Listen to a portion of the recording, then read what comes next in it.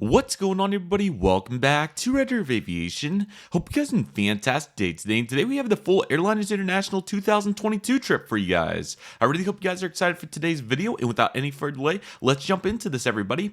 So today we're going to be doing the full Airlines International 2022 trip. All the videos in one video. I really hope you guys are excited for this. I don't feel obligated to watch if you have watched all the videos before, but if you have not and you're looking for a good opportunity to catch up, this is a really good opportunity. Feel free to kind of skip through and pick and choose what you'd like to watch, especially if you only want to watch the trip reports and not the in-flight videos or something like that. That is perfectly fine. The intention of this video is to have the full trip all in one place if you guys are looking for a convenient place to locate all the videos. So we'll have all the trip reports, all the Airlines International vlogs, all the in-flight videos, all the plane spotting, all the airport vlogs, and all that fun stuff. So I really hope you guys are looking forward to this. This will be fully in chronological order. So if you're looking for anything particular, there will be chapters in the description and also on the scrub bar. So if you're looking for a particular video to watch, it'll be listed right there in a condensed format. So feel free, like I said, to pick and choose what you'd like to watch. That is perfectly fine. You are not obligated to watch. This will probably be a 7 or 8 hour video. The intention of this video is simply to put all the videos in one convenient location if you are looking for them. So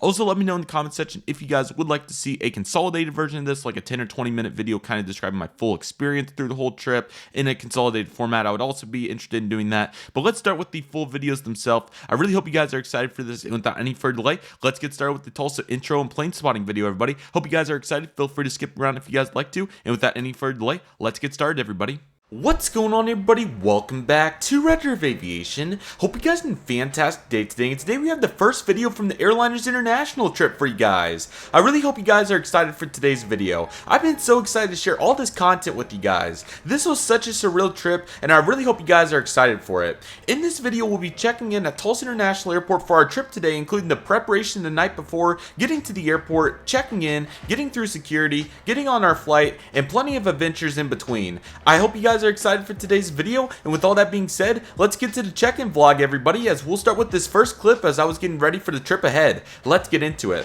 What's going on, everybody? Welcome back to Redriveraviation. Hope you guys had a fantastic day today, and today we have the first clip for the Airliners International 2022 show. I really hope you guys are excited for this. It is pretty late, so I'm not going to make this too in-depth. I'll just let my narration carry as per usual, but really excited for this. I hope you guys are as well. So it's a little bit later than what I was hoping to be, 9:30, but it's okay. We're going to get straight over to Grandma's, get checked in really quick, and then we're just going to get straight to sleep so we can get some adequate rest because we have a very early wake up tomorrow. I hope you guys are excited. I'm going to get everything prepared. I got all my bags packed over here.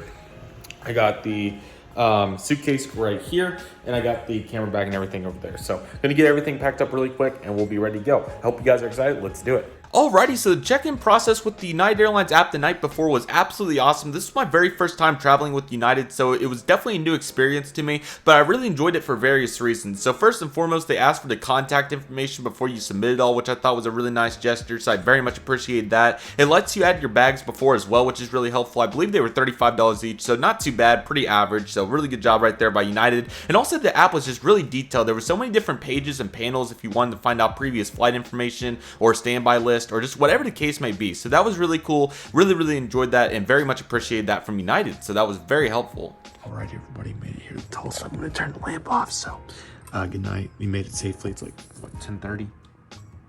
Yeah, 10:33. We're going to go to bed. Good night, everybody.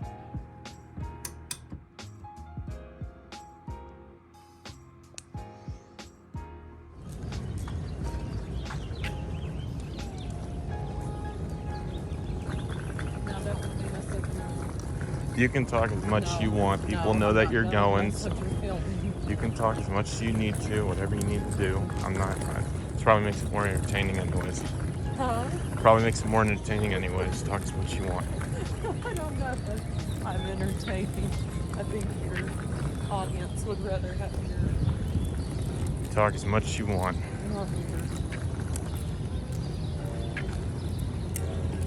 I don't need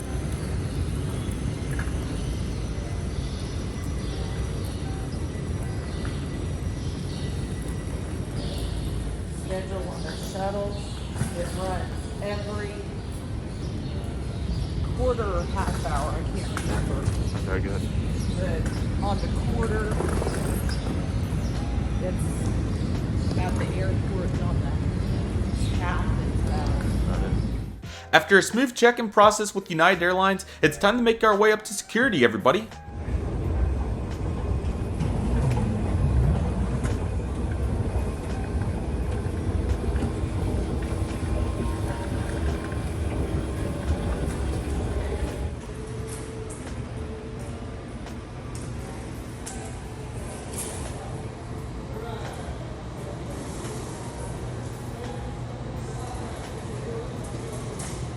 Tulsa International Airport is such a good looking airport. Be sure to check in my last check-in vlog at Tulsa International Airport, take a look at all this amazing infrastructure at the airport, and take a look at these incredible views as well.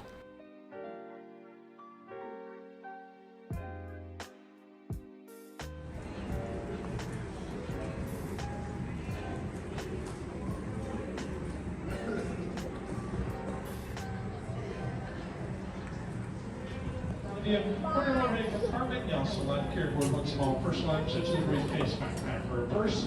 And if you do have more than 2 items today, please consolidate now down to just suits. That's all you can to carry through the doorway.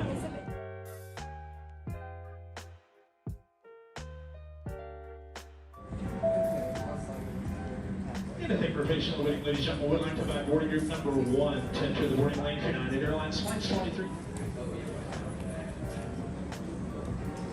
And yeah, everybody, from here that'll take us into the trip port, and that will be coming very soon. So I really hope you guys are excited for that, and thank you guys for watching this check-in vlog. Sorry that it was a little bit shorter. For the previous check-in vlog, I did a ton of footage, so I thought I would consolidate it a little bit, and that was all the footage I had anyway. So I apologize about that. Should have did a little bit more recording, but we didn't have a massive delay or anything. So it's kind of one of those deals we were in there really quick. And this video kind of shows how quick the check-in process is at a mid-sized airport like Tulsa. You can get in there quick. You don't even have time to film that much. So nevertheless, I really hope you guys enjoyed today's video. I really hope you guys are excited for that trip port. It is absolutely awesome, and what a flight this was. Our very first flight in United Airlines, first flight in 737-900. It's going to be a blast. Stay on the lookout for that, as that'll be coming very soon. But for now, that will do it for today's video. Thank you guys so much for watching. I really hope you guys enjoyed today's video. My name is Redriveraviation. I want to thank you guys so much for watching. Take it easy, everybody. Stay safe. Trust the process. Do what you love and love what you do. My name is Redriveraviation. I want to thank you guys so much for watching, and I'll see you guys soon, as Redriveraviation is signing off. As an aviation enthusiast, I've never flown with United Airlines before. I've always wondered what the United Airlines experience would be like. After years of patience, I stumbled upon a great deal to try United Airlines for the very first time on my way to Airliners International 2022 in Chicago. Join me as we fly on board United Airlines' Boeing 737-900 economy product from Tulsa to Houston George Bush Intercontinental International Airport. This will be a sentimental experience. Let's get right into the experience, everybody. Welcome to Tulsa International Airport, everybody. TUL is one of my favorite airports for a variety of reasons. If you're interested in learning what TUL is all about, I would highly recommend checking out my Tulsa International Airport content. We cover all the details about this outstanding airport. Let's get inside the terminal, everybody. Getting checked in with United Airlines the night before was super quick and easy. United Airlines makes their check-in experience as simple as a few clicks. Quite nice considering how hectic travel can be. The United Airlines app provides a healthy amount of applicable details, which is super helpful for all passengers. Following check-in, security was a breeze as the process took only 15 minutes. Once we were past TSA, it was time to go check out our aircraft.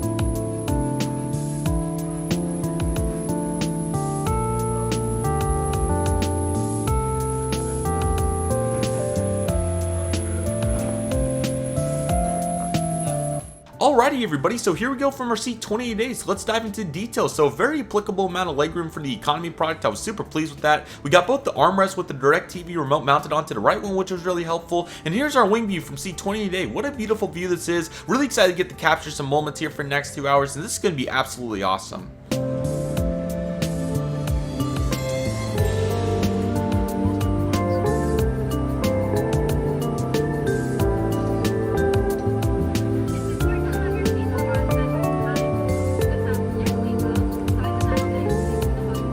And let's get started with this on-time pushback to Houston, everybody. Be sure to stay on the lookout for all the in-flight videos, as those will be coming very soon.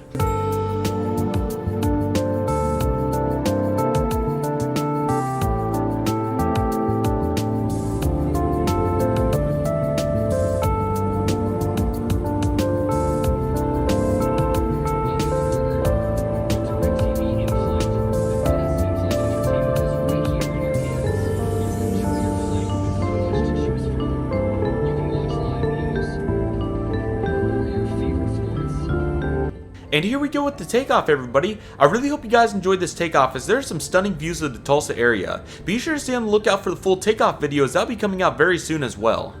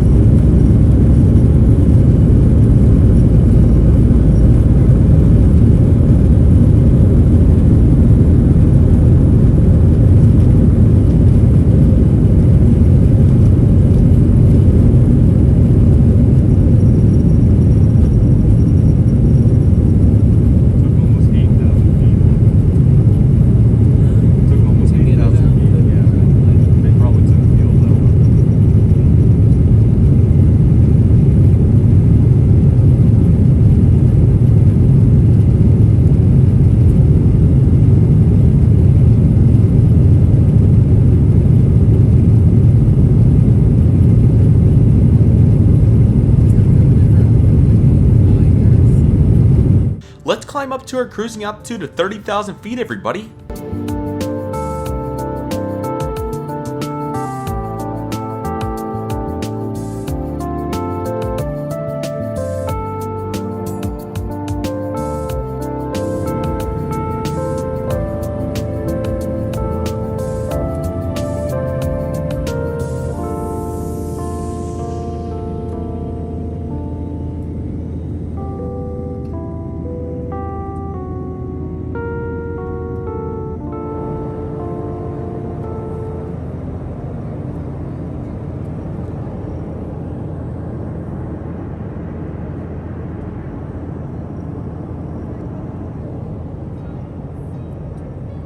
Alrighty, everybody, so let's take a more in-depth look here at our seats. Let's get started with 31 inches of pitch for the legroom, which is really helpful for the economy product, so super happy about that. We have both the armrest, of course, with the direct TV remote mounted onto the right side, which is really helpful, and the seat back contents, of course, with the 737-900 safety card, the hemisphere magazine, and also the mileage stuff, which is really nice, and I was very happy to get to see that there. Panning up to the tray table, it's a really good size, especially if you're doing work on an iPad or paper, so that was really nice to get to see right there. I was very pleased to get to see that. And then as we pan up here, we got the IFE in the credit card slot, which are really helpful. So definitely an older unit, of course, but still works pretty well, so it was really nice to get to see that. And some planes don't even have IFE, so I was definitely very appreciative to see that. And here's the window shade as well, which was nice and fluid, so I was very pleased with that effort. And then on top right here, you're going to find the air conditioner unit and the light as well, so really nice.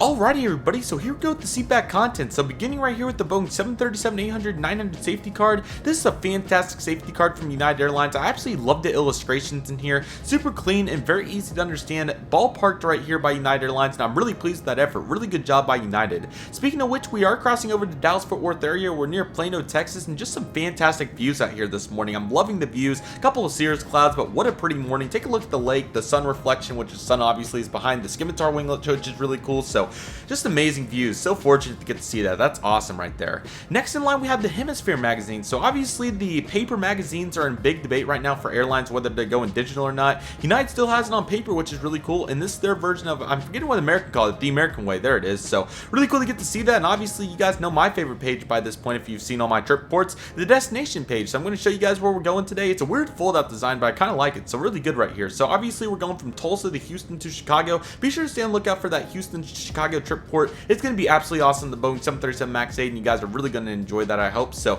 really excited to get to share that with you guys. And then Hemisphere magazine is just really nice, as you guys can see, with plenty of applicable information, plenty of news articles to read if you get bored. So really nice job right there as well. Next up, we have the Mileage Plus advertisement, which is really helpful. There's some really good cards that United provides, and I think they do a really good job with those. So awesome job by United right there.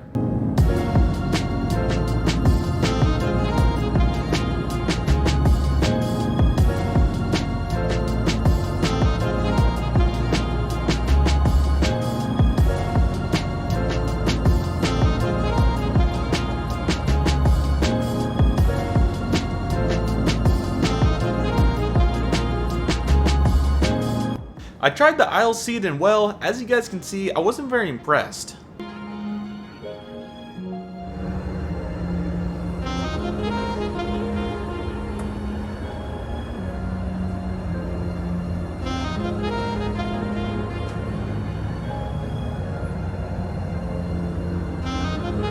Let's dive into some detail on United Airlines, their Boeing 737-900ER, and the Tulsa to Houston route. United Airlines was founded in 1926 after various airlines came together to make what we know as United today. United has a rich, nearly 100-year history encompassing various hubs, aircraft types, mergers, and much more. I've been wanting to try United for many years now, and I never got the opportunity to for a variety of reasons. I was so excited to finally find a good deal on a United Airlines itinerary that I couldn't pass up on my way to Airliners International 2022 in Chicago.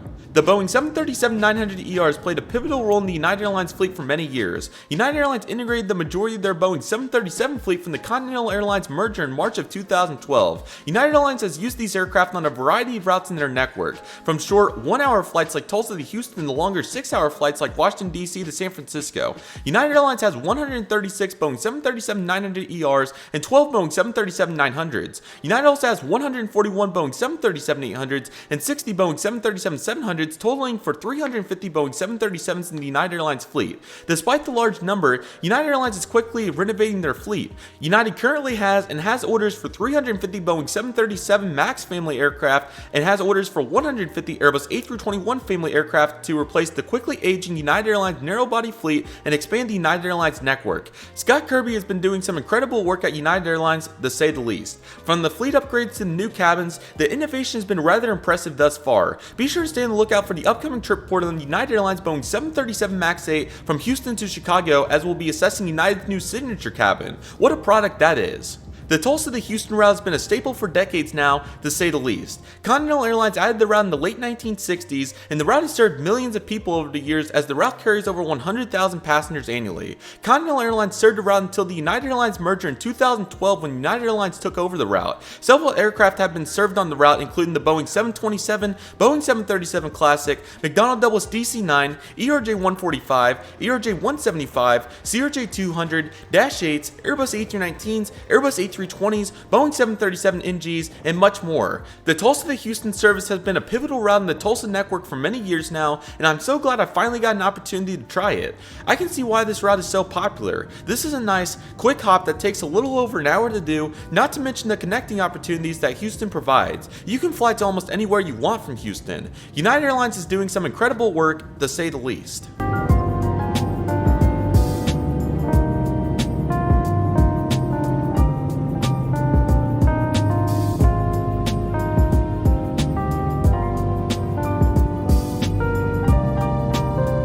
Our approaching the Houston Intercontinental will be pretty standard in reference to the setup, as we'll utilize a right downwind to set up for runway 26 right. Let's see Houston for the very first time, everybody.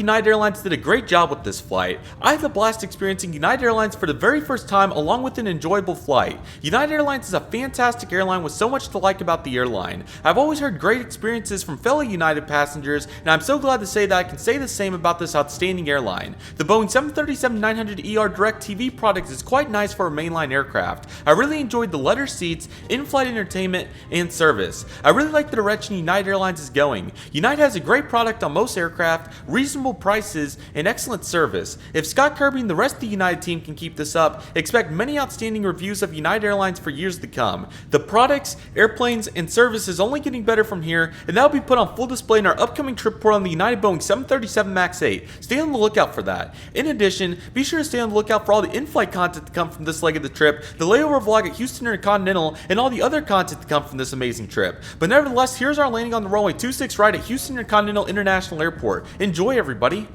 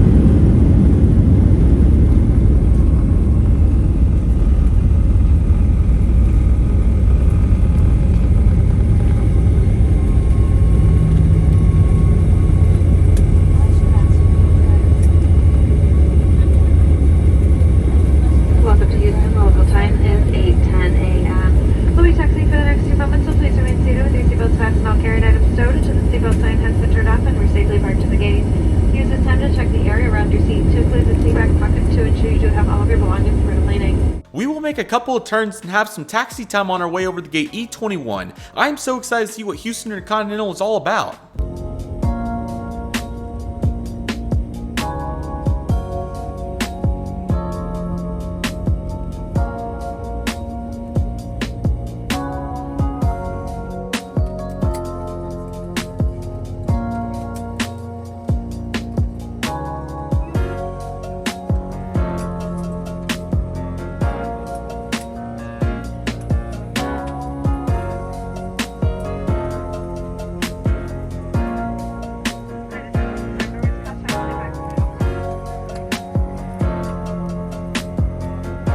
Thank you guys so much for watching this trip report on the United Airlines Boeing 737-900ER from Tulsa International Airport to Houston Intercontinental International Airport. Be sure to stay on the lookout for all the in-flight videos from this leg of the trip, the Houston Intercontinental layover vlog, and the upcoming trip report on the United Airlines Boeing 737 MAX 8 from Houston to Chicago. It only gets better from here, everybody. So with all that being said, that will do for today's video. Thank you guys so much for watching. I really hope you guys enjoyed today's video. My name is Redriveraviation. Thank you guys so much for watching. Take it easy, everybody. Stay safe. Trust the process. Do what you love and love what you do. My name is Redriveraviation. I want to thank you guys so much for watching, and I'll see you guys soon as Redriveraviation is signing off.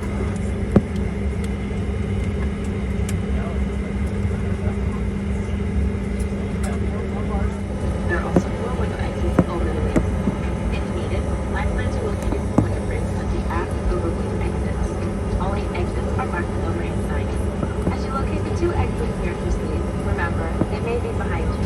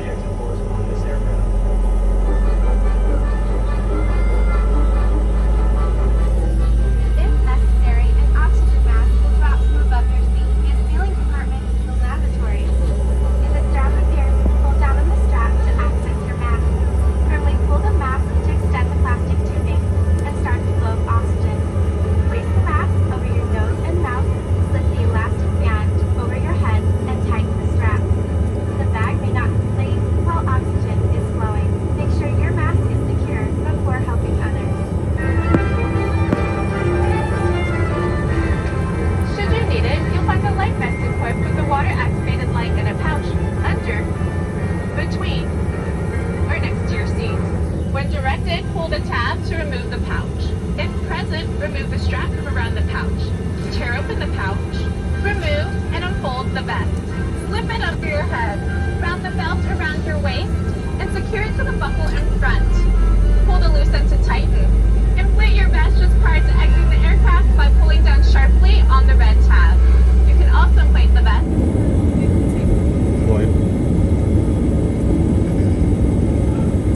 You're doing the right thing for the long term, which is why I'm proud for United's new commitment to be 100% by the year 2050. True to sustainability, about taking on the biggest culprit in our industry, the emissions generated by our aircraft. The only way to really solve the climate change most of the flights from Delta, like United, would be the green Delta there. This is our chance to make a difference that will last. We can flown all three, so you can Your make journey. that judgment for yourself. And so should I.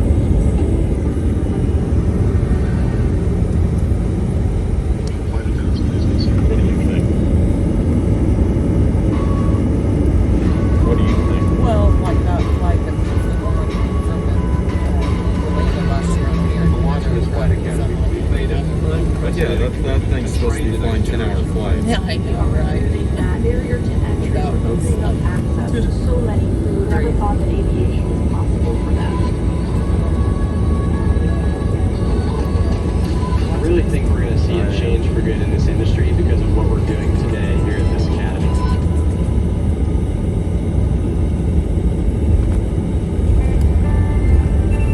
Welcome aboard. With DirecTV in flight, the best in-flight entertainment is right here in your hands. You'll enjoy your flight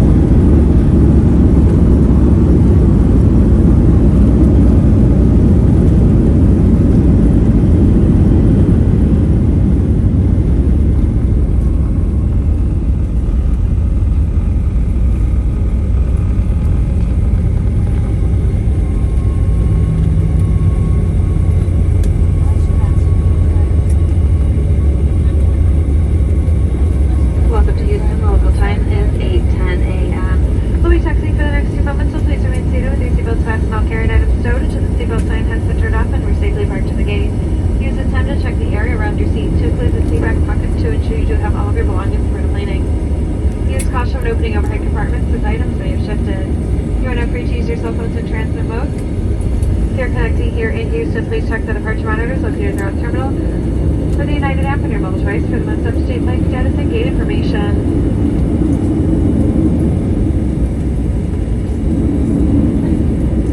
On behalf of United or Airlines partners, and especially your Los Angeles and Houston-based flight crew, we'd like to thank you for flying the friendly skies with us this morning. We look forward to serving you again on those United flights.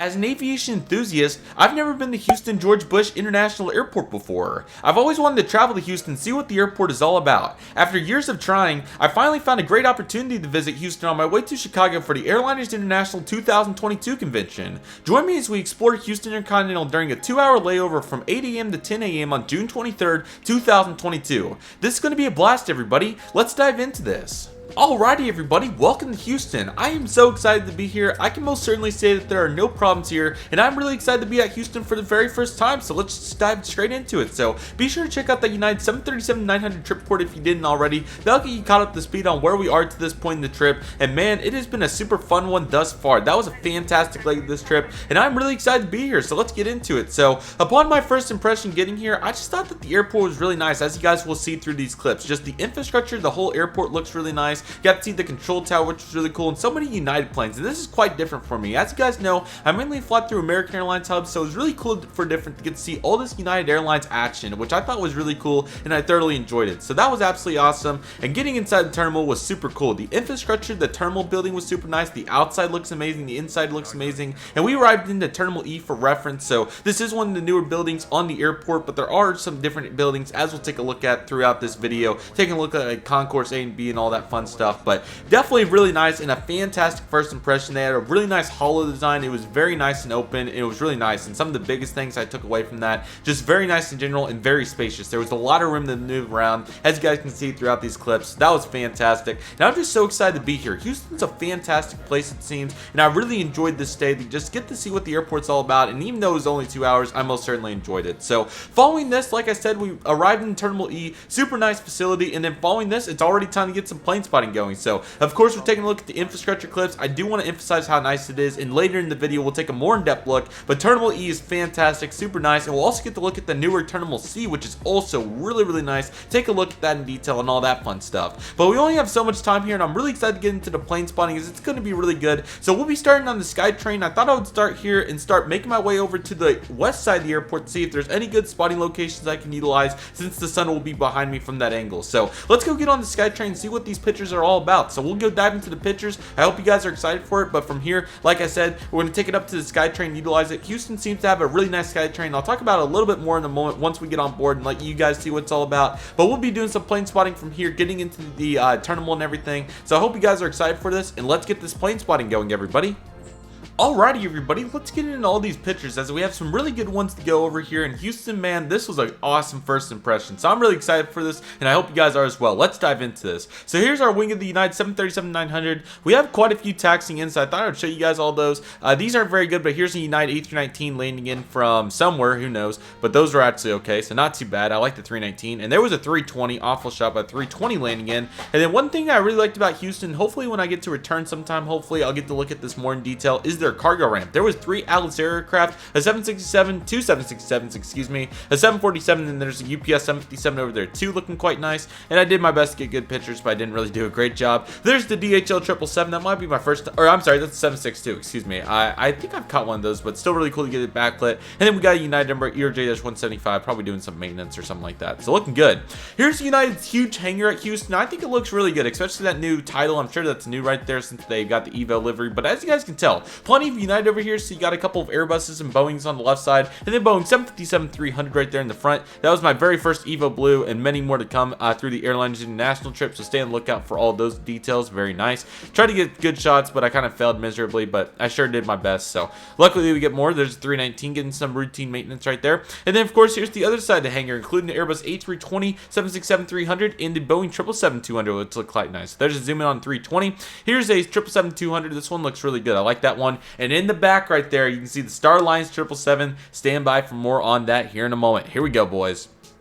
Following that, here's more angles of the 777 as well. And I like this small United hangar. That's pretty cool. So really good to get to see that. And there's a 777 in the hangar as well. So the Evo Blue livery most certainly taking over, it would appear. There's the Star Alliance Boeing 777. We get so many better shots of this. But man, it was so cool to get to see this aircraft at long last. And I was so glad to get to see it. This isn't the best shot, but here's a really nice look at the international terminal. Terminal D with that Vita Air Airbus A321. And also Terminal E where we're going to park here in this picture. There's a little bit better than the 777. And again, that hangar is kind of small, but pretty good for a wide body. I expected a little bit bigger, but looking good. Evo 763 looking really nice. Couple backlit shots. There's a picture of the roads looking really good right there. And there she is, the United Airlines Boeing 777-200ER in the Star Alliance livery, November 77022. And what an airframe this is. You got the red tug on it too. Just such a stunning looking aircraft. And I did get many good taxiing shots, but I got the one when it mattered. And man, this thing looks so good. I think these are the Pratt & Whitney engines. Or no, I'm trying to think, because I think the Pratt & Whitney's had issues. So maybe these are the Rolls-Royce options. Maybe that's correct. I keep getting confused with that, so I'm super sorry. But nevertheless, that is looking awesome. I should know better because I flew one.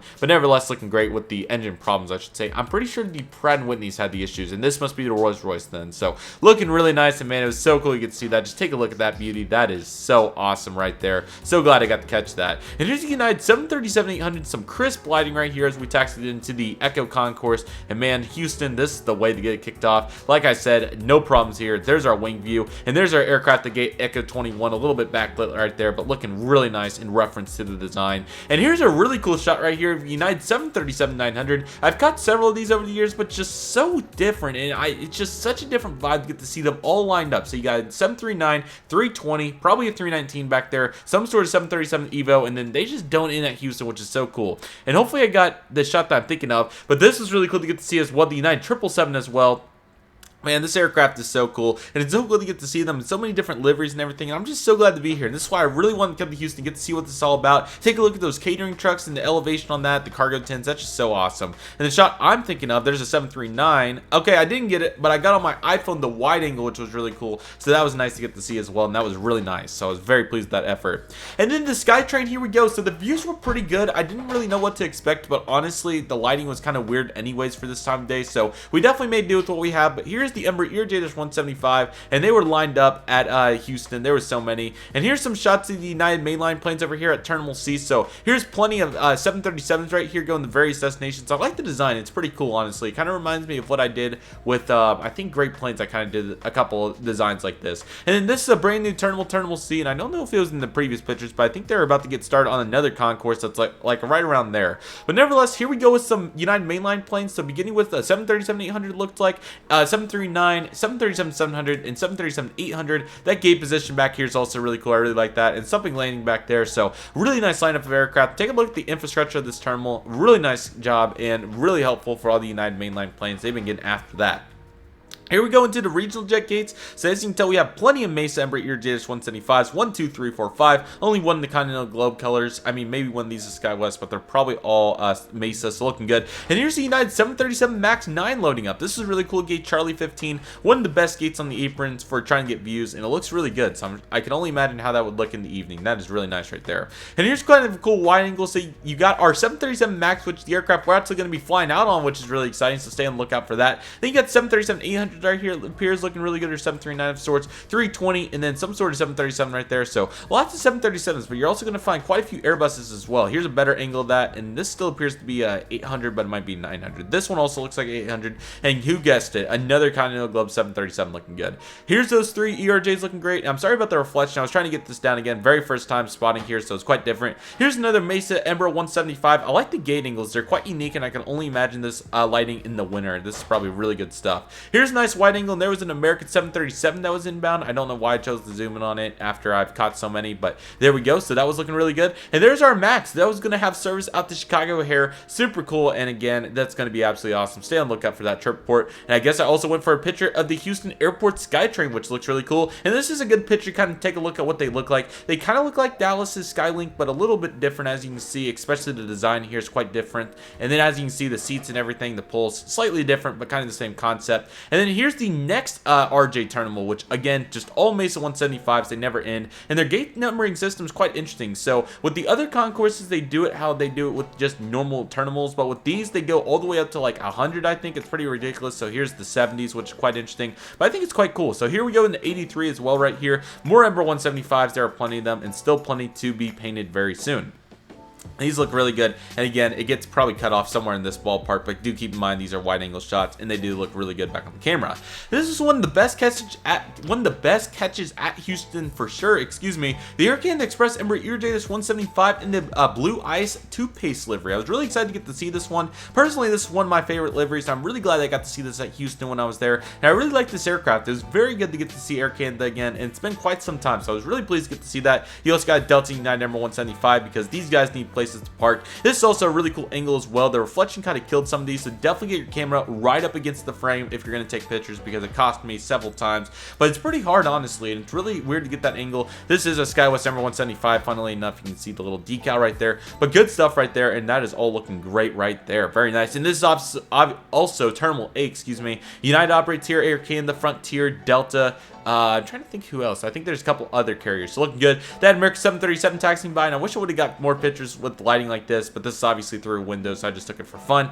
And then following that, that is the last picture there. So let's go get in Terminal A, see what it's all about. That is our next step, as we'll be taking it over to Terminal A, excuse me. See what the terminal is all about. Obviously, this is where all the other airlines park, but my goal was to get more shots like this, the lighting facing that way. And like I was saying, I was coming over to the west side of the airport side. I decided to try Concourse A, and let's see how it goes. It's going to be interesting to say the least, but we're going to have to see how it goes. So let's get down there and see what Terminal A is all about, everybody.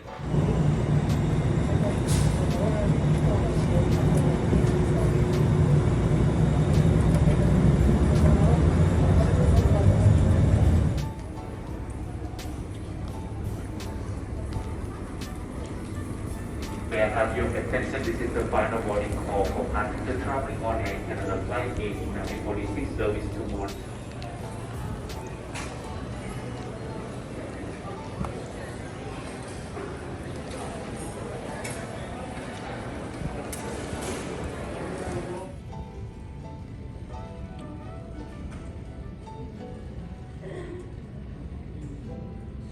Alrighty guys, Houston's been great so far. It's been unfortunate that I've had to experiment to find ways to spot, but it's been great.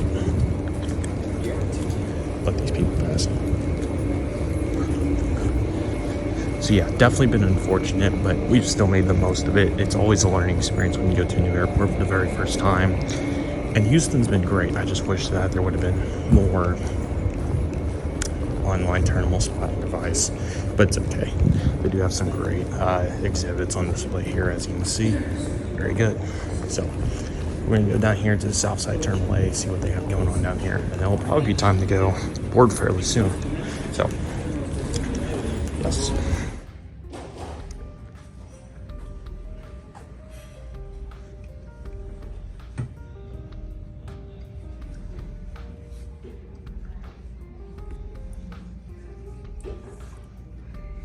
Alrighty everybody, so here we go with the Terminal A spotting. So like I said, the Terminal A spotting was quite unique, especially since there was two piers to Terminal A, of course. So here's the north side where we're at right now, spotting this Delta A321. Southwest also parked up here, you can see their truck, and they've started flying Houston Intercontinental, which I think's been really cool. And there was some pretty good spots, so this spot would have been pretty good for an evening shot right here. But nevertheless, here's that Delta Airlines Airbus A321 pushing back. I think this guy was out to Atlanta, but still a really cool spot and a really neat one to say the least. Sorry about that. Next up right here, we went to the other side of Concourse A. This is more the actual like terminal building, if you will. And at Alpha 9, here's that two-faced Embraer ERJ-175. I believe this guy was going out to Montreal today. Toronto or Montreal is one of those two. I think it was Montreal though. And this is a really cool flight. I think this is my first time catching one of these in quite some time, and a really pretty plane to say the least. This also is a great shot demonstrating various characteristics of Houston, including all the Mesa Embraer ERJ-175s and a few SkyWest. Along with that, you can see Terminal C in the far background there, and how nice of a facility that is. And we'll take a more in-depth look at that here in just a moment. So quite a nice view right there.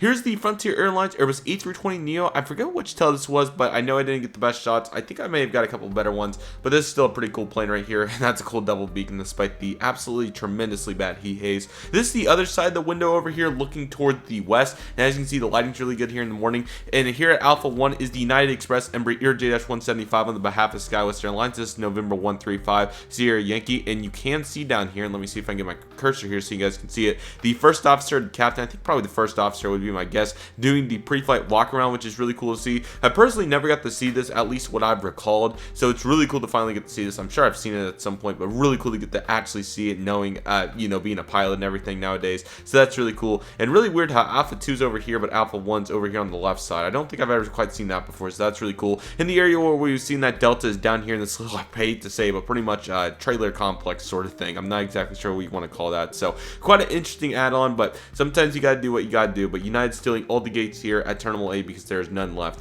Delta Airbus A321 taxiing out, and like I said, there's the first officer, as you guys saw in the video previously. Really nice. And there's the Delta 321, like I said, taking it out there. Another SkyWest 175 making it in here. There are quite a few, but I don't think they actually have a crew base out of here. I think they're simply just doing turns out of here. So pretty cool. You get to see that.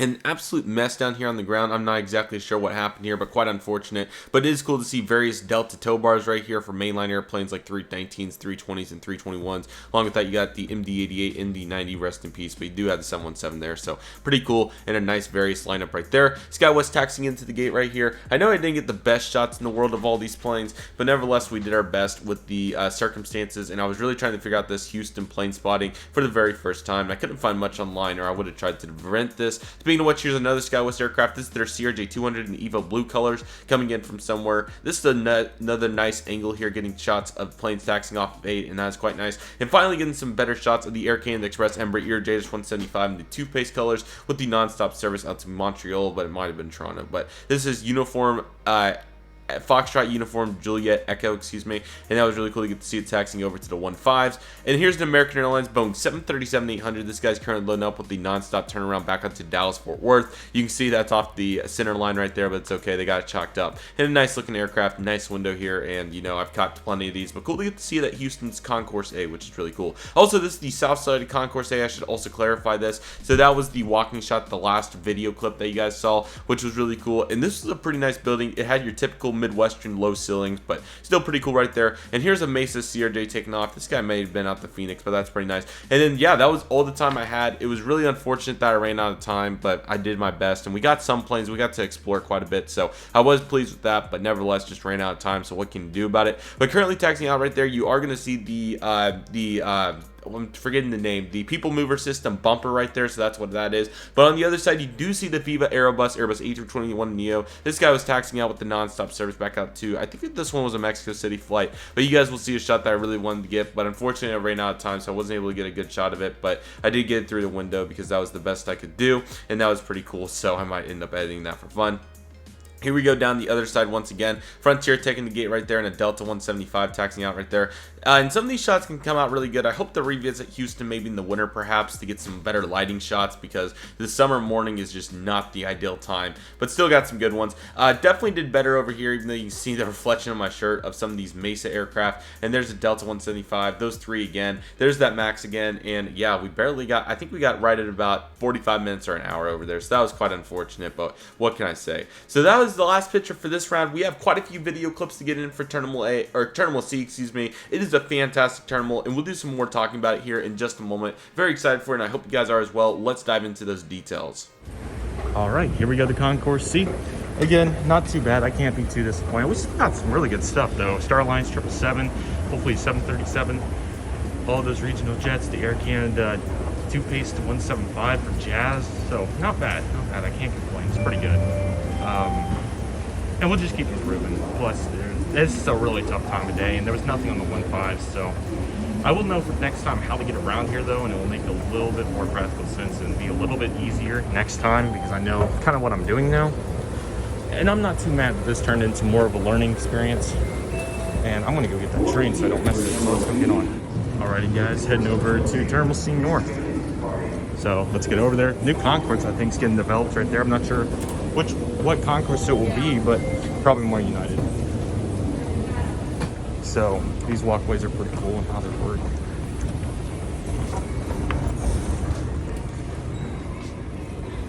Gate C8. Let's head over.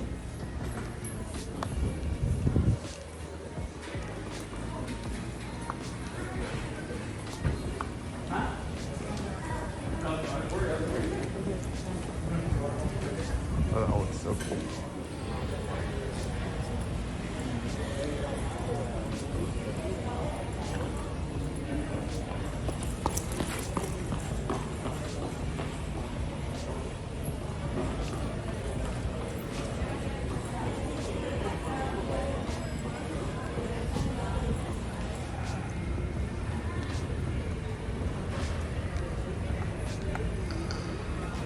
This is the final boarding call for United Flight 2071, service to Orange County. All passengers are asked to report to gate E16.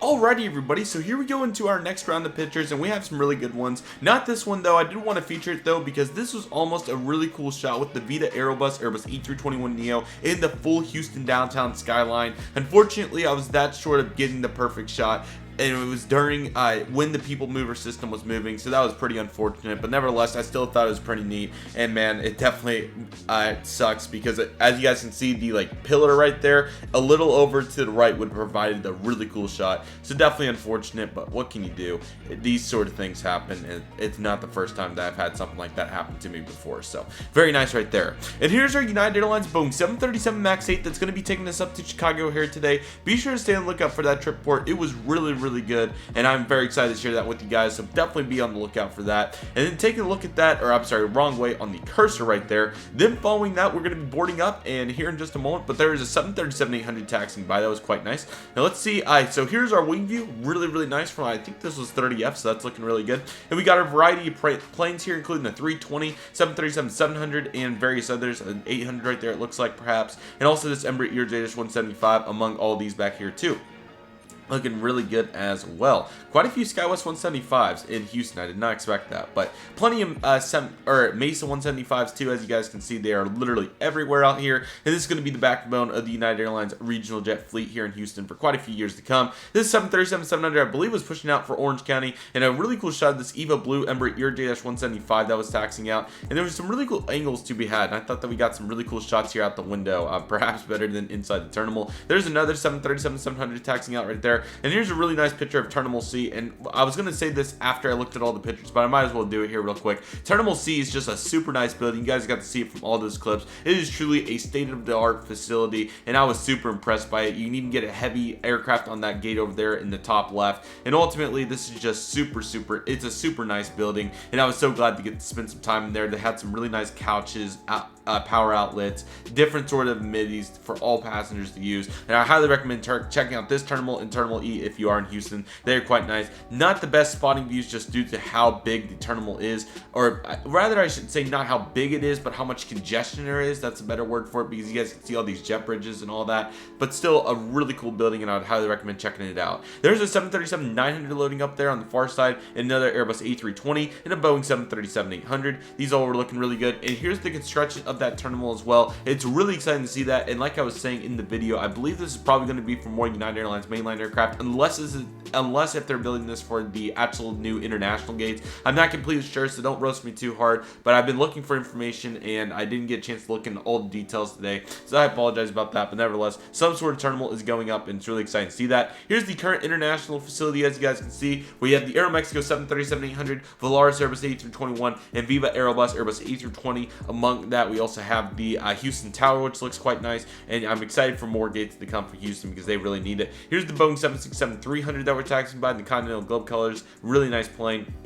And then following that, there's that Star Alliance 777, getting to see it again. A little bit backlit this time around, but looking quite nice. There's the Aeromexico in a plane turning out right there in the background. Volaris. Here's the United Star Alliance, such a cool plane, in the Viva Aerobus Airbus A320. Really cool to get to see all those aircraft. And again, the real push comes in the afternoon for all these heavies. So I definitely want to return to Houston, probably in the afternoon, and also probably in some nice winter lighting, because that seems to be really good for at least what the spotting we were trying to do here. But nevertheless, excited to experiment with Houston more in the future. The goal of this was to at least visit Houston. We did knock that out. Speaking of which, here's the 777 and 767 at the hangar. Those look really nice. There's a 767 in the corner right there, and also what appears to be a 757 taking off right there, and another 777 over here looking quite nice. Among that, we also have the Eva Blue at a better angle right here, and quite frankly, the lighting in the summer here, I was surprised how good it was from some of these angles. Here's the hangar once again as we taxi out for the departure. This was from runway 26 right, I believe, as well, so that was quite nice. And there's those Atlas stairs again. Heat haze was pretty bad, but what can you say? And also the GPS. So kind of some similar shots as we made it out to the other side of the runway for takeoff. Here's the United Airlines Airbus A319 getting ready to go. Also, along with that, you have all the taxiway tires, which we get better video of in the actual trip report, so stay on the lookout for that too, which is really nice. And then following that, did we have any others? I believe that is the final picture of the Houston layover vlog. So sorry that this one was a little bit more condensed. The biggest reason for that was because I was trying to find some good spotting locations inside the terminal, and I was very unsuccessful doing that. So I sincerely apologize about the misconception there, or not misconception, excuse me, wrong word, but the trying to make that work and trying to get the conception there, and unfortunately it just did not all come together at once. I definitely know the airport a lot better now, and I'm really eager to return because Houston is a really cool city. I really like what the airport provides, and also want to check out Houston Hobby too. So hopefully I'll be able to do it in the upcoming future at some time, but for the moment, what the goal was to at least get to visit it and add it to my destinations, and I finally got to do that, which is really exciting. And I was super glad to get to visit Houston. Like I said, definitely be on the lookout for some more spotting from here in the upcoming future, because I'm really excited to get back. And like I said, it is a very, very, very cool airport. Highly recommend going to it, and ultimately a fantastic airport to say the least, with great facilities, great amenities, great planes, and just ultimately a fantastic place to be. So again, thank you guys so much for understanding. Also, sorry on the back half of this video, I am a little bit ill at this time, so that's why it didn't sound quite as good as the first half. But nevertheless, I really hope you guys enjoyed this video. Like I said, be on the lookout for the United 737 MAX 8 trip report. It is really, really good, and you guys are going to thoroughly enjoy that. So definitely be on the lookout for that. Along with that, we also have the previous leg of the trip from Tulsa to Houston with the 737-900, so be sure to check that out if you haven't already, and all the upcoming content and the airliner stuff too if you haven't already. Really, really exciting times. I hope you guys have been enjoying all the content. I've thoroughly enjoyed producing it, excuse me, and I'm so excited for what's to come. Like I said, I'm super excited to visit Houston again, but it was really cool to finally get to be here, and I can definitely say I was super impressed with everything I see. Even some of the older facilities were quite nice, but the newer facilities were top notch.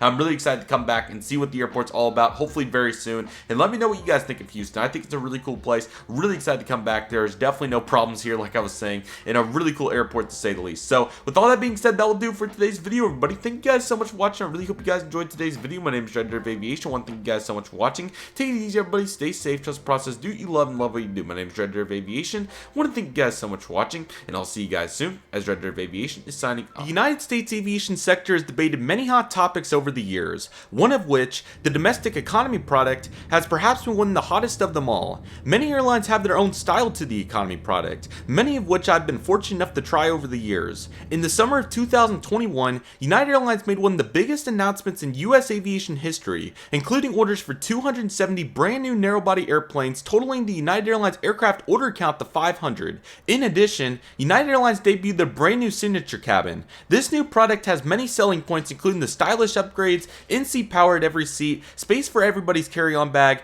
in-flight entertainment, and Wi-Fi. Once I saw this product, I knew that I wanted to get on board an aircraft with this product. Thanks to United's inconsistent mainline, I was able to sneak on board a one-off flight on United Airlines from Houston Houston Intercontinental to Chicago O'Hare on my way to Airliners International 2022 in Chicago. Without any further delay, let's see what United's brand new signature cabin is all about.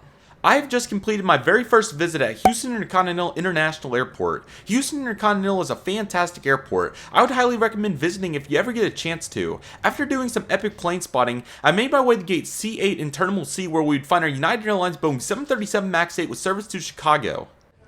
To report to gate E16. Today we'll be flying on board United Airlines Flight 503 with service from Houston to Chicago. Our aircraft for today is November 27266, a 7-month-old Boeing 737 MAX 8. This one the newest aircraft I've ever flown on before, and I am so excited to see what the United Airlines signature product is all about. Without any further delay, let's get on board, everybody. We're lucky enough that this one goes as scheduled here. I said that last.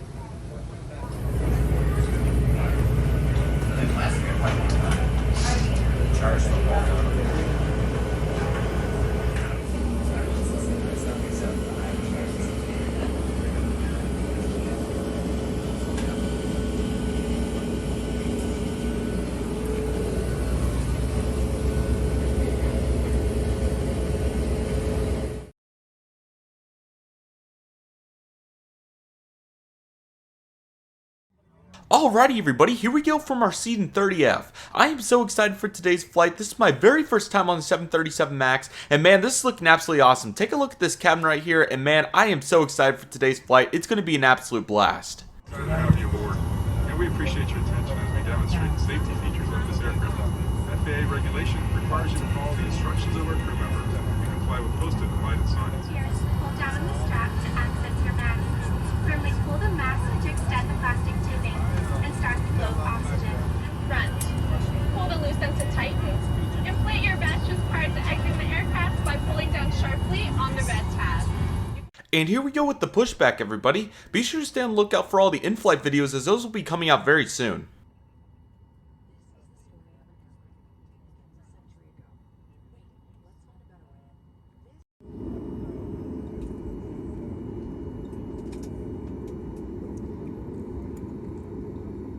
We'll have a fairly simple taxi route today as we'll taxi to the north side of the airport for our northbound departure on runway 26 right. We'll also have some epic planes to capture on our taxi today, so let's get into it.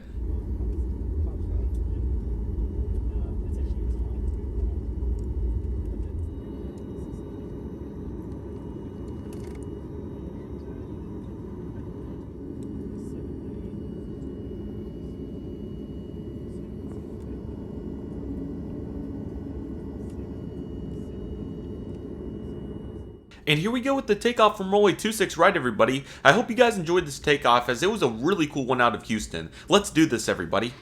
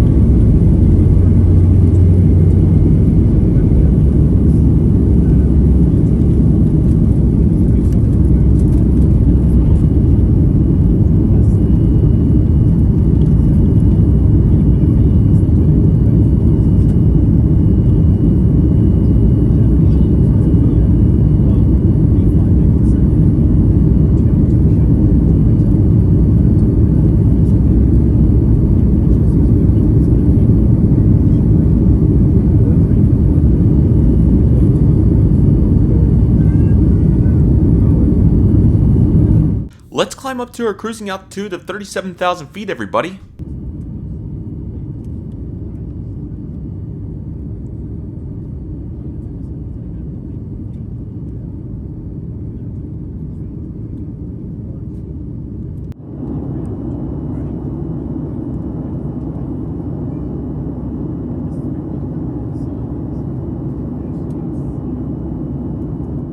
Alrighty everybody, let's take a more in-depth look at our seat right here. So beginning with the legroom, I was definitely super pleased with it. There was an adequate amount to say the least. I think it was about 31 inches of pitch, so a really good job right there by United for developing that. We also have the seat back pouch, which is also really nicely developed. I was super pleased with the effort right there. It's a very nice design. And here's the tray table, a really nice tray table, nice and sturdy, which I really appreciate. Maybe just a touch small perhaps, but not bad at all. So really pleased with that, and a really good job right there by United. We also have the 3.5mm headphone jack and the USB, and also a speaker. And there's the IFE, as we'll see more here in just a moment. I'm super excited to show you guys that. That thing is absolutely awesome. We have the armrests, which are a little narrow, but not too bad. And there's the in-seat power. Really nice to get to see that right there. It wasn't just a touch slow, but I'm sure they're going to be working on that going into the future. So really excited for that. Here is the in-flight entertainment, everybody. This is by far state-of-the-art, one of the best in-flight entertainment systems I have ever seen, especially on a narrow-body airplane. So let's get started with this, everybody. Here's the homepage. As you guys can see, plenty of amenities to utilize here. You got all kinds of things with Wi-Fi, airplane mode, Bluetooth, you name it. We'll talk more about that here in just a moment. Let's start with the movie map, though. One of my favorite features for sure, and it was really cool to get to see this on an IFE system. If you guys watched the previous United trip report, you guys saw how dated that one was, but with FlightPath 2D right here, this is super nice. So let's take a more detailed look right here. As you guys can tell, there's just so much to be able to do right here. There's various modes that you can utilize, and just ultimately a really nice UI, very fluid, and I was super happy to get to see this on our way to Chicago. As you guys can tell, this is about a 2-hour and 30-minute flight, so definitely plenty of time to get to look at this, but ultimately a fantastic job. Really glad to get to see that, and various amenities to say the least right there. And next up we have the movie section. Now I'm not a big movie person, so I can't speak on this too much, but what I can say is there was a wide selection of movies. There was so many, there was literally hundreds, so it's going to be very hard to get bored on this flight, especially if you like movies, all kinds of genres and various types of movies. So really nice effort right here from United. I'm very appreciative of all these various movies they select, and it's really cool to say the least. You can also connect to the Wi-Fi as well and check out movies on there too, so that is definitely an option as well. There's also some live TV. I hope I get a picture of that here in a minute. There we go. So I'm clicking on TV. As you guys can see, you got all of those items right there, which is really cool, and I was trying to get it to work, and here we go. As you guys can see, all your various TV shows right here, really good options right here. And again, I'm not a big TV person either. What I can say is, as you guys can see, there was various items right there. I see an NBA deal right there too, and a Planet B, so quite a few options to choose from right there, to say the least. You also have a full information tab, which is really helpful, especially for people like myself that really like to dive into items like that. You have a full news section, so this would be a really good time, especially if you're a frequent flyer, to check up on the news, which is a really nice feature. I really like that effort. And also a full weather page, and this is by far one of the best I've ever seen. This is really nice and detailed, and just a nice UI in general. It's a really nice effort, and I really appreciate that from United, so good job right there.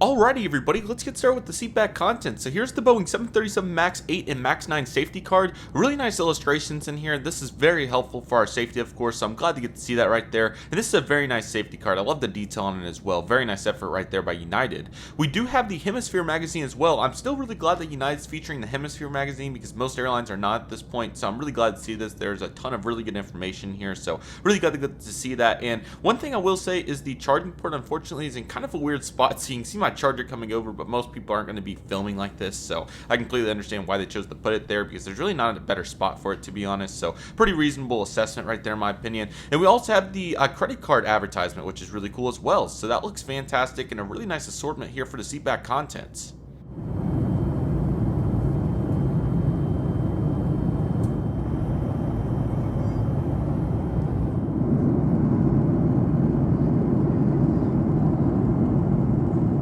After a nice peaceful 2-hour flight, it is already time for our approaching the Chicago O'Hare International Airport. We make a long straight in from the west inbound for our landing on the runway 10 center today. The Chicago suburbs look awesome, and we'll watch those while we summarize the United Airlines signature cabin experience on our approach. So let's dive into this, everybody.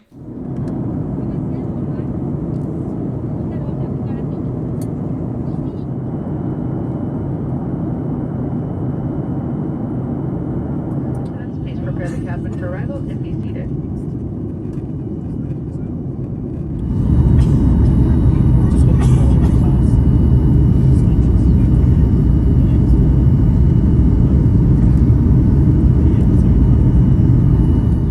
I thought United Airlines did an excellent job with this flight. I had a blast experiencing United Airlines' signature cabin for the very first time, along with an enjoyable, peaceful flight. United Airlines' new signature cabin is fantastic for a variety of reasons. This product provides pretty much everything that one could want. I really enjoyed the in-flight entertainment, service, and cabin feel. The slim style seats were a little bit firm, but still pretty good overall, I would say. The Boeing 737 MAX 8 is a really cool aircraft, and I'm very glad that Boeing was able to work out the kinks with this aircraft. United Airlines is making industry-leading moves, and I am so excited to see where they can go with the signature cabin. United Airlines has a great product on most of their aircraft, reasonable prices, and excellent service. If Scott Kirby and the rest of the United team can keep this up, expect many outstanding reviews of United Airlines for years to come. It is only up from here for United. Be sure to stay on the lookout for my upcoming trip reports on United Airlines, including a flight on my very first widebody, a Boeing 777-200. What an epic flight opportunity that was. Job well done by United Airlines. With that being said, here's our landing on the runway 10 center at Chicago O'Hare International Airport. Enjoy, everybody.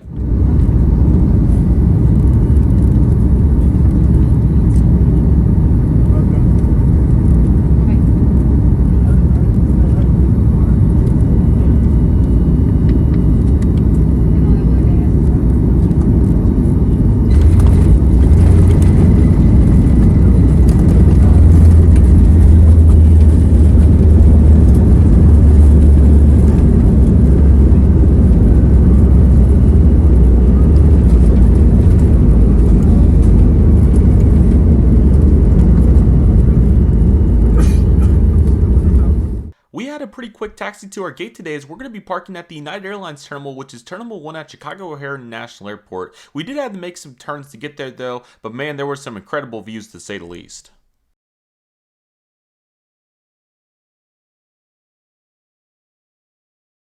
Thank you guys so much for watching this trip report on the United Airlines Boeing 737 MAX 8 signature product from Houston to Chicago. Be sure to stay on the lookout for all the in-flight content to come from this leg of the trip, plane spotting at Chicago O'Hare International Airport, and all the other additional content from this leg of the trip. But nevertheless, that will do for today's video. Thank you guys so much for watching. I really hope you guys enjoyed today's video. My name is Redriveraviation. I want to thank you guys so much for watching. Take it easy, everybody. Stay safe. Trust the process. Do you love and love what you do. My name is Redriveraviation. I want to thank you guys so much for watching, and I'll see you guys soon, as Redriveraviation is signing off.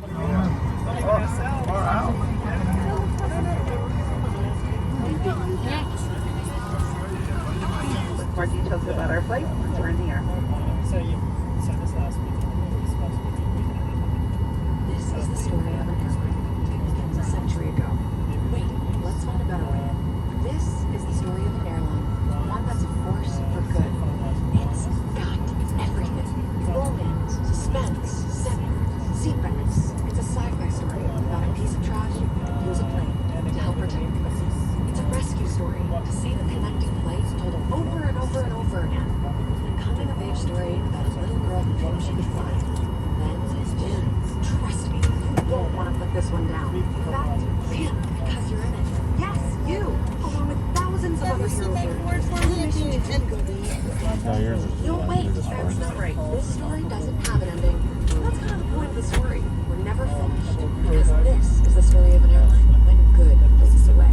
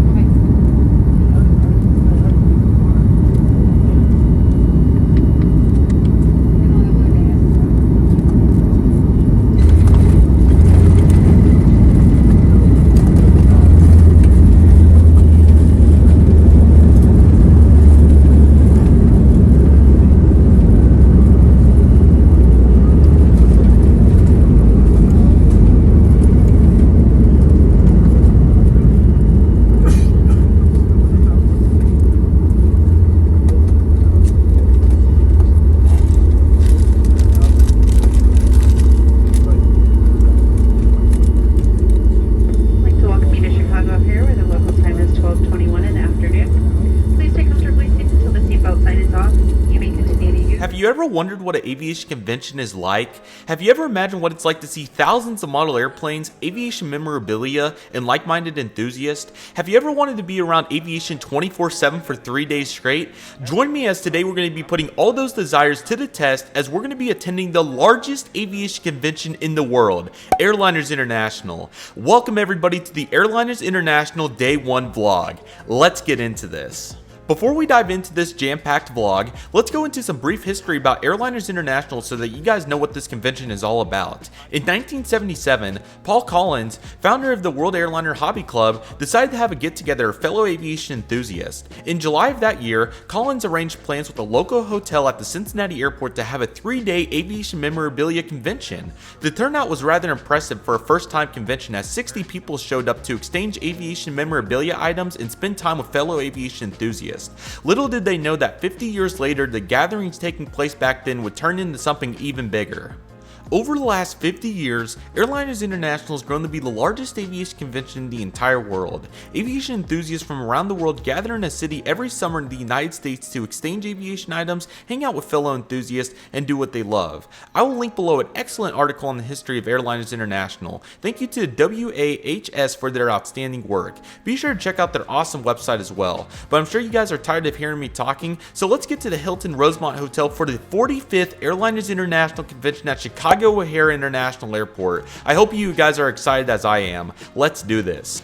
Let's get into this, everybody. I am so excited. On Thursday, June 23rd, 2022, I made my way from Tulsa International Airport to Chicago O'Hare International Airport for the Airliners International 2022 convention. I had an absolute blast experiencing United Airlines for the very first time making my way to Chicago. Be sure to stay on the lookout for the upcoming flying content from this trip in the coming months. The convention started at 12 p.m. and I was able to make my way over there by 2 p.m. I highly recommend getting to the convention city Wednesday night so you don't miss any time at the convention. Nevertheless, I was still very excited. I quickly went by the hotel to drop off my items, and I was on my way to the Hilton Rosemont Hotel by 1:45 p.m. Alrighty guys, so we're on the way over to the Hilton. It's a beautiful day in Chicago. It's like, I think 80. It feels great. Little breeze too, perfect. So currently on the way over to the convention as we speak. So obviously have all these details and everything. Got a couple models here for a particular trade that was planned out in advance. So I wish I had a bag, but I'll just carry stuff till whatever. So when I arrived at the Hilton Rosemont Hotel, I was mind blown to say the least. I've never been to an aviation convention before, and I had no idea what to expect. When I walked inside the hotel for the first time, I was dumbfounded. Within 5 minutes of walking into the hotel, I was recognized by fellow aviation YouTubers JJ Skippy, RPG IV Scale Models, and Alpine Aviation. I was so excited to meet these guys. They were absolutely awesome. This was the beginning of an outstanding group of enthusiasts I got to spend my time with during Airliners International. Once we were established, it was time to get inside those convention rooms and see what this convention was all about. Let's get in there, everybody. Welcome everybody to the grand ballroom at the Hilton Rosemont Hotel. Oh my goodness, man. I was speechless when I got in here for the very first time. I just did not even know where to start.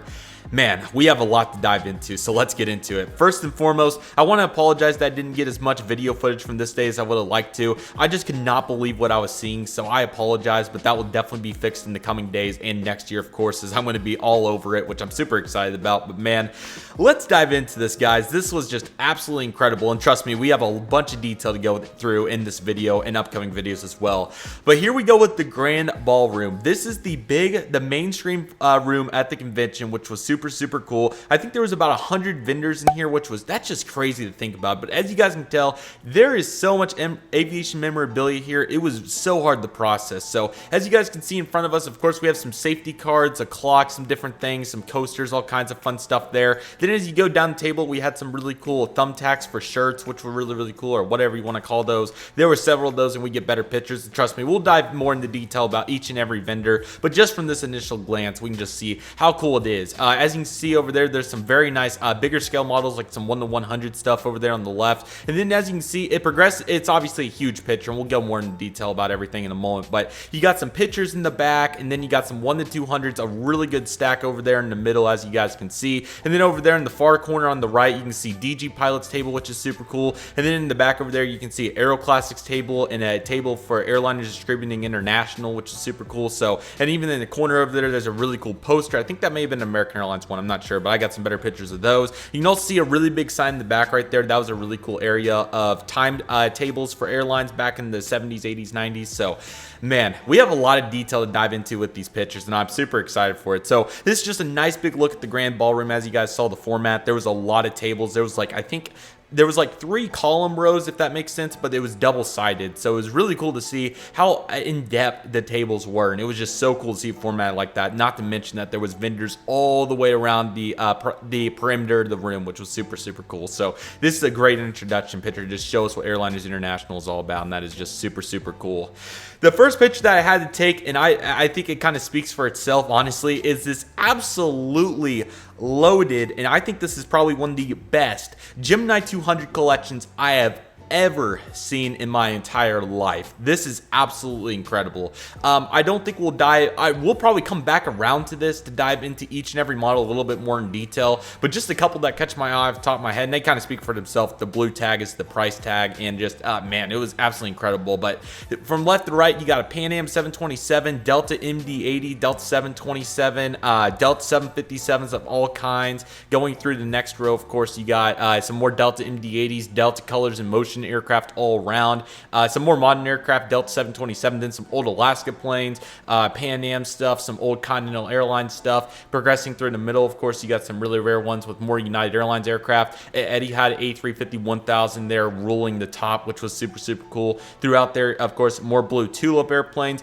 and then the American MD-80s there in the middle. Man, I'm so bummed that I wasn't able to get in this year, but next year you're going to see me going for those. I'll talk about that more throughout these upcoming videos. You guys will find out more in detail, but as you guys can see through the back there, you got some really cool Delta Delta Flight livery planes, and then it was just, man, this was a loaded table. I don't know if I just don't know how to express it any other way.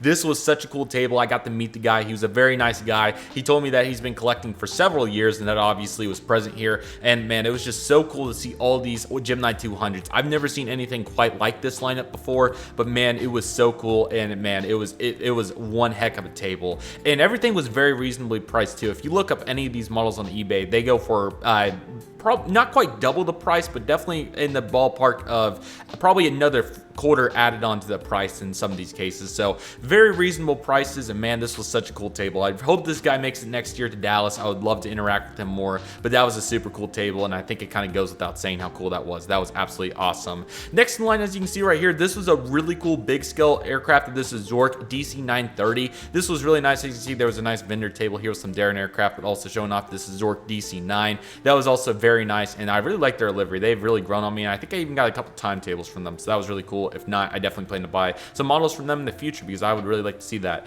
In addition, you'll also find some hard body military aircraft. It looks like we got a B-2 over there, some F-22s, excuse me, that looks like, and I think there's an SR-71 under the nose right there. So that's a really nice lineup of aircraft, and those are really cool, and definitely something that I'm eyeing next time. It's really hard to find that compromise, guys, and you'll see throughout this video of finding how much to buy compared to how much not to buy. I think it's a very hard happy medium, but I'm sure you guys will see that going forward, how challenging it is. So very cool to see that nevertheless, and that was absolutely awesome. After that, we took it, I looked through a whole lot of other tables, and we get more detailed assessments and analysis of those in the upcoming pictures and video clips. But after that, there was another amazing room, especially for die-cast model aircraft, and that was the Davis Wright and Vega room. And this room was very, very good. It appeared to be that there was about somewhere in the ballpark of 30 vendors or so in this room, and there was a lot of really good stuff in here. So let's jump into some initial pictures from those. And it was really hard because I really want to stay in the ballroom, but we needed to get a full assessment of everything, as you guys may be able to tell. So that's why we started going all around and started looking at all kinds of rooms. So let's dive into this. So this first table was a really good table of 1 to 400 aircraft. Really nice table. There was so many good items here, as you guys can see, from various American Airlines mainline planes, as you see in the corner, some JetBlue barcode Emerald 190s, a very rare plane right there, more to love Alaska. Then as you can see right there, you have literally every American plane in the fleet. I don't need to go over those. That was so cool. And then on the bottom here, if you guys, the Qatar 747-8I, really cool plane right there. Then scanning back through, of course, you got some Deltas, some ATIs, all kinds of really cool retro planes, which are very cool. And then of course you got some Northwest stuff, and then throughout the latter parts of the tables, of course, you got a PIA 777, which is really cool. The Qatar A340-600 is a legendary plane. What a unit, man. And then just back through the scale, you can see some different things. Air France 747 right there, very eye-catching. Etihad of sorts, I'm not sure which one that is, but man, that is a great looking 1 to 400 table. I did end up buying from this table, and we'll go into the detailed assessment of that here in just a moment, but that was a loaded table, man. There was so much, and I was just dumbfounded to see all those 1 to 400s, man. This was the 1 to 200 room from the ballroom, pretty much in 400 scale, and that was super cool to see. So very nice right there, and that was a really cool, very nice. And then of course right here, as you can see, we have some various memorabilia items. Kind of surprised I chose to take this picture first compared to some of the other pictures of some of the other events, but we'll obviously go into more detail about those here in just a moment. As you guys can see right here, we have some Jumbo Jet American Airlines die-cast toy planes, if you want to call them that. That was very cool. Definitely hope to see those back next year. I'd be very interested in getting one of those sometime. Very interesting. And again, what I chose to do, which I think works really well, especially for anybody's first invention and getting the groove of it going, I decided to do an initial scan of literally everything that was there, so I knew what was on my mind, especially because I wasn't looking to buy a ton, but I definitely was interested in some of the items, as we'll see throughout this video. So it was very hard to limit myself in that regard, because JJ Skippy in his video said it really well. Felt like a kid in the candy store. That would be an understatement for how I felt, and I think every first year enthusiast that was there. I mean, it was dumbfounding to just see all this aviation memorabilia outlined in one place. And as you guys will see, we'll go into more detail about each and every item here in just a moment, but man, it was so cool. So, and then you got some plane cards right there, which was really nice. There was some American Airlines ones, I think maybe like Eastern Airlines and different airlines like that, which is really cool. Then we had some different things cool. That TWA maintenance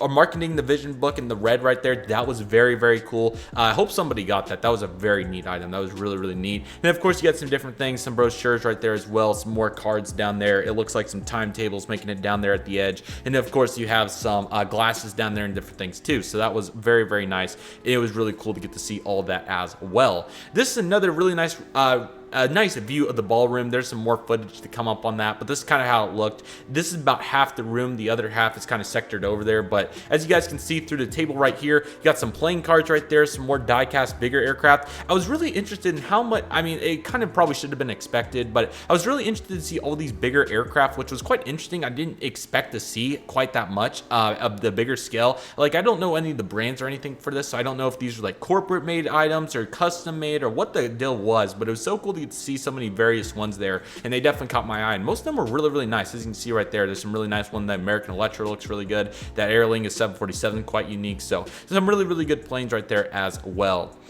Looks like we got some posters there on the floor, and then some pictures right there. I don't know what the cases were. I'm sure there was something nice in those. I hope I have more pictures of that. I'm sure I do. You got some kit models down there. Those are more traditional for building, which is really cool. And down there at the edge of the table, you're gonna find some more die-cast aircraft. I think those were some 1 to 200, which is really nice. You also find over there in the middle, you had some different things. Some more, it looks like there's some JC wings over there on the far side, and then some in-flight 200s over there as well in the far side. So that was really nice. So yeah, guys, I apologize about that. Sorry, I didn't realize how long that took, but we have some video clips to dive into. Hope you guys enjoyed that initial assessment, and man, we have a ton to dive into, so let's get into it. Yeah, because I'm the, not in it, but like, the one that's like, I don't know what it's called. It's in. Max is still here. Is that the original? Yeah, that's the original Max. Very tempting. Yeah, price 65. Hope they don't mind if I put inside seats. Oh yeah, my mom was the one who bought, like, last year at Phoenix, the big thing we got like 10 rows of airplane seats. Yeah, there we go. Do we want to go to Andrew first for Alpine? I didn't actually check around too much. I should really check. Yes, of course. So where's Andy? Okay, Andrew's going to be over here on the right. He's down there about halfway. I'll bring you to him. Down this road down here. Not road, but alley.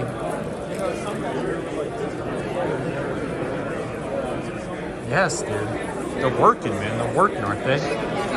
Man, as you guys can tell, I've been having an absolute blast so far, and man, it's just so cool to relive this experience with you guys editing this video. I've had so much fun doing it, and I hope you guys have enjoyed watching so far, but we still have a bunch to dive into, so let's get into it, guys. We have a lot going on. So, as you guys can see right here, here we go with the Aero Classics table. As you guys heard, I was talking about Andrew. He's the owner of Aero Classics. He's on the DAC and all that fun stuff, so feel free to go interact with him. He's a really nice guy. No matter what kind of models Aero Classics are making, I'm definitely going to be supporting them, and I really appreciate their efforts because I think they do a good job, and no matter what the situation may be, I really appreciate it. So we're taking it over to the Aero Classics table that he had, excuse me, and as you guys can tell, there was a ton of great planes here. As you can see, going from left to right again, you can see some various international planes over there. He had some really cool 737s like the American right there, you can kind of see, in all those fun ones, and then kind of progressing into the middle, you had a Continental 762, a Delta 762, which was so cool, the Blue Tube 757s up there in the back too, which was absolutely awesome. And then we have some really unique ones like the Vickers discount aircraft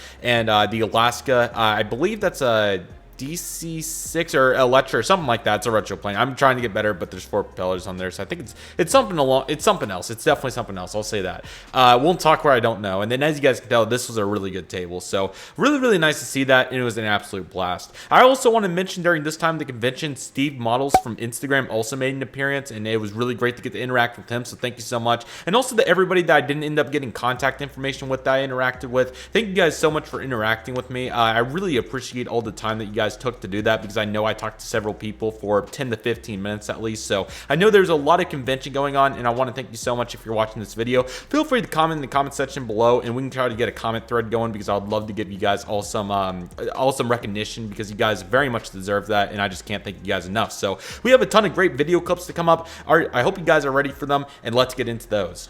That's all right. You can leave that in if you want to. Everybody knows what I look like. I'm good. That's all right. Hey, what's up?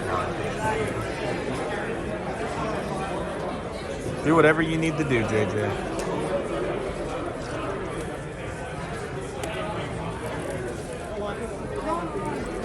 Do whatever you need to do. Keep going. Very nice. This will be last day stuff. I'll do models today and tomorrow, and then memorabilia last. Outside there was a couple of glasses I really liked and different things, so log in. I felt that. I felt that last night. Did you guys all fly here? I did. I flew in this morning. Asiana. In flight. SE 210.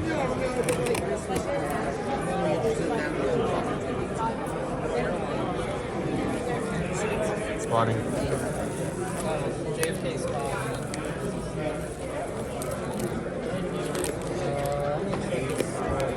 Tempted on an Allegiant A320. Yeah, there's.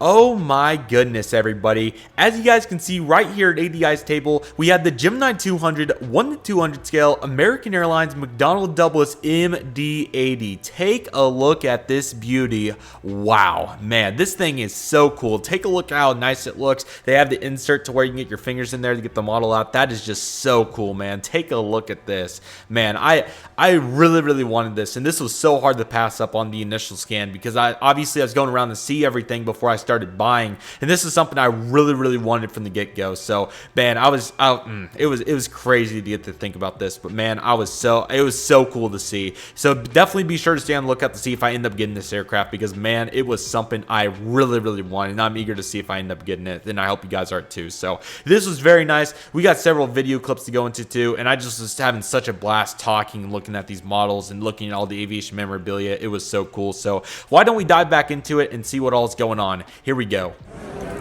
Yes, we can do a little, what's the way to put it? Like an actual vlog type thing if you guys want to be in it. So I saved up, put it in my bank account and said, don't touch.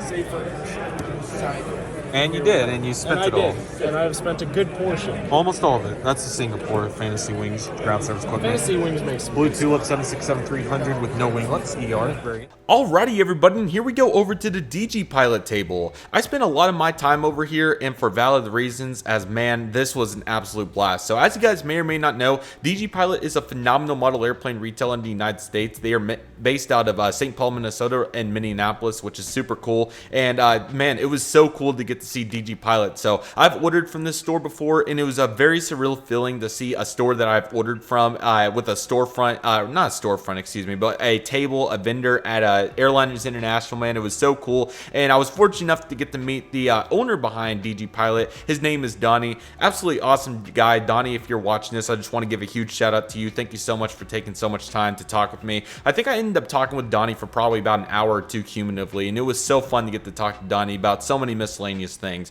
Well, the good news is that we have a video clip of him saying hi to the vlog coming up in one of the upcoming videos, so definitely be sure to stay on the lookout for but man, this was an absolutely awesome table, and it was so cool to get to talk over here. It was an absolute blast. So as you guys can see in this picture right here, we have a ton of various models from their store. Again, highly recommend buying from them. They are absolutely incredible. But you got some Geminis, then you got some NGs and some Phoenixes, so some really cool ones indeed. And man, I just was absolutely enjoying it. It was so nice. I also ended up buying the aircraft maintenance strata folder when I was over here as well to support DG Pilot, and I've always wanted that, as you guys saw in the haul videos. So that is super cool. And we have a video clip coming up with various others. So huge shout out to DG Pilot. Thank you guys so much for your hard work. It does not go unnoticed. The customer service, dedication, just everything that makes the DG Pilot buying experience so good is absolutely incredible, and I highly recommend DG Pilot. But we have some more video clips to dive into, so let's get into those. That is Let us get some footage of that. That's right. There it is out there. Very nice. Yeah, 777-star Alliance. How much is this guy for? Do you know? Or I'm sorry. How much? I can hear tomorrow. Tomorrow we'll have the Pan Am Worldport Airport. Oh, really? Okay. Yes. Very excited. Yes. The American CR7. I like those jet bridges. You see those jet bridges? Oh yeah, those look 3D printed. That's right. Edmonton has like 5. Oh, are they Were you good? looking for the 550? No. I was looking for a 1/400. Yeah, right here. Oh yeah, dude, that's right in the scale, dude. Yes. I'm sorry, I forgot who it was. Oh yeah, me. That one's I'm pretty guessing good. that. Alright, I think I got some more money right here. The Lufthansa. Alrighty, everybody, here we go into another vendor table. As you guys can tell, this one was very cool. This is more of those thumbtacks. I don't know what the proper name for them are, so if anybody has a proper name, feel free to comment. I would appreciate it. But as you can tell, there's various airlines and aircraft here, so there were some really cool ones. Of course, you got some old American ones over there on the left, some AirTran. It looks like we got maybe some Easterns on there too, Copa Airlines. I mean, there were some really cool ones, some Deltas and some 747s, so that was a really cool lineup. And then there in the middle, as you can see, we got some Envoy ones and some DC 3 and 6 aircraft and different things. Looks like we have some just all kinds of airlines. There's a Pan Am there, so all around the world, this is a really cool table. And then as you can see over there on the right, we got some TWA, some Electras and different things, United. So alphabetically ordered, really nice. Then over there on the right, you can see some TELs, which are really cool. And then down on the bottom, you guys can also see we got some Pan Am stickers. We got some more, I don't know, I guess you can call them wings, but I think there's probably more proper name for them. So nevertheless, this was a very cool table, and I really hope next year to come back to this table and see if I can acquire some more awesome items, because I would really like to get some more of these, and they look really cool. So very nice table that was right there. Following that, this was just really interesting. I don't know why this was at the convention whatsoever, but you guys know where I'm from. I could not help but notice both these Oklahoma University and Oklahoma State University signs right here, which is very interesting. And then in addition, there was some random things like the Florida Seminoles and Citizens Bank Park. So I don't know why these are here, but they were very interesting. I don't know why you would find these at an airplane convention, but nevertheless, it was very neat to see these. And I don't think I've ever seen something quite like this out of place, but it was still just so weird that it was... out of all people, I was there to notice that. So very interesting for sure, and I probably could have picked it up, but they'll probably make it there next year hopefully. And so you'll definitely see me coming home with those with more experience and knowing how to manage money and all that fun stuff. And the next thing was really cool to see my first ever flaps down aircraft in person. One thing that you'll see, especially through the coming days, is that we did a lot more looking than spending, but it was so cool to just see these models and get pictures of them and all that fun stuff. So here's a Western Global 747-400 by Gemini Jets, and this is the flaps down aircraft. I was really surprised with how detailed these were. I knew that they looked cool online, but it was something else to get to see it up close and personal, and just to see how detailed the flaps are and everything. This picture really illustrates it well, and you can kind of see it. I hope they're able to make it retractable one day, but for now this is really cool, so I can't complain. This is very nice, and maybe it is better to have it streamed like this so that it doesn't, like, you know, get janky on anybody. If they went up and down, that they could potentially get janky, excuse me. But really cool stuff right here, and this is very nice. So as per usual, some more video clips to go into, some really good ones, so let's get into those. Okay, do we want to go to the right room? There was a lot of Geminis in there. I think eventually I'm going to sell my Aeroclassics Max 8 because I have so many Southwest with the right colors. Yeah, I agree. Now, my Frontiers, it'll fit right in. Yeah. I don't Frontiers, Steve's still assessing the situation. He's seen a lot happen with Steve. Steve's seen a lot, man. There's some good postcards. We'll have to come back to that. This is my plan. I think day 1 and 2 is going to be mainly models, and day 3 will be memorabilia. Right. 48th year. Dallas next year. You ready? You guys never knew the city even was this big. No, I just saw you guys in Phoenix, and I was like, this would be kind of cool to attend. This is a must attend. It ain't just cool, it's a must. We shipped over in a semi-truck. Basically an airplane.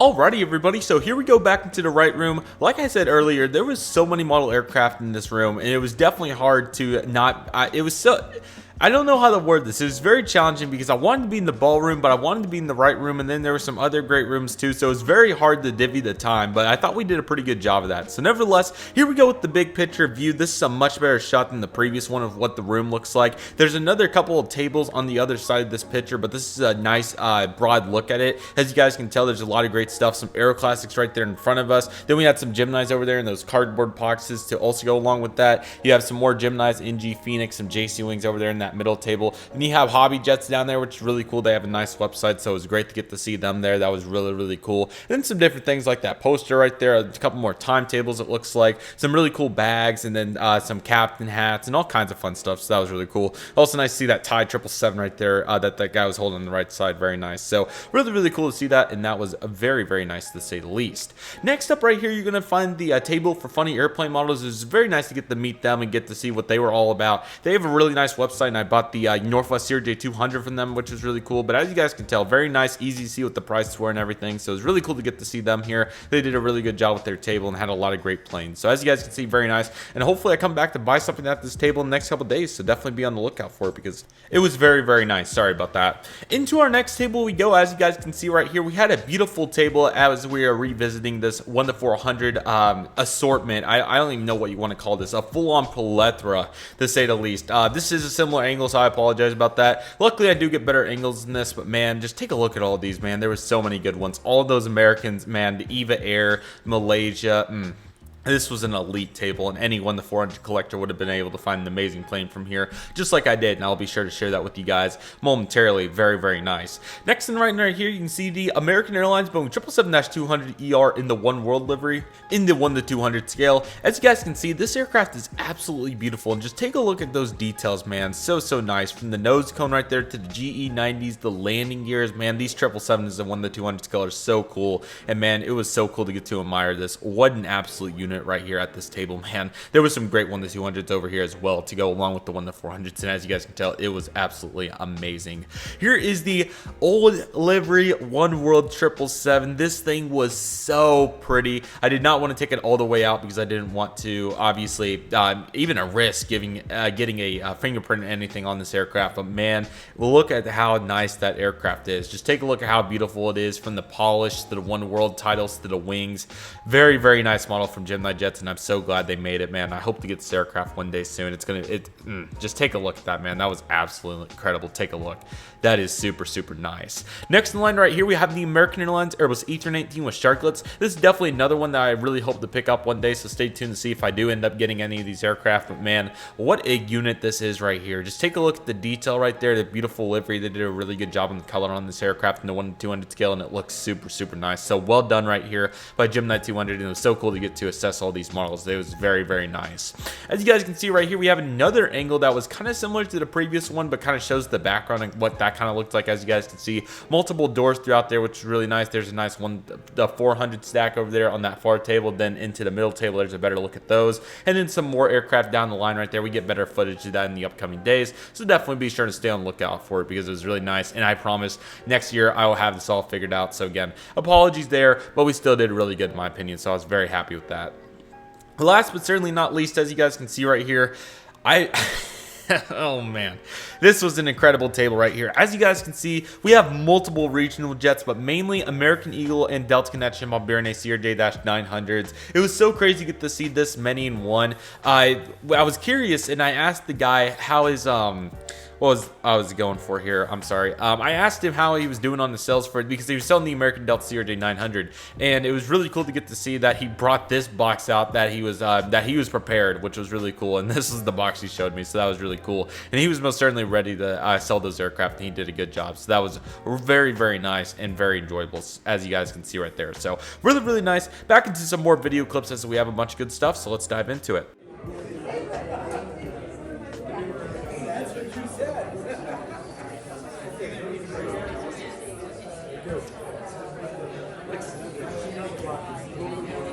And here's the NG models 1-200 scale US Airways Express Bombardier CRJ-200 in the final livery. Take a look at how beautiful this aircraft is, from the tail section to the fuselage to the engines.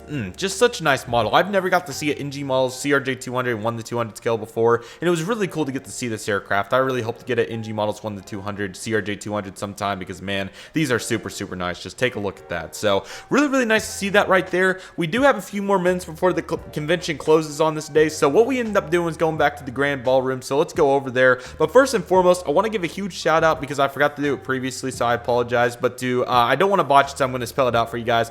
CHEWP77W on Instagram, also known as Roy. It was awesome to get to meet him at the convention. It was an absolute blast. Super nice guy. Thank you so much for your kindness, sir. I really appreciate it. And definitely go check him out on Instagram. Top-notch photography, excuse me. That was kind of a tongue twister. Really, really appreciate his work, and man, he's got so many good captures over the years. So be sure to check him out. Really, really appreciated. But we have back to the ballroom. We have a lot going on there, and I will leave all my final thoughts of this day for the end, because I don't want to ramble on too much longer in this section. So let's take it back over to the grand ballroom.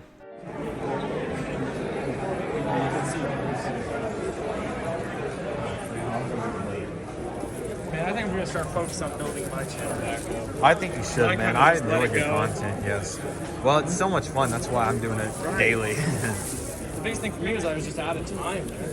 I mean, work and everything I had, I just did not have time to focus on. I completely. And just like that, everybody, we have the final picture from day one at Airliners. Oh my gosh, that went so fast, man. 30 minutes does not do justice on how fast this experience went. It felt like it was like 10 minutes. I mean, obviously I'm being a little figurative with that, but man, it went by so fast. So here's another beautiful picture of the grand ballroom. As you guys can see right there, we have a timetable table right there, which was really, really nice. Really nice to see all those timetables. It was super cool to get to collect those, and I'm so excited to collect more of those to come. I find that very fascinating, so that was really cool. Various tables as well. We'll dive more into detail on those on day 2 and 3 as I got more filming going, because on day 1 I was just dumbfounded, so it was kind of understandable in my opinion, but it was absolutely crazy. So we have some clips to transition into, which will transition us into the next part of the video, which will be the full assessment of day 1, my thoughts, all my appreciation, everything in between. So let's dive into it, everybody. Wow, guys, that was absolutely insane. Well, walking out at 5:40, really good haul today. We got I think only 2 models, a maintenance bill, and something else. I'm forgetting what it is. We also had a 15 safety cards and a couple of smaller other items, but yes, very cool. So I think I only spent 100-ish today, which I'm pretty happy with. I thought I was honestly going to spend way more, but the American MD-80 I think I'll come back to tomorrow. So yeah, really good day. Airliners day 1. We had the baseball game and everybody wanted to go, so we'll plane spot tomorrow. It's all good. Plus I'm ready to sit down, so the baseball game will be a good activity to do such. And yeah, so what I'm going to do is go put this up real quick, go check in with mom, make sure everything's good there, head over to the baseball game. And yeah, so Airliners day 1, what a blast. Had a bunch of fun, really enjoyed it, and it was an absolute blast. So let's get going over to the baseball game. And oh, United, yeah, Lufthansa 777 cargo, probably. Very nice. So yeah, we're heading over there, and yeah, nice simple walk, not too long. So yeah, I'm gonna go put everything up and we'll check back in. So Chicago's been a blast, great weather today, and yeah, excited for some plane spotting tomorrow. Alrighty, everybody, so let's assess the day 1 pickups and day 1 as a whole, man, because it was incredible and I had an absolute blast. So let's start with all these items. So as you guys can see right here, we have various items. So beginning from right to left, we have the Gemini Jets Aircraft Maintenance Strata folder that came from DG Pilot. I was super excited to get that. That was an absolute blast, and I'm so excited to get to use that. It was really cool, and I've always kind of wanted that, so I was very glad to get that item. I think it was like $35, so pretty good right there. No shipping or anything, so that was very nice right there. Very cool. Next, in the middle right there, that is the Virgin Atlantic Airbus A340-600 in the old livery, the old, I don't know what you want to call it, but man, it was that I've seen that plane so many times on YouTube, and I just feel honored that I was able to get that aircraft. It came from that back 1-400 table, if you guys know which one I'm talking about, in the right room, so that was really nice. So it is a super nice model. Be sure to look out for that in the haul video. It was very nice. You guys may be wondering what that plastic bag down there is. That was the Delta L1011 that came from one of those middle tables in the Grand Ballroom. It was $20, and it just has a little bit of wing chipping, so it was a really good deal, and I really liked the deal on that, so that's why I chose to get that, and it was a very nice pickup. In addition, I also got the what's it called? Gemini 200 stand for heavies. That was $5 as well from the same vendor, so that was very much appreciated, and that was really good. Last but certainly not least, you guys may have heard me reference 15 safety cards, and there they are right there. This guy in the lobby with all of those tables, so he was in the lobby and he had a really good table of safety cards. I think he may have had a couple timetables and some really cool aviation memorabilia. And I saw his North America section. I immediately started seeing American after American, so he had them listed for $3 each. And I was just looking through them and I was like, man, these look really nice, and I would like to get these. So I was like, you know what, I haven't bought much today. It would be easy to make this a done deal. I saw the American ones. I was like, hey, I don't want to take your stash, but if you're looking for a buyer, I will take all your American ones. And he kindly agreed, and I paid $30 for 15 of them. So was super excited to get those. It was really nice, and as you guys will see in the haul video, they were super cool. So that is it for the day 1 vlog. Oh my goodness, I don't even know where to begin. First and foremost, I can just not express my gratitude enough to Airliners International, everybody that makes this conference possible, just like I was talking about in my assessment video, which you did not see. I highly recommend checking it out because it goes into so much detail about how appreciative I am for this conference, and just how mind-boggling of an experience it was that so many aviation enthusiasts can come together in one place and interact. It's a testament to how awesome our community is. I know I've been using that phrase a lot lately, but I mean, there's no other way to put it. It is so cool that thousands of, or I was being a little, I went a little far with that, but that hundreds and even thousands in some cases of aviation enthusiasts can all gather in one place and do what we love. It is so cool that everybody is so like-minded, so kind, and so passionate about what we do. I'm feeling it's just incredible. It is a surreal feeling. I'm sorry that I'm kind of speechless, but it's incredible to me that everybody is so kind, loves what we do, it's so knowledgeable, so intelligent, so kind. I mean, all those words describe the aviation community perfectly, and that's exactly what I felt through day 1. It was so cool to get to talk to various vendors and just so many people, and as you guys will see through the day 2 and day 3 vlogs, we get people to start saying hi to the vlog and everything, and that was just so cool. So I'm so excited to share that with you guys. Be sure to stay on the lookout for it because it's going to be an absolute blast. I'm really excited. I hope you guys are too. And man, the good news is we are just getting started on the Airliners International content. So if you did not get to see the assessment video and all that fun stuff, and even trip announcement, if you want to check it out, excuse me, I highly recommend checking it out because they were very, very good and they were awesome videos. So feel free to check that out. I would really appreciate it. And then the coming days, so what we can expect next, I'm going to try to do them all on Thursdays, but this one obviously got shifted around, so just bear with me. But every week I'll try to have one Airliners International video. So next one will be the baseball game vlog, as you guys heard me referencing. That will be next up, and there was some really good plane spotting, and that was a fun event. So we'll have the baseball welcome reception vlog, and then we'll have the day 2 international Airliners International vlog, very similar to this. It's going to be even more jam-packed. I hope you guys are excited for it. AAH Aviation, so many other fellow aviation enthusiasts showed up that I knew, so I'm very excited to go into that, and I hope you guys are excited for that as well. Then we'll have the absolutely loaded Chicago O'Hare spotting vlog. I'm so excited for that. That will be coming the follow after that. That video was absolutely jam-packed, and I really hope you guys are excited for that. That's going to be an absolute blast. Then we'll have the day 3 vlog, which will be followed by another Chicago spotting video. I really hope you guys are excited for all this content, and please let me know in the comment section what you guys thought. This is my first time doing something like this, so if I went too far in the detail, please let me know. I know my content usually runs longer, like this 40-minute video, and if this was too much talking, please let me know, because I am more than happy to condense it back down. I will be sure to read the comments before I make the next video, so please let me know. But I really enjoy going into detail about this, and it's not every day that you get to go to an aviation convention with hundreds of fellow aviation enthusiasts, so come on now, we have to celebrate the occasion. Let me know if you guys want me to go more in detail, less in detail, go into detail about different things, or if you guys want more information. And like I said, this is a trial and error experience. Next year at Dallas, I'm gonna strive to do so much better when it comes to more footage and just being more overall productive and efficient with my footage, because this day 1 vlog was very challenging because, man, I was so excited, but I still thought I did a pretty good job, and I hope you guys enjoyed it nevertheless. Please let me know in the comment section what you guys thought, if you guys want to see more things, and also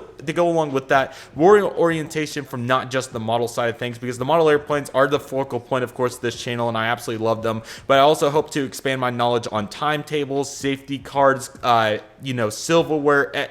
I don't care what it is. If it's aviation related, I'm going. So I want to see it, and I hope you guys are excited for it. Feel free to leave me a comment. Let me know what you guys thought, and man, I'm so excited for the baseball vlog, where we will pick up next week. So I hope you guys are excited for it as well. Be sure to check it out, and also go along with that, JJ Skippy has compiled an awesome playlist of all the Airliners International 2022 community content, so please check that out if you're looking for more Airliners International videos to suit you over in the meantime. He made several good ones, AS Aviation made several good ones, and I think RPG, IV Scalp Models also made some really good ones, so be sure to check those out. They were so much fun to get to interact with those guys, and they make great content. Everybody else's content. Huge shout out to everybody that watched this video all the way. If you did, let me know that you enjoyed it in the comment section. I would really appreciate it, but I don't want to make this go too much longer, because I know it's been a long video, and I hope you guys are excited for the next one, because Airliners International has been such a blast, and I feel very fortunate to get to bring this experience to you guys, and I'm so excited for what's to come. So with all that being said, that will do it for the Airliners International Day 1 vlog. I really hope you guys enjoyed this video. Let me know what you guys think in the comment section. I'm so excited for the upcoming content from this trip, and I hope you guys are too.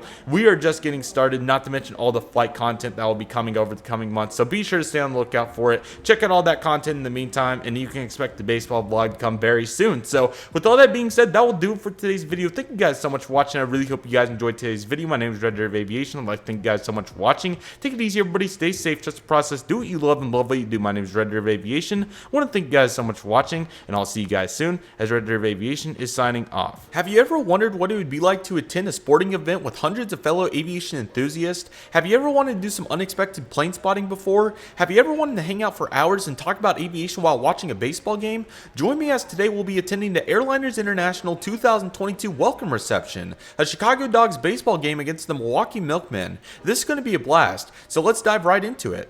Who's ready for some baseball and planes? Every year at the Airliners International Convention, a welcome reception is held on the first evening of the convention for all registered guests of the convention to attend and enjoy. Over the years, the welcome reception has been held at a wide variety of events, including but not limited to pool parties, hotel activities, and now baseball games. The Airliners International 2022 welcome reception was hosted at a Chicago Dogs baseball game on Thursday, June 23rd, 2022. I unfortunately couldn't find much history about Airliners Airlines International welcome receptions, so I'm not sure if this was the first baseball game or not, but nevertheless I was super excited. For some brief history, the Chicago Dogs are an independent professional baseball team located in Rosemont, Illinois. The team competes in the American Association of Professional Baseball League in the East Division. The Dogs' home field is Impact Field, which seats 6,300 people, and the stadium is located only a half-mile west of the Hilton Rosemont Hotel and a half-mile east of the Chicago International Airport. The team was founded in 2018, as 2022 was their 5th year competing in the American Association of Professional Baseball League.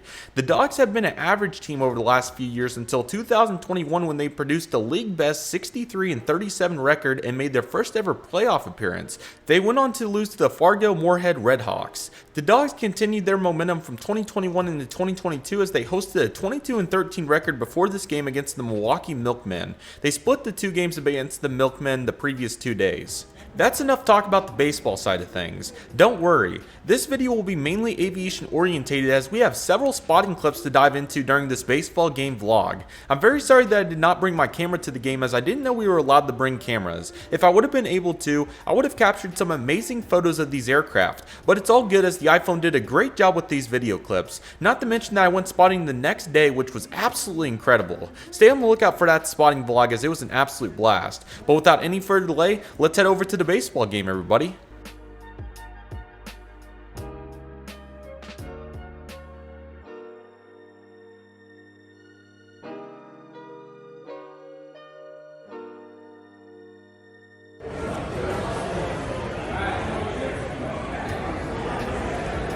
Welcome to the baseball game, everybody. Super excited to be here and dive into some additional information, as unfortunately I wasn't able to get a bunch of footage on our way over here, which I apologize about. I was so in the moment that I didn't even think about it, and I was just having so much fun. So I hope you guys forgive me, but I promise I'll be on top of it next year, because man, I want to show all this to you guys because there was so many good items. But nevertheless, we have a bunch of good stuff to dive into here, so let's dive into it as we have a ton to talk about. So first and foremost, you guys may be wondering why I was at the Hilton Rosemont Hotel again after just leaving there to drop off my items back at my hotel. So here's what ended up happening. So there was 2 reasons for why I was back at the Hilton Rosemont Hotel. So the first reason being that Alpine Aviation wanted to meet up and go to the baseball game, which I thought would be a bunch of fun, and he was at the Hilton Rosemont already, so that's why we chose to meet up there. But the second reason that led into that was because the Airlines International actually provided a bus shuttle from the Hilton Rosemont Hotel to Impact Field for the baseball game, which I thought was a very nice gesture of them, and we really appreciated it. Sorry guys, I've been so used to reading off that darn script that sometimes my free narration just goes all over the place. But nevertheless, back on topic.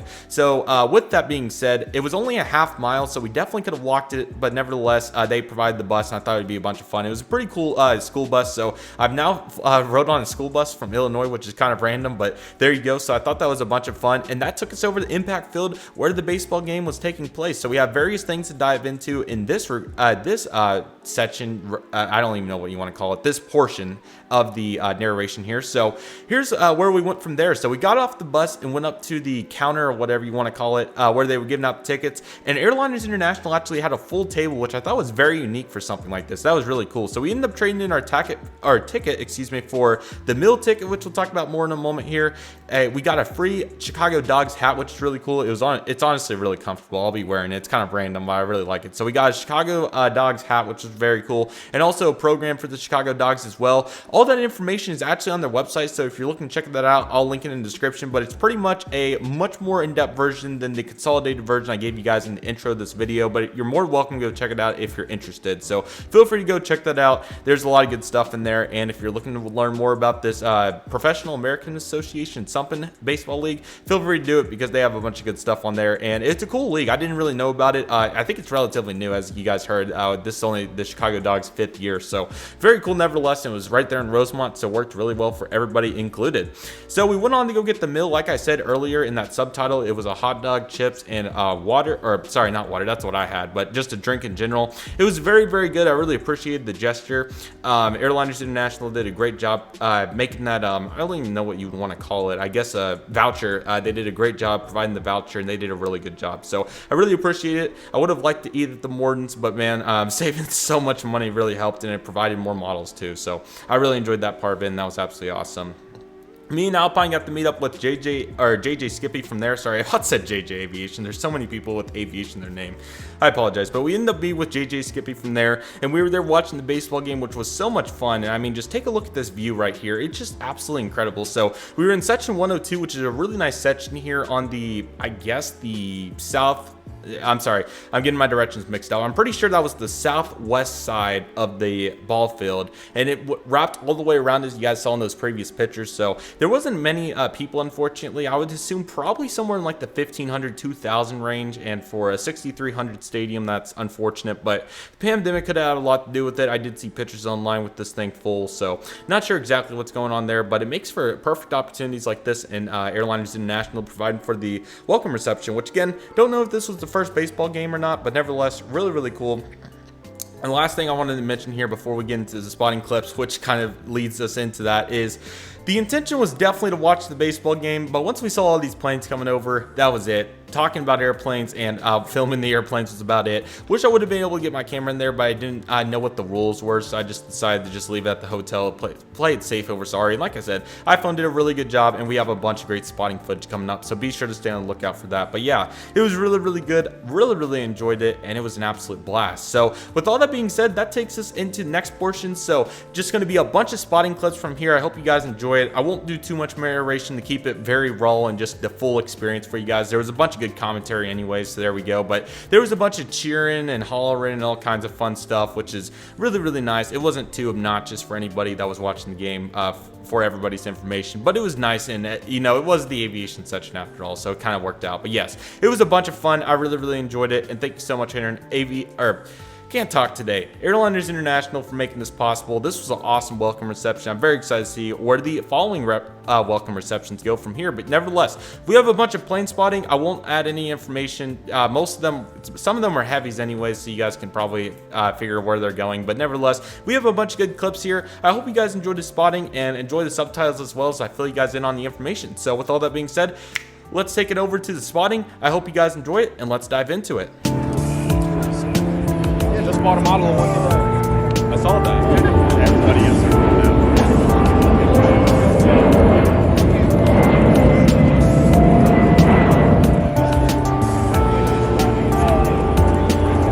I love this ring.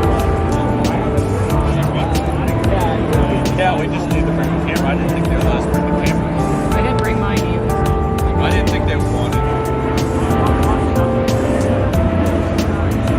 Did you purposely buy everything that flies?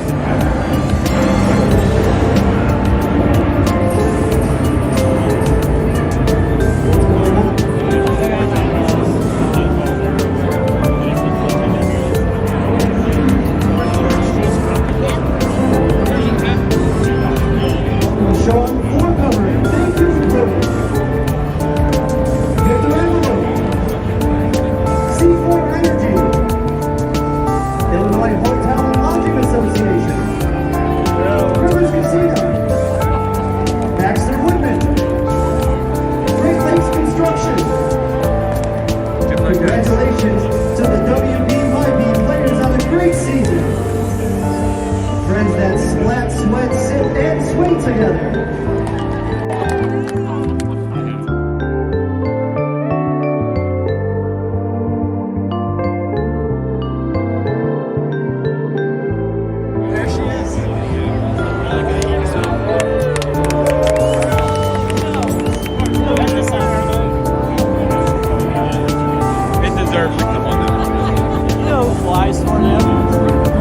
If you want to see something down the left field line, that Rivers presents another one of our signature promotions. Can tonight's contestant take down the rally photo? Let's send it down to Channel for race the photo.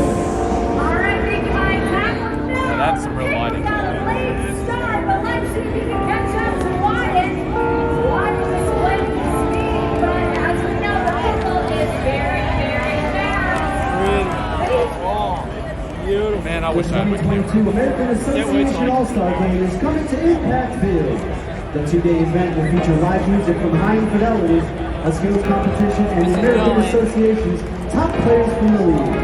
To secure your tickets for the All-Star festivities on July 11th and 12th, visit thechicagodogs.com.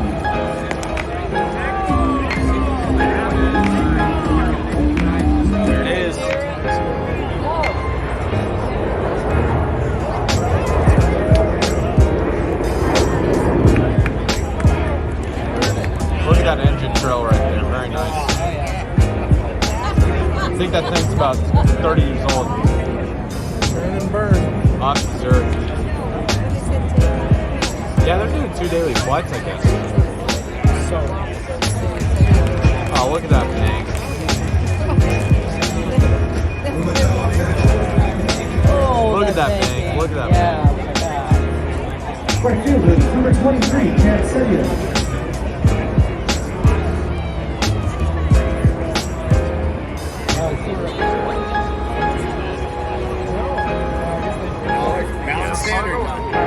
Cargo, you don't land. I think it's cargo. We don't go in for this daylight. Yes. That was American 737. Alright, you're good.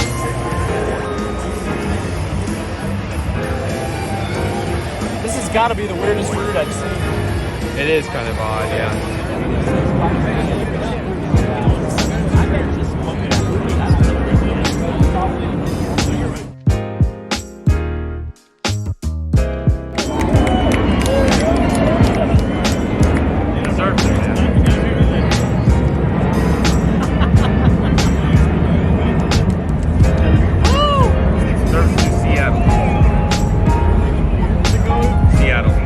Everybody just starts cheering when they see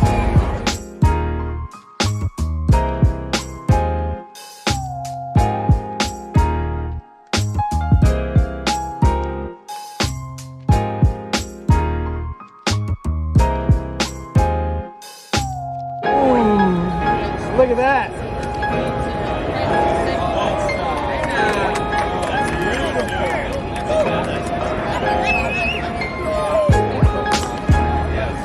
Wow. Oh wait, no, now I remember. It wasn't Air Canada, it was Cathay Pacific. It was Cathay Pacific, you're right. Yeah, I couldn't think of the last one. It was Cathay Pacific. It's Cathay Cargo, isn't it? Yes, that is, yes. I think it's Cargo. I'm sorry, it was Cathay Pacific. I can't remember. Yeah, that was right.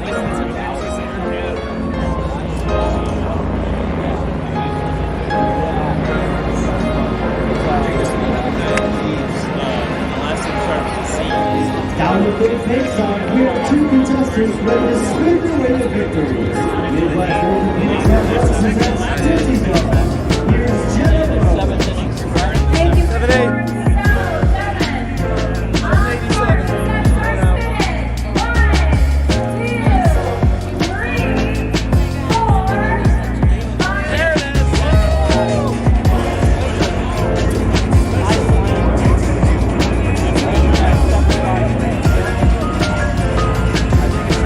that delivery we saw on Thursday.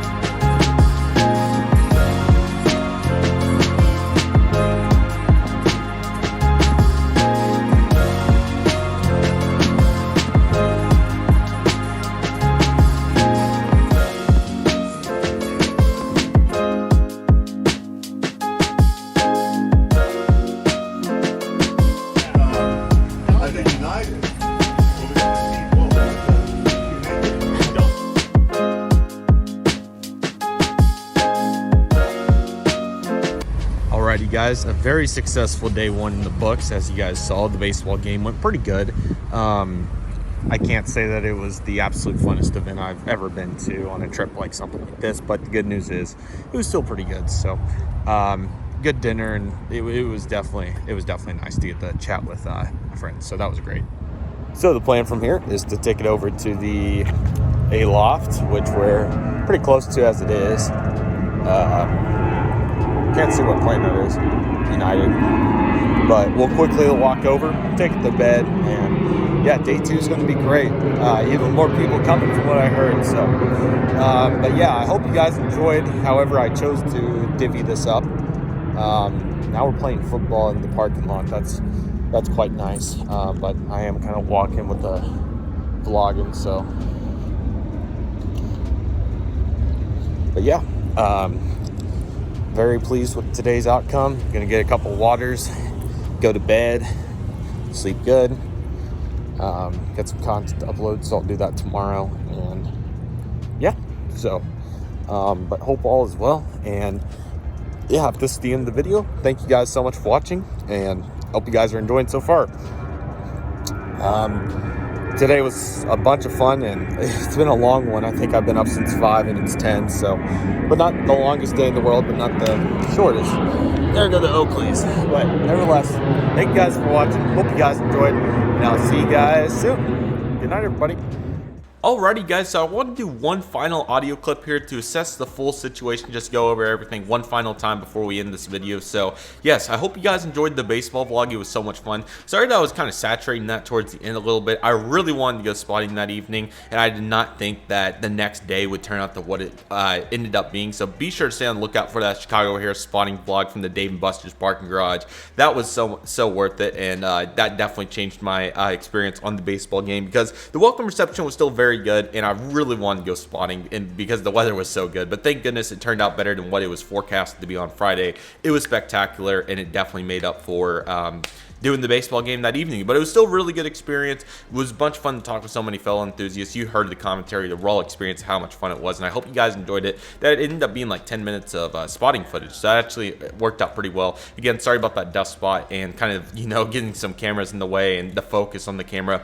It was still much better than nothing, and I hope you guys thoroughly enjoyed it just like I did. So super excited for what's to come. Next video up will be the day 2 vlog from Airliners International, so be sure to stay on the lookout for it. It was a jam-packed day. I hope you guys are excited for that. And then, like I was saying, that Chicago O'Hare spotting vlog will be next. Stay on the lookout for it. It was so much fun. You guys are going to enjoy that so much, and I would highly recommend checking that out once it comes out, along with all the other videos. Day 3 vlog to come next, and then I'm not sure where we'll go after that, but keep in mind all the flying footage for the Airlines International trip will be starting in September after we finish the Breeze inaugural flight from Nashville to Tulsa, which will be August, so be on the lookout for that. Again, sorry that's so far out, but unfortunately I'm only one person. I can't edit all of these videos non-stop, so that's why we do it progressively. And trust me, the content was absolutely incredible. I could not believe how, I'll even show some b-roll just to get you guys hyped up for it. I could not believe how incredible the full experience was.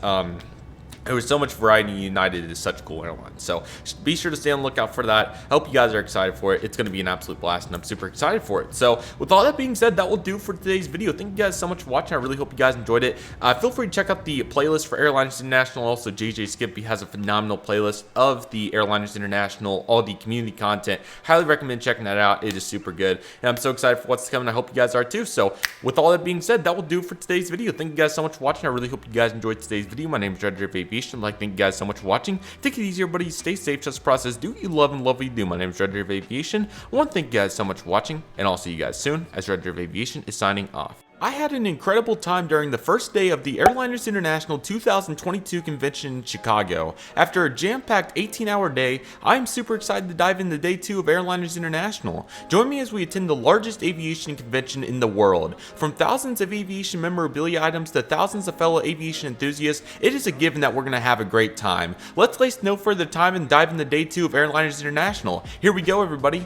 Welcome everybody to the day 2 vlog for Airliners International. I am so excited to dive into this video today. We have so much in this vlog to encompass, and man, it was an absolutely loaded day, and I really hope you guys are excited for it. So with all that being said, we do have a couple things to go over before we get started with the actual vlog portion, so I did want to go over those with you guys so you guys are fully caught up to speed on what's going on. So the first element that I would like to talk about before we get started is if you guys have not got a chance to check out the day 1 content with the day 1 vlog and the baseball vlog, I would highly recommend checking those out so you're caught up to speed. They're very critical videos in the Airliners International content and really get you caught up to speed on what's going on. So if you've not got a chance to see those yet, I'd highly recommend checking those out so you're fully caught up to speed on what's going on. So definitely feel free to check those out. The card should have been going above, so feel free to check those out and then come back to this video if you need to.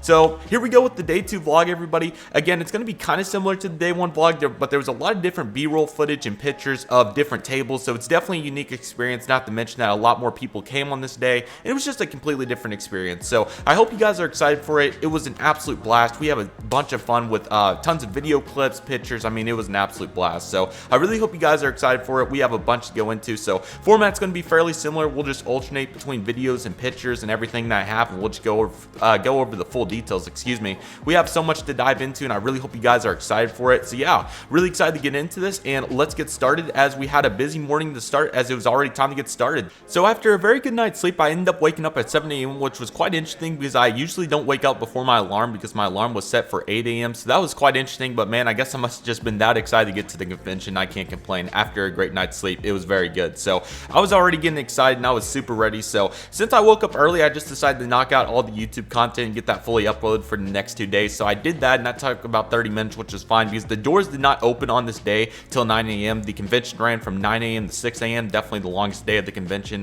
was at 9 hours. So very long time, but man, I was super excited. So I got all that YouTube content organized, and then after that, I got in the shower. I was getting ready. I was moving as fast as I could because man, I was ready to get over there, and I was so excited. And in that intermission, I took a look at Flight Radar 24, and I was interested because they were still using the west flow at Chicago. If you're a Chicago spotter, you guys already know what I'm about to get into with the east-west flow. I won't go too much into it right here. We'll save that for the Chicago spotting vlog, which will be the next video of the Airliners International series. Be sure to be ready for that. That video was so much fun. It was absolutely incredible, and I'm so excited to share that with you guys. That was an incredible meetup. But anyways, getting off topic there, I went on my radar and I was like, man, they're using west flow. That's really cool. But then I saw a really interesting plane that I was really excited about, and I had a good enough view from my hotel window to see it. So I think it was landing on 9 center, I believe. I'm pretty sure it may have been 9 left. It was one of those, but nevertheless, landing over here on this side of the airport on the west flow, we had a Qatar Cargo Boeing 777 freighter, which was so cool to get to see, man. I've been wanting to see one of these for a long time, and it was so cool. The lighting was kind of interesting, but I can't complain. The picture turned out really good. So I knew that I was coming, opened the window blind, and that was it. So it was really cool to get to see that. We get to see a bunch of additional aircraft in the next video, so be sure to stay on the lookout for it. But it was still super cool to get my day started like that, and I was really excited because I knew I was going to be spotting later, and man, it was just what a vibe that was. So really good to get to see the Qatar Cargo Boeing 777 freighter. I think it was coming in from Dallas, maybe? I'm not completely sure, but nevertheless, it was a blast, and I was so glad I was able to get to see that. So once we saw that, I was still moving around, getting ready, was getting my bag ready and getting everything that I needed, and I was trying to think if there was anything else. Just getting the equipment, making sure I had enough storage on my phone, all that fun stuff, and man, I was so excited. So got out of there by like probably 8:30 or so, but I did see one more plane before I went over to the Hilton Rosemont, and that was the ANA Boeing 777-300ER, excuse me. Oh my gosh, I can't talk. I'm so excited. So got to see ANA, which was really cool. I have seen ANA in the past. Oh my gosh, I'm so sorry. But I didn't realize I would end up seeing like 3 or 4 of them by the time I was done at Chicago, so I could have definitely passed on this one, but I'm not complaining because I was glad I was able to see it, and the lighting was pretty good too, so I was very happy to get to see that. So that was absolutely awesome. So after getting to see the ANA Boeing 777-300ER, it was time to make our way over to the Hilton Rosemont. I was ready to go, man. I was so excited, and man, I hope you guys are excited for this. So just like the day 1 vlog, very similar format. We'll alternate between B-roll and pictures. There was a bunch of great stuff. We have a bunch of different tables and videos in this day 2 vlog. Excuse me, I cannot talk today. But nevertheless, I really hope you guys are excited for it. It's going to be an absolute blast, and we have a ton to dive into. Let's waste no further time, everybody, and get over to the Hilton Rosemont Hotel. Let's do this. Here we go. Good morning, everybody, from day 2 of Airliners International 2022. Just had some breakfast, feeling great. Another nice day. I think it's like, I don't know, probably 75 or so right now. Feels pretty good. It's going to be a little warmer today, but that's all good. Today's plan of action is going to the convention from 9 to 3-ish, lunch break, thing like that, somewhere in there. And then we'll be off to Spot think we're gonna do the Dave & Buster's across the street down there, so should be good. But this Rosemont parking garage has been interesting. Let me show you guys. So this garage was busting last night. It had a lot of business, but for whatever reason, yesterday afternoon and now this morning, it's been pretty quiet. So also got some additional amenities for today. Got some water and some additional models if somebody wants to buy them up. So those were duplicates, and I had the time and everything. So, but yeah, currently on the way to the Hilton as we speak. I'm gonna try to get the Dallas stuff prepared today if I have a chance this evening, because the Dallas show I'm really excited for, and obviously going to be going. It'll be a little bit more simple compared to this one, because Dallas is kind of my backyard, if you want to say that. So I'm really excited for that. But yeah.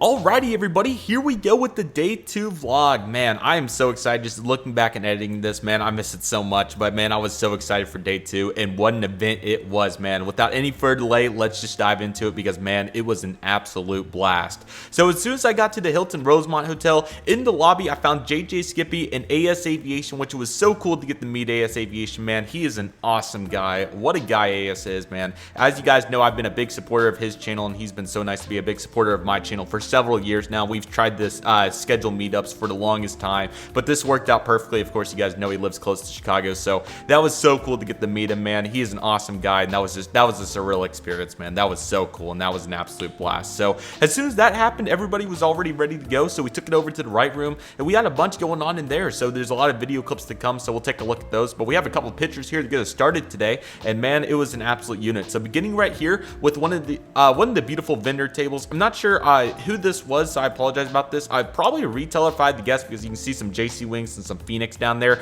But here's a beautiful plethora of the NG models lineup. Just kind of looking back after spotting at Chicago, there was a couple of these I probably would have snagged, like the Air France A350 and some of those. But nevertheless, it's still really cool. You can also see some United Star Wars in the background. Those were absolutely awesome. So cool to get to see those here at Airliners. And also some various planes like some Tuplovs, and we have some Elton 11s in there. Plenty of them, actually, quite a few, some from even 2 years ago. Some Solbass 747s, so there was a lot of awesome finds at this table. And then you also see some really cool JC Wings back there. There's a nice Japan special livery, some ANAs, really nice, some Turkish, Qantas, really nice stuff right there. So this was a beautiful table, and it's so cool to get to see this and take a look at it. That was absolutely awesome. Following into that, we also had this awesome Gemini Jets 1-400 table. Got some Gemini Jets Max there in the front to start out, and this was mainly newer stuff, so you're going to find some Electras on there, some interactive 747s. Looks like in the box we have plenty of flaps down planes, quite a few to say the least, mainly cargo stuff. Looks like we also had some Emirates A380s and some Emirates planes in general in there, and maybe an Etihad cargo of sorts, and maybe a Etihad A380 special livery. Okay, very cool. Then over there on the left side we had some narrow bodies, more flaps, or actually some heavies too, but we have more flaps down aircraft. Looks like some various mainline aircraft, some Southwest Freedom ones over there on the top left. So that was a really good table, or this one, it was separate from that previous one. This one was in the middle land side. It was a really cool table. There was a lot of Aero Classics there, as we'll see here in a minute, and a lot of various planes. So, and again, I apologize about the lack of B-roll, guys. I was just having such a blast, but I promise for next year I'll be on top of it. I'm really excited for it. So hope you guys are excited for that. Hope you guys are excited for that as well. Let's jump into the B-roll, because we have a bunch of awesome clips to dive into. So let's do it. I also got my American MD-80 from the Rotary. Yes. No, this is not the big room. AS should probably see the big room first, but we'll get him started with the appetizer first. I thought this is here. What was the price on that? This one is 50. 1-400. Oh yeah. A couple that I brought for Paul. Oh, nice. I don't know if that's nice. And then this one. These are the only two 1-400s I have. I'm a 1-500 guy. Oh, okay, cool. I have no use for 1-500s. Yes. Purpose, yeah. Yes. Yeah. Purpose is good. Alrighty, boys. AS is getting ready to go into the ballroom for the first time. I'm very excited to see his reaction here. It's going to be incredible, man. AS is already no G, man. He's only been here for half an hour. What is going on? He's getting interviewed, man. So AS here, getting ready to go into the ballroom. We gotta go all the way around. Yeah, so we're going around. AS getting interviewed. Best part of airplane right now. Here we go, boys. Here we go. Alrighty, into the. I got the paparazzi on me, bro. What is this? Here we go. They all follow me around. Going to the ballroom. Here we go. Yeah, how do you feel? How does it feel to be This must be this is what it feels to have a million subscribers, bro. It may happen, man. It may happen. Those guitar trip ports are gonna keep popping off and flying before January 23. That's the small room. That's not the big room. You see that door right there? Yeah, That's gonna be it. That's gonna be it. Alrighty, here we go. This is where you're gonna go, bro. No, I'm feeling great. I'm feeling like $1 million. No, Okay, AS. I'm sorry. This left right here. This one? Yes, this one right here. Hello. Welcome. Look at that. There it is. There it is. Is my reaction underwhelming? I think it was because of all. What the heck? No. Wow. Oh, that's nice. Yes, the full airplane shop lineup. Wow. Okay. Absolutely. All right. They got rid of that. Well, I haven't bought anything. They got rid of it. You know in Japan there was one row came in for? Yeah, I saw that. So, 333. Yeah, yes. It's gonna depart at 12. Oh, sweet. Any price drops over here today? No. 737, 33.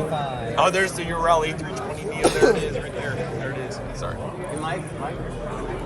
Alrighty everybody, so here we go into even more pictures. We have several good ones and several events that were also going on simultaneously that I'm going to talk about in this segment, because it's so hard because you literally can't do everything all at once, which is, it's crazy. It's like you want to do everything, but you're not able to. You can only be one person, only be one place at one time. So that is probably the hardest thing about the convention, but it's what makes it so fun, is that you can't get bored. There's literally so many things to do, and I thought it was super cool. So huge props to Airliners International for making that possible. But nevertheless, we have several pictures to assess here. Really excited to get into these, and without any further delay, let's take a look at what the morning on Friday looked like at Airliners International. Here we go. So of course we started at 9 o'clock like we talked about. We were just over there in the right room, which, man, that room was absolutely amazing, especially for 1 to 400 collectors. But back into the grand ballroom we go, excuse me. Hope you guys enjoyed AS reaction. I'm sorry, AS, that we put you in that kind of situation, but I hope it was okay. So nevertheless, here we go. So beginning with all these safety cards, my goodness, take a look at this. And this is what I love about Airliners, man. Just looking back, editing it, I never get bored, and I always notice something new from these pictures and videos that I captured, because just take a look at this. We'll start up there on the top with this Sonic 727, it looks like, for somewhere in there, so that's really cool.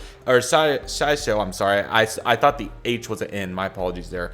And then you have Aloha Airlines safety card right there, Caribbean Airlines, and then you guys can see all them. Lots of taps right there in the middle, which is really cool. You can see the Pacific West, excuse me, I cannot talk today, looking really good. There in the middle, I can't see that airline name, so I apologize, but some really cool airline right there, Air Jamaica. Then back up there, you got some BMI stuff, which is really cool, Wizz Air, so really going international with this lineup. That's really cool. Cape Air, Grand Air right there, MGM, and then of course you got some more up there in the top right. Looks like we have an ATA, very cool, and then some really cool airlines in there. So yeah, really nice safety card lineup, quite diverse to say the least, and you'd find these all around, from the grand ballroom to that big lobby area, which was really cool. There was also some more in the right room, and then upstairs, excuse me, on the second floor.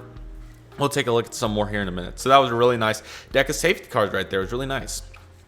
Next in line right here, you can see a beautiful lineup of shirts. I'm gonna see if I can find the website here. I apologize, I was not able to get it off the top of my head, but I believe they have a website. If I am able to find it, I will insert it. But they have an awesome website with all these shirts, and I hope I'm able to find this for you guys. So nevertheless, as you guys can see, we have many great t-shirts, and I about bought several of them. I was really close, but you can see the American Airlines right there, Air Cal, you name it, it's there. British Airways Concorde. It was really cool. They had a nice variety of airline shirts, aircraft oriented airline shirts, and just some aircraft shirts too. So I really like that about this table, and if you were looking for any shirt right there, it was really nice. And I'm sorry that I had some voice cracks right there on the microphone. I don't want this to be too annoying of a viewing experience in that department, so I apologize. But nevertheless, let me see if I can make the voice a little bit more fluid, if you guys know what I'm saying. I'm sorry, just very excited. It was so much fun, and man, I miss it. It's a very nice table of shirts right there. Very nice. Next in line right here, as you can see, we have several timetables. I believe this was also in the grand ballroom on,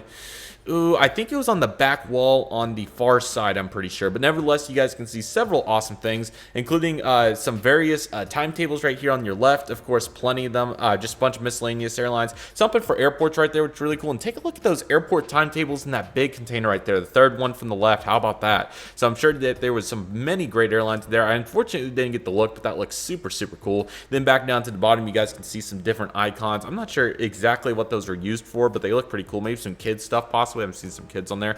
There's the American Airlines logbook. That is so cool. I think that's awesome. Really cool concept right there. That's really cool. You got the ATA Airlines badge right there as well. Some different, more timetables it looks like down there, and then various things, more safety cards in that big container, and some magazines and different things.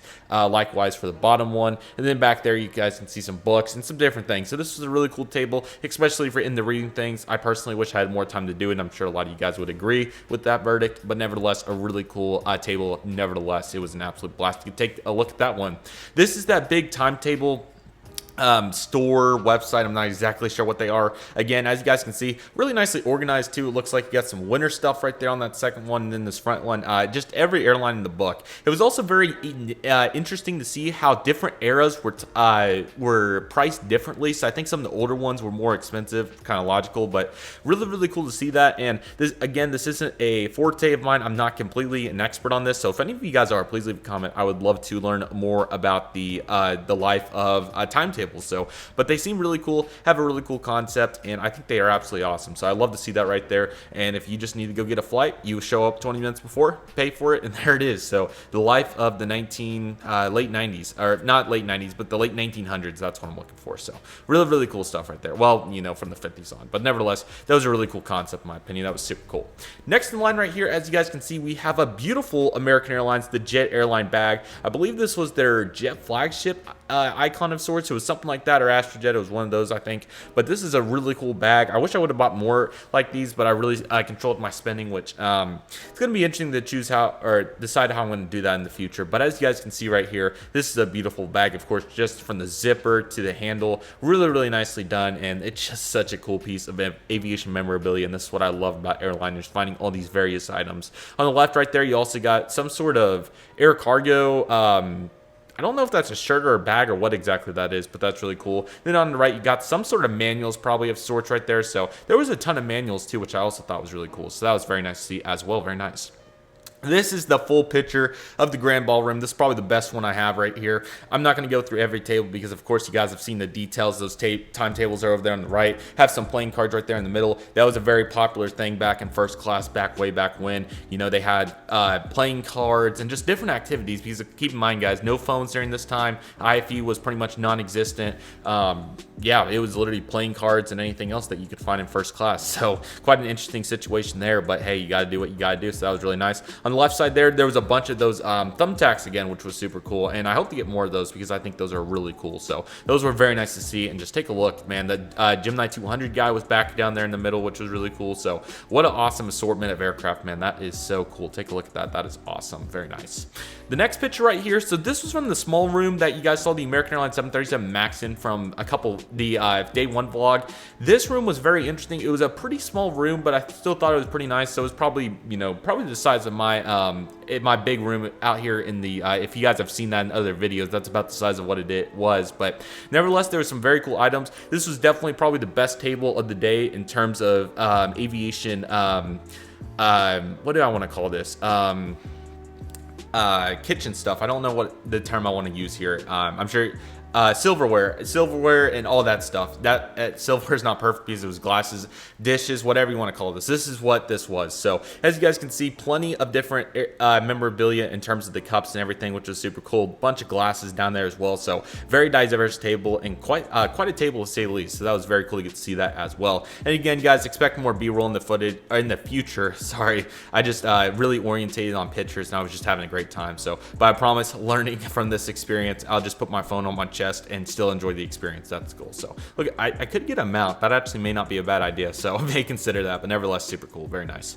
Next up right here, this was a super cool model. So we ended up going up to the second floor, and this was, I believe, I'm not sure what the name of the room was. Let me get it real quick. I think it was the Lindbergh, maybe. Yes, this was the Lindbergh room, I believe, and they had some really cool items in here. So they did have some models, but this was mainly more, it was a little bit of everything. There were some models, but there was also mainly a lot of shirts and bags flags and different things like that, and also just it was a lot of kit models too were up there, so it was a really diverse room, but it was an interesting part, and I'm sure that a lot of people unfortunately weren't able to make it up there because they didn't know about it. But nevertheless, as you guys can see right here, we have a really cool, I'm assuming this is some sort of corporate model of this ExpressJet Embraer ERJ 145 in their like late 2000s house livery. This was really cool in like the 1/200 scale. Quite a nice box to say the least with the stand. Somebody did end up buying this, so whoever bought this, congratulations to you, because when I saw it gone, that was unfortunate. But I did have to snag a picture of how cool that model was. I'm sure it was some sort of corporate plane. I doubt that anybody would do this outside of that. So really cool aircraft, and what a nice livery that ExpressJet had back in the day. It was really cool to see that. That was really nice.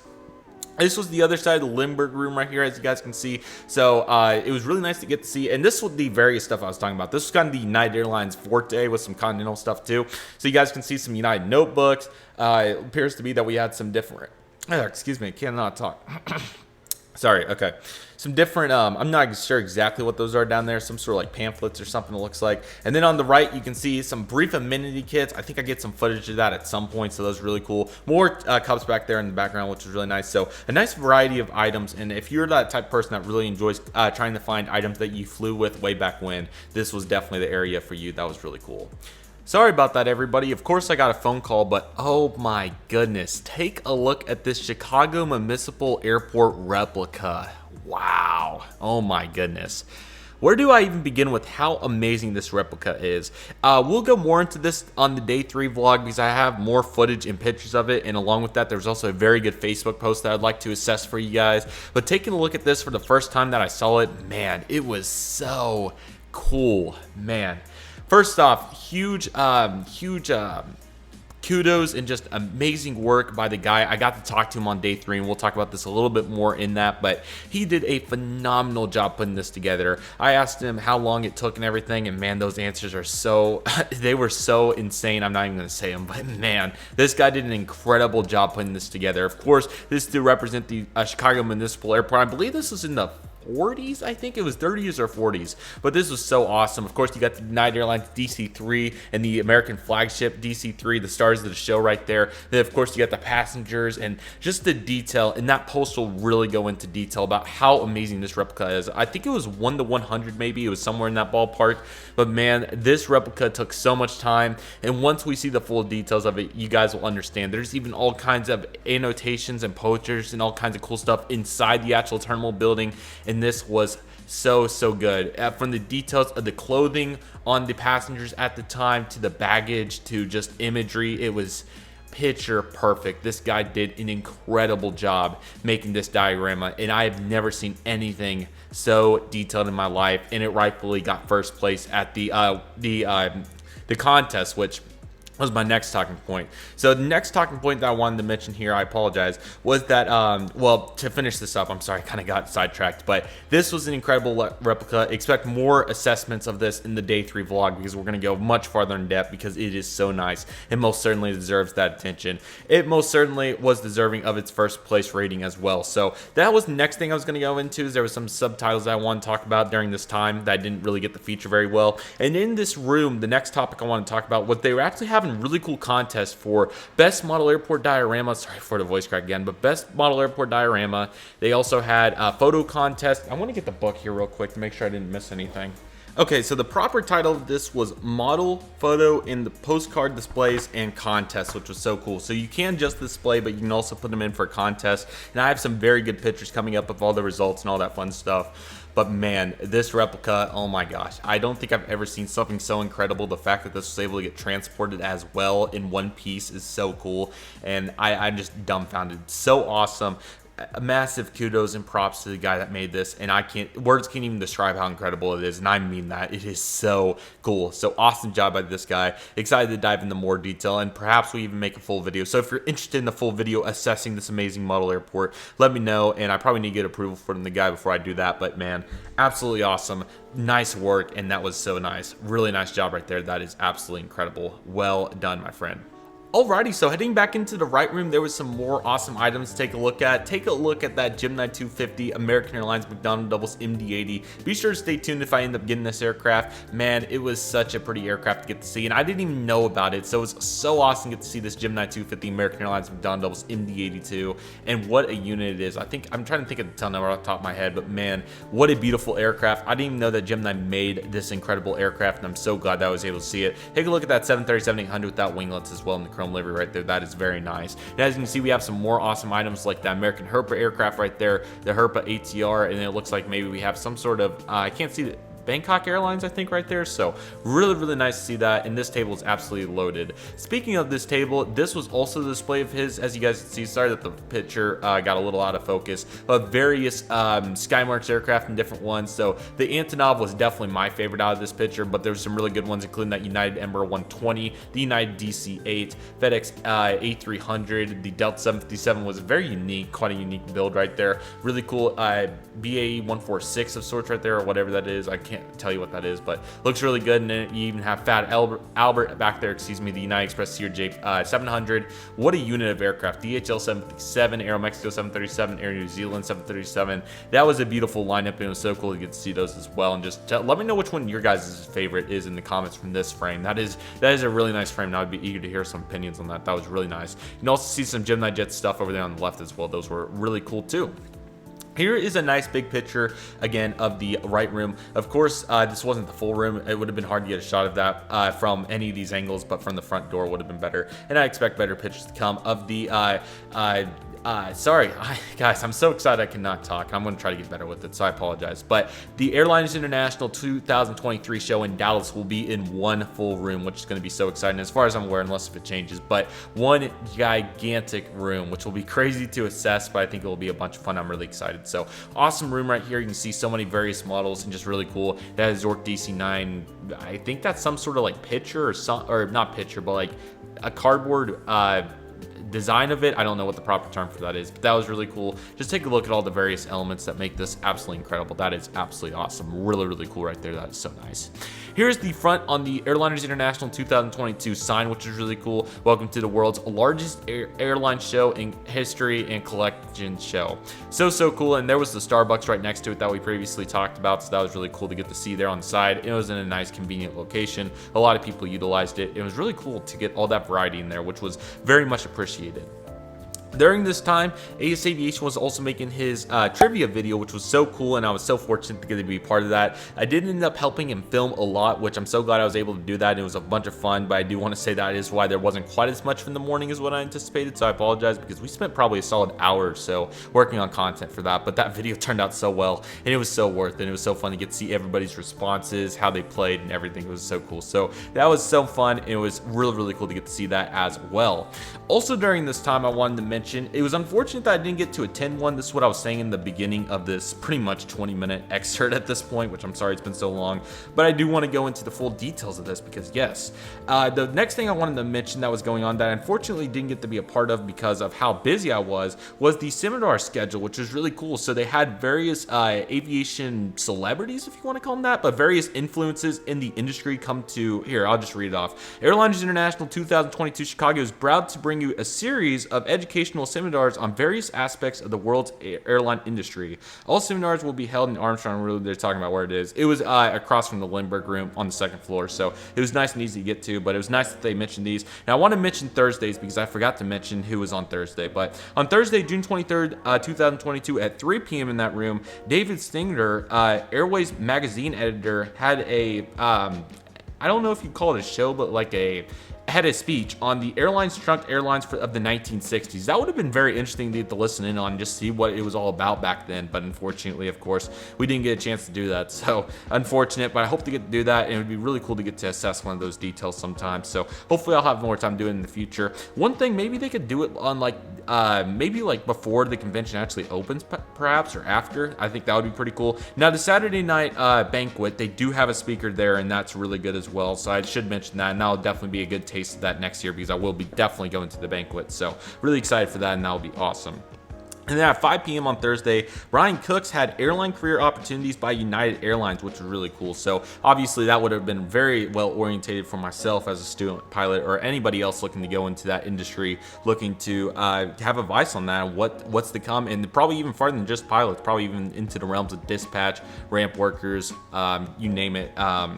Aviation management, mechanic, everything. So that would have been really cool. On Friday, June 24th at 1 p.m. we had Captain Tom Livesley. Hopefully I said it right. My airline career. Unfortunately, that's a little vague. I can't tell you exactly what his airline career was about, but I'm sure he may be on Google and all that. So really cool to get to see that. And at 3 p.m. we had Michael Harp. Hopefully I said that right. Chicago shaping the aviation industry. So that perhaps could have been a local in the area that knew it really well and got to talk about all those details. So that was really nice. So yes, and we'll talk about the Saturday ones in the Saturday vlogs. So that was really cool to get to see as well, and they did a great job with that too. So sorry for that little rant right there, but thought I would mention it there because that was where we had it. So again, sorry that I wasn't able to get more details there, but there we go.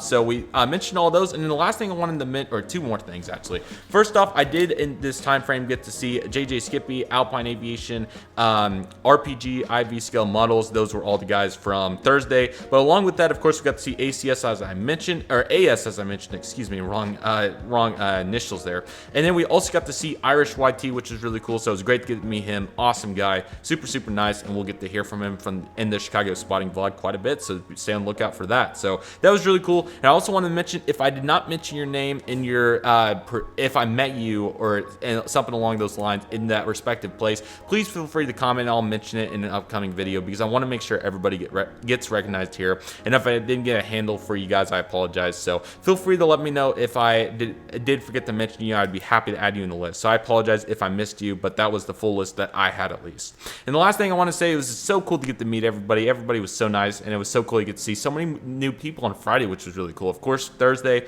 everybody was getting in. Some people couldn't get off work. All that fun stuff. But on Friday, it came full circle. Everybody was there, and it was just so cool. What a vibe it was. It was so cool to get to interact with everybody, and I had an absolute blast. So we do have some video clips to transition into, which I'm really excited about. Lots of really good ones, and I hope you guys are excited for the... Oh, excuse me, we do not. We still have one final picture at the Hilton Rosemont Hotel. This is when we went outside, me and AS did, to film that intro clip, which was really cool. So thought I'd get an awesome picture, and of course, it's a big hotel. It's like almost 10 stories or so. Really nice, and I'm excited to get a room in the actual building this next time around, so that'll be nice. So nevertheless, I hope you guys enjoyed this excerpt of the day 2 vlog. I cannot talk in this excerpt. My mouth just gets so dry and not being able to take a break. So nevertheless, I'll make it more formal going forward, but this is the raw rambling. This is how the experience was, and it's coming off my mouth. So nevertheless, I hope you guys are enjoying so far, and let's transition into some video clips. Here we go. Before this next clip starts, I just wanted to give a huge shout out to DG Pilot because that is what this clip pertains to. So huge shout out to DG Pilot. They are an amazing retailer. Donnie, if you're watching this, just want to give a huge thank you and props to you, sir, because you do an incredible job with DG Pilot and everything that we have going. DG Pilot is an incredible model airplane retailer. As you guys know, they have an incredible selection of model aircraft to choose from, all about customer service. Great guys. You guys will see how genuine it was in this upcoming clip. But man, just want to give a huge shout out to DG Pilot. They have an incredible table, and as you guys can see, they are amazing guys. So let's just dive into this clip. Thank you so much, Donnie, for saying hi to the vlog. And if you guys ever want to say hi to the vlog in upcoming Airliners International vlogs, be sure to let me know, because I would love to have as many of you guys in the vlogs as you would like. But here we go for DG Pilot. So excited to feature them, and it's going to be absolutely awesome. So here we go. Airliners International 2022 DG Pilot coming at you. Really appreciate everyone coming out. This is full of aviation enthusiasts that all have a passion for airplanes, flying machines, and more. So got our lineup of die-cast models here.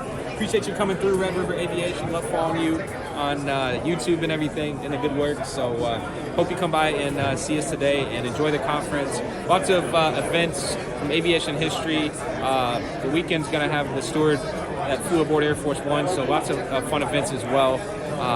And we're here to serve you. So come check us out, DG Pilot and the Grand Ballroom. Be sure to check them out, everybody. Address right here, website. They sell great products. Take a look at all of these. You can buy them all from dgpilot.com. Then the in-person store next year at Dallas too. Next year at Dallas we too. can't wait to come Super to Dallas. Excited. Absolutely. We're excited to come to Dallas. Yes, absolutely. Yeah. Super excited. Hope to visit the store soon, everybody. Yeah, we welcome you anytime. Yes. DG Pilot, love to see you. Yeah, thank you.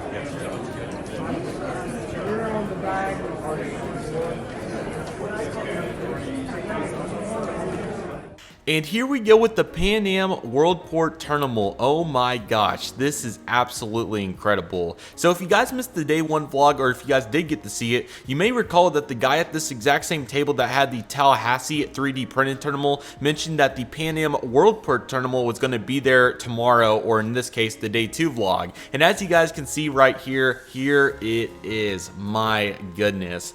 This might be one of the most I cannot talk, I'm sorry. This might be one of the most accurate replicas I have ever seen, especially that circular roof of the terminal. I don't know what you want to call it, but man, that is incredible infrastructure, printing, detail. I mean, you name it, that is so cool. So as you guys can see from left to right, you have the beautiful mat to start with, which looks really, really nice. It was very nice laminated. It was a very unique material. Really, really cool right there. They did a great job. There was the business card. I should have grabbed one. I'm sorry. I'll try to improve on that going forward. I got quite a few, but not that one, unfortunately. The Pan Am Worldport magazine of sorts. I'm sure went into more detail. And there's a really cool aerial view, and in the contrast to the full, I think this may have been a 1:600 replica. I'm not completely sure, but man, it was so cool. And just take a look at how beautiful the detail on top is, the double jet bridges, the built-in slots for the aircraft to park. I mean, man, that was so cool. So as you guys can see with the paper right there in the bottom, it was also for sale. I'm not sure if anybody bought it, but man, it was quite a cool replica, and it was so cool to get to see that. So you have two 747s right there,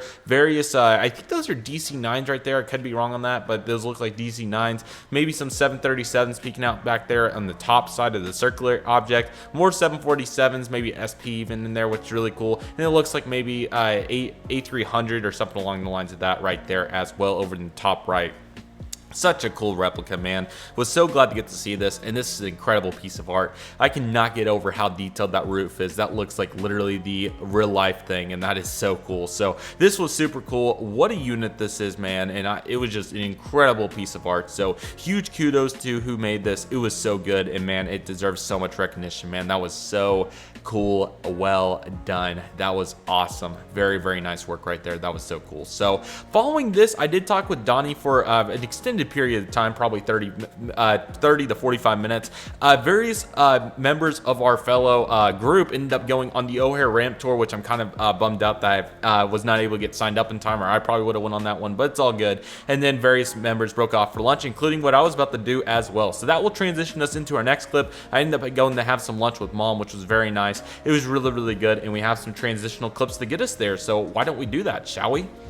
Alrighty guys, very solid morning over there at the Hilton. Got to get some lunch and I'm starving, so I'm going to take a slight break. But once we do that, we're going to come back over, get some good stuff in at the convention, and then go spotting here in a little bit. So very excited. Not sure if I'll buy or what I'll do, but have a great time talking to everybody. It's been super, super fun, and I've really enjoyed it. So yes, keeping it moving.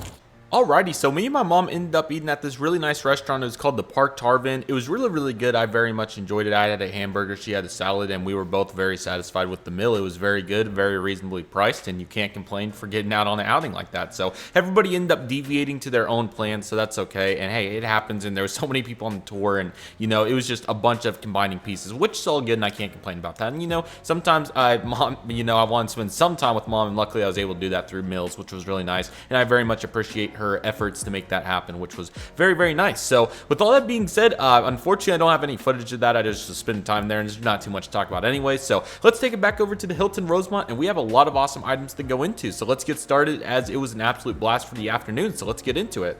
Alrighty guys, back to the Hilton we go after a solid lunch. We'll go to the Hilton probably for about 2 hours or so, and then we'll migrate over to start plane spotting at Dave & Buster's or whatever location we end up picking. So they did move over to East Flow, so good to know. But yeah, Chicago keeps it up pretty good. It's very nice, and there's a plane behind the parking garage, but yes, we're out. So starting to get a little warm, but that's okay. Also ate quite a bit for lunch, so hopefully that settles nicely, but nevertheless, whatever, it's good. See you guys at the hotel.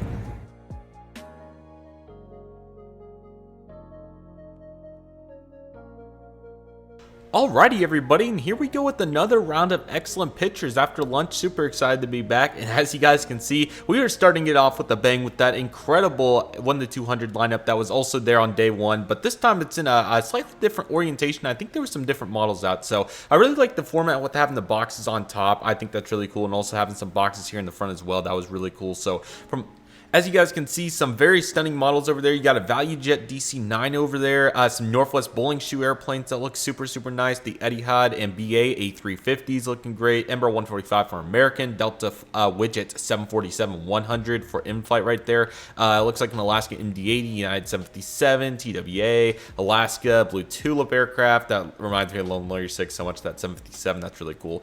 Let's see here. What else do we have? Some Lufthansa aircraft. Look at that $1,200 price tag on the 747-8. Oh my gosh, what an incredible plane that is, man. I'm sure that's worth very rare on eBay by looking at that. There's the American 747-100 as well, man. Just look at some of these. They're so nice. Blue Tulip CRJ-700. Plenty of Southwest. I mean, this is such a diverse lineup. I love it, man. That's so cool. I think that may be a Royal Jordanian A319, maybe. Looking really cool. And American Mad Dog. Oh, man. Well, stay tuned to see if I end up getting that, man. That is a beautiful plane right there. How about that? Delta 77, Southwest over there, Freedom 1 even down there on the bottom right. So what an awesome assortment in that picture. I mean, ultimately just a great lineup of aircraft right there. That is absolutely awesome. As you guys can see right here, we were able to get out some of the models, including the United Express by E+, CRJ 700 in the blue tulip colors. Such a detailed model. You know, this came out probably back in like 2008 or 9 or so, and just to see how detailed the mold was, it's pretty comparable to nowadays, which is quite fascinating to me.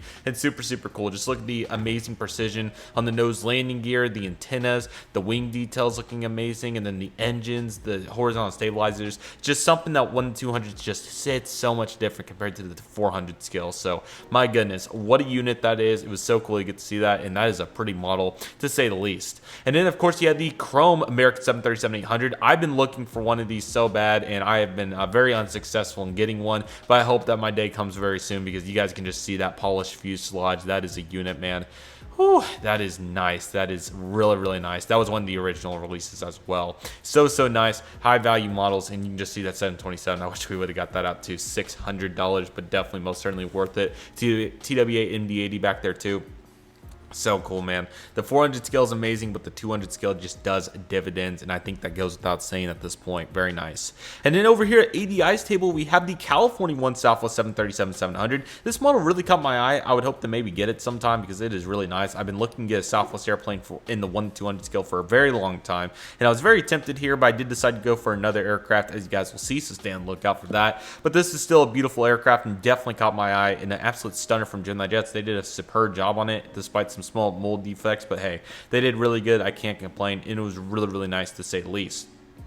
And then, of course, in this next picture, you can see the United Airlines 747 SP on the Solbass colors from In-Flight 200. This is another beautiful aircraft for a very solid price. This was a table on the back wall, and they had some really nice in-flight selections. I think I got some videos of them as well, so stay tuned for that. But man, take a look how beautiful this Solbass aircraft is, from the nose cone detail to the beautiful wing detail. I mean, 1-400 does it one way, but 1-200 just does it in another way. So this is kind of the 1-200 filter section, if you will. Excuse me. Oh man, it was so nice, and you can see the plastic piece on the winglets, or whatever you want to call those, the wing spikes, to show to not hit them. Man, that is so cool. So really nice job by In-Flight. That is a superb model. You also have the Qantas SP and the BOSC 747-400, most likely. It's a 400 or 747 of sorts. So really nice to see that, and that was absolutely awesome. So we do have some more video clips to transition into, so let's transition into those. Look at that Midway Metrolink. Here's the new Southern Air 777. You have a channel as well? Very nice. Yeah, it's yes. Aviation 24. Okay, I'll find this on my end. I'll tell you. Oh, look at that. Yep. Yes. Sorry for getting your phone in the video. Yeah, that's fine.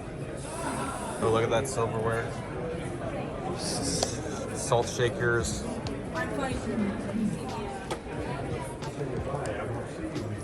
AS in the trivia. That was incredible.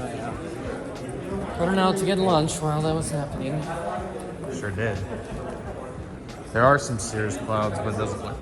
Alrighty guys, so here we go with the final segment of this video. I know it's been a very long one. I really hope you guys have enjoyed it. It has been a blast to produce, and Airliners International is on point. My goodness. I did want to say I completely forgot to mention that I got to meet Aviation 24 as well. So sorry, my guy. Definitely check out his channel. Really good guy and very nice, kind, and it was awesome to get to meet him. So Aviation 24, if you're watching this, my friend, great to get to meet you, sir. It was an absolute blast. Taking a look at this next 1-400 aircraft right here, we have the really cool Delta. I don't know if this is an NHL livery or what this was. Oh, I think it was the Salt Lake City Olympics 2002. That's what it is, because this model is so common throughout the eBays and all that fun stuff. I don't know why it never sold so well. Just take a look at how nice the color is on that. Of course, you got the orange, the gold, the dark blue, the gray. I mean, that's a really colorful livery. So kind of surprised that more people weren't as interested. Perhaps maybe it was because the widget kind of livery, because I don't know if this was a hybrid or what it was, but it looks like it was attempted to be the widget livery, was replaced by the colors in motion at that point. So I don't know what kind of special to compare it to, but nevertheless, it was interesting not to see it sell as well. Quite an interesting aircraft, but I think it looks really nice. So let me know what you guys think about it down in the comment section. That was pretty.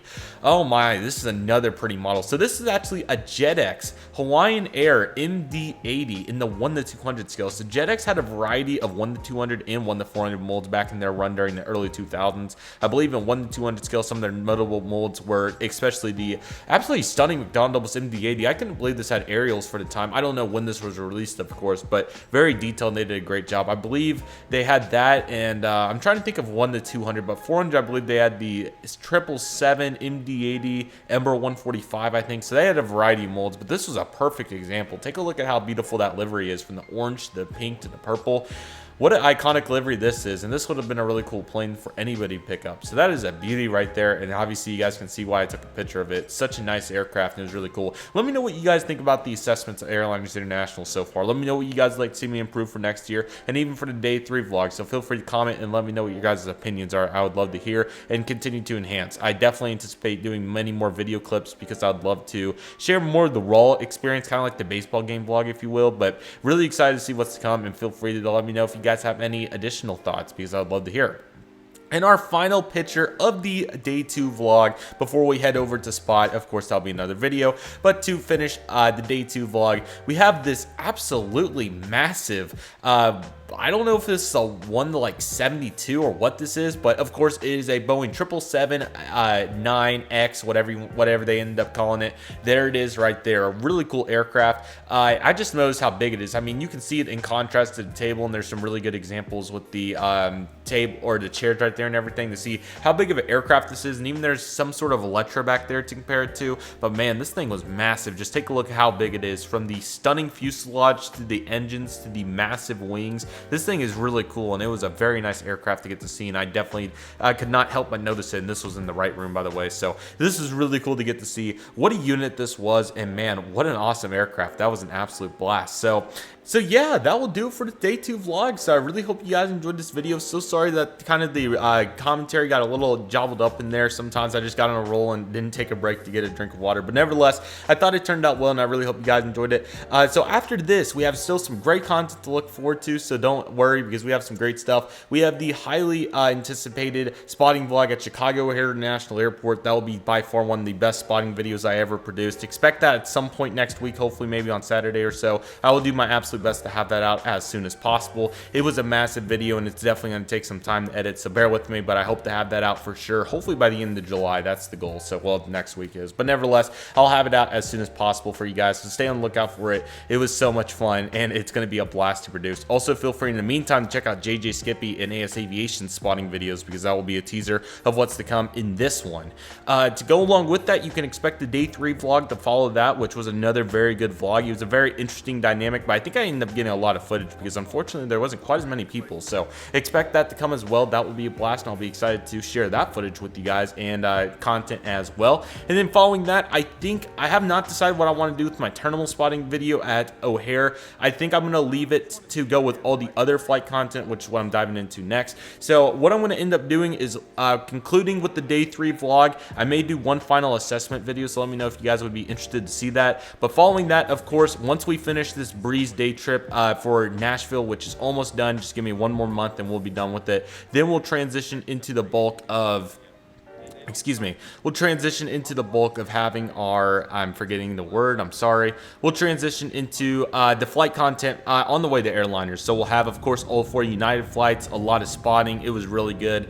You guys are going to be looking forward to it. I don't need to talk about it anymore. It's really good. You guys know what I'm talking about. Expect that starting in September with that 739 flight to Houston via United. So really excited for that. And there's a lot of really good upcoming stuff. I'm not quite done with summer, so we have a lot of great events coming. I'm not exactly sure what what it entails. I hope to do at least a couple more. I'm definitely going to be doing a couple more things in the middle of August. I'm not sure if I'll be able to do anything else, but I'm doing my absolute best considering how busy I am with work, flight training, and of course making this content for you guys and all the family stuff, and you name it, we've been doing it. But really excited for what's to come. I hope you guys are too, and sorry I kind of drawed this out, but I always like to leave you guys with something to think about, because I don't want you guys to ever be sad that content, that this video is over, because I know that at least that's how I feel content, at least, is I kind of get sad when I don't get another video for a little bit. But we are uploading daily right now, and I hope to continue to. I hope for 5 times a week, but we'll see what happens going into college. At least 3, but I think 5 is definitely a doable number with some of this content. So let me know what you guys think, but I'm really excited for what's to come.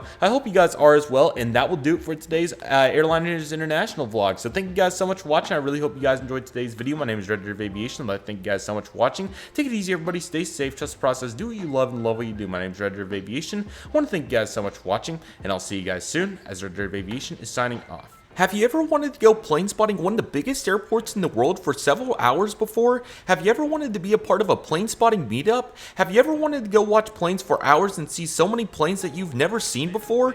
Join me as we spend 6 hours plane spotting at Chicago O'Hare International Airport. From meeting dozens of aviation enthusiasts to seeing dozens of international airlines, this is going to be an incredible spotting outing. Without any further delay, let's dive into the highly anticipated Chicago O'Hare International Airport spotting vlog, everybody. Let's get started.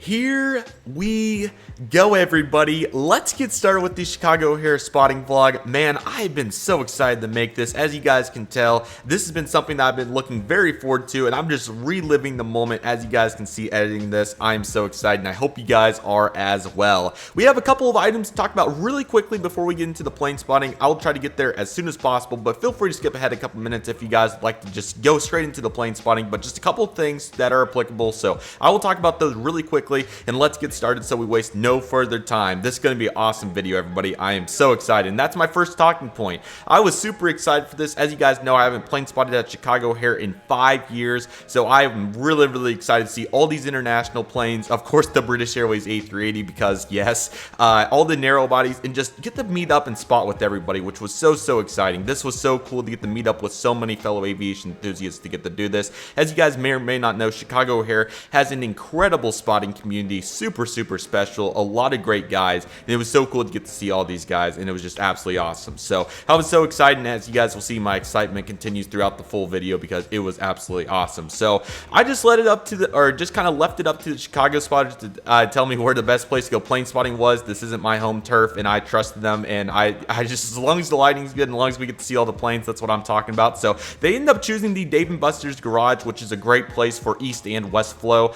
Absolutely love the location. I think the best part about it is you get to see both sides of all the traffic. It's so high up in the air, so you can get some great perspectives. You get to see a lot of T5, and I thought it was an awesome location. So that is where we're doing our plane spotting today. If you're ever in Chicago, this is one of the best spots for any flow, any time of the day. This spot is one of the best on the airport. I would argue that it might be the best. Highly recommended, great location, and thank you to the Chicago spotters for picking the best location, because this was absolutely awesome. So I was so excited. I didn't even check the flight board. I was so excited. I was like, this is Chicago, man. We're going to see some awesome stuff. So I knew that great things were ahead, and I was super excited. So the format of how we're going to be doing this is typically, you guys know with my other spotting vlogs that I've done at Tulsa International Airport, typically I edit all the pictures. In this case, I took like 2,000 pictures over the span of like 6 hours. So to make it reasonable, I've decided that I'm going to show you guys all the pictures, and that kind of turns it into a video format anyways with me scrolling through them. So that's how we're going to look at them, and then of course we'll have video clips in between. So definitely expect those. Those will be really good, and I hope you guys are excited for that. So the format will work really well, and I hope you guys are good with that, because I'll kind of show you guys how everything went together and just all the great pictures, and there was so many. So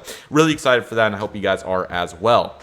And also just want to give a huge shout out to everybody that was there. All the handles will be on the screen at this time, so feel free to go check out all these guys. We'll obviously get to talk to some of them throughout this video, and it was just so much fun. So definitely go check all these guys out. Great guys, super nice. Really appreciate everybody coming. I will do some talking, but probably each and every one towards the end, because I don't want to do it here because you guys are ready for the plane spotting. So one final thing, want to give a huge shout out to JJ Skippy and AS Aviation. They both produced awesome videos from this plane spotting event. Highly recommend checking those out. They were so fun, and I apologize to both of you guys for me talking over your guys' spotting clips. Hopefully it wasn't too obnoxious, but hopefully you guys were good with it nevertheless. So no further time to be wasted. Let's get started. I really hope you guys are excited. This is going to be a blast, and let's get into the Chicago O'Hare plane spotting vlog from June 24th, 2022. Let's get started, everybody. All right, everybody, taking it over to the Dave & Buster's parking garage. Do you guys want to say hi? What's up, everybody? AS, Ethan, yes, sir. Going well right now. Very excited to make it over to plane spotting. First time proper spotting at O'Hare. It's going to be great. A little toplet right now, but it's going to get better. So we'll continue to walk over to Dave & Buster's, getting some real exercise. Here we go, boys. The walk over to the Dave & Buster's parking garage was most certainly a ton of fun, and I really enjoyed it. And I also got to see for the very first time my first 6-lane highway. I know that's crazy that I've never seen one of those before, and I was kind of dumbfounded to see it. I know it's a commonplace here in big towns, but man, that was really cool to say the least. All right, everybody, welcome to the top of the Dave & Buster's garage. AS passing out stuff, being nice. Yes, absolutely. So beautiful spot up here. We're gonna get some great heavies. The sun continues to progress down, so it'll make the 10s really good, and 9s are still pretty good right now. So just got Lufthansa, and yeah, we'll continue to vlog it, and very fun. Alrighty, everybody, let's get started. I am so excited for this, man. It's just absolutely incredible. I haven't done some big time spotting like this in a very long time, and I was so excited, man. This is absolutely incredible. Let's not even waste any further time. Let's just dive into it, because man, we saw so many planes, and these captures were just absolutely incredible. So hopefully you guys are good with this view. I think it looks pretty good. I hope you guys are excited to go through all this. It's kind of a hybrid of a video experience and a picture experience, so I think it was the best of both worlds for sure, and this is absolutely awesome. So with all that being said, let's get started, because we have thousands of photos to go through, and we got to get started. So let's get started right here with this Continental Globe United 757-200. I've seen quite a few of these over the years, but I've never really got an elite shot of one, if that makes sense. So I got to see several of these at Chicago, so I was really glad to get to see these. Sorry, didn't mean to go that far ahead. I didn't get a ton of them, but it was really nice. The Cirrus clouds were in the backdrop. This was on the north side of runway 9. The 10s weren't that great lit yet, but the sun obviously was progressively going down, and it got much better, as you guys are going to see momentarily. So 9 was definitely good for right now, and I'm very glad it was. So that United 757 was absolutely awesome. And then we have, sorry, wrong way, the stunning Lufthansa Airbus A350-900 in the new livery. I was so glad to get to see multiple ones of these at Chicago, and this was a great example of one right here, as you can tell. Not sure exactly what the name of this one was, but man, just take a look at how pretty it was with the Cirrus clouds. That was awesome, man. So I was so glad to get to see that aircraft. What a pretty aircraft, and it looks super nice. Here's a really nice shot of T5 right here. You got all the international carriers right there, so you got some United. I believe that was the Starline 767 in front of you, which is really cool. ANA 2 777s in one shot. That's not an everyday occurrence, but they have a lot of flights here, so that was really cool. SAS's A330. We had a KLM Asia Boeing 777-200 that was about to take off. A Qatar Airbus 8, or sorry, this was the Boeing 777-300. Air France A350. Then in the very back, you can see a couple more tails, and then a really big tail, the British Airways Airbus A380 loading up too. So that was awesome. I'll try not to make this too long, because I know we have so many pictures, but you guys know the drill. So there's a really cool double shot with ANA. That was awesome. There's a really good shot of the ANA 777, so that was awesome. And then we have a United Express CRJ 550 blasting out for GoJet. I'm sorry. That's exactly what happens with Chicago O'Hare spotting with 9s and 10s. As you guys can see, I was bouncing back and forth. So here's the 550. Then we have the Delta CRJ-900 right there too. So that was crazy, but man, I enjoyed it so much. So this Endeavor was probably out to like JFK or something, and then that 550 was out to a regional jet destination, of course. Here's the United Airbus A320 service out to somewhere. It was cool to get to see all these mainline planes. We're going to see a lot of them, so just buckle up. And there's a 737-700, and the Cirrus clouds were really providing a really nice view back there. Obviously, it was a really hot day, so they were very high up there, but man, they look super good. They ended up dissipating, which I was glad to get the best of both worlds. We had the sun shining. That was what I cared about. And look at that bank, man. That is awesome.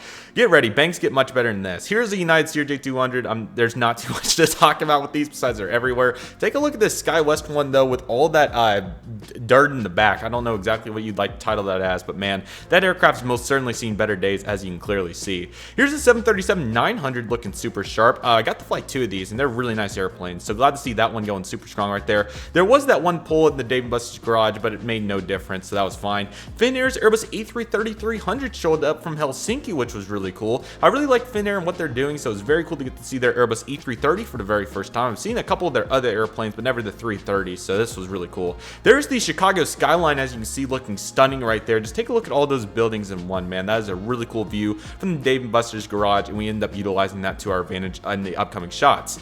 This might be my first best picture United 737 MAX 9 as far as I'm aware. I've never really spotted one properly, and I honestly, just like many of these other aircraft as you were going to see through this video, completely forgot that I saw this. So here's the United 737 900, or MAX 9, excuse me. It's really cool to get to see one of these. I really like the Dreamliner livery that they put on here. It looks really nice. So that is a really good shot right there.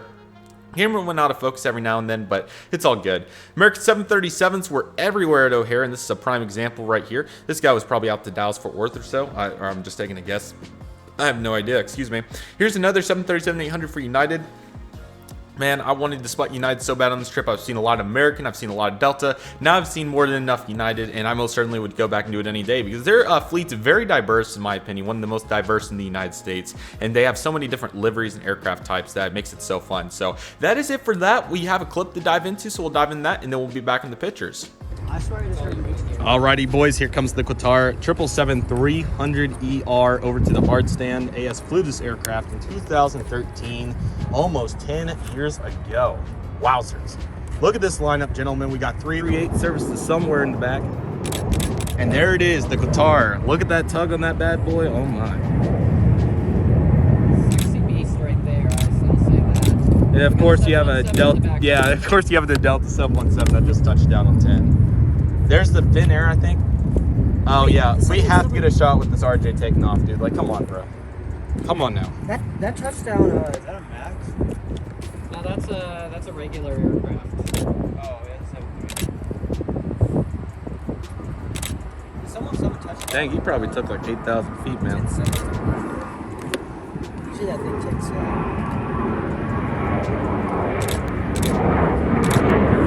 Another classic.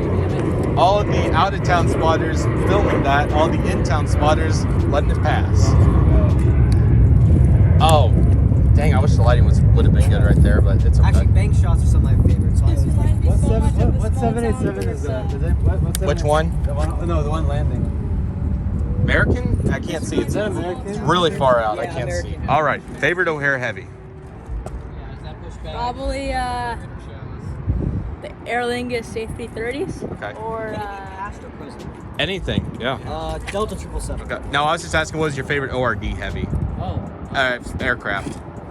International. What? MD-11. MD-11 for who? KLM?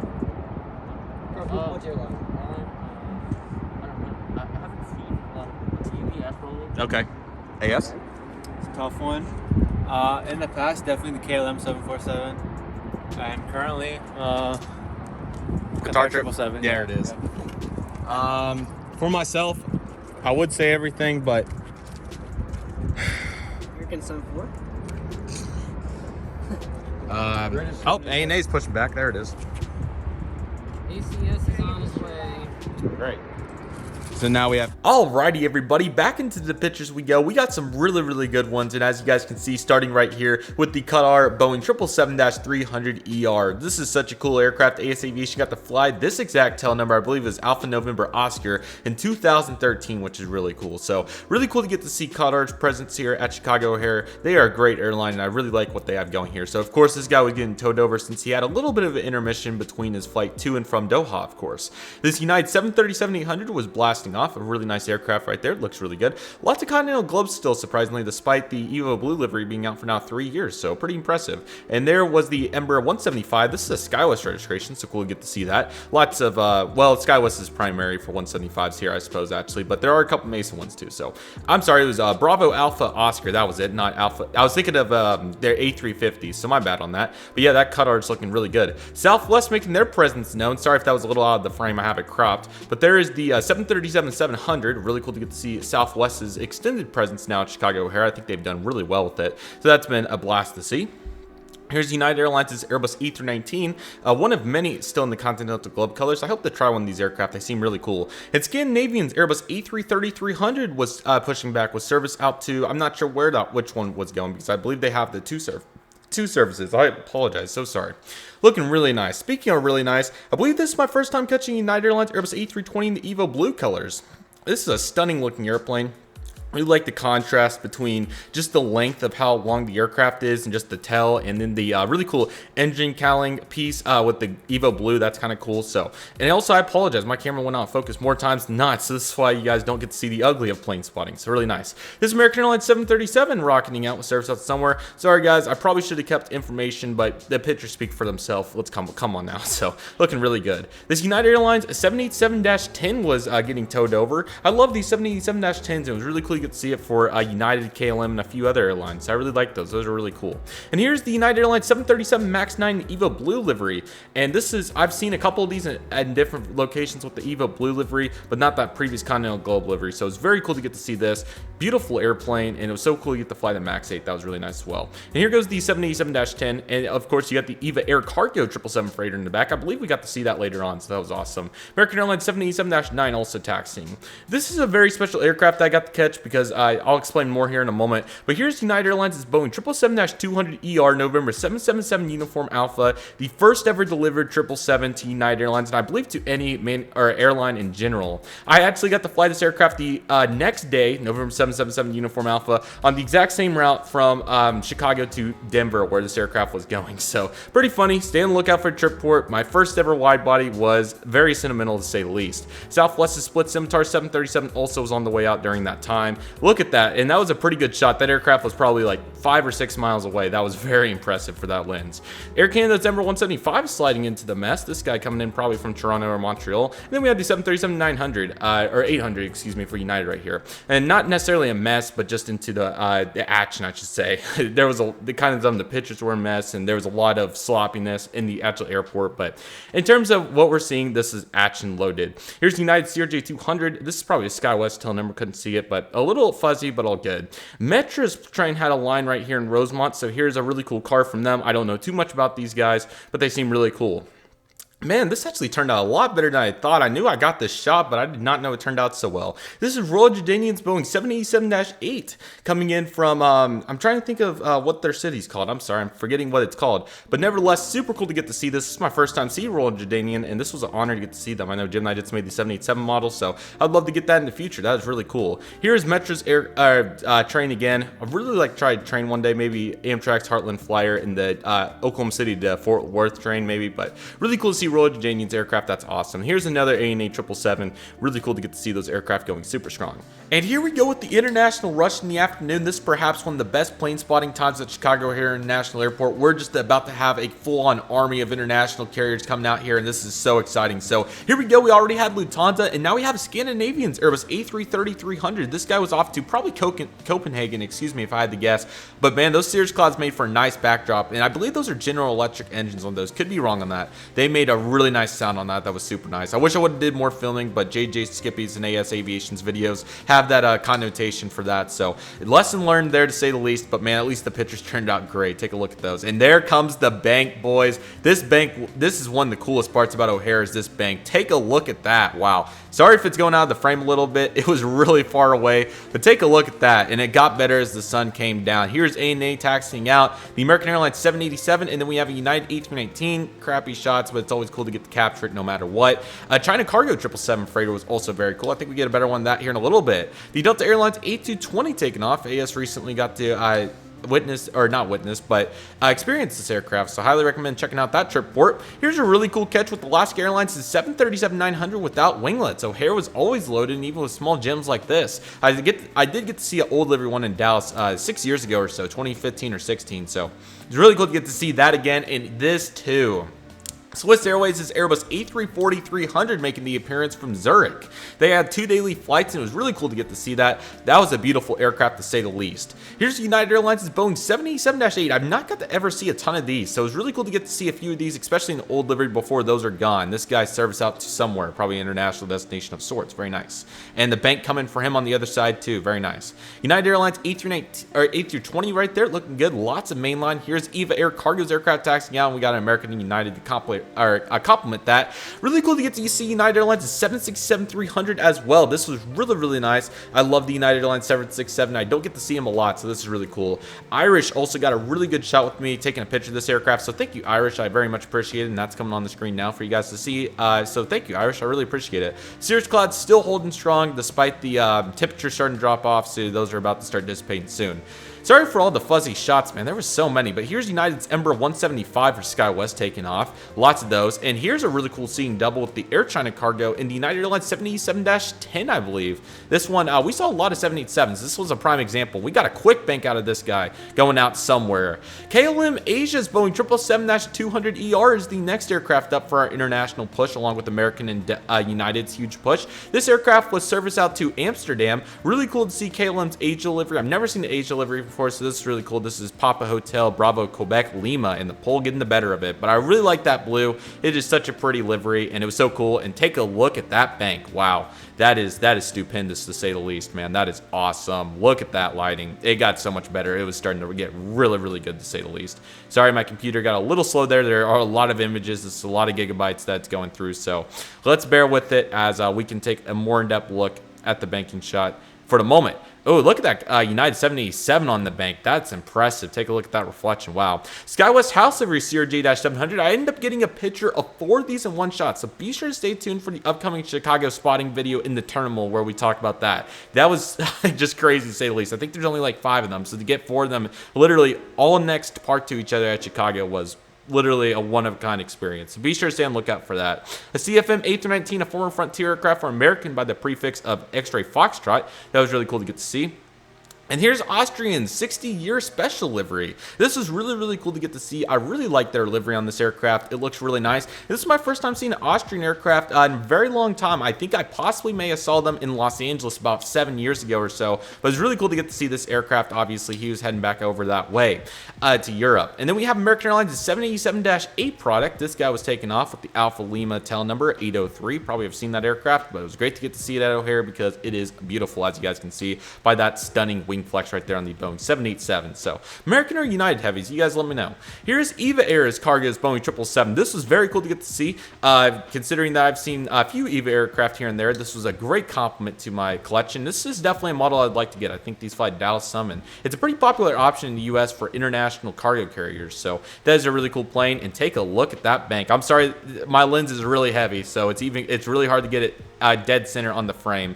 But when it does, as you guys can see, some of these are out of focus, but these are a little bit better. It is really good to say the least. Sorry, I get the scrolling and it just gets a little out of sync. There's another Metro train right there. Very nice to see that. That is really nice. Very cool station to say the least. And here's Air China Cargo's 777 freighter product. This one I don't think is as popular throughout the United States, but it is sure a good looking aircraft with the gray underbelly and then the really cool cargo cursive titles. That is really cool in Air China Cargo's aircraft. That was probably heading back to Beijing or somewhere in that region to say the least. So very nice. Or possibly Anchorage, probably. I should have known better than that. American Airlines' Airbus A321 with IAE engines was making its appearance, which was very nice. And I think that, okay, I didn't know if that was the last shot because my computer's getting a little slow here. Again, I put like 300 pictures on this preview, so it is taking its sweet time to say the least. But I'm still scrolling. Yeah, I think that is the end of this round of pictures. So now we have some video clips to take a look at. The international push continues. Let's dive into those details. AS, what are your thoughts on this Lufthansa 748? Oh, it never gets old. It's our only passenger 747, so...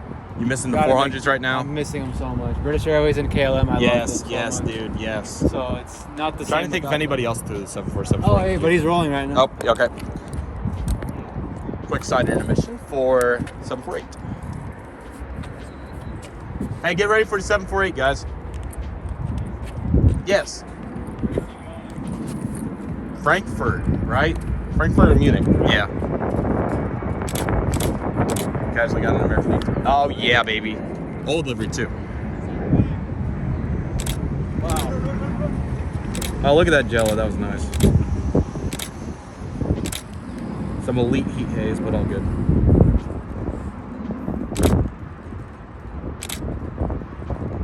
Surprised they sent him 9 left.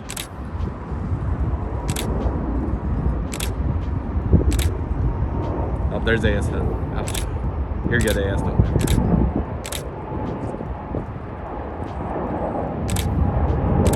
there's the bank.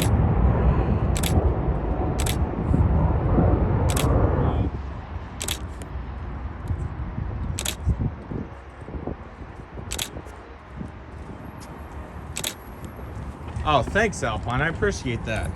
Huh? You ran right in front of my camera. Oh, sorry.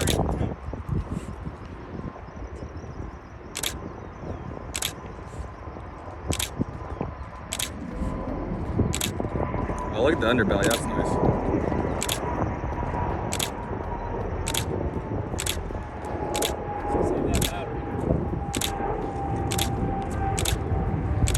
Well, I got 5 batteries for the T6i stuff, but I don't have 5 batteries, unfortunately, for the original series.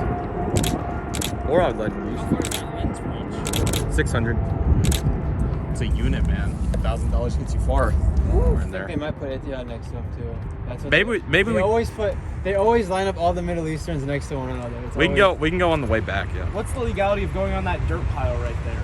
The heavy push continues with the Lufthansa Boeing 747-8. This was super cool. I've not seen a 747-8 in a very long time, and as you guys can tell, this spotting outing just was knocking box after box after box.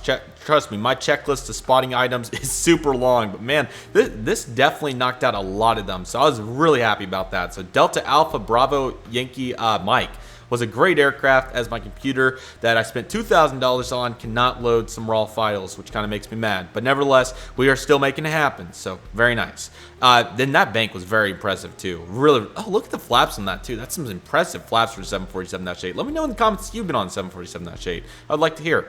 Really cool. I think this was one of the Cape Air's new aircraft. I'm not exactly what it was, but it looks really nice. So that was really cool to get to see that. Sorry about the focus. Lufthansa out and about. This was the Frankfurt flight, I believe, but maybe in Munich. And as you guys can tell, the international lineup was changing a lot. So the gate that ANA was at, now American has their 787 there. Royal Jordanians came in, Finnair. We have another American. We still have the Starline 763 and the Aer Lingus A330. Very excited for that. That was really cool. Here comes the Austrian 777, as we saw in the video. That was really cool. You guys heard those amazing General Electric engines, and they most certainly came out very nicely. So beautiful aircraft right here. I really like their 60-year livery. This is really nice, and it was cool to finally get some really good shots of Austrian. Another box checked. Really, really happy. And you can also see the servos, or as however that's pronounced, on the bottom of the fuselage right there. And that's another cool thing about this spot is for East Flow, which is what we're in right now, as you guys can tell, we got a lot of really cool takeoff shots. But in West Flow, when you guys will see landings, those are also really cool as well. JJ Skippy uploaded a great video at the Dave & Buster's parking garage with the West Flow, which was very nice. So definitely feel free to check that out. That was really cool.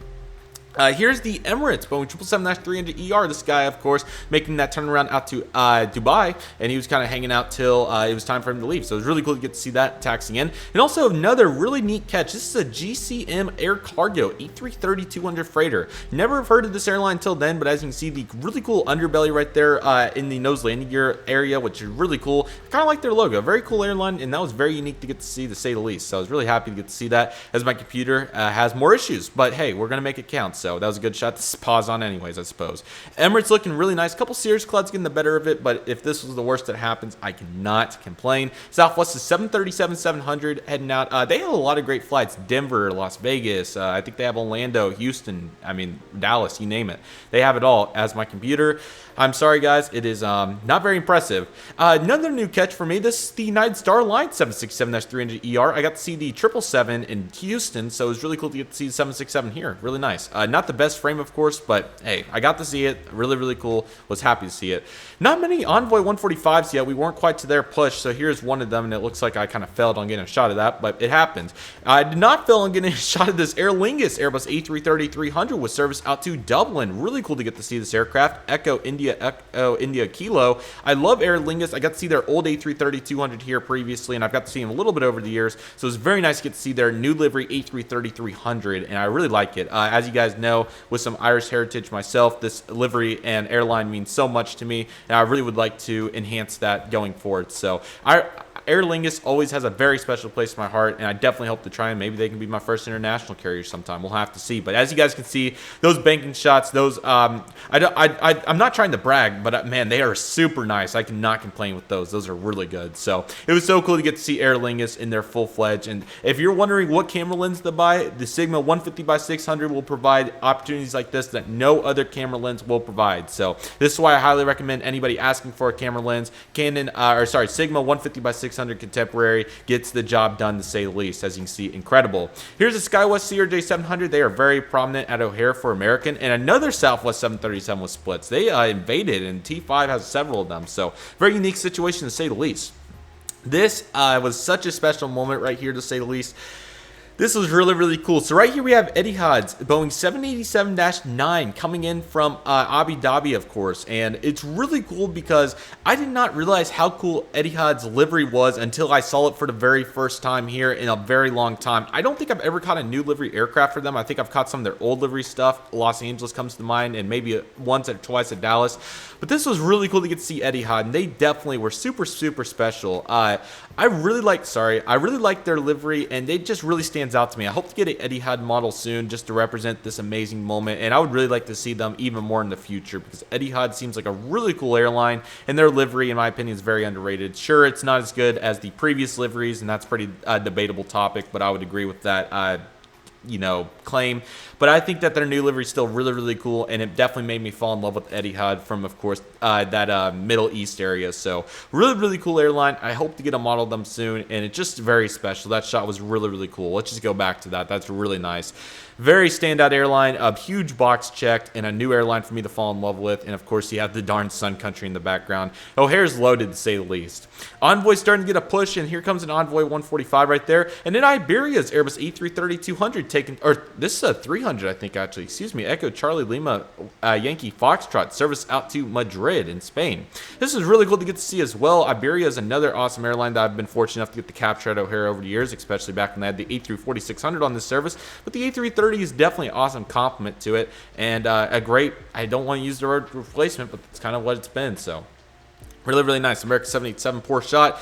And we were out of focus multiple times. I apologize. But here's JetBlue's blue, I can't see what that says on Blue Migo, I think. Embraer ERJ-190 with the TARDEN-TUL. This is a beautiful looking aircraft. Very unique service, of course. JetBlue having the 190s to Boston, JFK. Yet they could have some mainline, but pretty cool. They had the 220s previously. Sad I didn't get to see one, but it's okay. American 737-800 taking off. Plenty of these. I can't say much more than that. And there was an Envoy 175 as well making service right there. Primary 737 was really nice to see, and another Envoy. I should have took more pictures because some of these came out uneditable, so unfortunate. And really cool to get to see Spirit's Airbus A319. This guy had service to somewhere, but Spirit A319, huge to get to catch this as these may be getting retired in the future. So that was very nice to get to see that, and I was really glad to get to see that right there. Alrighty, back into some video clips we go. Never mind, I guess we have some more pictures. Here's because I ended on a Spirit 145. Or sorry, A319, but these American 145s, I guess I wasn't quite done. I thought because there was two Spirit A319s, I guess. So really cool to get to see two of them. Sorry about that. Here we have more Envoy 145s. Really cool to get to see these. That Juliet Alpha is a Envoy one. I thought there was some Piedmonts in here. It probably is, but the American Eagle push began, and we are sure seeing it right here, as you guys can see. So plenty of them. Maybe it was this A319. Was this the final one is the question. Okay, now I'm scrolling backwards. Now I'm going the wrong way. I apologize. Sorry, guys. Okay, yeah, I just went the wrong way. That's why I got messed up. Okay, whoa, computer. You're going way too far. This is way too good of material to be going that fast over. Okay, here's the American Eagle number 145. That's a classic mess up. Okay, slowly but surely, we're going to make it to our next frame. With my computer being slow again. I am so sorry. But yeah, American's 145 looks really good. There's a Spirit A320 contrailing over. Not sure what the route was, but that was kind of cool to get to see from overhead. Weather was so good, man. It was so nice. Lot 787. So glad to get to see Lot again. I got to see a lot of their Dash 8s when I was here previously. Now we got to see their Dash 9s coming in. So beautiful looking aircraft. The underbelly also really cool. So that was a very unique angle right there. That's really nice. I was really glad to get to see that. Turkish's 777 made its service in from Istanbul. So that was really cool to get to see, even though the shot was awful. And here's the Metro train. Oliver Eddy or something like that. Very cool. I think AS Aviation actually has an in-scale aircraft or train of this, so that's really cool to get to see that. WestJet's Dash 8. This is quite unique that I got to see that, considering that this service is now done. that was quite unique at this airport. You know, I've seen these before, so it's not like I've never seen one of these somehow. But the fact that it was at Chicago before the service ended was quite abnormal to say the least. But that was still really cool. So WestJet's Dash 8 came over the park with not only the Etihad 787-9, not only the Qatar 777-300, but also the Emirates 777. So now we had all 4 of those guys. So that was so nice. There's Scandinavian's aircraft landing in right there, really nice. And there's a really nice lineup of the international lineup along with that WestJet parking. Next aircraft up was a heavy, I think, wasn't it? No, just America 737, my bad. So America 737 blasting off. There's another one right there. And there's an A319 with sharklets. I think that may have been the only one of the day, 9012. I've seen that one multiple times. So glad to get to see that aircraft here at Chicago. This was really cool to get to see this Delta 717 literally fly right overhead. This guy, I think, was heading out to Atlanta or Detroit, but it was really cool to get to see this thing go right overhead. Sorry, my computer is being slow, but this was quite a unique angle. Take a look at that. Out of all aircraft to do this, it was really cool to see 717. Not only that, but this is actually the first built 717, November 717 Juliet Lima. So quite a unique situation to say the least with this frame, but man, that was so cool. You can see how hard they've worked that 717. What a beautiful aircraft and some awesome lighting. That was stunning to say the least. So very cool. A little overexposed on some of those, but hey, I don't know what the focus was. It got a little out of focus multiple times, but maybe I was being a little rough on my holding skills with it. So nevertheless, all good. Here's American's 175, another crappy one-off shot. I indeed learned from that. And here's the United Sky West Ember 175, service out somewhere. Okay, there's a Republic 175. Really cool. Never mind, this is an Envoy 170. I apologize. I'm a little too fast on that, too. November 763 Charlie Charlie. First time catching one of these, I believe. Really cool because I've only seen this one, and they only have 6 of them. So very happy to get to see that for Envoy. Another American 737. They continue to work, and a Primer 737 to complement that. Look how dirty the underneath is. Man, that's really dirty for Primer. Come on, spin, spin, spin. That might be the last. Yeah, that was like, no way. Air Canada's toothpaste Airbus A320 looks so good. Charlie Golf, Kilo, Oscar, Echo, and I can't control the scroll, so there we go. Really, really nice. I need to go back to that because that is pretty. Take a look at toothpaste. I got to see a lot of these on this trip somehow, and this was another great one to add to my collection. It's been a long time, and they still have quite a few of these, so I was really happy to get to see the toothpaste A320. And then following that, we had an RJ of sorts, I believe. If my computer will load, please. Come on.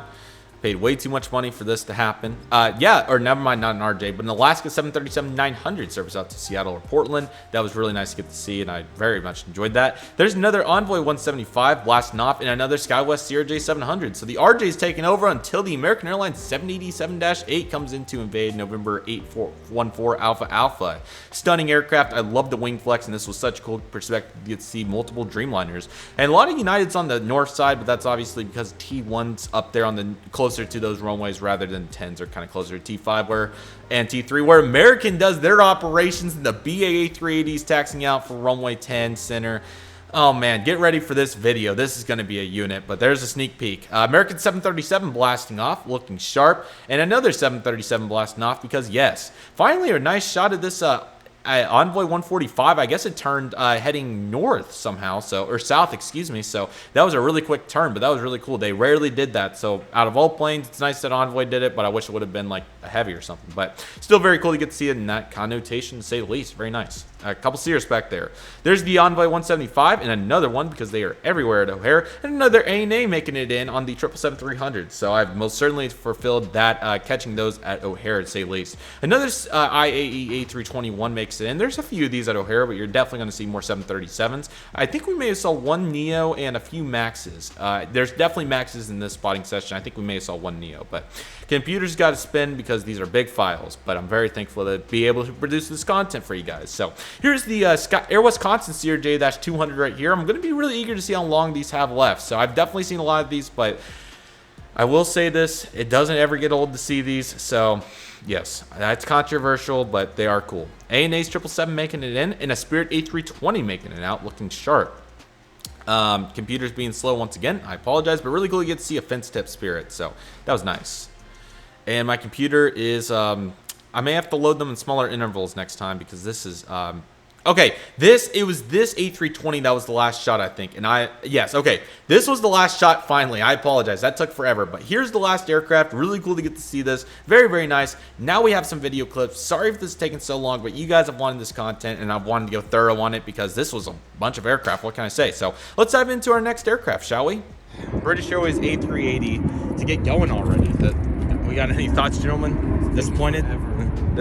Come on now. I know it takes forever to board 400 people, but I just want to see it, man. The lighting's very good right now, as we can see. Well, I think it's part of that what was it, that passport system. Yeah, I think that's what Irish was talking to some of his ramp buddies, and that was a claim. So maybe that's the reason. But this airport is insane after all, so anything's possible. American 738, maybe. Yeah, they don't stop, man. They keep going. I would love to see a landing onto 22 left. That would be insane from right here, dude. It would probably be like right there. Whenever you're ready. All right. Hello, guys. Super excited to be out here. I'm ACS777X and Instagram ACS777X at Aviation. And yeah, I'm super glad I was a moderator for the guy you're watching right now for a while now. I'm super happy to be out here watching planes with you guys. Absolutely. I really hope I really hope that you could start uploading again sometime. I know. Nice. Yeah, I've just been busy. Yes, absolutely. Yes. Well, we're very proud of ACS's efforts, and we're very excited for what's to come. It's so great to get to meet ACS here at Chicago. I just can't believe I'm with absolutely you incredible. And AS right there. Yes, AS is working, man. He's working. Absolutely. Yes. The BA380 is pushed back, and we're currently waiting. Very excited. I was hoping they would have at least one Gemini BA380 here. Yeah, that's what they had like 25 Emirates, but no British Airlines. AS, you ready for this? BA380? I'm ready for it. Have you seen one? I'm trying to remember. I just saw it on the tour. Okay, yeah, but before that, I mean, I've seen it a lot, but I haven't done any good video of it. Well, this is going to be a great opportunity. Take a look at that. Alpine, any thoughts here? This is awesome. Ethan? This is amazing. I've never seen so many planes. Yes, and now we got the Spirit Cool to see the 321. plane I've been on. That puts the icing on the cake. Yeah, we have seen all three.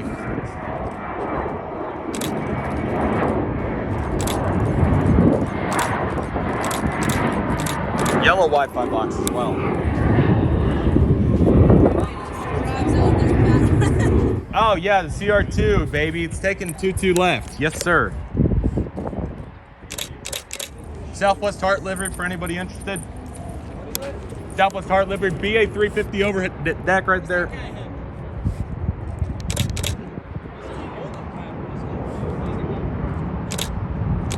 Yeah, baby.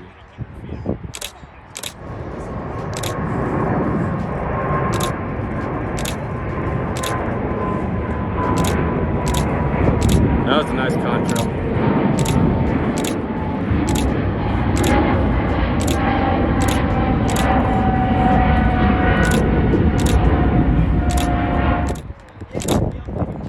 Little backlit, but that's okay.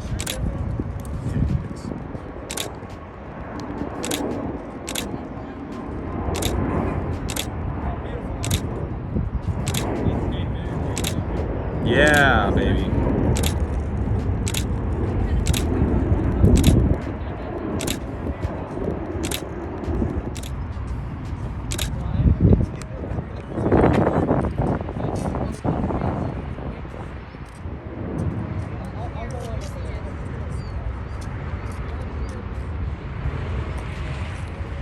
She's rolling.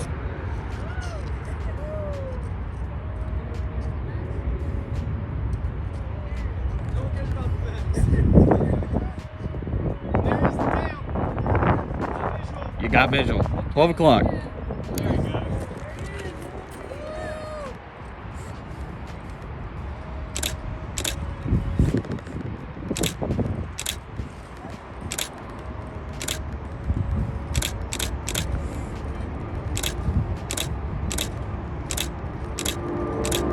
Oh man, baby.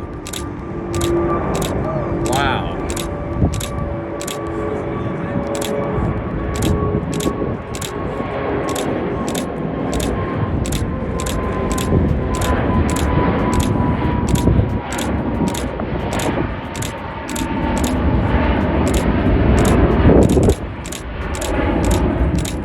Here comes the bank. Here comes the bank.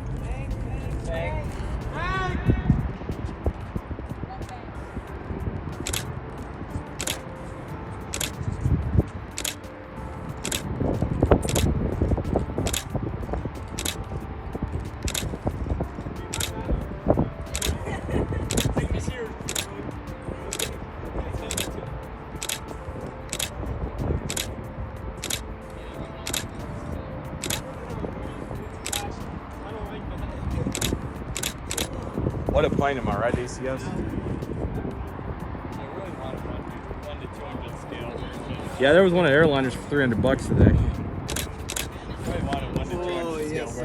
Oh my goodness, everybody. We have some incredible shots to take a look at here. You guys saw those videos. My goodness, that was incredible to put together from behind the screen. That was insane. So we have so many to dive into. You guys already know the drill. Let's get started. This Spirit Airlines Airbus A321, as you guys saw in the video, is rocketing off. What a pretty aircraft this is. I really like the yellow Wi-Fi box. That was very cool. And 2-2 left ops were beginning with the United Express CRJ200 for Air Wisconsin taking off. So quite a unique view to say the least. Here's a nice view, an American taxiing over as well. Very unique frame, really cool. Another Southwest taking it off, and the British Airways 787-10 coming in on that second daily service from London Heathrow. Really cool to get to see that, as you can tell. Beautiful aircraft and really good shots considering how far it was. That was nice. Here's a Republic Embraer 170. We didn't see a ton of these, so it was really cool to finally get to see one. And how about the Stars and Bars United Airlines Airbus A320 soaring in? This was really cool to see. We'll be seeing this later in the video as well, so definitely stay tuned for that. Very, very nice. Really cool aircraft right there. And I apologize, my computer's getting slow again because it just cannot handle so many pictures. I'm sorry, guys.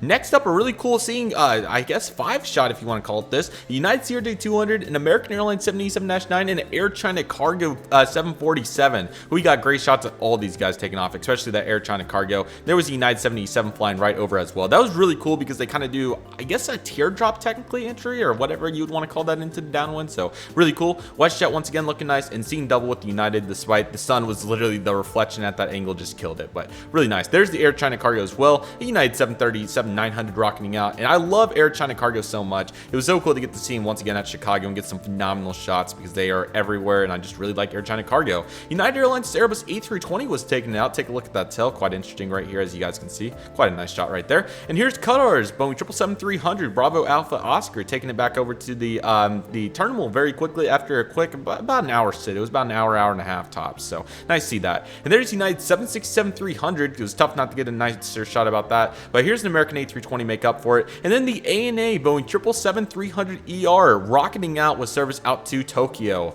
Beautiful airplane, as you guys can see. This thing is just super, super nice. From both shades of blue to the gray underbelly, that's just a stunning aircraft, and I hope a good one model gets made of one in the 400 scale sometime, because I've seen several of these, and I think it would only be right to pick this up in the future sometime.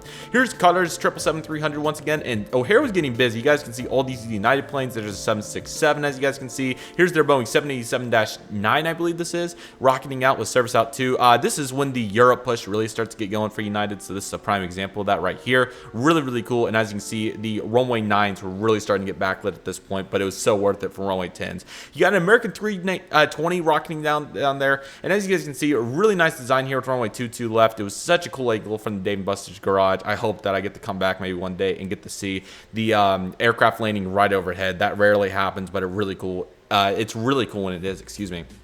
And the Wi-Fi sock, or not the Wi-Fi sock, the wind sock looking really good too. I apologize. Here's that Air France Airbus A350 rocketing out for Tokyo, or sorry, wrong place. Paris Charles de Gaulle. Beautiful livery right here. Such a stunning aircraft, and I really hope to try this one sometime. This is a beautiful plane. I'm glad they're flying these to Chicago. Really, really nice right there.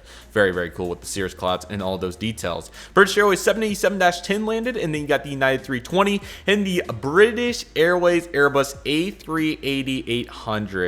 This was so cool to see. I've seen these in Los Angeles, and I think I may have saw a couple every now and then, but I'm pretty sure this was by far the most sentimental attachment. Not to mention this really cool seeing double shot with their Boeing 787-10 landing in. Granted, it's not the coolest lighting shot, but it's still really cool to see two British Airways aircraft. One leaves and then the other one goes out, and this flight was delayed, so technically that doesn't happen every day, but it was really, really cool to get to see these in both frames. So definitely an underrated aspect of this incredible moment, to say the least. Really cool to see Speedbird in its finest position. I believe this was 193 or 195. It was one of those two. What a stunner, man. I mean, this is just so cool to get to see this up close and personal. What a stunning airplane, man. You guys heard the engines on that video, and you guys probably saw JJ Skippy and AS Aviation's better video clips of this. This is just, wow. This is so cool right here. Just lovely. Take a look at that shot right there. I'm trying to, hopefully the crop's okay. Absolutely incredible moment. The double decker. I've not seen A380 in a long time. Probably Qantas at Dallas was the last time. So to get to see this here at Chicago was just so cool. And this was most certainly one of the biggest highlights. You guys are seeing this right now. Take a look how big it is, man. That is so cool. And then the bank was just unbelievable. I'm so fortunate at this Sigma 150/600 because as you guys can tell, and I'll zoom in here on one of these good ones here in just a moment. Let's go with not that one, but let's go. Or you guys are probably getting a pretty good view of it. I forgot this is cropped in by a 16:9. It is really nice, man. That is impressive. Take a look at that bank. Just the camera did a really good job ultimately, and I'm very impressed. And then this is a really cool shot of a, I think that was the 320 that took off right behind it. It's quite a unique shot right there with the British Airways A380. That was quite cool. And just, man, what a unit. Absolute facility to say the least, and this thing was just so nice. And there it goes back off to London Heathrow. Just want to leave that there real quick and just respect how incredible the British Airways A380 is. What an incredible aircraft and just such a cool moment. I'm so fortunate that we were able to see this and just such a pretty plane. Thank you, British Airways, so much for sending this to Chicago. Everybody very much appreciated it, and it's just such a nice aircraft. And then we have the Khalida 747-400 taking off on runway 9. This guy was off to probably, I don't know, maybe Anchorage or so, somewhere in there. So really nice to get to see this aircraft. I would love the engine shell too, right there. Nice, simple livery to say the least, and it's never old to see a 747-400. Very nice. I love the 747. And speaking of 747, China Airlines Cargo was next, and it was so cool. I've got some pretty good shots of these guys in the past, but getting to see it once again was just so cool. This is such a beautiful plane right here. I most certainly hope to get a model of one sometime. What a pretty aircraft. I mean, I think it speaks for itself how pretty it was. And as you can tell, those Cirrus clouds were pretty much desolate at this point. So what a unit, man. Just such a cool aircraft. The auto F rate just kind of finished off the brightness there, so I apologize. Exposure, or not exposure, but I think that's the aperture setting. That's the word I was looking for. So really nice. And there goes that 747, and then the bank of the China Airlines Cargo was just stupendous as well. The BA got pretty far down there before it turned, but the China Airlines Cargo turned quicker. So very nice. I mean, just impressive to say the least. Sorry about the focus. It was so far out there. It was hard to get in focus for every shot. But this is why we take multiples so we can get the right one. As you guys can tell, this was incredible. Another ANA 777. I didn't think we saw another one that quickly, but we did. This one's 794, and this must have been going out to Narita or Haneda, probably opposed to the other one. So the ANA desire has been fulfilled to say the least, but it's really cool to get to see so many ANA operations. There must be a pretty big population in Chicago for that, so really cool to get to see that, and just really nice to say the least. Just a pretty shot right there, as you guys can see as my computer loads. Just trying to make a reason that I stopped on it, but obviously, we're progressively going through these incredible shots, to say the least. And I hope you guys are enjoying this video so far. Let me know what your favorite international heavy's been so far. It was really cool to get to ask everybody out. So let me know which one your guys' favorite is, because I would love to hear. So this one is out and about and just a pretty aircraft, to say the least. And those banking shots were by far one of the best parts of Chicago. That was very unique to O'Hare. You rarely get to see it in that connotation. And just the frequency that Chicago outputs on these internationals is just super impressive. So really nice to get to see ANA right there, as my computer is not cooperating very well, so I apologize. Come on. Patiently waiting, and there we go. Now it's starting to make some progress. Very nice. And then into our next aircraft here in a moment. I took several. If they bank a lot, I was most certainly taking them. So really cool. There's another Metro right there. These things fly by all the, or not fly by, but you know, pass by all the time. So really cool to get to see that right there. Really nice. And then we had a United 737-900 as the 9s were really starting to get bad tail it. But it was really cool to finally see an A321neo. This probably was an Anchorage flight, but it possibly could have been Los Angeles or Phoenix. So cool to get to see that right there as well. That's really nice. Republic 175, or excuse me, another Envoy 170. Excuse me, my bad, couldn't see it. Really cool to get to see Envoys 170 again. These are really cool planes, and I got to see 2 of them. They're all at Chicago, so it's kind of to be expected, but that's really nice. And then you have United 787-8. Again, really cool to get to see these. They don't have a ton of these. I think like maybe 12 or so really cool. American 737, and then you got the tower. This should be the South Tower with the United 737-900 looking great. Here's American 737 once again. They were really starting to get 2.2s utilized at this point, and then you have the beautiful Lufthansa Airbus A350-900. This is actually the only old livery I saw the whole trip, and it was out far in the distance. So very interesting to say the least, but I love the new livery, so it's all good. No, we're not looking at that pretty shot yet. Not quite. Here's United's Embraer ERJ-175. This is actually a Republic tail number, so cool to get to see these here at Chicago. You see more SkyWest, but some Republic just like that one. And a stunning shot of this United Airlines 757-200 in the Evo Blue livery. This is another stunner. Really, really pretty aircraft, and it's really cool to get to see this in this connotation right here. That's really, really nice. Take a look at how beautiful that aircraft is right there. What a pretty aircraft, man. That is pretty. Sorry about the me getting shaked off on the side there, but I guess I was just loving it that much. So really, really nice. That is a pretty aircraft. Really, really nice. American Airlines 787 service, probably Rome, London, somewhere in there. And the United 757 using 22 left for its departure. That was really cool. Could only imagine what that looked like on the other side. Another United and American, so that was American 737, of course. Not too much to speak of there, of course. United, a really crappy shot of that SkyWest 175. And then Sun Country 737-800 also making the appearance here. Very nice. And there goes the WestJet Dash, kind of flying into its fate here at Chicago. But man, it was cool that they made the service, so I can't blame them. They tried their hardest, so very nice right there. United Max 9 seen another one, so that's cool to see another one in the continental globe. And the 737-800, really nice. So really cool to get to see multiple. That made it 900. I apologize. Another American 737 in the mainline persists, but here's the United 767. I think the previous picture was definitely better earlier in the day, but that was still really cool.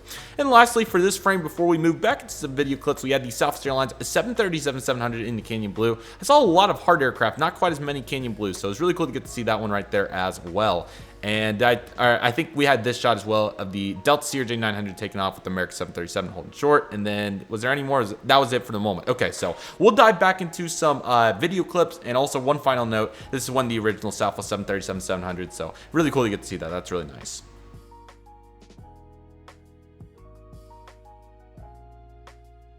Free, free. Get a good picture of the Sun Country. My camera's dead. Do you have a spare battery? It's not. I think it's going to take off next. Absolutely. Going to Minneapolis and the West. Yes, sir. ORD spotted. That's him. How do you not know? I never met him. Oh, Southwest Canyon Blue on the move. My friends and some dude, man.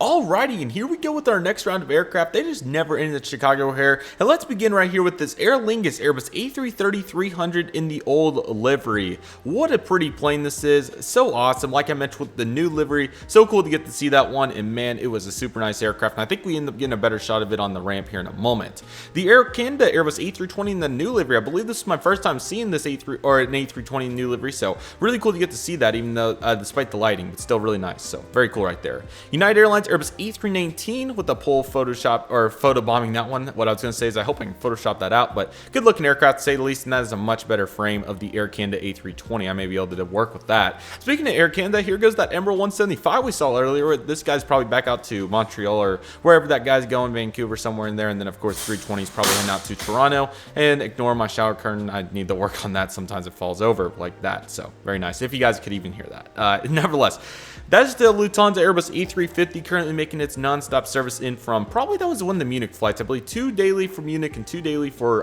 Frankfurt going into the what was it? I'm sorry, the summer season. Sorry. So there we go. Finnair's Airbus A330-300 is looking phenomenal. I ended up getting some pretty good banking shots of it despite it taking off on 9. But man, the lighting honestly was pretty reasonable considering, as you guys can see, how far over there it was. So beautiful aircraft. Like I said earlier, it was really nice to get to see the A330 since I've only seen the what's it called before? The yeah, there it was. The A350 for the most part, so that was really cool. And then we have the that's a NetJet Citation 680 Latitude. It's something like that. If I'm wrong, I'm sorry. Feel free to correct me in the comments. I'll take the blame on that one. But then you got a United CRJ-200 for Wisconsin, American 321 there in the background. And yeah, considering this was on runway 9, if my computer will load, I apologize. But yeah, the Citation looks really nice. The Finnair banking shot actually turned out really good considering how far out there it was. So this is one reason I highly recommend the Sigma Contemporary 150 by 600 mm lens. It is absolutely exceptional, and as you guys can tell, it can make or break opportunities like that Finnair, and I'll be excited to work with that shot here in the future at some point. United Airlines 787-10 never gets old. This aircraft was probably off to the, I'm just taking a guess with like Frankfurt or Munich or something like that, who knows. And United's Boeing 737-800 was looking stunning. This is a really good spot if you get the right frames. Like this kind of reminds me like Dallas spotting everything when you have these stupid poles that you have to try to work around, but if you find the opportunities, you most certainly will get them here with the Dave & Buster's Garage. Obviously this is mainly certainly a takeoff shot featuring this United 77-9, but you can most certainly improvise and get shots like that United 77, and even ones like this with the Emirates Boeing 777-300ER. This guy sat for a little bit longer than what the Qatar did. This guy sat for probably 2 hours or so, so nice to get to see him heading back. This is Echo Papa Whiskey, excuse me, and great to get to see Emirates again. I love Emirates, and as you guys can see, this is why this spot is really good, as my computer will hopefully load this phenomenal angle here in a moment. There we go. Huge reflection, but man, that is pretty to say the least. So there's different days where you'll probably get better angles in terms of the lighting and everything, but still a really nice aircraft, and what a stunner that is to say the least. Southwest is 737-700 in the heart livery with blended winglets, also looking good. I mean, honestly, I kind of would argue that there's no reason to go the Midway. You get plenty of variety of Southwest at O'Hare nowadays, and you know, Volaris is cool at Midway to say the least. A couple other airlines, of course. It's still a cool airport, very unique, but man, if you can get it all in one here, can't complain. United 77 push continues with this -9. I'm sorry that I don't have any routes for this. I'll definitely try to work on that for the upcoming big airport spotting videos, if you will. And it looks like that United 737 was taken off and Southwest was waiting, and these are really cool angles to get. Just look at how green the trees are and just how flat the runway is, a little bit of a slope, so quite a unique perspective, and I even tried to go for a wallpaper shot, so hopefully that ends up coming out well here in the future. You guys won't be able to tell, well, maybe you guys will be able to on the side, but this picture is in portrait mode, so that is intended to be a wallpaper, so we'll have to work on that in the future. Here's the China Cargo 777. This was really cool, and a Dreamliner from afar, looking great. American's A319 with Sharklets. This is the second one, so we actually did see 2 of these, so that was nice out of all planes. As the computer loads up the next frame. Hope you guys are enjoying this video. This has been a blast. China Cargo is looking great. And let me know what you guys think about this format. I think it's a pretty good format. Perhaps I could have done better, but you know, for how many pictures there are, I think it's pretty understandable. 5007 Echo. I don't know how long it's been since I've seen that aircraft, but I probably have at some point, so pretty. Primary has a pretty big establishment here at Chicago O'Hare, and here's their 737-800 rocketing off for somewhere. And the United 767-300ER is really cool to get to see these, and like I said, I finally got to see so much United. Plenty of 787s, plenty of you know, everything. 767s, only a few triples, but hey, I can't complain too much. I did not see a 333. Hope to see that sometime. Excuse me. There's the Aer Lingus A330 in the background. I think I get a better shot of it taxiing off the runway. This would be really good in the morning if you're looking for taxiing shots off the runway, because it would be nicely lit. And then the reflection, as you guys can tell, is definitely getting the better of the Aer Lingus, the Spirit, and the China Cargo. So, but this is kind of what Chicago's all about right here with this Neo, the China Cargo, and the Aer Lingus. This is kind of a really good variety shot. You got your, sorry about that. You got the mainline carriers, then you got some cargo action, and then you got Aer Lingus, and then UPS in the background just to kind of finish off that perspective. And yeah, and then Cargo Lux bringing their 747-8 in to finish this frame off as well. Very nice. But Aer Lingus, of course, coming in from Dublin probably, so very nice. And Spirit, really cool to get these takeoff shots. There's some really nice jello off of those LEB engines, or I'm not sure exactly which ones the 320 Neo has, but I think the 321's LEB engines. It's something like that. You guys know what I'm talking about. United 737-900 looking sharp as well. These really never got old. And here's Southwest's heart livery 737-700 looking great. Oh man, that is a stunner. The China Cargo 777. The 10s were not getting used as much, but when they were most certainly doing well. And Chicago also built a new runway up there on the north side, so that kind of hurt the 10s as well. But at least we're able to get amazing shots still, like this China Cargo. And again, in the winter, the 9s would be great during this time of the day, or you know, in the early or late afternoon hours. So you know, there's some trade-off, but hey, I cannot complain. This was awesome. We got the BA 380. American Max soaring off to, I believe this was an Orange County flight, which is still really cool that I got to see that in real life, noting that I obviously have the model airport, and along with some other flights like this SkyWest 175. Maybe he was going to Reno, who knows. United 787-9, there's still a lot of them in the older colors. This of course is in the Evo colors, so it's nice to get to see that despite the focus just completely losing its mind. And then yeah, pretty good angle right there. We'll definitely be able to hopefully work with the denoiser and make a good shot out of that. And I think I may have had a little dust spot on the top left the whole time, so I completely apologize. Etihad's Boeing 787-9 making the appearance. He also spent probably about 2.5-3 hours here on the ramp, so that was really nice. Alpha 6 Bravo Lima Kilo from Abu Dhabi to the world. What an awesome slogan for Etihad 787, and we get a really good shot here in just a moment. Also keep in mind how the tug is actually on the front side, so I've always put it on the back. But how about that Delta A220 with the lighting? Of course, these guys park at T2, so they'll use the 10s pretty often, so really cool to get to see that. But yeah, really nice. That's awesome. Probably my best A220 shot so far. That's really cool. And then Etihad's 787-9. That just screams a vibe, to say the least. That is awesome, man. I love that. That is really good. I got some really awesome captures, but man, that was awesome. We got some awesome sunset pictures ahead. Yes, I had to take a picture of the skyline again because the lighting was actually good now, and as you can tell, it's really nice. And the SkyWest 175 push was most certainly going. It's like Envoy 145, SkyWest Ember 175s, SkyWest 700s. They are everywhere. And here's a Alaska 737-900 ER. This is my first A330neo as far as I'm aware. This is TAP Air Portugal, which is really cool to get to see. Theirs coming in from Lisbon, I believe, is where this guy's coming from. Really cool to see the registration under there, and it's ironically TUL, Tango Uniform Lima, Tulsa. There we go. Love to see it. That's an awesome reference right there, to say the least. Really cool. So this guy, of course, coming in from Lisbon, and he ends up leaving, I think, in like the 10, 11 o'clock hour, could be wrong, but very cool. Here's American 737-800, of course, making the rocket ship out of here. One of the original ones. That shot actually turned out really good. The Swiss Airbus A340-300. Really cool to get to see this. I believe this and that. There may be one other that's flying. Oh, Lufthansa's. Those are the two A340-300s currently flying to the Chicago area. It was really cool to get to see Swiss's. Now, that's a really cool shot right there particularly, but I'm actually going to go back to that front one because I wanted to just assess that real quick because that was a really cool frame with the sun. Was obviously, this was like probably 740 at this point, so the sun was definitely making its way down the horizon, but really cool aircraft. Very pretty. We ended up getting a really good shot here in just a moment of the aircraft banking. I'll show you guys that here in just a moment. It actually turned out really good.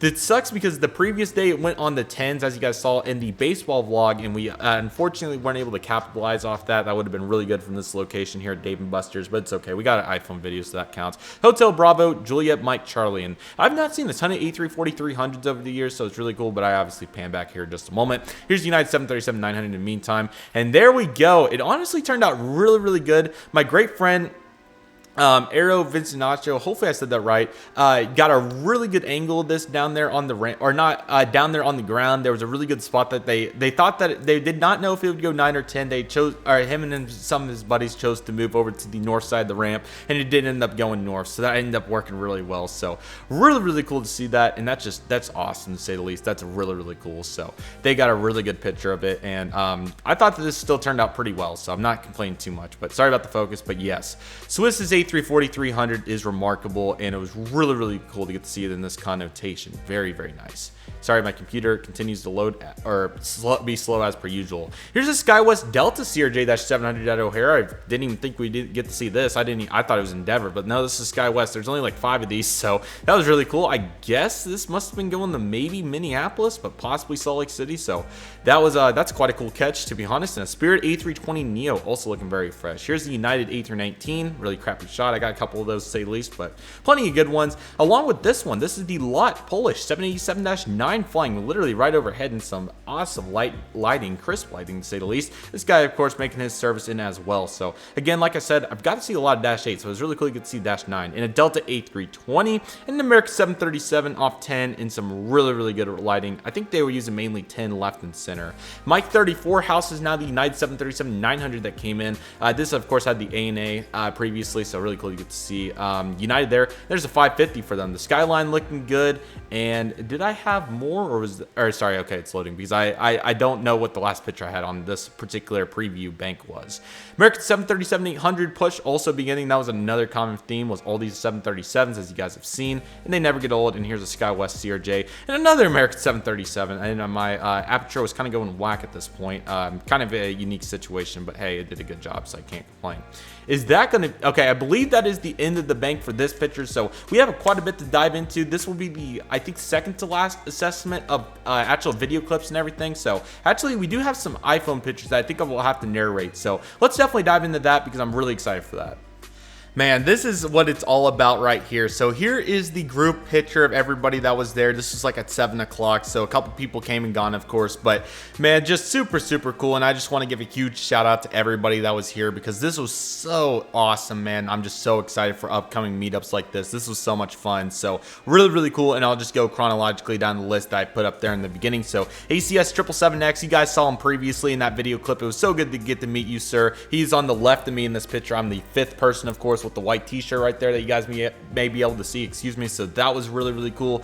Airlines International, super cool to get to meet him. He is an awesome guy, as you guys may be able to see on Instagram. He has an awesome following and takes some of the best aviation photos I have ever seen. Based in New York, going all around the world. Highly recommend checking out his account. You would not regret it, and it's just so awesome. So thank you so much to get to meet him, and just awesome guys to say the least. And that goes for everybody here. It's so great to get to meet everybody. Alpine Aviation is in the middle right there in his white t-shirt, looking really, really good.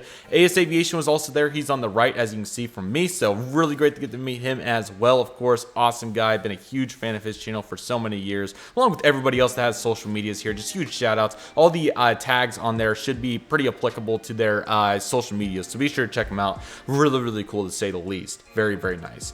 Aviation 718 was in there as well, so great to get to meet him too. Great guy. Bangler Chuck was not here till later, so I'll talk about that here more in a moment. Fanblade Aviation, great guy. He's a local Chicago guy. It was great to get to talk to him. Really, really nice gentleman, and it was awesome to get to meet and talk with him, so really appreciate that. Very, very nice. Funny Driver, again, great guy. Was at Airliners. Really appreciate talking to him, along with Irish and JJ Skippy too, so great to get to meet those guys. It was very much appreciated. Great guys to say the least. KORD.Plane Spotter, really, really nice to get to meet him as well. Very nice guy. Along with that, we also had O'Hare Plane Spotting. I got to talk with him for an extended period of time. Super, super nice guy, and just really appreciate his efforts and everybody's efforts to say the least, but his definitely were very nice that he chose to talk to me for that extended period of time, along with everybody else here too. It was a blast to say the least. And also WSAD1007, so good to get to meet all you guys. And again, if I missed anybody, please somebody comment below, and I would love to pin that message for you guys, because you guys most certainly deserve it. And this is what it's all about right here. Aerovis Nosco, hopefully I can find a screenshot, but he put a really, really good statement out there about what our community is all about, and I will definitely put that on here if I find it, because it was worded really, really well, and most certainly deserves to be on the screen at this time. So really, really appreciate it. Great guys, and just so good to get to meet all these guys, man. This was an absolute blast, and this was the funnest part of it all. Getting to see all the planes was so unique and such an incredible experience, but this is something that I've never got to experience before to this level, and just that was awesome. So I really enjoyed it, and just absolutely awesome. So really, really cool to say the least right there. That was awesome. Very, very nice. And just huge shout out to everybody that made this possible, and also huge thanks to the Chicago Spotters for giving us an awesome location to do our plane spotting, for arranging this, and just so awesome. So thank you guys so much. I really appreciate everybody's efforts. That was incredible. And here's that Finnair A330. I took several pictures on my phone, and there was some models coming up that I got some pictures of to show you guys. So that just ended up being in here. So yeah, but it's really nice, as you guys can tell. I don't think it came out as good as what the picture here would suggest, but we'll make it work for sure. So I'm excited to edit those. Really nice Icelandair 757-200 Hekla Royal livery right here. This was a really, really nice aircraft, and it was so cool to get to see this one. I do want to say that I did end up getting to see this aircraft the following night in Denver, which was so cool. So this one I'm actually really interested in trying to find a model of now, because it is a very pretty livery. That was so awesome. Seeing a model of it was one thing, but then seeing it at Denver, it was so ironic. Definitely the best catch at Denver, most likely, but man, that was awesome. Be sure to stay on the lookout for that video, as that'll be coming in the future very soon. So really, really nice. Very beautiful livery with Hekla Royal. And this was a very interesting model, to say the least, right here. So this was, I believe, the Jet Air Flyer 737-800. I just thought the box was really interesting, a really neat model. So really cool. This is an Aviation 200 product, and quite a unique aircraft. This was obviously got at Airliners as well. So very, very cool hybrid, and I thought that was really nice. So that's why I chose to feature that, because that was a pretty neat aircraft, to say the least. And then right here we have a beautiful ANA Star Wars 777-300ER. Really, really pretty aircraft, and really fitting the Chicago theme, as you guys can see, as there's so many ANA planes. So this was just a perfect connotation. That was really, really cool to get to see that right there. So very, very nice model aircraft. It was really cool to get to see these up here, and it was really nice to get to share these with you guys. So really, really nice. Very excited for this last round of pictures right here, because this is going to be, I may break it into two, I'm not sure yet, because of some sunset pictures that I ended up getting on my phone, but I'll probably keep it consecutive, because man, it was a vibe, and this was literally the perfect way to finish this 6-hour plane spotting session. So let's dive into the details, and I promise in the future, guys, I most certainly will try to get some more video clips, because we did a pretty decent job, but I feel like the experience would have been even funner if I would have got more videos. So I plan to just buy a chest mount for my phone and just let it record the whole thing, because that would have been really nice. So, but yeah, let's dive into these details. It's going to be awesome, and I hope you guys are excited. Let's do this. Alrighty, into the next round of pictures we go right here. So beginning right here, we have the United Airlines Airbus A320 in the Continental Globe colors. Really looking good. Sun was going down. It was getting very pretty at this point, as you guys can see by that reflection. Very, very nice right there. That is pretty. Cathay Pacific Cargo's Boeing 747-8 freighter was making an appearance, looking very sharp to say the least. Be sure to check out the baseball log where we saw the aircraft take off in some very nice conditions. Speaking of very nice conditions, this American Airlines 787-9 most certainly took advantage of those conditions, and man, it is looking super sharp to say the least. Love this aircraft. I think this was a service out to London's Heathrow International Airport. Man, that was awesome, and I never ever want to not take advantage of that crisp lighting for a 787 Dreamliner. And as you guys can tell, this American did a fantastic job iterating that concept in many ways. What a pretty aircraft. And sorry, my arms were definitely getting tired at that point, so the lens was all over the place because, man, that is a heavy lens after 6 hours. United's Evo Blue Airbus A319 was soaring to the sky, along with the SkyWest CRG-700 for American Eagle. Very nice. And then here's the lot Polish 787-9 that just flew overhead. This guy just landed in, and man, the lighting just gets better and better by each shot. Oh my goodness, that is awesome. Take a look at that lighting. Wow. Very, very nice on that lot 787-9. And here's the SkyWest Embraer ERJ-175. This camera definitely, I think, because it's getting a little tired because it showed a couple of fuzzy shots to say the least. Lufthansa's Star Alliance Airbus A340-300 came in. This was such a special plane for this trip because I got to see the Star Alliance not only here in this Chicago on this evening at O'Hare, but I also saw it 24 hours later at Denver, Colorado as well. And the even funnier part was they were different Star Alliance tail numbers. What a situation to say the least. But man, that was a unit. Very, very nice. And there's lot Polish's 787-9 making it in right there. That was Lima Bravo maybe, or Sierra Echo, something like that. And here's Lufthansa's A340 coming right in overhead. What a facility, man. That is awesome. United 757-200 Continental Globe making it out. Not a ton of 757s, but when they came by, they were really nice. And this was a really nice example with the Scimitar winglets. Very nice. Kind of surprised that we didn't see more, but I think during this time of the day, they're not quite as present as earlier in the day. I saw a lot of 757-300s when they came in the early afternoon hours, so quite interesting to say the least, but very, very nice right there, as you can see. TAP Air Portugal's A330neo was coming in, and man, as you guys can see by that head-on shot, that was a facility to say the least. Really, really nice. I don't know why I went portrait on this aircraft. I believe there was an aircraft coming underneath it that I wanted to get a shot of with it too. Yeah, there's the aircraft down there. You guys can't see it from this frame, but there's an aircraft down there that I was trying to get a shot of, and it was very unsuccessful until this one came around. This was the one I was looking for. There was one on the very bottom, but there was also one here in the middle that I was trying to get, and I would say it was kind of successful, but not quite as successful. So all good right there. And then I don't know if you guys can see either of the aircraft, but there are two aircraft on these shots, so that's kind of cool, but very, very nice. Back to the TAP A330, looking sharp. I love those engines. Those are really cool. Very, very nice skyline. Chicago, really, really pretty, man. That is awesome. And here's the Embraer ERJ-175 for SkyWest rocking out once again. A United 737-800 and this very nice Continental Globe A319. Still several of these Continental Globes. Really fortunate that I was able to get a spotting opportunity before Evo just completely came in and rained on the parade. So really, really cool to get to see that right there. That's awesome. Very, very nice. Several shots of that. And there was an Evo Blue 737-700 looking very nice, very nice. And then here's the Airbus A320 also looking very good in these very applicable and very acceptable lighting standards in my books. This was just very, very nice. So very proud of that. And yeah, and even look at the windows right there. You can see the I don't know if you'd like to call it just wear and tear coming off there. So really, really nice. And there's some sort of Republic Embraer 175 probably going out to LaGuardia or Boston. That was really nice to see right there. And Frontier's Airbus A321 finally makes an appearance. Quite a bit of wear on Seymour the Walrus. So unfortunate to see that his tail was wearing out quite a bit, kind of like some other Frontier planes. But this one was looking really good. It was great to get to see this in this very nice situation. Take a look at that underneath side. This guy was rocking out of here. Really, really cool perspective and quite a unique one to say the least. Another SkyWest 175, because when the SkyWest 175 push happens, it's a push and it does not stop, as you guys can see. And I believe that is the last shot of this bank before we get back into some sunset pictures, because this was golden time, it was prime time, and this was awesome. So let's dive into that right now. Oh my goodness.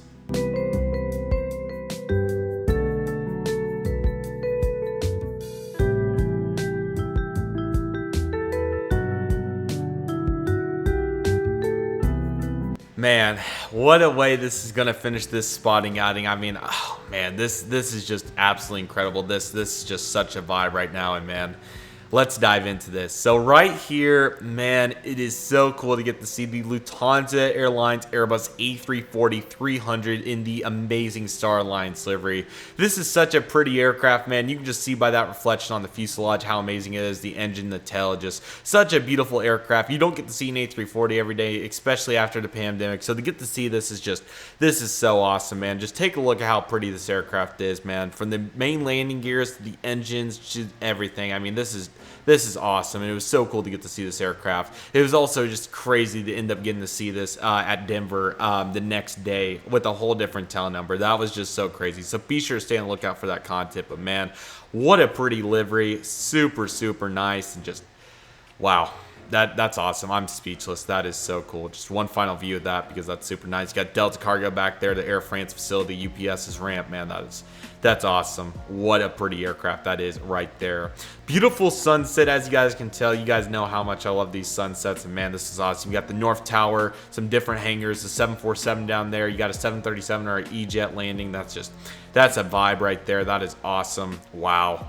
And then this A319 taking off. Sure, it wasn't perfect yet, but just get ready, boys. It gets much better than that. But that's still a very neat shot, to say the least, right there. And the United Airlines Airbus A319 was taking it out. What a unit that is, and we've seen many of those. It was really cool that the sun set right on top of the Chicago O'Hare Tower, which was very unique, to say the least. This was really, really cool, and I got a much better shot on my iPhone, but that was quite unique, so that was really cool to get to see that. And a CRJ landing back there, too. Quite a unique situation, but very cool. Very, very nice. And then here's the Air Wisconsin CRJ 200 blasting off, because let's catch everyone. We're here. We got SD card space, and these CRJs just live it up. So there it is right there. What a unit, as you guys can see right there. And then another Southwest Airlines 737-700 in the Heart livery with Scimitar winglets. This is also a stunning aircraft, and like I said, there's just been so many of these at Chicago, and it's just so weird, but I like it a lot. It makes mixed midway kind of not irrelevant, but you get the full bang for your buck at O'Hare. And here's United 737-900 getting towed over. Man, just awesome reflection, really unique angle. We'll definitely need some Photoshop on that light pole, but outside that, we are in very good shape. What a beautiful plane. And boys, you guys may be able to see an Embraer 175 right there, and here she comes. Oh my goodness, these are really good, but that one is, oh my, man, you guys know how much I love geography, nature, and just sunsets and aviation, how our world is created through the aviation land, and just this is just incredible. This is such a rare opportunity. There is not many opportunities that this happens, and man, the fact that we got to observe this is just, oh my goodness. This is by far top 5 photos in my agenda. I mean, this is incredible. You got the North Tower right there on the left, the sun just setting on a beautiful Chicago evening, and then the Embraer 175 for United blasting off into the sunset, no pun intended. It does not get any better than that. Oh my goodness, what a capture. Aviation is just so beautiful in so many ways, and when you combine it with elements of our real world that sometimes we don't even realize can turn into memories like this, is just that is awesome. There is no other way to put it. That is so unique, so cool. You guys know how much I love moments like this, and this is what plane spotting is made of. This is what we live for, and this is so cool. So what an incredible moment with the United M175 blasting off. Wow, man. That is awesome. I tried to get a shot with the United 737. It's not in the frame. It kind of blurred out. But nevertheless, this upcoming one turned out much better. Here's the United M175, and there was the double shot that I was kind of talking about. Really, really nice. My goodness, take a look at that. Evo Blue 737-700 blasting off into the sunset along with this Embraer 175. I can't see the tail number from here, but you guys can probably see it on the screen. We'd love to see it right there. That's awesome. That's so cool. Very, very nice. Stunning concho right here. I believe this actually comes up again here in a moment, so I'll leave it for the moment, but we'll be right back to it, so bear with me. But you guys will see why I choose to leave that for a different talking point. Really, really nice concho, to say the least. Beautiful sunset right there, man. Just what a vibe. It makes me so sad just looking at it and be like, oh my gosh, it's already over. But man, this is what we live for. More opportunities are coming in the future, and man, I'm so thankful that happened. United Airlines' Airbus A320 blasting off. what a pretty plane. And this picture right here says it all. You may not be able to see the full screen, but there's literally 1, 2, 3, 4, 5, 6 aircraft on final. Just incredible visibility at Chicago O'Hare International Airport to be able to see that far out. And this is what Chicago's made up. They just boom, boom, boom, boom, boom, boom, boom, boom, boom. They land them all day, and it was just so cool to get to see all these landing lights on, and just, man, they were lining them up so cool. And then a little Cirrus cloud to finish that off too. That is awesome. That is so cool right there. There's the Lufthansa Star Alliance again, Cathay's tail back there too, looking super nice. And there's the final portion of the sun setting. Man, that was amazing. Another Southwest 737. They just do not stop. This one's a 921 Whiskey November prefix on tail number, and just really, really, really nice. Holy crap. That is awesome. I knew I had this shot, but I didn't expect it to come right there. Just first time seeing it on my computer monitor. I've seen the other one on the computer monitor, but this one turned out super well too. Right after sunset, the United Airlines Airbus A319 blast off, and man, that is so pretty. More navigation light or landing lights, excuse me. Another 5 aircraft. Man, that is awesome. SkyWest 175 taking off, and I didn't get 320. And then just a beautiful frame right here with the A321. It looks like landing on the north side of the airport. That is amazing. Another American A321 IAE engines this time around. Really, really nice. And denoiser will fix that right up. And it's really cool. Finally, you can kind of see the atmosphere of Chicago and kind of all these cars and everything. What the airport apron looks like. Just really, really nice views. And I'm so glad I chose to stay because I was kind of contemplating. I didn't want to leave because everybody else wanted to go have dinner. But I was like, man, I don't get opportunities like this every day. And I knew that you never know. And I think you guys understand why I chose to do that because, man, that was incredible. Another SkyWest CRJ 700 blasting off. And Stars and Bars making its takeoff right here. Serves out the Phoenix Sky Harbors where he was heading out to. What a stunning aircraft. So glad to get to see it twice at Chicago. I saw it the next day as well. Pretty aircraft, and really glad to knock that off my bucket list because that's a pretty livery. Sure, it did bank really quick and didn't take off quite before sunset, but man, it's all good. United 737 was blasting off right there. Hopefully I get some better shot or some more shots of it too. Tab making the appearance. Royal Jordania was another reason that I chose to stay, and he was pushing back to take off and just get ready for that. And there's that 737-800 blasting off in a looks like an Envoy 175 looking sharp. Sunset really pretty, man. Southwest landing, and they line them up, man. I can't believe they don't have more gates. SkyWest CRJ taking off, or sorry, Air Wisconsin CRJ taking off because they're just everywhere. And again, another 5 aircraft. They just line them up. They don't stop. Take pictures when you can. American Airlines MAX.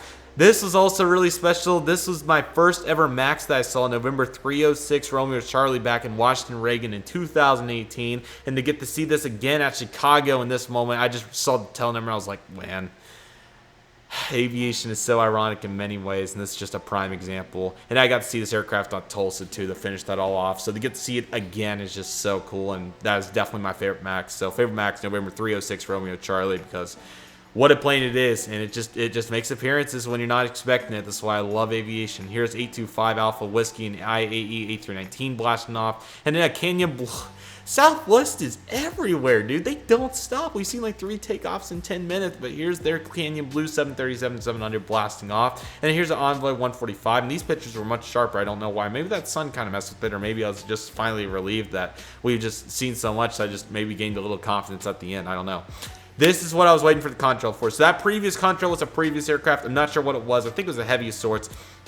But this right here was so cool. So you guys can see, excuse me, we have a British Airways A350-1000 heading off from Austin to Chicago, or I'm sorry, to London Heathrow, and then a Falcon with the sun beaming off it, man. That was an awesome moment. Just take a look at that, the sun beaming right off the aircraft. Sorry about the focus right there. It gets better. Wow. What a moment. That is awesome. You can just see how pretty it is on the contrail. There goes the A350. And then the Falcon, excuse me, that was awesome. That was so cool. And here's United 737-900 taking off. But man, what a vibe. And there's a double shot right there, sorry. And there goes Royal Jordania taking off. The shots didn't come out like literally crazy, but man, they turned out pretty good, so I cannot complain. That one was pretty good too, but the takeoff ended up being pretty good. United 737-900 taking off, and it was really starting to get dark, so we were almost finished, but man, I was like, we got Royal Jordanian, we definitely have to wait. And here was Iceland's Air Boeing 757-200 normal livery. Very cool to get to see one of these. I think this may be my first time seeing one, which this was quite a unique situation, but hey, I'll take it. It was really, really cool. And we got to see the 80-year anniversary livery in the baseball vlog, so feel free to check that out. That was really, really cool. Royal Jordanian heading out right there. Really excited for that. And then United A320. Quite a few of those at Chicago. And there is another one, man. They lined them up to say the least. And as you guys can tell, really starting to get dark, but man, we were waiting on this Royal Jordanian because no matter what. And another aircraft we did get to see thanks to that was this Lot Polish 787-9. This guy was making its service. Maybe going to Warsaw. I'm not exactly sure. I think they have the other service too. So I'm not exactly sure, but this aircraft was looking really sharp. Really, really liked the livery. And again, it was really cool to get to see all these Dash 9s while in Chicago. That was a very, very cool element to say the very least. That was really nice. And then more beacons too. United Airbus A320 and night shots were really coming out pretty well. And there's an Envoy 145. United 737-700 taking some more there. And then here comes the Royal Jordanian Boeing 787-8 taking off. Man, this is awesome. I believe Jordan is where they're from. If I'm wrong, I'm sorry. But as you can tell, pretty dark. But there was actually a light pole over here at the Dave & Buster's parking garage that kind of helped me out. Let me see if we get some additional light here in just a moment on this. Let's see here. Yeah, so this one is pretty good right there. That actually turned out pretty well, but obviously the light pole, that kind of ruined that. But still, definitely can make it work out of the editor. Really, really nice. And that was literally the perfect international to finish on, man. That was awesome. Super, super nice. And man, what a vibe. What a beautiful plane. And it looks so, so nice, as you guys can see right there. That is absolutely awesome, to say the very least. That was incredible. And then I think this may be the last plane. I may have a couple more possibly, but here's a Evo Blue 757-300 for United Airlines blasting off with service, man. Really, really pretty aircraft. I know it's not the best picture in the world, but hey, getting to see this again was awesome, and it was so cool to get to see all these Evo Blues. 757-300s, that was awesome. There was another landing shot right there. Really cool. Sun really setting at that point. Little bit of light left. T5 looking amazing from that angle. There's another American 737. I'll shoot them till they're gone. And then this ended up being on the walk home, which we'll see the footage of here in a moment. But here's the Emirates 777 taking off. You know, obviously couldn't really see it that well, but hey, getting to see it here no matter what was awesome. And I believe this is the final shot. It's not a very good one, but that is the Qatar Boeing 777-300 ER taking off with service back out to Doha. Let me put on a better picture so you guys don't have to look at that the whole time. So yes, it was so cool to get to see all these aircraft, and man, it was just absolutely awesome. What a spotting day. Possibly one of my best spotting outings ever. I mean, that was incredible, and that was awesome. I really enjoyed it, and man, I just so thankful, so incredible for that opportunity. I mean, that was just incredible. I just don't even know how else to word it. So super thankful for that. That was awesome. What an incredible moment. Really, really awesome. And just, man, that was amazing. So I hope you guys thoroughly enjoyed that. That was so much fun, and we just had, what an incredible moment that was right there. Such a vibe, something that we'll look back on for so long, just be like, I can't believe that happened. What an incredible moment. And just to put it in one word, just unbelievable. I hate to use the word unbelievable because I know that word's common, but man, it was incredible. It was from every moment, from every aircraft to every lighting situation, everything. It was just so awesome. So I thoroughly hope you guys enjoyed this. This was awesome. We do still have a final clips to finish this up here, and then we'll be doing the outro, but man, just what an incredible moment. So many incredible planes, so many firsts for me, and just what an incredible spotting outing this was. This was incredible, maybe one of the best all time, and I most certainly will never forget this whatsoever. This was awesome, and man, this was so great. So we have an outro, or some final clips here, and then we'll do the outro and just go from there. I really hope you guys are excited for that, and let's do it. 5 hours of O'Hare plane spotting. Man, what a blast. 2,000 pictures later, so many footage and memories later, man. Dave & Buster's at O'Hare, man, highly recommended. So good, man. Just, man, incredible. Highly recommended. Man, this has just been incredible. I'm so excited for next year in Dallas, man. One more great day tomorrow of Airliners. So excited. The content, guys, get ready. It's going to be incredible. But man, what a blast it's been. 5 hours of that was incredible, man. That was amazing. So excited for what's to come, man. So excited, man. Man, guys, that was That may be the best plane spotting I've ever done. 5 hours. Got there at 4 o'clock and just right there at 9 and we're leaving, man. I'm excited for dinner, but man, wow, that was insane. Absolutely incredible. We're gonna get on the sidewalk here. We could cross right here. This may not be, yeah, we'll cross right here actually. But man, that was incredible. So cool, man. Love to see it.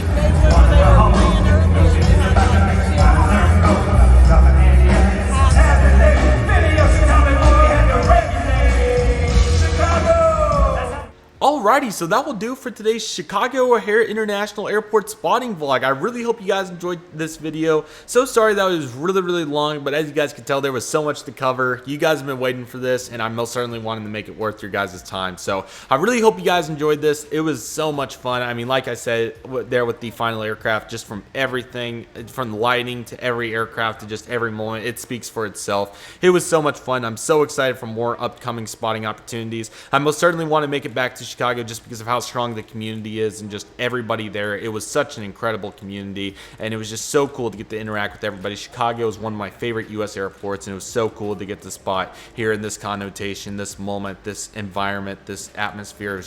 It was awesome. It was something I will never forget for the rest of my life. I'm so thankful for it, and what an incredible moment it is. This is what our community is about. This is what we do around here. Highly encourage you guys, if you ever get an opportunity to go spot at a big airport like this, or any airport for that matter, take that opportunity and enjoy every moment of it. Make every incredible creative shot that you can, and just enjoy our passion, because this is so much fun to get to watch all these airplanes, and it was so cool. And I'm sorry that this video didn't have more video clips and more, you know, different things like that, and I most certainly promise that I'll do better on that in the future. I was just really enjoying the moment. I hope you guys understand, but I'm very thankful that I was able to produce this, get to show you guys all these pictures, of course, and all the videos and everything. It was so much fun. I really hope you guys enjoyed this, and I'm so excited for what's to come, and I hope you guys are as well. It is just such an exciting time, man. I'm really excited for what's to come, and I really hope you guys are as well. So with all that being said, that will do it for today's video. Thank you guys so much for watching. I really hope you guys enjoyed today's video. My name is Redriveraviation. I thank you guys so much for watching. Take it easy, everybody. Stay safe. Trust the process. Do what you love and love what you do. My name is Redriveraviation. I want to thank you guys so much for watching,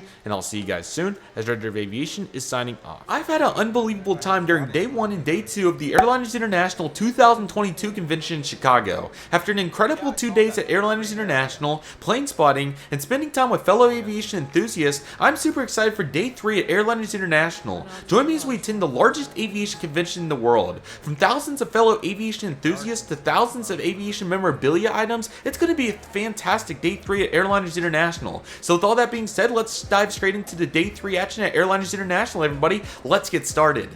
Alrighty, everybody, so let's dive into day 3 at Airliners International. Super excited for this experience. It's going to be so much fun. I hope you guys are excited for it as well. So first and foremost, feel free to check out the day 1 and day 2 content if you haven't already. There were so many amazing videos from that thus far, and they were very enjoyable to produce. So definitely check those out and get the groove going if you haven't already. But this video, of course, will be very similar. We saw a bunch of different things on this day, despite the short duration. So I hope you guys are excited for it, and it's going to be a bunch of fun. So the experience was just so much fun at Airliners International.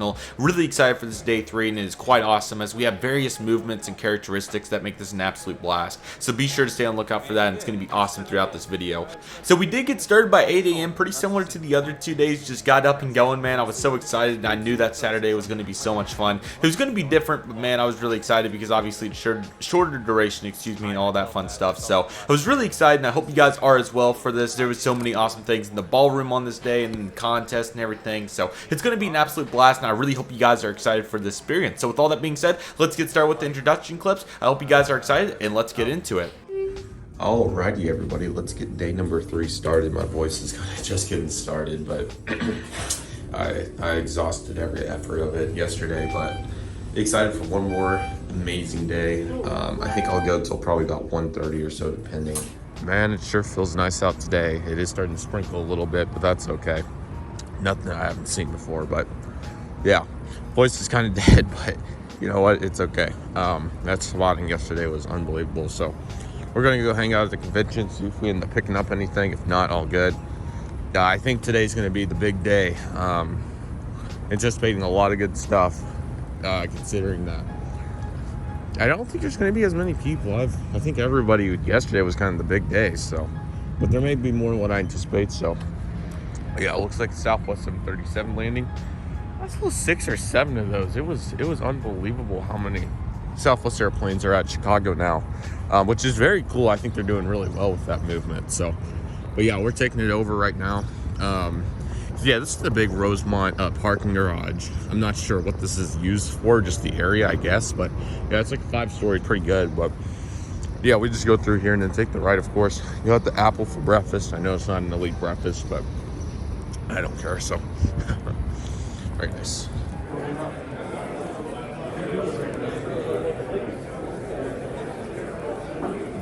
Alrighty everybody, we have several awesome items to dive into with this Airliners International vlog. So many awesome just memorabilia items, models, all kinds of things, safety cards, you name it, we got it. And let's start right here with all these different books. This is a really cool table that I found and it really sparked my interest. So as you guys can see, there are multiple books here about just different things about these aircraft. So of course you have the DC 1, 2, and 3 and kind of how that developed, which is really cool. Then you got the A300, the Boeing 737, different books on 737, that is 3 of them I see. The VC-10, what a cool aircraft that is. The DC-3 once again, and man, just a variety of books. And this kind of goes into the detail about what the aircraft was all about, who flew it, of course, and all that fun stuff. I wish I would have been able to get one of these, and I definitely hope to loop back around to this perhaps next year or anytime that I can, because it most certainly looks like a bunch of fun. I really want to enhance that realm. Not only that, but just like airlines in general. Like I heard that I believe Braniff has a book about their, not necessarily downfall, but you know, why they went into bankruptcy and everything and different things like that. So definitely an area I want to come back to for sure, but it looks really cool and quite an awesome table there. And that was a really unique piece of aviation memorabilia in my opinion, so really cool to get to see that right there. Next up we have this really cool, I don't know if this is a Chinook or exactly what it is, but it has 53 on it, so maybe it's like one of those UH-53s, I think that's what they're called or something like that. But this was quite a unique diecast aircraft. I've never seen anything quite this large in terms of a helicopter before, so this was really cool to see. And this is definitely one thing I'd like to see more of, is more diecast helicopters, despite having some in the moderate scale like the 1 to 200 range. I feel like it would be cool to see bigger ones like this and also smaller ones possibly in the 1 to 400 scale, things like that. But hey, that's still a long ways away, so really cool to get to see this right here though. I thought it was very neat and a really cool texture to it. While it's not like a die cast anything or that sort of thing, it definitely, I wouldn't say is like a, not like a Lego or something. I'm trying to think of like a brand that would make helicopters like this, but really neat piece and quite a unique one to say the least. That was quite cool right there, very nice. Another beautiful lineup of Gemini 200s here. You have everything here from some of the recent releases. I think there was some stuff from 2020 in here, so quite a nice variety. Even a Qantas Link, what is that, like a Dash or something? I can't see that very well, but a really cool aircraft down there and just a nice variety of aircraft here. It was so cool to get to see them in some very reasonable prices. One of the coolest things about Airliners International on the last day is a lot of these retailers, as you guys will see in upcoming pictures, will mark their prices down significantly due to the fact that it's the last day and they don't want to have to carry all their stock home, especially for some people that come from very far away. So it was very cool to get to see that, and man, it was just really neat as well. So that was quite awesome, and I didn't anticipate seeing quite a drop, so that was really cool. But still, lots of awesome models to snag up, and if I would have had more of a budget, I most certainly would have joined the show. But like I said, I'm here for the enthusiast, here to see what it's all about, at least for this year 1. So it's going to be very interesting to see where we go in year 2, and I think it's going to be a bunch of fun. I'm very excited for that, so that should be absolutely awesome. Next up, we have a really cool piece right here. This is the Emirates Airbus A380 in the Dubai Expo livery in the 1 to 200 scale. This thing was huge. You guys can see that table. That was like half of a fold-up table that this thing is taken up. Huge model. It is so cool to get to see and hold this in real life. I've never seen an A380 in the 200 scale before, and quite a unique one to do so at that. But man, this was so cool. And just take a look at the various details, from how big the wings are to the tail. Absolutely huge. The fuselage, of course, the stand, the landing gear. Just what a piece, man. I mean, I've never seen any sort of die-cast model aircraft like this before, so to see a 1 to 200 A380, super cool. And I mean, I don't even know where words to start this. You either have it or you don't. It's kind of one of those deals to understand this piece. But man, it was so cool, and this is definitely on my bucket list for model airplane collecting in the future. I wish they were not $200, but I mean, rightfully so. They're a really nice aircraft, and they look really good. So very good job by Gemini Jets and JC Wings and everybody else that makes A380s in the 1 to 200 scale. That is very, very cool to say the least right there. Very nice. And then our next picture right here, as you guys can see, we have various items right here, mainly aircraft wings, but as you guys can see, I think we have some different pins right here from some different airlines. I'm seeing some Eastern stuff, some Continental Contrail stuff, looking like we're also seeing some different, mainly just retro airlines in that department. Then in the middle there, there's some Continental, Frontiers, Solbass livery, so there's some different ones in there too, and then, you know, just a variety of really nice things. You got a uniform jacket there in the back, and every wing that you would want. Now these wings I think are really cool pieces, especially for the price, $4, $6, $5, so definitely hope to get a nice stash of these at some point. And kind of my aviation memorabilia goal for airliners next year is to try to get a little bit of everything. Last year I got some different magnets, the safety cards, different things like that. Really hope to diversify out and get some of these books, get some of these wings, and just different things like that. So very cool to see such a diverse lineup, and especially for such an affordable price. So definitely expect me back at this table next year and in the future too. It's really nice, and I was very happy to see that right there. That is absolutely awesome, as you guys can see.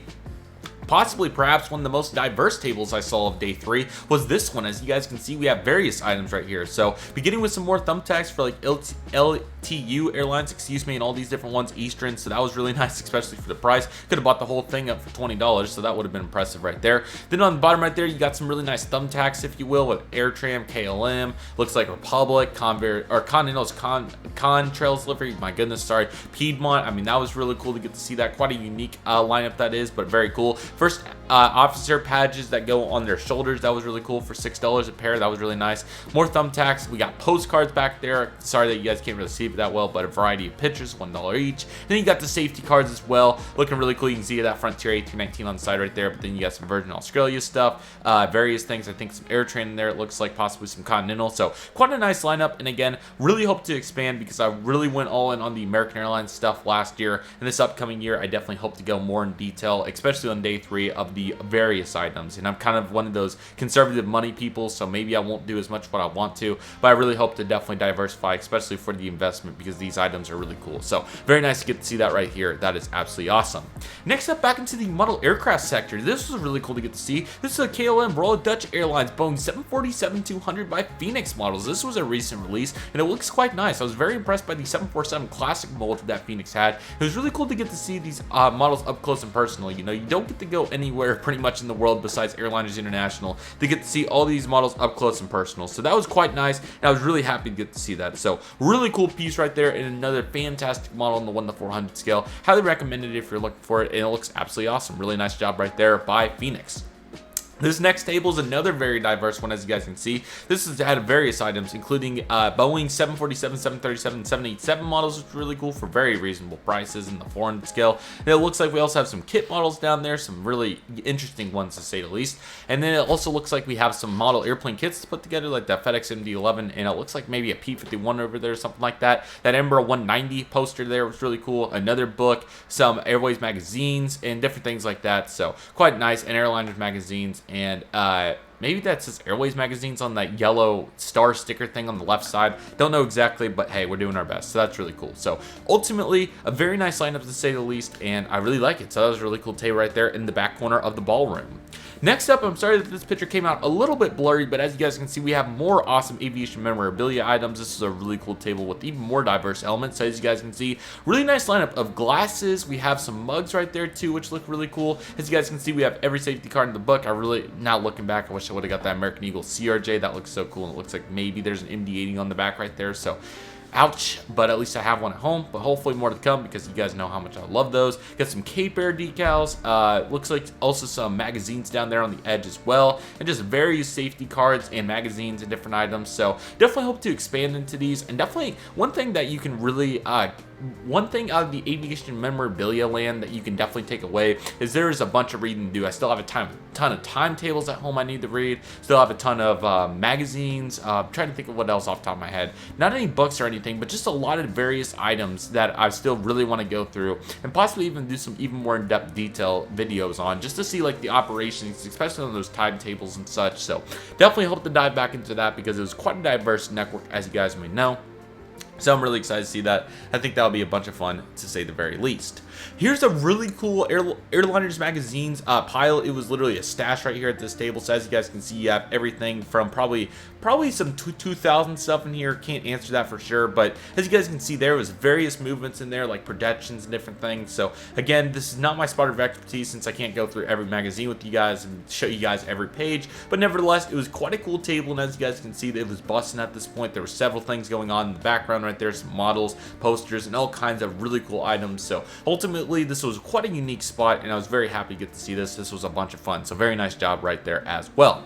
This picture is quite interesting, so you guys are probably wondering why I took a picture of this just blank spot. This, if you guys saw the day 1 and day 2 vlog, is where the Gemini 200 1:200 scale American Airlines McDonnell Douglas Indy 82 was being hosted, and unfortunately it was gone. And man, I was so sad to see it gone. I was very tempted to come back around and buy it. I ended up doing something else, as you guys will see here momentarily, but man, it was quite awesome. So that was really cool though, and I was definitely really it was really unfortunate that it was gone, but man, I was like, next year we will get it soon. It's not the end of the world, and that's kind of one of those things, because obviously it was there for 2 days, so if I really wanted it, I could have got it. And that's another thing with Airlines International, is if you see something, you need to go get on top of it, because it's going to go quick. So I highly recommend, if you're at Airlines International any of the upcoming years, to go on top of it, get it there as soon as possible, because it is going to go quick. So that is my recommendation there. Also, in addition to that, to go along with that, definitely arrive as early as possible. 12 p.m. would be my recommendation for Thursday, so you're ready to go. But man, what an event right there, and that was quite awesome to say the least. Very nice right there. Speaking of very nice, here's this absolutely awesome National Airlines Boeing 727-200. This is quite a unique aircraft with a really nice livery. The Gemini 200 727 mold is, quite frankly, is really nice. You know, there's a couple of small things to note, but outside of that, I mean, it is one of the best molds in the 1/200 scale, debatably, that Gemini has. I'm just looking at that stars and bars over there, just being like, oh man. But man, there was such cool stock at ADI Airliners Distribution Inc. I'm sorry. Quite a nice lineup, and as you guys can tell, this National was down to a really nice price of $75 US. So man, just take it. No shipping, no fees, any of that. So quite a nice lineup right there. Really cool to get to see that, and that was an absolute blast, to say the least, to get to see that. Here was some really neat Aero Classics GSC. Personally, I've never seen this online before. Maybe some of you guys have, but I've never recalled seeing any of this. So you got various things from pushback tugs to air stairs to very interesting field trucks. Looks like we also have some buses, some baggage loaders, and all kinds of really cool items. I've never seen this before. Personally, I thought this was quite fascinating. I thought the design was honestly really cool on them. So hopefully I can pick some of these up in the future, because I would really like to try them out and see how they stack up to other ground service equipment. So, excuse me, very excited for that. Quite a nice lineup.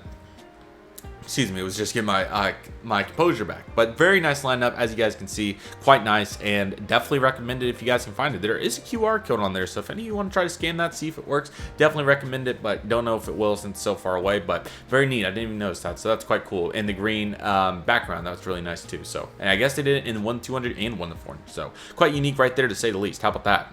And then how about this table? This is even more cool. I think these are timetables. Yeah, or I'm sorry, not timetables. Yikes, my bad. Playing cards. There we go. So as you guys can see, we have various playing cards from all kinds of airlines, from Virgin Atlantic to Air France to Royal Air Maroc. There's some TED Airlines back there, it looks like. Looks like we have just mainly a bunch of international ones. Trans World Airways for TWA, and everything that you can imagine. United Stars and Bars back there, so quite awesome. Freedom Air, you name it, it is here. So obviously in first class back in the day, you didn't have all your iPhones and everything, so there wasn't any entertainment, so people just took playing cards and whatever else they could get for entertainment. So playing cards were a big deal, and as you guys can see, they're selling for a really high price right there. It looks like Royal Air Maroc over there is going for $35. I don't know what TED would have been going for. I'm sure it was probably in the 40s or somewhere in there. So pretty expensive items, and I definitely hope to investigate into this market sometime. Seems really cool, so definitely wanted to investigate into that as well. And then back to the second floor, we were going, just bouncing back and forth, of course. Here's a really nice lineup of bags and t-shirts and items. As you guys can see, we got multiple t-shirts right here. We got multiple bags from TWA. I think there's an American Airlines one over there, as you guys can see. Just everything, Continental, you name it. So every airline was there, and I thought that was really cool too. So quite a nice table right there, and various t-shirts. I wish I could have been buying more t-shirts, and I definitely will do that next year, but I did get a couple for really good deals, so you can't complain. And that is my recommendation for airliners. Get as much as you can for very good deals. So that is excuse me, every picture that we have. Quite awesome to see, and it was quite an impressive lineup. So I hope you guys thoroughly enjoy that. We got some video clips to dive into, so let's dive into those and check it out. Let's do it.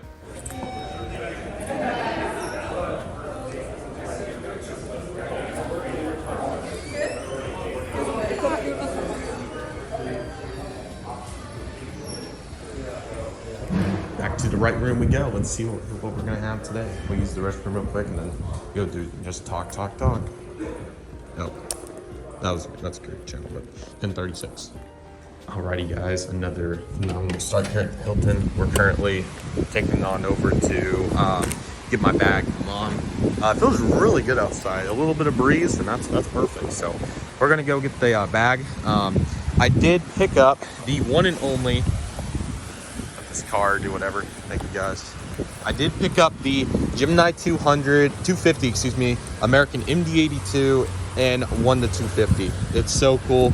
I got a good deal on it. I got this in a stand for 135, so I was very 120, excuse me. So I was very happy with that. I didn't really want to spend, but you know, it's the last day, and I wanted something really good to come home with, and that was just so cool. And I don't know if I'll ever see it again, so that's why I chose to get it there.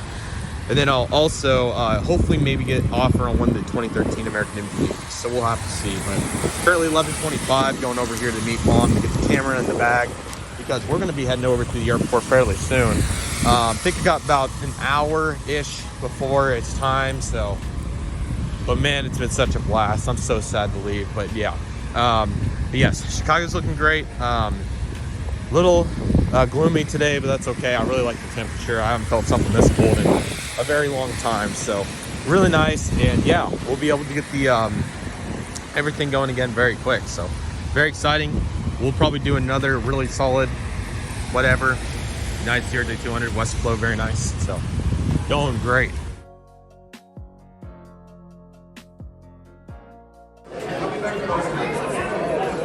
Oh, we can go down here to airplane shop.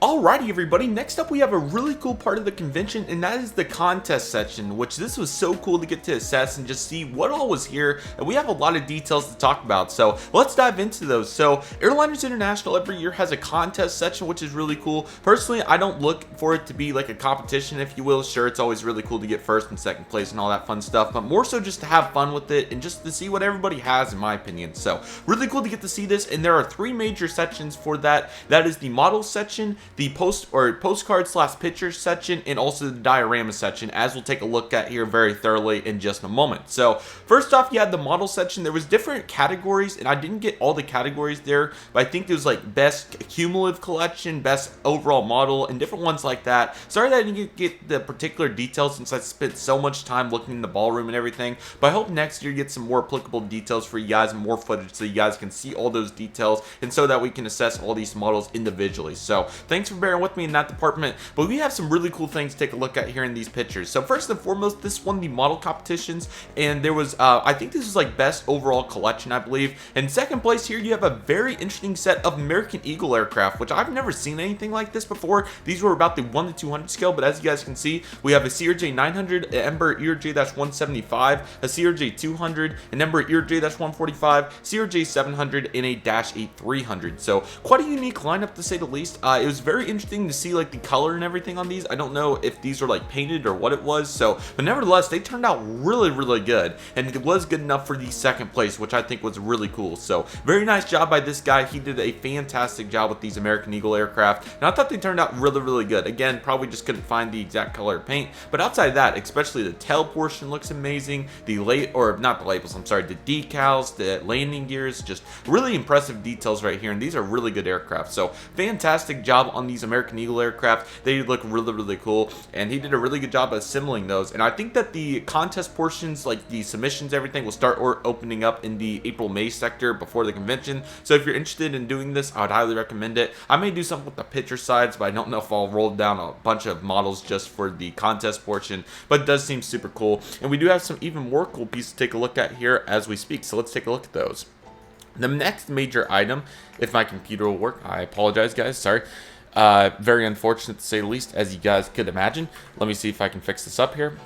Alrighty, so next up over here we have some really cool pieces as you guys can see. So there's a really cool Transamerica 707-300 model right there, which is really cool. I don't know, I think this was the flight as fancy portion. I suppose that's at least what it's facing towards, so that's my guess at least. But really cool looking aircraft right here, really nice detail, and overall a very good job assembling that. That's such a nice looking aircraft, really good color, and just the mold and everything looks really good. So that got second place, and in first place, quite a unique aircraft over here. We have a United, some sort of supersonic aircraft. I don't know exactly what this is, but take a look at that getting first place. Wow, quite a unique aircraft right there. So very unique, quite awesome to see that, and it looks really cool. I really like the detail on it. Came out really nice, and quite a unique theory, and would have been really cool to see that in real life. So quite a cool, awesome model right there, and I thought that turned out really well. So good job right there by that person getting first place. That was a really cool model, and both those look really nice. So good job by both those guys for making those. They look really good, and I thought that they turned out absolutely awesome. So good job, and again, quite a unique aircraft on both of those, and it would have been a close one for me too, just because of the contrast of those and just how unique they are. So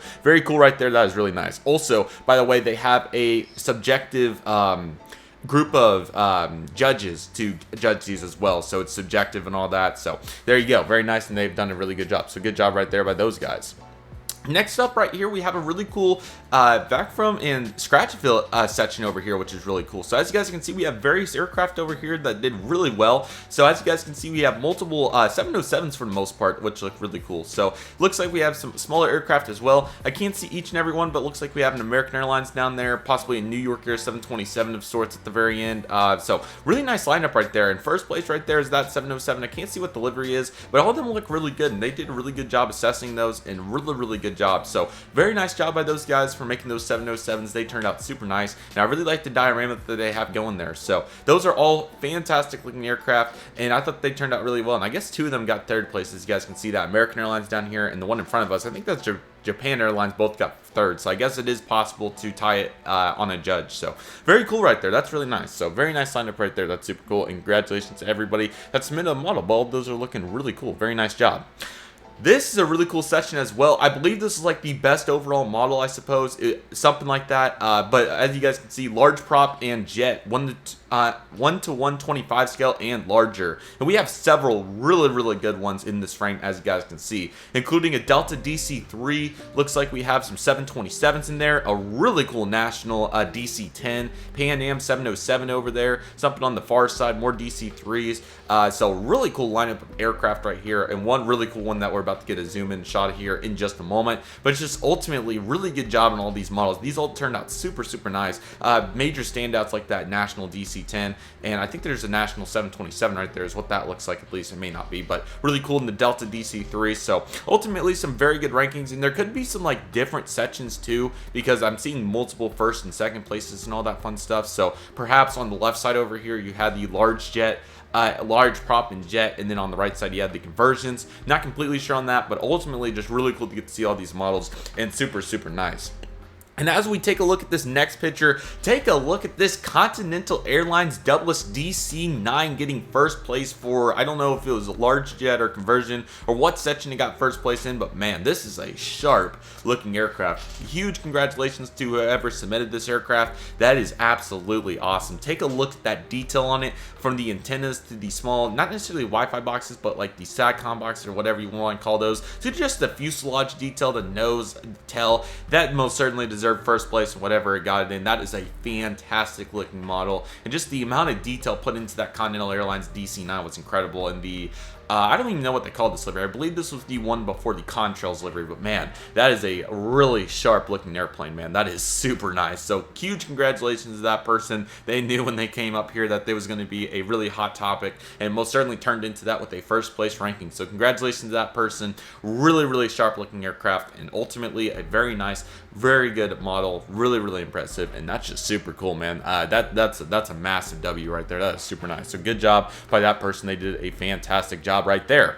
Another first place over here, I don't know what this section was, but you have an American Airlines Electra looking super nice. Really like the detail on this aircraft as well, especially that nose landing gear immediately stuck out, but then you got the fuselage. It just looks so raw, and that's what the American Electra was all about, with just the bare metal well, yeah, bare metal pretty much. Jet flagship design on this livery, just so cool. And then you got the orange all around it too. The propellers look super nice. Nose cone looks super unique to the Electra, of course. And just the tail and everything combined, just making this such a cool model. So really good job on this one. This is just such a really big piece of American Airlines history, and so cool to see it represented in model form just like this. Fantastic job by this person. Another fantastic model right here. And again, these are impressive. People bring these up for everybody to see and enjoy, which is just so cool. And it was an absolute honor.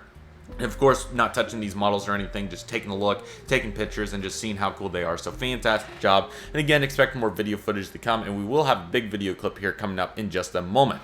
Here's another really good section over here for small props in 1-100 scale and smaller. It looks like we have a United Boeing 727-100 in these, I don't know if that's the stars and bars, or it looks a little bit like an Ultra livery, so not completely sure, but it's a really cool model over there. You can even see in the back where they have the, not emergency exit, but the back part coming out like they have on the TUL aircraft, so that's really cool with the stairs, so that's really cool. And there's also some American 727s right there, 100 and 200 in United. That looks like a stars and bars, or something like that, flagship livery, whatever that may be.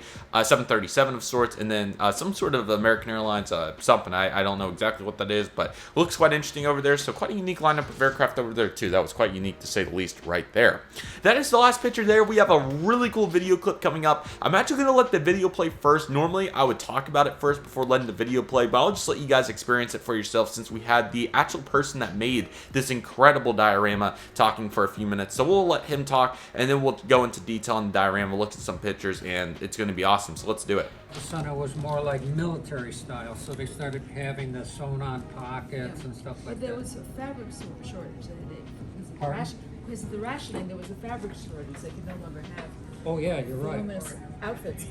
They didn't come back until the new look in around 1949, 1948. Take a look at the Chicago Municipal Airport replica, everybody. Oh my goodness, just unbelievable replica. I don't even know where to begin with how accurate and just detailed this replica is as a whole. This is by far the best model airport I have ever seen. Yes, it is a smaller quantity of items, but the quality of items is just unbelievable. So kind of just taking a look at all these pictures here. I know there's several on the screen here, but just kind of taking a look at everything that we have going here. Of course, you have the two DC-3s that center the whole piece with the United and American DC-3. Just outstanding models, and they came together so well just to make this so perfect. So a really nice focal point, the root, if you will, taking it into the small details. Just so unbelievable to see it. And it's so cool about these big scale items that you can just see so much detail throughout all of these. So of course, you got the baggage handlers over there with the luggage, and then you got the tractors as well, the baggage. I mean, just so cool.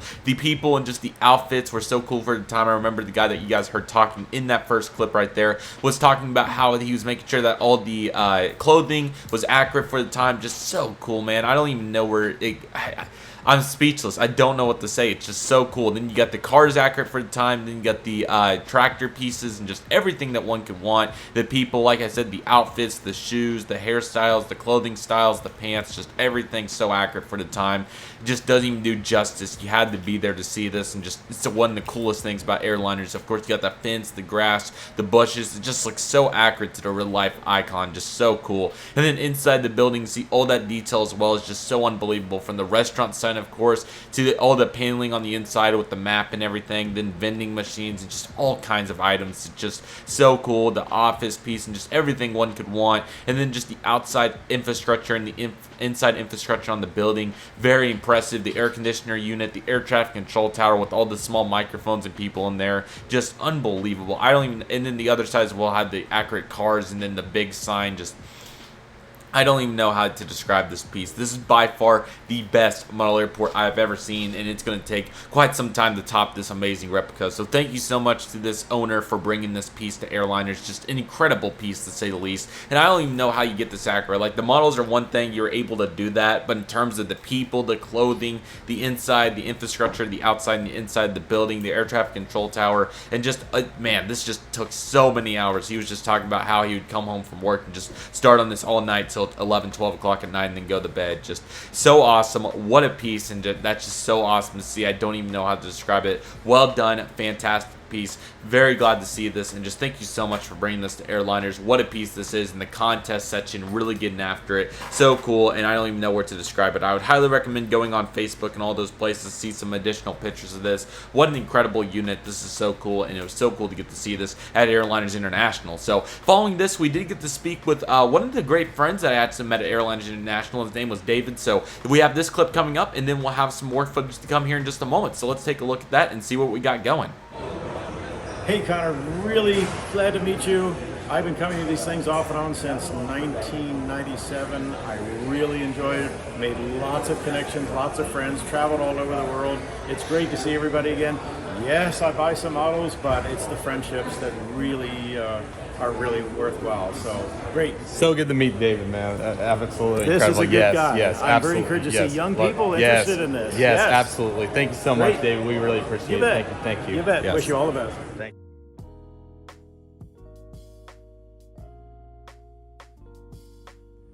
And then unfortunately, the time came. I had to go to the Chicago O'Hare International Airport to catch my departing flight on the United Airlines Boeing 777-200ER with service out to Denver, and then of course the 737-900 on to Tulsa. But man, wow, this is where it ended up happening. This was the final piece, and just, man, had to go in there, say all my goodbyes to everybody that I met, and very, very bittersweet, but I knew that the future was going to be so bright, and I can't believe that we're already a third of the way to the next Airlines International. It's just so cool to think that everybody's going to be there next year. It's going to be so much fun. I get to spend even more time there, and just what an incredible feeling it was, but very bittersweet, very sad, but that's kind of what you have to look at. You have to be so appreciative of what you got to do, and in this situation, getting to spend 3 days with my fellow aviation enthusiasts at one of the coolest conventions in the world for aviation. Just, I don't even know where to begin to describe my gratitude for everybody that would just spend the time to talk to me, and it's just so awesome. I just cannot thank you guys enough, and just to hang out and do our thing and do what we love and love what we do. It was so incredible, feeling so fortunate that we were able to do that, and just what a moment it was. What an incredible Airlines International, the 45th annual convention, or not annual because of COVID, but 45th convention. Just so cool. Pretty much annual, I'd call it, but nevertheless, unbelievable, so cool, and just I don't even know where to begin to describe my gratitude. But of course, took the Hilton shuttle over to the Chicago O'Hare International Airport. We'll talk about the full details of that when we get to it in the real life content for the, or you know, the flying content for the Airliners trip. But man, so sad that this is the final video for the day vlogs, if you will. We will have another assessment video, so definitely be on the lookout for that. But man, what a process it was. Airliners International was so much fun, and again, had to say all those goodbyes and look at all the items one final time. It was so much fun. I did end up getting some final couple of really good items, as you guys will see, so definitely stay on the lookout for that too. But man, it was so much fun. Really, really cool. Thoroughly enjoyed it, and man, it was so hard to say goodbye, but I knew we had to do it, and that's what we did. And man, it was so much fun, and definitely in the future, definitely going to be staying for the full convention. You guys already know it. I was pretty much there for the full convention, but in terms of Saturday night banquet and all that, you guys already know what time it is.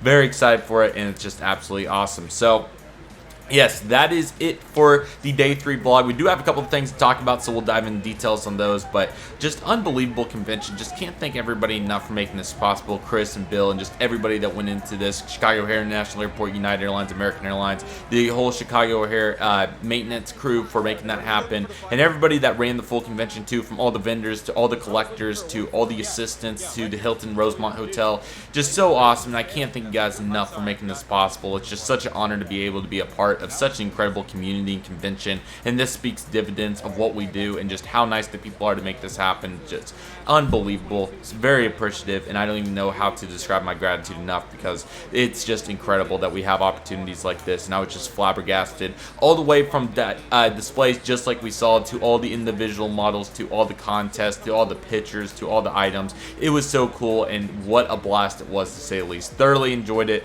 and so excited for next year to come. Speaking of which, we do have some items to talk about. So first and foremost, definitely expect some more Airliners content in the intermission from now until next year's convention in Dallas, Texas, which will be June 22nd, 3rd, and 4th of 2023.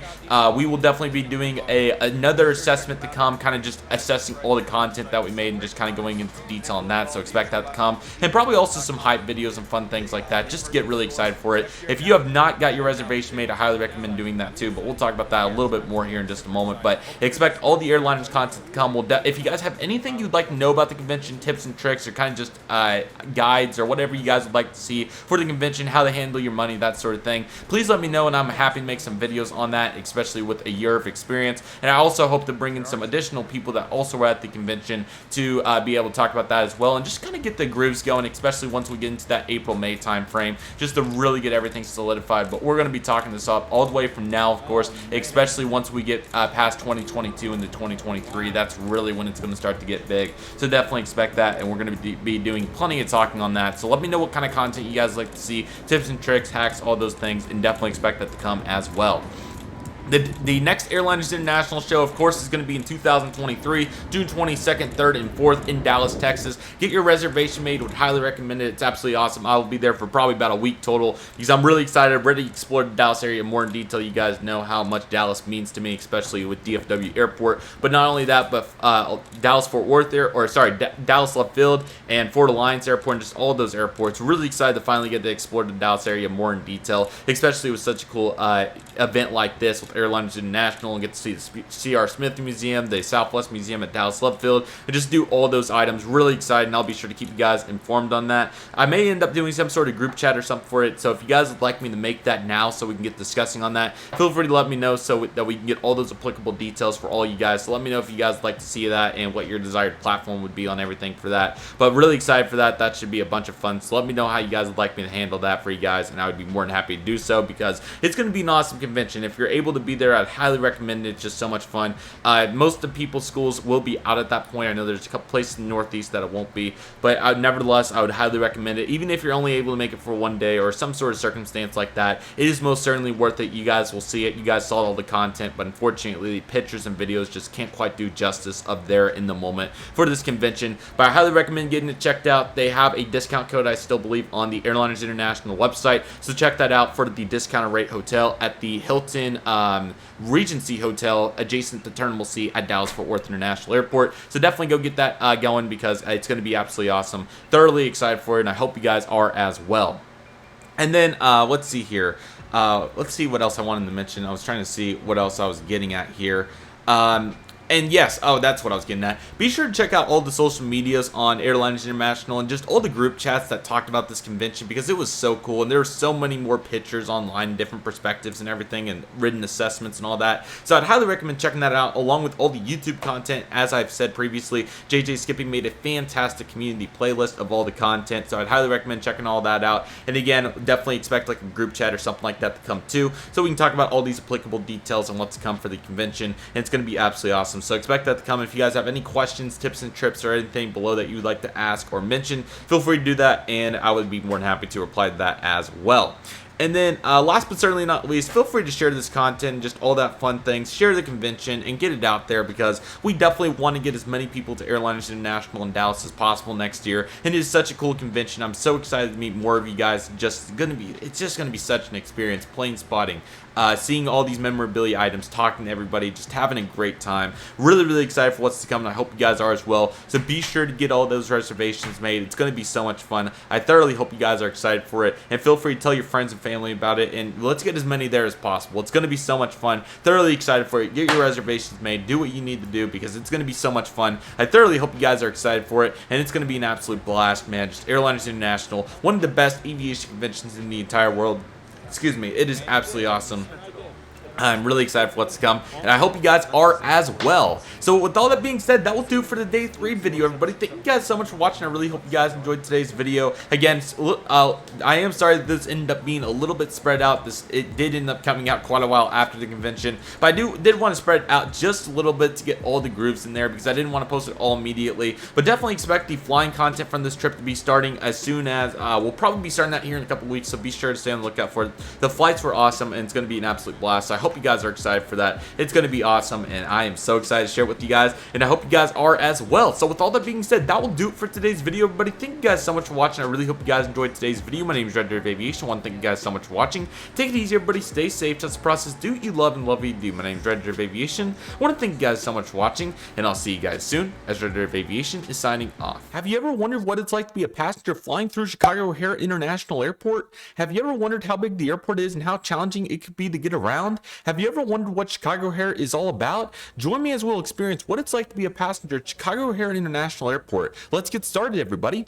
Alrighty guys, so today we're going to be experiencing what it's like to be a passenger flying through Chicago O'Hare International Airport. I really hope you guys are excited for today's video. This is a little bit different compared to what I would normally do for my airport vlog series, but I'll kind of explain that throughout this video because it was a little bit different for this process, and I wanted to make a fun video out of this because I had so much footage and pictures regarding the Chicago O'Hare International Airport, but I also wanted to make plane spotting its full video, so expect that to come in the coming days. But let's get into the experience of what it's like to be a passenger at Chicago O'Hare International Airport. So personally, I was flying in for the Airliners International 2022 convention. This is a convention for aviation enthusiasts with aviation memorabilia items and just hanging out with fellow aviation enthusiasts. So I was flying in for that convention, and I never knew what it was like to fly through Chicago O'Hare International Airport as a passenger. Of course, as an aviation enthusiast, I always find it really enjoyable no matter what, but there were some pretty interesting logistic issues, I would say, that I really wanted to discuss with you guys. So let's kind of talk about the full process, and I'll kind of walk you guys through it. So there'll be plenty of B-roll on the screen for you guys to take a look at what this experience is all about,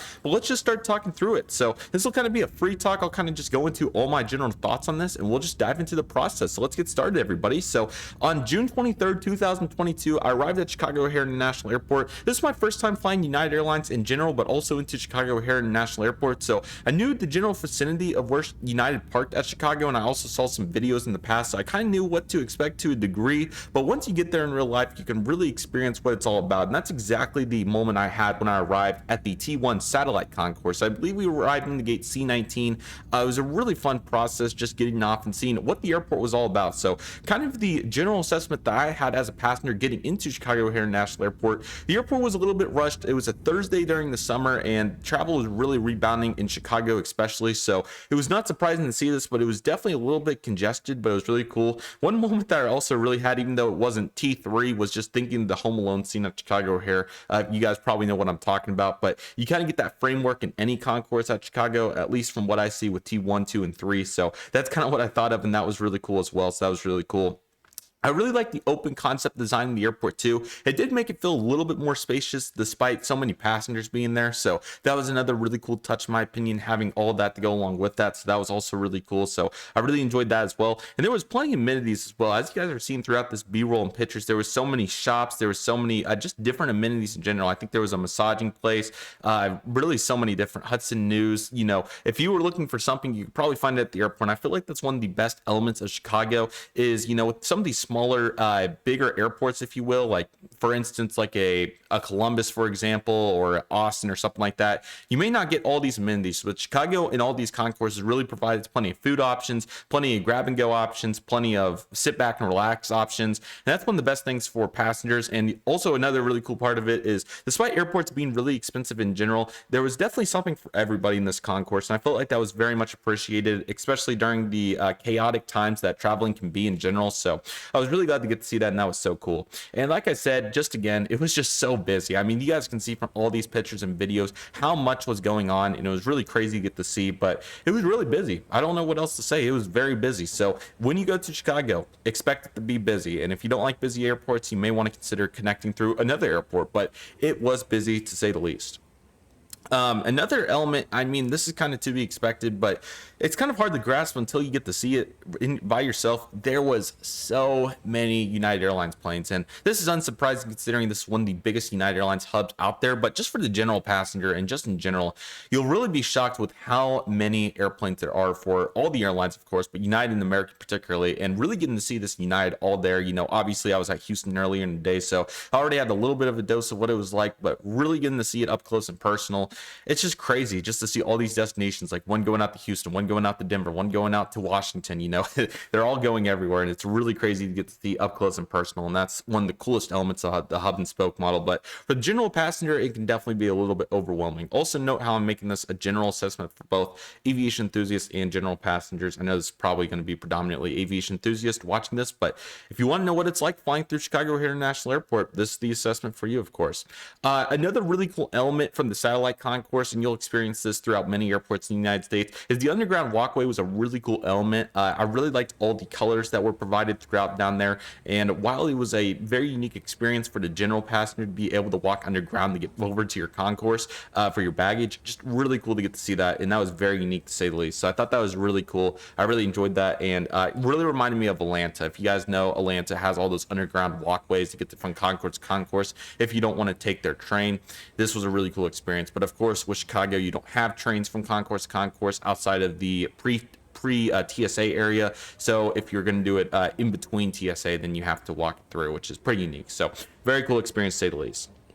Probably the most dumbfounding situation for me, and it was probably on me because I didn't really think about this, but my mom and I had a really hard time finding the buses. So of course we had a hotel in the area for the convention, so we were going to take the bus so we didn't have to spend money to use an Uber or something like that. And finding the bus pickup area was pretty challenging, believe it or not. So T1 breaks out. I'll put a satellite so you guys can see what I'm talking about. T1 breaks out into an arrivals area, of course, as expected. It's a big oval type of design, if that makes sense. It's kind of hard to explain, but we end up finding that. But then all the buses for the hotels are centralized in the middle, in between all the concourses, which I think that's the right way to describe it, or in between the aprons, something like that. But it was really cool to see it situated like that. I just really wasn't expecting it. So we ended up finding it in the middle there, but we really had to try pretty hard. Sorry about that interruption, everybody, but yeah, it was really crazy seeing it situated in such an oval design. It was very unique. Really wasn't expecting that, but that was really cool, and it makes sense for a large airport to have it all situated like that. I might have missed some signage regarding that, but I wish that it would have been a little bit more obvious where it was. Again, I could have missed something for sure since we were trying to get to the convention, but it's one of those things you just got to improvise, see what happens, learn from it, and that's exactly what we did. But for general passenger, definitely look into that, where you're going to be arriving, whether it's going to be taxi, bus, whatever the case is to get to your destination. I know there's also trains as well, I think, that go to the O'Hare Airport, so definitely want to find where those are situated and just figure out what you're doing. So definitely one of those things, but hey, it happens. So that's how I got out of Chicago O'Hare International Airport. Getting in was actually kind of challenging as well, but it ended up always working out because you just got to improvise, especially as an aviation enthusiast at a big airport, because usually I connect through airports and able to plan that out and spotting and all that fun stuff. But in terms of getting out and in, usually not something that I do much. And I usually am a light traveler, so I don't check bags and that sort of thing either. So that's kind of what happened here. So let's talk about the outbound leg. So I was flying on United again. This time we were not going to the satellite concourse. We were going to the main landside concourse. And let's talk about how that works. So let's see here what I was going to mention about this. Starting with T1 once again. So what ended up happening was on the buses, you were supposed to tell the driver, and it makes perfect sense, just didn't think about it. I thought they were probably going to stop at every terminal, but it makes perfect sense. You need to tell them where you're going to be departing from, and I did not know that, so I did not tell our driver where I was stopping at, and ended up he overdrove Terminal 1. I didn't know if he was going back or not, so once we got to the American Airlines Terminal and Terminal 3, I realized that he wasn't going back, so I was like, I'll just get off here and make it work. So what ended up happening is I walked in the American Airlines check-in area at O'Hare. Really cool, old livery American Airlines logo. That was a really cool. I was so glad to get to see that. So that was fantastic. I really enjoyed that. That was a blast. But it ended up working out, and I was so glad to get to see that, because from there there was another underground walkway that went from T3's check-in area for American to T1 check-in area for United. So went underground under all the roads and everything. So that was really cool to get the walk through, and I ended up finding my way through there. So that worked really well. There was a fellow enthusiast that I got to meet as well that kind of led me over there, not really intentionally, but this is what I love about aviation. Everybody knows what they're doing. Usually you'll find somebody that's a little bit more educated than you on subjects like that. So always really appreciate the help of people like that, and that was a bunch of fun to get to do. So really enjoyed that, and that took us over to the United Airlines check-in area, which was pretty impressive to say the least. So like I said, we navigated over there through the walkway really well, and then by the time we got up there, really quick check in TSA. So I ended up doing a self-check on the United, which ended up working out well. No major notes, wasn't checking a bag or anything, so it was very simple. I got my boarding passes, went through TSA, took probably 15 minutes or so. It wasn't very long, so that worked out well. And then I honestly over anticipated really bad because we had plenty of time. So by the time I arrived in there, it was time to do some plane spotting. So that's exactly what we did. And some notes on that. Like I said, the plane spotting video will be coming soon, but in general, the landside terminal was very nice. Really good infrastructure in there. Plenty of options. Once again, pretty much everything I said about the satellite concourse applies here. It was probably a little bit tighter than the satellite concourse, believe it or not. It was really hard to get through some areas, especially one of the toughest designs about aviation terminals in general is when you have these restaurants and other places that require lines on the walking area. It's really hard to navigate through sometimes when you have a big line going into a restaurant, for instance, and you have to navigate around that. So that's another note that I would recommend trying to walk to the farthest outside as possible. So in this case, you're probably watching the video right now.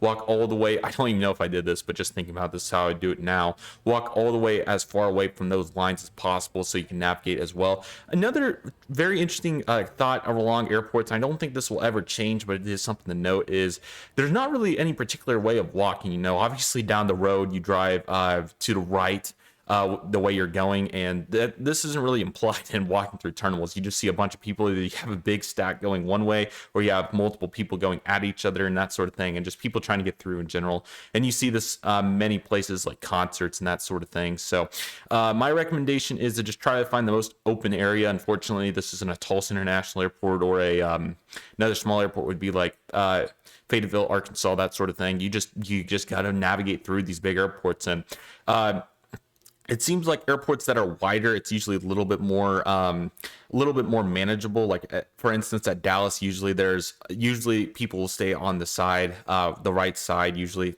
of the way they're walking. So for instance, people going one way will go like on the right side, and the other way goes on the left, if that makes sense from your vantage point. But at Chicago, it just felt like a complete cluster, and to say the least, and just getting through there was pretty challenging. So my recommendation is just try to find the hole, and there are areas where it opens up really nicely, like for instance where there's gates, usually it empties out a little bit and that sort of thing. So I would just recommend trying to work your way around it, and the videos probably show that pretty well, better than I can explain it.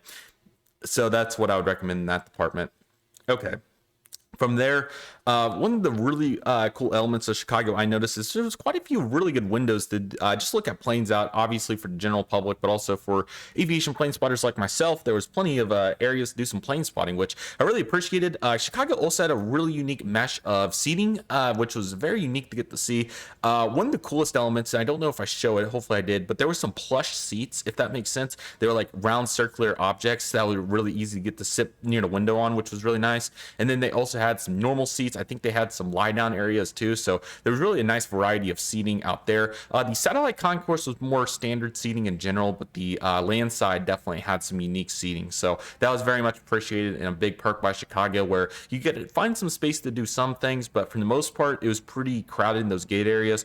This is a little bit saturated though to a degree, because there was a Lufthansa outbound flight and an A350 going to Munich, a United 777 flight, my flight going to Denver of course, and there was plenty of mainline flights as well. There was a 320 and some other planes I believe out there too, so it's one of those to expect for sure. And then other passengers getting in early, because kind of like myself, you don't know what TSA is going to be on a given day, but give it to Chicago. They did their best. I'm sure there's peak times as well, so my biggest advice for Chicago in general is give yourself enough time, and if you have extra time, utilize it how you'd like. If you have work to get done on your computer, go find an open area to work and go work. If you want to go plane spotting, I would recommend going plane spotting. If you just want to sit on your phone for 30 minutes or an hour or whatever you want to do, but I just recommend getting to the airport early, especially big airports like Chicago, where you may have an accident. You may not realize that you're accidentally at the wrong drop-off spot, or you can't find your bus shuttle, or you can't find the train that you need to take, or you can't get to the places. And I'm sure that this is just coming from a mid-airport enthusiast like myself, Tulsa. I'm used to being able to get through the airport within 20 minutes. At Chicago, it's a toss-up. I'm sure at 5 a.m. it's a complete mess, and I'm sure at, like when I came in there at 2:30 on a Saturday, it's probably not as bad at times. So it really is all hit or miss. So that's why I would recommend definitely giving yourself plenty of time, because you'd rather be early than not make your flight. So granted, most flights out of Chicago, there's multiple, even flights like Munich and Frankfurt, I think are 2 daily. So there's multiple options for sure, but it's never worth risking it. But that was also really cool to get to see Lufthansa get to park at T1, even though obviously they're an international airline. I'm sure that makes it a little bit more complicated for some locals trying to figure out, okay, what terminal am I going to go out of? And that's another item as well, is if you're unfamiliar, definitely get there early. It just makes the most sense, and you just want to have plenty of time in case something goes wrong. So there's also United Sky Clubs and different places to hang out too. So if you have those benefits, I'd recommend taking advantage of them for sure at Chicago, because the infrastructure is in place for that.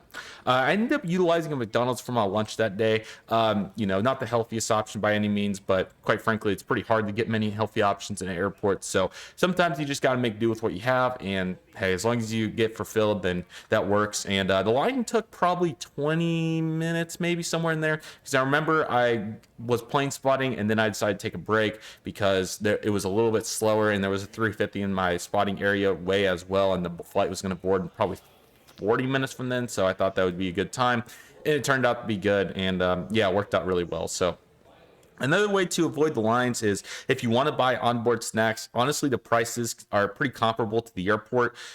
You know, you can also bring a snack on board too. That's another option. So there's quite a few ways to end up getting fulfilled in those desires, and many ways depending your budget. So that's just another passenger experience to note as well. So that's also an option. And yeah, there's quite a few ways in general. Speaking of that Lufthansa I was mentioning earlier, that E350, I wasn't going to mention much plane spotting in this video, but that's just too good. I think any person in general would just be able to be just shook in general with how cool that was to get to see a big plane right in front of your face like that.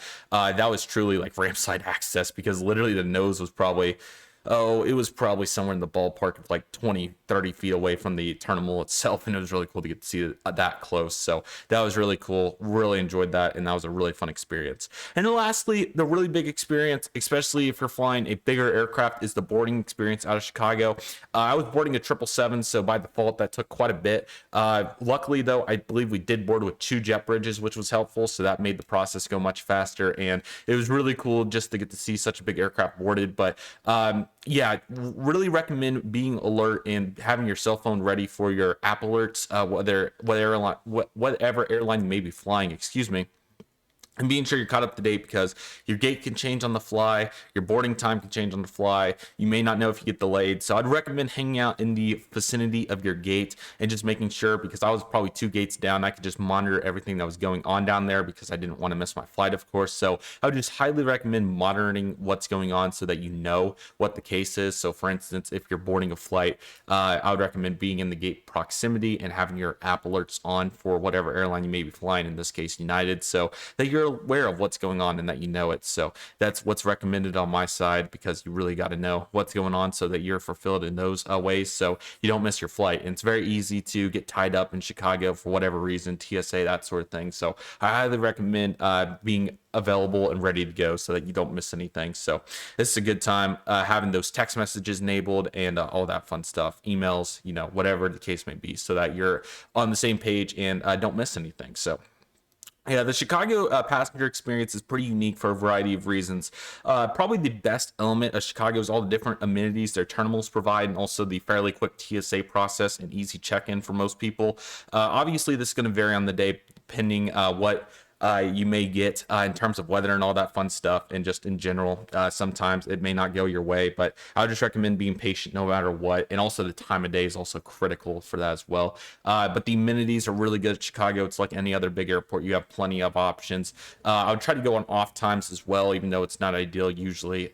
It helps so that you can get short lines and all that fun stuff if you're for these various places. The biggest con for sure is just how crowded it is. It's probably one of the most crowded airports in the United States, but considering the amount of flights that airport has, it's truly incredible to see that it's honestly not worse. And they are working long term to expand the terminals, I believe, so that will be helpful. And I just recommend in general, when it comes to Chicago, just being ready to go at all times, because you never know what's going to change. It could change on the fly. Your gate could change. Your aircraft could change. So many different elements could change just like that. So I would recommend being ready for all of those. And yeah, if you do fly through Chicago, best of luck to you. I thought I'd make this video just in general to recap my experience, because normally I do a check-in vlog and I usually would describe all the elements I did in this video, but I thought I would, you know, make it more seem like what the experience was rather than just my experience, because you really do want to know before you go into these airports what the experience is going to be like. So hopefully this video was helpful to you guys. The plane spotting video will be coming out soon, so if you're interested in what planes we're flying in that day, definitely be on the lookout for that. You can also check out all my other Airliners International content along with the spotting vlog from Chicago too, to really see what the airport's all about. So I highly recommend checking that out if you haven't got a chance to. It's a bunch of fun, and it was a great airport. So I hope you guys enjoyed today's video. Again, thank you guys for watching. If you have any questions about the process, please let me know. I've connected through the airport twice, and I've done the full deboarding out of the terminal and getting into the terminal and boarding process once. I know that there's many other people that are locals to Chicago that probably have better answers than I do too. So, but I would just recommend in general being ready to go at all times, and your experience should be pretty good. So with that being said, that will do for today's video. Thank you guys so much for watching. I really hope you guys enjoyed today's video. My name is Redriveraviation. I want to thank you guys so much for watching. Take it easy, everybody. Stay safe. Just process. Do you love and love what you do? My name is Redriveraviation. I want to thank you guys so much for watching, and I'll see you guys soon as Redriveraviation is signing off. What's going on, everybody? Welcome back to Redriveraviation. Hope you guys have a fantastic day today, and today I have another plane spotting video for you guys. Today we're going to be plane spotting at Chicago O'Hare International Airport on June 23rd and June 25th of 2022 for you guys. I really hope you guys are excited for today's video, and without any further delay, let's dive into the plane spotting, everybody. So like I was saying, this plane spotting is from June 23rd and 25th of 2022. This was the plane spotting that I got to do when I was not doing my big spotting session during Airliners International 2022 in Chicago. So pretty much on my inbound flight, I was able to do some plane spotting in the terminal, and then on my outbound flight, I was also able to do some plane spotting from the terminal before boarding my flight to Denver. So we have some really cool catches here and also some videos, and I hope you guys are excited for this. This is a really cool spotting session, and I don't even think Chicago needs any introduction. It was just so cool to get to see all the airplanes again. It's been about 5 years since I've been here, and I was super excited for this plane spotting. So without any further delay, let's just dive into it. Feel free to ask any particular questions or comments you have about any of these aircraft routes or anything like that in the comment section, because some of this is a little bit more complex, but also, you know, some of it's self-explanatory to a degree. So I don't want to give you guys too much information, but also not enough to be sufficient. So nevertheless, let's just get into it, everybody. So starting right here, this is my inbound flight to Chicago on the 737 MAX. So if you guys noticed during the trip report, I didn't film until I got back to the gate. That is because all the plane spotting that was going on in these pictures was going on. So let's get started. We have a Scandinavian A330-300. It was so good to get to see these again in Chicago. Along with that, we also have a Volaris A320 and A319. So obviously not the best pictures in the world, but still super special to say the least. Take a look at all these American Airlines aircraft at the Terminal 3. Look at all these 737s. So looks like we have an A321, A319, I think 2 737s, another Airbus, and then 3 737s, including a MAX 8 there on the end, and also an Envoy 145 or Piedmont or something like that. So many American Airlines aircraft, and they look so awesome. They look so awesome, excuse me guys, but just take a look at all these beautiful airplanes. They look so good, man, and I'm just so glad that we got to see all these. So really good plane spotting be done from the airplane window, and it usually always turns out pretty well.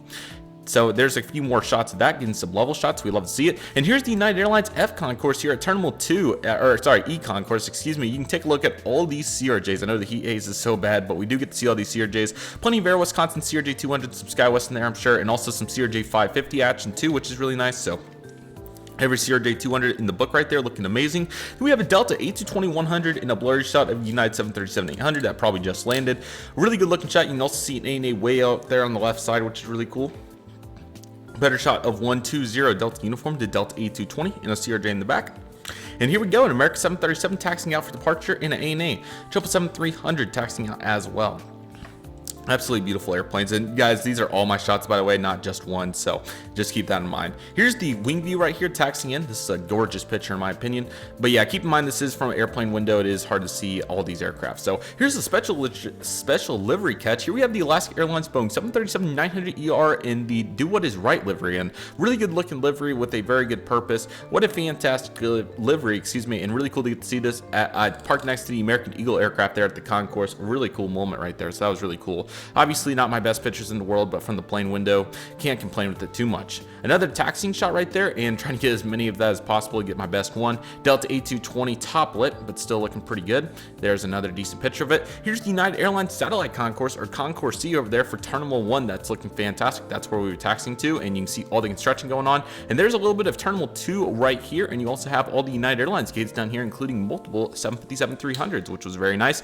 Probably the best picture of my taxiing session right here was the Korean Air Boeing 777-300ER. It was so good to get to see this. Hotel Lima 8216. Love getting to see these, and I think this might be my first time seeing 777-300, which was really cool. I'm pretty sure that was a cargo flight, and I was very glad to get to see that. Really cool to see a Western Global 747. Didn't even notice that. And then we have this ANA 777, but I didn't notice the Western Global when I was spotting, if I recall correctly. The worst picture ever of a 787 landing, and then there's the ANA again. Probably not postable, but still pretty cool to catch it. Delta A321 on the rollout.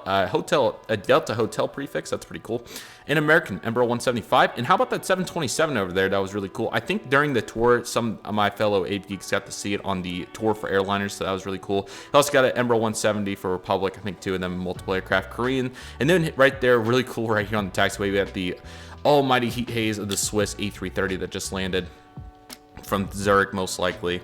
And taking a look at all these, downtown looking fantastic in a 145. Taxiing across the runway right here was really cool. Delta just landed, pulling off there. There's the skyline in a 145. Taxiing into the apron here, looking good. Korean heading out right there, and you got the tower and also multiple airplanes right here. Skyline again, and I also got it with a Swiss A330, which was really cool. Delta taking off maybe or landing. FedEx airplanes and another American 145. There's the tower, looks really nice. And a CRJ in heat haze central. Delta coming by once again, so I got to see that plenty of times. In the Swiss A330, despite the heat haze, Hotel Bravo Juliet Hotel November was looking awesome. Actually, that might have been a 200, excuse me. Republic 175 maybe looking really good. In a Embraer, or sorry, this is Airbus E319 for American by their cargo center, or yeah, cargo center, looking pretty cool. ANA with the skyline looking great. And as we taxi into the gate, here's a Delta Airlines Airbus E319 loading up. Nice shot right there. And here's the United Airlines gates, including a 737-900 and a MAX back there too. Two MAXs actually. There's the 757s and the Airbuses looking amazing. Obviously Delta parking with the United before they moved over to Terminal 5, which is really cool. Some CRJ 550s, CRJ 200s, Embraer 175s. There's Evo Blue, another 175 with the Hilton, 737-900. There's a pretty good shot of a MAX 9 there at the gate. 320, A319, MAX 9 once again. Really good shots here. I'm pretty pleased with how these turned out. Two 757-300s, one the old, one the new colors one. Nicely in focus. A 737-900. And then here we have another 737-900, Airbus 319, it looks like right here, and some sort of fire going on in the background, but I think it was for demonstration purposes, probably. Not completely sure on that. I know that's what they do at Dallas, though. 757-300, 75854, looking beautiful. I don't know if Gemini just made that model or not in 400 scale. I'd have to double check which one it was. And then here we are arriving to the gate. 757-300 pushing back. I love the tugs at O'Hare. They're so cool. And there's the new livery at the gate once again, looking fantastic. And then we have the MAX 9 once again. 737-800 pulling into the gate just like that. CFM 319 for American pulling in right there, looking very nice. And we also have the Embraer 175. And along with that, 3 Evo Blue 757s in one shot, 1, 2, 3. I was kind of dumbfounded to see that, but it was really cool. Here comes the next one into the gate down there.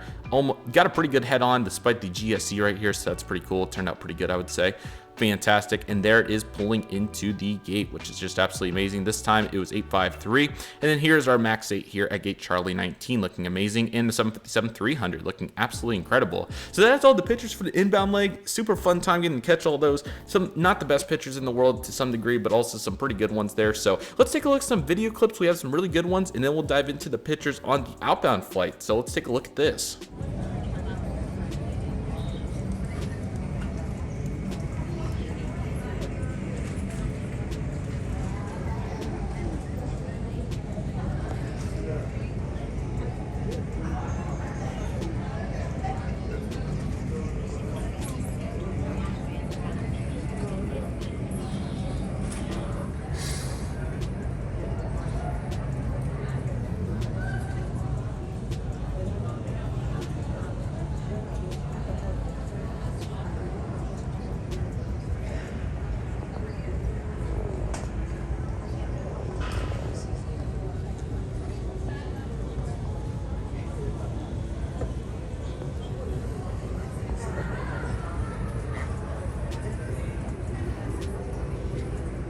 Alrighty everybody, so here we go on the outbound flight on June 25th, 2022. Unfortunately, there were some clouds on this day, but still really nice to get some good catches, and it kind of worked out good because it was going to be a little bit backlit anyways with the sun in some places, like on this shot to start us out with the United Airlines Airbus E320 Continental Globe, registration November 9491, excuse me, Uniform Alpha. Like I talked about in the Houston video especially, and this is another great time to talk about, there was so many United planes, I'm just not used to it, but I honestly dig it, and it's really nice to add to my catalog and just gallery of airplanes in general for all of my plane spotting catches, because obviously I've been to plenty of American Airlines hubs, quite a few Delta Airlines hubs in Atlanta and MSP, but now also to some United hubs in Chicago and Denver and Houston. So it was really cool to do that, and it was a blast. So here's a 319 November 899 Uniform Alpha, looking amazing. And here's an Evo one, speaking of which, November 824 Uniform Alpha with a SATCOM box, looking very clean. And here is another one, 851 this time, looking amazing. And take a look at stars and bars in the background. Stay tuned. Spirit A320neo in the far back too. United 737-900 taxiing 69830, and we got a 320 far in the background after touchdown most likely. I was on priority here, so my ISO kind of went going to the moon, or actually I might have been on manual with auto ISO. That's probably what I was on, but let's see what we got here. Oh, take a look at all those SkyWest CRJs in the back. Pretty impressive right there. Let's see. Okay, so I ended up getting a pretty good shot there. I'll definitely take that. That's pretty good. And here's the United 737-700 in Evo Blue livery, and this is probably the only one I caught. I don't remember catching one from the garage. Nevertheless, November 15712. Looking amazing. And here's the 737-900. This is kind of what I was talking about with the backlight, but yeah, the heat haze kind of ruined it anyways, but it's still fun to get to catch planes no matter what situation is. Speaking of which, we're about to catch some real money right here. Lufthansa Airbus A350-900 new livery with the I'm forgetting what the city was right there. Taxiing in from Munich right here, Frankfurt. It was 1 and 2. Really cool to get to see this. I'm pretty sure it was a Frankfurt inbound, Munich outbound, but I could be wrong on that. But man, this was so cool to get to see up close and personal, and you guys will see what I'm talking about here in just a moment. Just such a magnificent airplane, as you guys can see right here. It's so pretty, man. What a beautiful airplane. And I was very excited when I saw this coming in, because what I do nowadays when I go to big airports, the plane spot to make it even funner, unless if I'm like, you know, doing a day trip or something, usually I just won't even check the board and I'll just see what surprises end up showing up, because it's honestly really fun to do it that way. So I kind of just surprised myself, and it worked out good with that one. Republic 170 in the background, but we got the United 319 and then a 737-900. Here comes that 319 to the gate. Got some rain gear, it looks like there. 753 in the way back, and you got the United 737-900 taxiing into the ramp here. Let's get some light in there. And there's a Spirit 320neo with the filled in titles there. It looks very nice. 737 pushing back. Here is a 900 in Evo Blue livery. How about all this variety for United's mainline fleet? This is super impressive. Here's a 320 440, looking amazing. Here's that 739 heading out right there. Get this thing to scroll up a little bit. They're getting a little slow. But yeah, these shots didn't turn out too bad. You can definitely tell, but with some editing on the what am I looking for here? With some editing on the shadows and highlights, we'll be able to pull some pretty nice photos out of these, besides them being slightly backlit here. Yeah, I tried to get the Air Canada, but the APU of the United Airbus was not having that. There's a 752 looking amazing. I didn't get to catch too many of these, so I was glad to get to catch one right there. Well, I saw several, but in my career, I haven't got to see many of them. How about that? So, or my photography so far, but hopefully more to come. Just like that one. That's phenomenal right there. The Lufthansa 359 hanging out here at gate Bravo 16. Such a beautiful looking aircraft. This is at the alpha position as well. I mean, you can really see the artwork of this aircraft and also on the videos. I love the lighting on this. Thank goodness the cloud didn't cover it up. It was so nice, and what a blast to get to see there at Bravo 16. Just such a beautiful airplane, magnificent, and a beautiful plane. This kind of did ruin my view for some of these planes like the Air Canada Express, but it was okay because it was about lunchtime anyways, and I was still able to see over here on this side once it loads. Speaking of which, there we go with the Air Canada. Really neat shot right here. You got the Air Canada Express, a little bit fuzzy there in the front, but it's all right. United Airbus, and also the Stars and Bars 475 Uniform Alpha making an appearance right there, so that was pretty cool. But luckily, you got past the wing there, and I was able to catch a pretty cool side of it. But really cool to get to see all of our Star Alliance carriers, including Air Canada, Lufthansa, United, and everybody else that made it in here. There's Delta 220 taking off, far gone, but hey, still cool to get to see, of course. What else do we got going here? Another shot of the 359, because yes, and a wallpaper shot. So if you guys want to screenshot that and use it as wallpaper, go ahead. Did I take a better one? I feel like that one was a little off, but I think I was trying to get the fuselage centered. Let me know if you guys want me to send it to you. I probably can too. The quality looked decent. Hopefully I get another one. Maybe if I was intelligent enough. So yeah, this was our Munich flight, Lufthansa 437. Why does that seem so similar to the Charlotte flight number? That seems very similar to the Charlotte to Munich flight number. Very similar. I think it's like probably a couple numbers off, like 432 might be Charlotte. I'm forgetting off the top of my head, but really cool. And then next departure was United to Brussels at 6 o'clock. Very cool.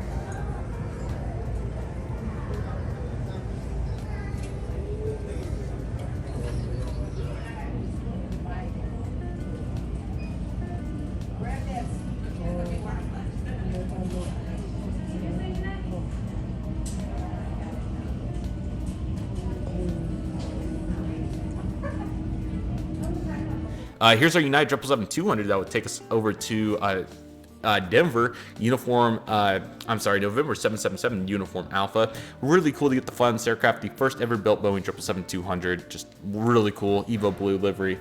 Very unique. And what a special moment that was here at B-17.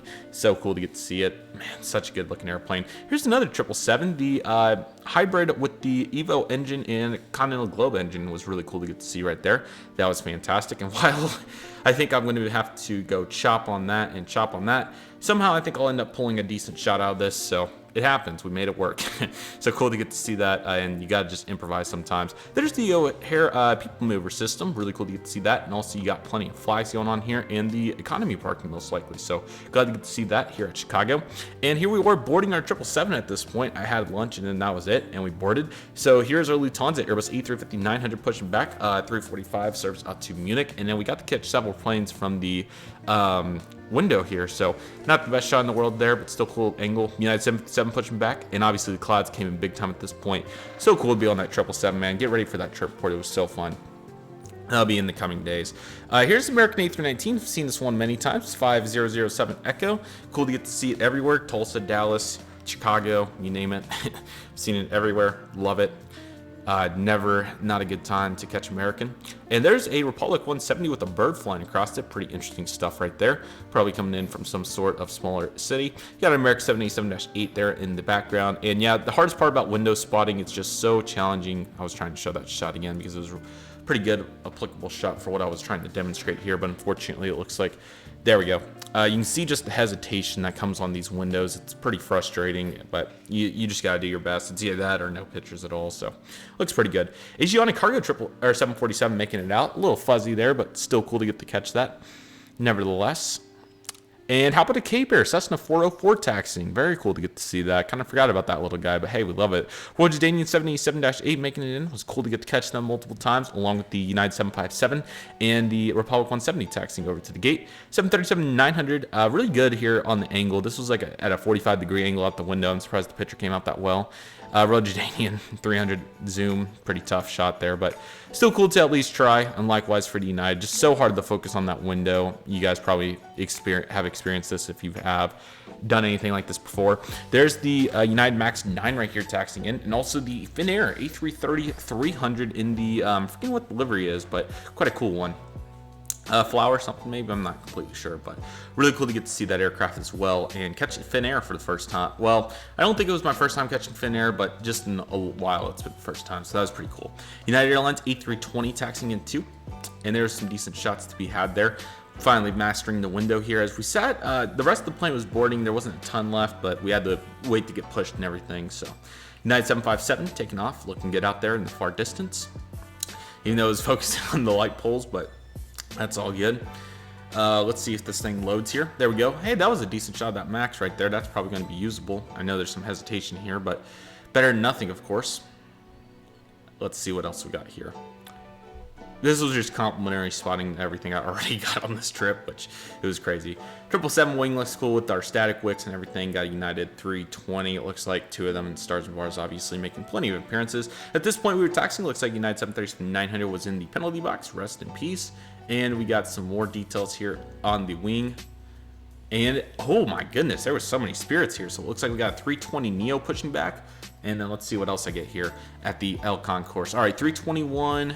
Probably that might be a 319 there in the middle, and then another 320 Neo. That was a nice assortment of spirits. Obviously, the L extension, L Stinger, I think is what they call this piece, had all of our Envoy 175s, as we saw in that airport update I made during summer. So there they all are right there. Spirit pushing back, that turned out really well. I would be interested to spot somewhere in these windows. These windows look pretty good. This spot right here maybe would be good. Just a thought. Not sure. I'll have to take a look into that. That looks pretty good. And there are big windows here on the Stingers, so that's a thought for sure. There's that Cape Air Cessna 404. It's not funny. I'm just really surprised why such a small plane parks here at the big terminal. But hey, they're flying in here, man. There's two of them right here, so love to see it. And this looks like the little extension piece where they get in from the gate, so that's pretty cool. So Cessna 404s at here at O'Hare. Here's the Envoy 170. Nice to get to see that. Of course, they were kind of making it throughout the summer here at L10 Charlie. Of course, this was the wide-body gate, which AS would know all too well, AS Aviation that is. And of course, they turned in the 3 regional jet gates because why not? All right, here's some more American Airlines mainline.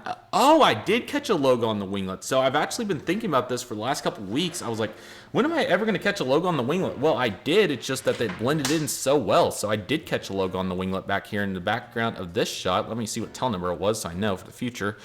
847. It looks like to me 947, 847, something like that. So really cool to get to see that. I didn't know that I've caught one of those before, so I was very happy to get a logo on the winglet. Didn't know that I did, but of course it was way back there, and I was obviously probably focused on just getting as many shots as possible. So I have caught a logo on the winglet before. It just was in the background, so cool to see that. But yeah, tough nevertheless. I'm surprised I didn't zoom in on it. I probably, you know, when you're just picture after picture after picture, you don't necessarily go blank. You're just trying to get the shots. So I probably didn't think about it, but still looks good. And I got a logo on the winglet. This is also an Envoy 170, so cool to see that. Pretty much saw the whole fleet within 3 days. Iberia looking great. This is A330-300. Yeah, looking amazing right there. And we also had some Dreamliners right there at the K concourse. Beautiful. And here we have that 319, also a 787 right here for American, multiple of them. There's a 320 IAE for American, looking really nice there. Kind of a random gate, but they put them there at the edge, which makes sense for the taxiing, so that you can get wide bodies like this 777 through. There's a 787-8 and another 319 it looked like, and then more Airbuses. Got a 321, 2 of them, a 737, and a Dreamliner kind of peeking out there, right there at the hotel concourse. Another interesting gate with Hotel 18, pretty interesting one, but seems pretty cool. And 17 does house the A321neo, as we're seeing right here, which is really cool. Very nice. Hotel 18 is such a unique position, man. So cool. Hey, barely got a max right here. Did I get a better shot? Dang it, I did not. But that's still a workable one, even though it got covered up with a little bit of hesitation. Just do crop, and we'll make it work. But November 329 Sierra Lima, I think it's a new one for me, so that was really cool to see. Probably going out to Orange County. Patiently waiting. How about this shot, guys? 4 SkyWest CRJ 700s in one shot. That was crazy. I was not expecting to be able to do this, but we did. And I mean, it's a really cool shot. Never thought in a million years I would have got 4 consecutive. Well, there is one normal livery in there, but I mean, still. Really cool moment. One of the more unique situations I've ever got. Let me know if you've ever seen how many consecutive house liveries you've ever seen together. I think I've seen 2 Mesas together, but never 4 SkyWest. So that was really cool to get to see. Probably the most unique situation I think I've ever seen, and that really shows you how prominent SkyWest is here at Chicago. And there's just a normal one because yes, and there is our beloved Envoy and Piedmont 145s and another SkyWest CRJ 700 because got plenty of planes over here at the concourse for American. There's United there at the edge, and American Dreamliner taxiing in, and a 737 taxiing out. Not my best shots, of course, but you guys know how hard it is to plane spot from windows. Dang, I wish I would have got a little bit better one there. China Southern 777 landing, and there is a Envoy 175 because I've seen plenty of those over the years. And there is the KLM 787-10 getting ready to taxi out for departure. Beautiful looking plane. I've somehow got 2 beacon aircraft in one picture, so I'll probably try to make something out of that. That was pretty cool. That is the one over, parked overcast spotting. You can get more beacons, it seems like. It's a little bit easier to see them, but that's still pretty cool. So there, that is taxiing. Nice picture right there. Last lineup here of T5 before taxiing or departing. Looks like we got the American 787, Etihad 787-9, United Dreamliner, United 767, and of course Southwest's interesting presence here at the airport. We also got the Emirates there at the end. Sorry, I missed that. But we have 3 Southwest 737s because yes, and a 4th one obviously taxiing in because that's just O'Hare for you at its finest. And the last look at the BA Super Jumbo. I've not seen one since, and I hope to change that in the coming weeks, hopefully, if everything goes according to plan, which I'm very hopeful that it will. And ANA for the final time. Hopefully I'll get to see him soon. Really just reminiscence because it's such a cool terminal, and I know that I probably won't be back there for probably at least a significant amount of time here in the near future. But you got ANA, like I said, Royal Jordanian, Air France 350, and is that a China Airlines in the very back? Can't tell, but really cool to say the least right there. What a lineup. KLM getting ready to hold short. He's heading out to Amsterdam, and these were the final pictures from the Chicago 2022 trip for Airliners International. And what a trip. It was fantastic. We obviously still have the trip report to Denver and obviously Denver plane spotting and the Tulsa leg on the 737-900. So we're not quite done, obviously, but obviously for the Chicago portion, it is complete. And we'll have some video clips and trip reports and everything. But just amazing plane spotting in general. It's such a great airport to plane spot at. So many locations, so many international airlines. It's really the best hybrid of everything. You know, at JFK, you can't get as much like United and American mainline action. But here at Chicago, you get plenty of that along with the international carriers. Then at Dallas, it feels like, just honest opinion, it feels like there might be a little too much American mainline, not enough international stuff, but just really cool. It's a great airport. Highly recommend plane spotting at it if you ever get a chance to. But I was very fortunate to be able to do this. It was an absolute blast, and I really hope you guys enjoyed these videos that came out of it. What a blast it was, and definitely expect the pictures to come to social media in the coming future and all the other fun items throughout. But man, what a great plane spotting session. I really hope you guys enjoyed it. But with that, that'll do for today's video. Thank you guys so much for watching. I really hope you guys enjoyed today's video. My name is Redriveraviation. I want to thank you guys so much for watching. Take it easy, everybody. Stay safe. Just process. Do what you love and love what you do. My name is Redriveraviation. I want to thank you guys so much for watching, and I'll see you guys soon as Redriveraviation is signing off. As an aviation enthusiast, I've never flown aboard a wide-body airplane before. I've always wondered what the wide-body aircraft experience is all about. After years of patience, I finally got a great opportunity to try the Boeing 777-200 on United Airlines from Chicago to Denver on my way home from Airliners International 2022 in Chicago. Join me as we fly on board my very first wide-body airplane, the economy product. This will be a very sentimental experience, so let's get into this. Welcome to Chicago O'Hare International Airport, everybody. It was certainly bittersweet for the Airliners International 2022 convention to come to a close, but I was still very excited for the rest of the day ahead as I was set to fly on board my very first wide-body airplane. Checking in was an easy experience as I was ready to go within a few clicks. The United Airlines check-in area at Chicago was bustling, to say the least. Luckily, there were many kiosks and check-in employees to provide a good experience. Following the smooth check-in, I made my way through TSA, which took only about 15 minutes, so I definitely over-anticipated how much time I would need, but it was certainly better than running late. During this extra time, I was able to get some lunch and do some plane spotting, which included this epic Lufthansa Airlines Airbus A350-900 with service to Munich. This is such a pretty airplane.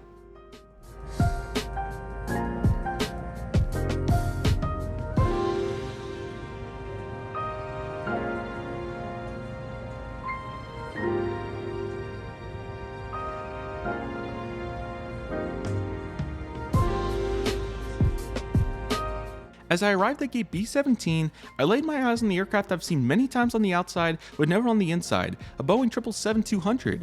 I am so excited to get on board my first ever wide-body airplane. Today we're going to be flying on board November 777 Uniform Alpha, and I was so excited to fly this aircraft for various reasons as my first ever wide-body. First, this aircraft is quite old at 27.7 years old, but that's for good reason as this Boeing 777 was the first ever Boeing 777 built. What a special way to fly your first ever wide-body. I don't think you can get much better than that. To complement this aircraft has the Pratt & Whitney engines which were recently ungrounded at the time of this flight. These engines are quite fascinating to me, and I'm so glad that United Airlines found a fix for them at the time that these issues took place afterwards. This aircraft also has the beautiful Evo Blue livery. What a nice looking paint scheme for the Boeing 777. Let's go get on board, everybody.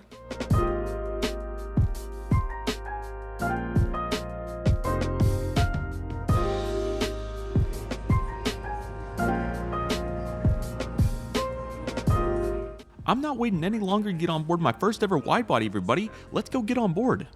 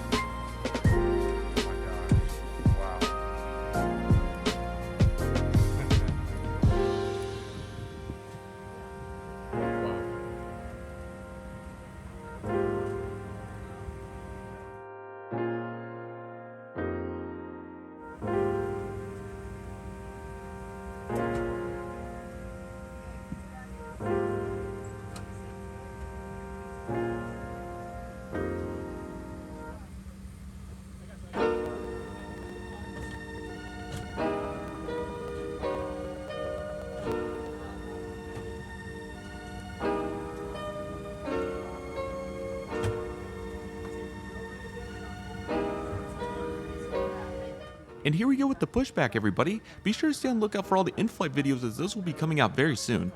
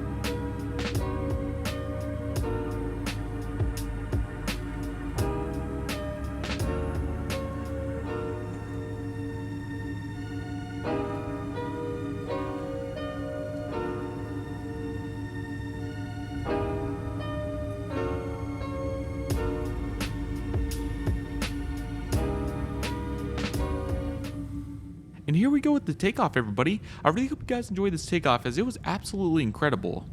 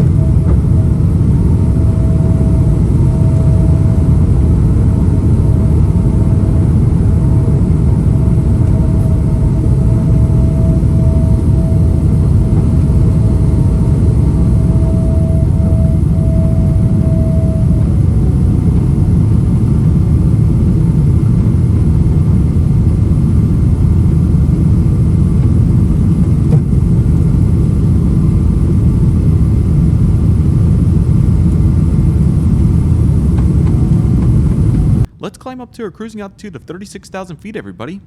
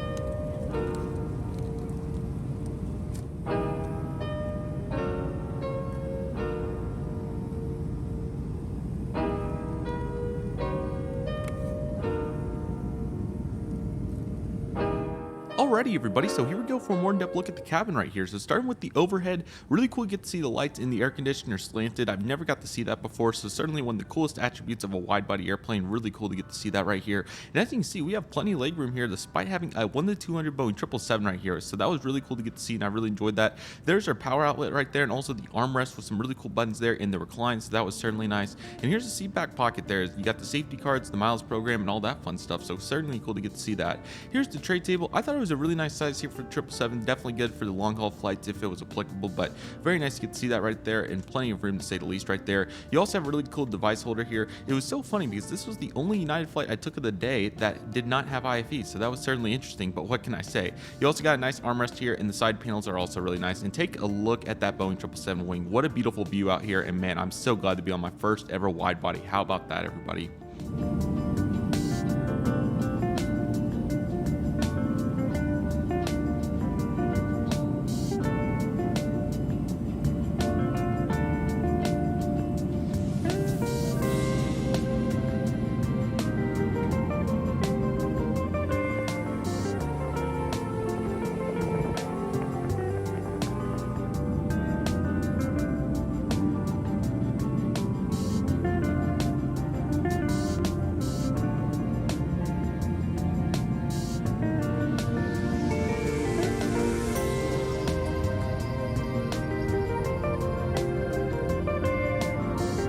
Alrighty everybody, so here we go with our seatback contents, beginning right here with the Boeing 777-200 safety card. I love the blue outline, but the illustrations are much more important as safety is our #1 priority, so great job right there by United for demonstrating that. And then we have the Hemisphere magazine, which is also really cool. This is the June 2022 iteration, and as aviation enthusiasts, there are many elements in here that are super cool as I get it open here for you guys. As you guys see, the first part of the Hemisphere magazine that's really cool is the fleet page, which is really cool. There's our Boeing 777, but we also have our full mainline fleet and also the regional jets, which is really cool. So thank you United for representing that. That was really cool to get to see. And we also have the Starlines members. Starlines has grown tremendously as of late, so that's really cool to get to see all the partners there of Starlines, so that was fantastic too. And then we have our route right here as we're about to see, and all destinations for United from Chicago to Denver. So certainly many great components of the Hemisphere magazine, and I think it's really cool that United still has a magazine on their products, so that's certainly very cool to say the least. Let's dive into some detail on United Airlines' Boeing 777 fleet, the Chicago to Denver route, and my first ever wide-body aircraft ride. United Airlines has a fleet of 96 Boeing 777s, consisting of 74 200 variants and 22 300 variants. The majority of the Boeing 777-200s were delivered to United Airlines in the late 1990s into the early 2000s, and some in the 2010 range, while the Boeing 777-300s were delivered from 2016 all the way up until 2020.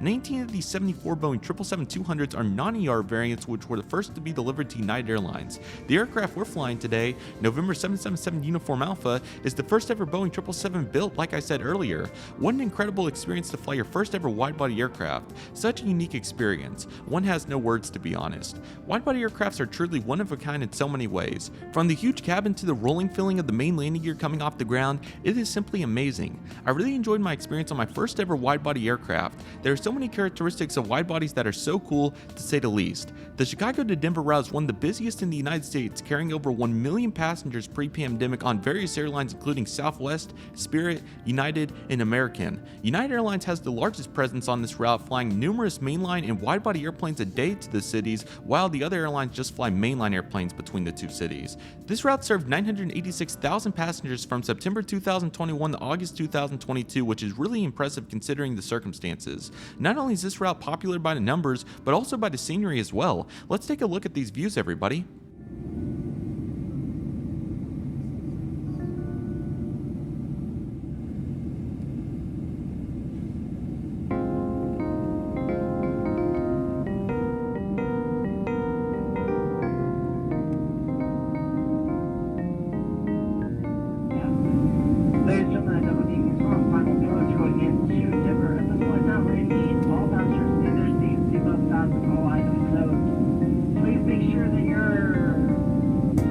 After an amazing flight, it's time to begin our approach to the Denver International Airport. We make right close traffic for our landing on the runway 35 right today. As we conclude today's experience, we'll witness some incredible views of the Denver area on a nice, peaceful summer evening. So let's get into this, everybody. I thought United Airlines did a remarkable job with this flight. I had a blast flying on board my first ever wide-body aircraft and learning what the experience is all about. United Airlines' Boeing 777-200 product is certainly not top tier, but provides plenty of amenities to get the job done. The seat was solid, the service was good, and the IFE was solid for a mobile option. The Boeing 777-200 is a really cool aircraft, and I'm so glad that I got to fly November 777 Uniform Alpha as my first ever wide-body aircraft. What an incredible experience. In addition, it was certainly nice to fly on board another busy route to see what the experience was all about. This was certainly an awesome opportunity in many ways. I've had great experiences with United Airlines, and I'm so glad to add this one to the list. Be sure to stay on the lookout for all the in-flight videos from this leg of the trip, the Denver International Airport plane spotting vlog, and the upcoming trip report on United Airlines' Boeing 737-900ER from Denver to Tulsa. But with all that being said, here's our landing on runway 35 right at Denver International Airport. Enjoy, everybody.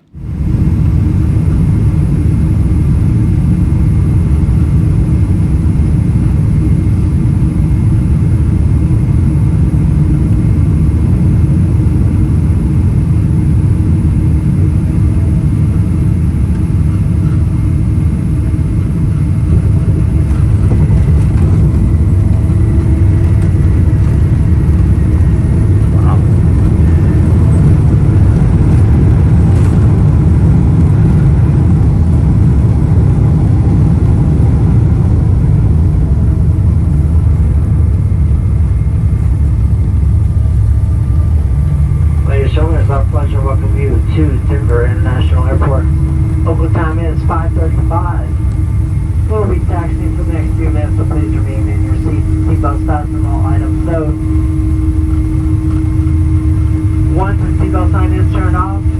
careful when opening deal-rated compartment bins as items may have shifted during landing.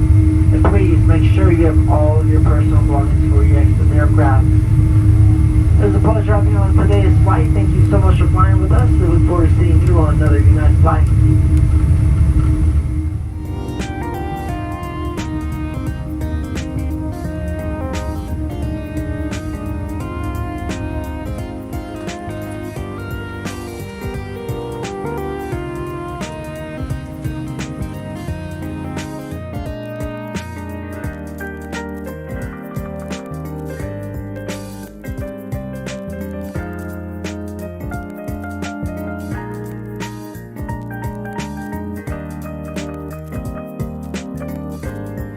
Wow, wow, wow, wow.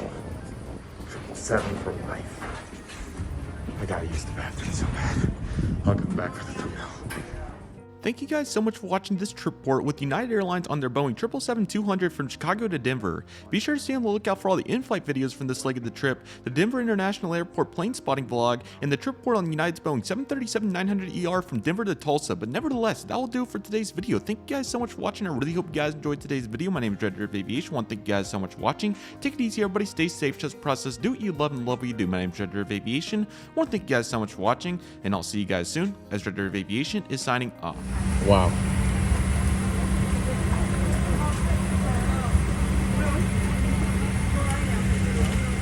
Take your seat, fasten your seatbelt low and tight across your lap. To fasten, slide the flat metal into the buckle and tight by pulling the loose end of the strap.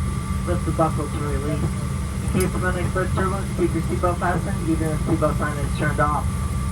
Please take a moment, look around and familiar yourself with this aircraft. This Boeing 777 is equipped with 8 exit doors, 4 on each side of the aircraft. If the doors open in emergency, slide wraps will automatically inflate. In a water landing, slide wraps attached from the aircraft and are used as life rafts. All 8 exits are marked with overhead signs. Please locate the 2 exits nearest you. Remember, they may be behind you. If you must evacuate the aircraft, exit path lights on or near the floor will guide you to the nearest exit. Look for a changing color or a sign indicating you reached an exit. For everyone's safety, please leave all carry-on bags behind. If it is necessary, an oxygen mask will drop above your seat. If the strap appears and you cannot reach the mask, pull down on the strap to access the mask. Firmly pull the mask to extend the plastic tube and insert the flow of oxygen. Place the mask over your nose and mouth, so pull out the band over your head and tighten the straps. Oxygen is flowing although the bag may not fully inflate. Please make sure to put on your mask before assisting others.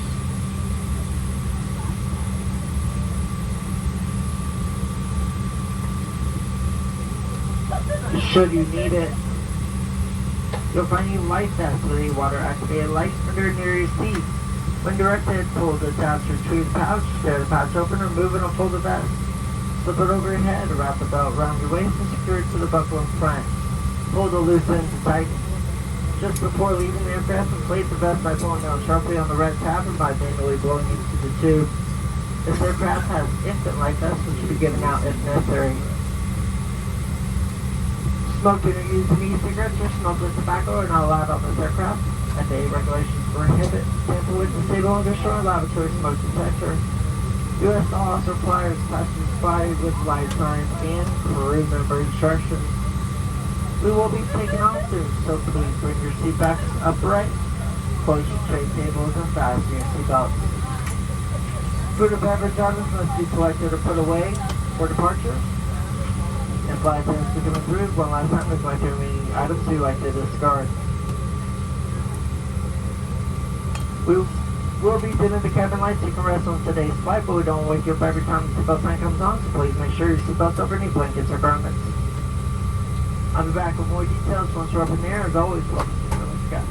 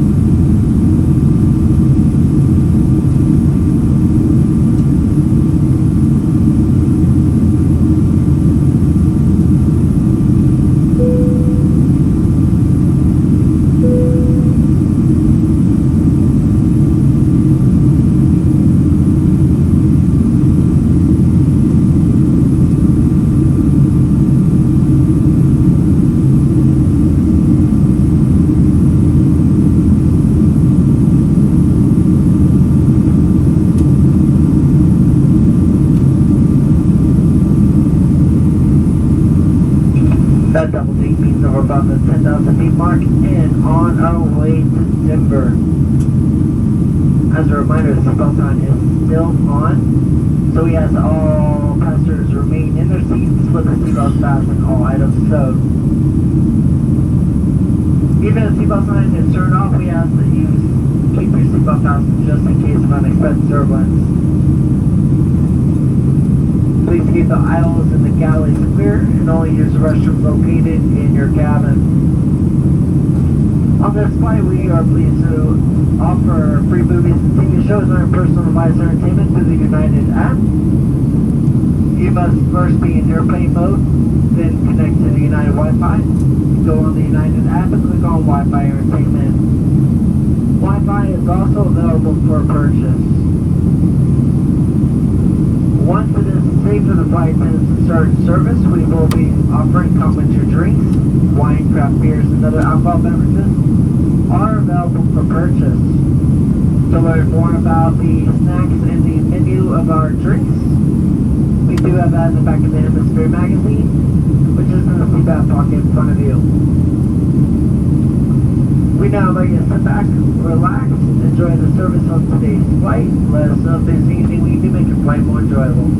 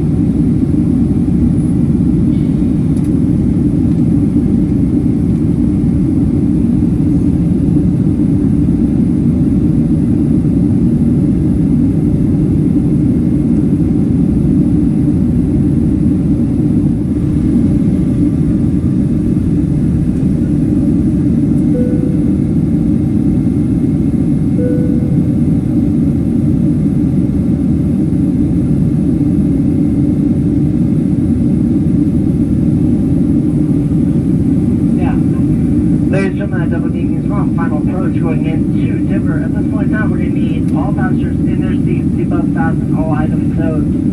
Please make sure that your tray tables are put away. Please make sure that your seat back is upright.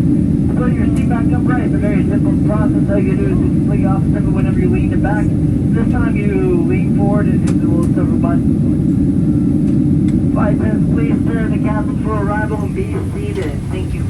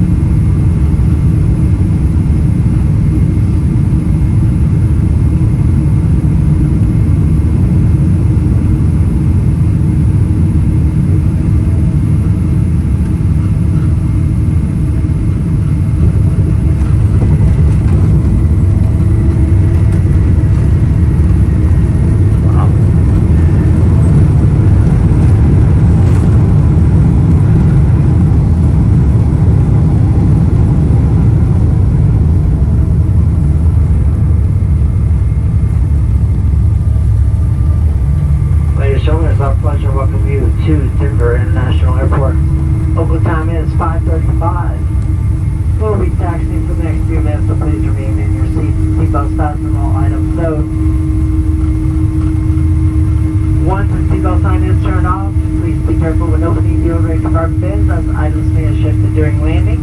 And please make sure you have all of your personal belongings before you exit the aircraft. It was a pleasure having you on today's flight. Thank you so much for flying with us. We look forward to seeing you on another United flight.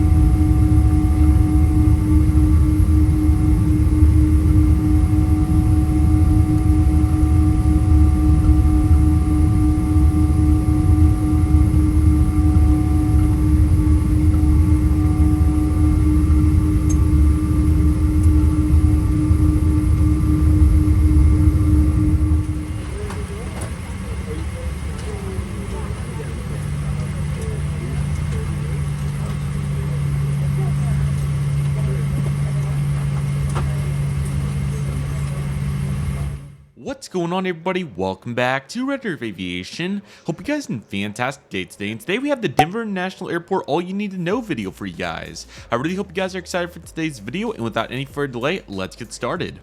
Alrighty, everybody, so today we're going to be taking a look at Denver International Airport and assessing the airport as a whole. I really hope you guys are excited for today's video, as I am super excited to make this, as Denver International Airport is one of my favorite airports out there, and I'm really excited to take a look and see what it's all about. So we're going to be assessing various elements today, including the infrastructure of the airport, how to get around as a passenger, some fun facts, and many other moving pieces as well. I also want to say that I will be doing a full Denver International Airport plane spotting video, and if you'd like to see that, that'll be coming out very soon, so definitely be on the lookout for that. But let's get started, everybody. Denver International Airport is a really cool airport. As the name implies, this serves the Denver, Colorado area, which is one of the biggest airports in the United States. By the article that I'm reading here from the IMO,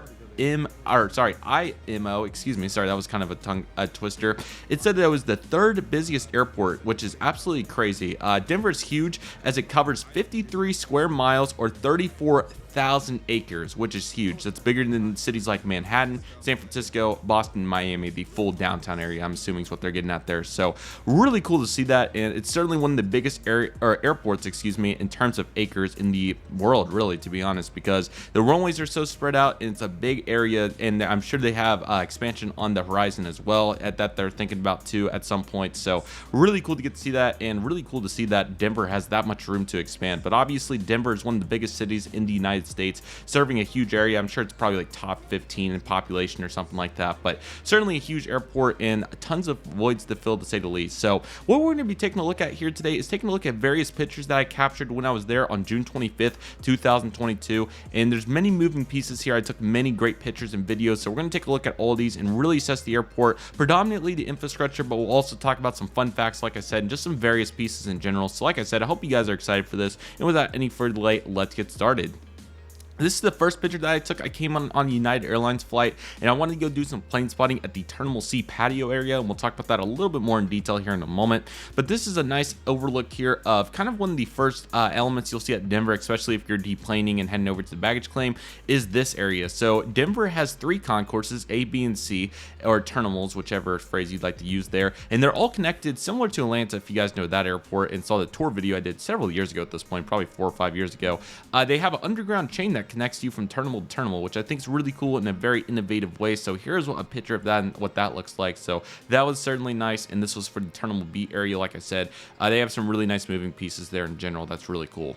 This is a really nice picture here leading up. I believe this was in Terminal B, if I'm not mistaken. I could be completely wrong on that, but as you can see, this really is a great picture to describe the infrastructure here at DIA. You can see various moving pieces here, including some escalators here in the middle. You got some more rising escalators, excuse me, over there in the middle. Then you got a whole upper area, which Denver is very unique in terms of how they set up the airport. They have multiple sectors of the terminals where they have double floors, which is really nice and very helpful to get more restaurants, shops, all kinds of those items in here, which is very cool, or amenities would be a better word there. So many moving pieces, and as you can tell, it's nice and spaced out for the most part. There are some areas of the terminal, especially the inner part of Terminal B, that can certainly get very crowded at times, but luckily with the most recent expansions, there's certainly plenty of room to get around at DIA, which is super helpful. The next picture that we're assessing here is going to be this picture, and I believe that there was a really cool Boston greetings from sign right here, which is really cool to see. Some sort of baseball or basketball event, maybe sports in general. I'm not particularly sure, but it looked pretty unique to me because I thought they would have had Boston service for sure at this point. So I hope that it didn't just launch, because that was certainly you would think they would already have it. But yeah, that was certainly a cool sign, so I thought I'd take a picture of it there. It's pretty unique to say the least. And then the next picture I have here, this is a really nice picture here showing off what Terminal B looks like. Pretty much the airport is in 2 main sectors for the infrastructure, and just in general how the airport's set up by the terminals. So pretty much you have everything that has been there since the airport was constructed in, I believe, 1994, I think. I'm taking an assumption there, but I'm pretty sure that's when this airport was built. So you have all that, which is pretty much showing the age. And then you have the newer areas, as we'll take a look at here in a minute. This is the older area, so we're starting off with the worst, if you know what I'm saying here. And you can certainly see there's still enough room, but it still seems kind of crowded. You can see that the airport was designed with that kind of mid, not quite the low Midwest airport feel, but also not the, you know, big open area like you're seeing nowadays. So nice hybrid there for sure. You got some I don't know what the proper term for these moving ways would be, but you have those here in the middle. Some older signage, as you can see throughout here. You also got some newer amenities that have probably been added throughout the most recent times, excuse me, with plenty of monitors there to show your flight information, advertisements there in the middle as well, and all those different amenities too. But for the most part, I would assume that this is predominantly untouched. So we'll take a look at the video clip, and I'll give us a little bit more detail here on what it looks like in moving pieces. Phenomenal infrastructure at Denver. Santa Barbara 319. San Jose, Sacramento, Orange County.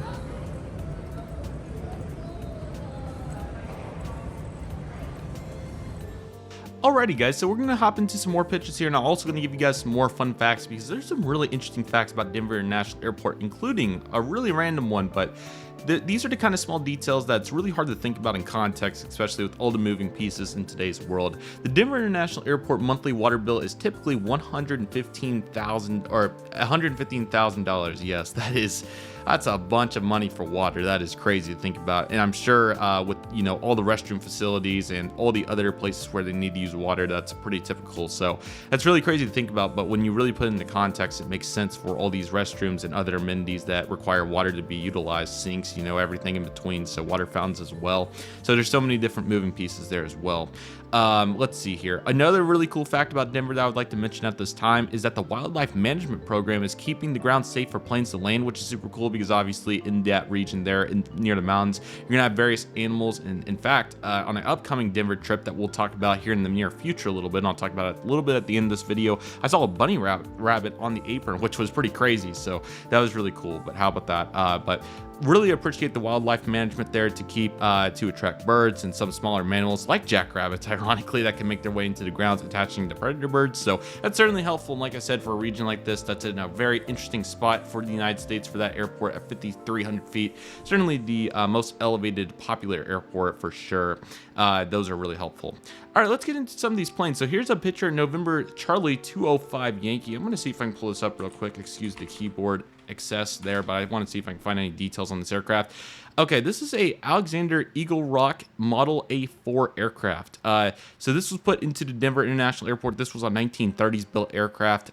You know, really going back to the prop era here of aviation. Really cool to see that Denver is supporting all aviation-related items here for their airport and events in time. So that's really cool to see. Of course, this is in Terminal B if you're looking for it at Denver. I believe it's on the south side. I think it's on the south side, but I could be wrong on that. I'm sorry, no, that's not the way that the terminals go. I believe it's on the, I want to say it's on the west side of the, it's east or west, I can't remember, I'm sorry. I'm thinking it's on the west side Terminal B, but really cool to get to see this right here. I think it's a really cool aircraft. I'm certainly glad to see Denver getting to utilize that right there. That's super cool, and you really see the infrastructure here. Okay, here's the second sector. So this kind of takes us into a little bit of a hybrid era right here. So this is in Terminal B. You can see here we have a mix of some newer signage, but also the older terminal layout. So really not that bad for a 1995 built airport. You'll see many airports, especially that were built, you know, in the 60s and 70s, that have these really low ceilings, not much space, not really minded of that, because really back when aviation was getting going there during that time, the jet age, I would say, you just pulled up to your flight and you were pretty much ready to board. It wasn't one of those that you needed to show up before check-in. You bought your ticket at the check-in counter. That's how it was. So space wasn't really a problem back then. I'm assuming there's many other factors that went into that as well. But now when you have people that need to, you know, sit somewhere, get some, you know, work done or whatever the case may be, it's a must. So, but still, this terminal I think did a really good job for its time. The yellow signage, by the way, is the newer stuff, and we'll see that a little bit more here in this next picture. But real quick on this picture, you can also see way down there is the new part of the terminal that we'll take a look at here in just a second. But really nice contrast, you can already kind of see it. This next picture, he gets us a little bit closer to that as well. Very similar elements here as we were talking about. I won't go into too much detail on this, besides that you can see there in the back what the newer styles looking like. That picture is really bad, so I'll skip over that one. So let me take you guys over to this picture. So this is the next picture up right here. This is the brand new, pretty much, I think it was constructed a couple years ago at this point, 1 or 2 years ago. The newest part of Terminal B here and many other sectors of DIA. This is the Terminal B area here on the west side, I believe. It could be the east, but I think it's the west side. You see the mountains back there, I believe. So the west side of the concourse, and this really shows what modern architecture can do. You can see many moving pieces, including the signage is really nice. You have a really simple format with a display monitor that's really big. That's probably like 100 inches long there. That's really impressive. Then you have the gate number B12, really nice black on yellow outline. I think that looks really crisp. And you also have the destination on the bottom, which is Chicago O'Hare for B12, and many other destinations throughout here. I really appreciate the ceiling concept. I think that it's very adequate. As you can see, it's probably double the size of what we were looking at previously, which is super helpful. But then you also have some really nice elements in here, including a really big part in the middle that goes double the size of what the normal part is, which is very cool. And you also have plenty of windows. Studies have shown that natural light, sunlight particularly, can improve moods and also make people happier. So I really appreciate Denver integrating that element into their newest design, which has been very helpful for the airport, and I'm sure that it's really helped out people. And I surely was enjoying it when I was at Denver with those big windows, obviously for plane spotting, but I could tell that people around the area were really enjoying it, probably compared to the central part of the concourse. So that was really cool. You also have some other really great pieces of this terminal. You can see some really nice really big chairs, I guess what you can call those. They're in the central part of the concourse here. You can also see on the outsides, there's some work areas. So we have these really cool, kind of like stool seats. I don't know the best term for them, but wood seats that are elevated. And then you have these really nice tables that you can work on. They also have outlets, USBs, and all the amenities you'd hope for. And then a really clever idea on the end of them, you also have the recycling and trash amenities that one would want. So we'll get some more up-close pictures here of what an actual gate area looks like here in a moment. But in general, this is fantastic. And let's take a look at a video clip that really enforces that principle. Really new part. This looks really good.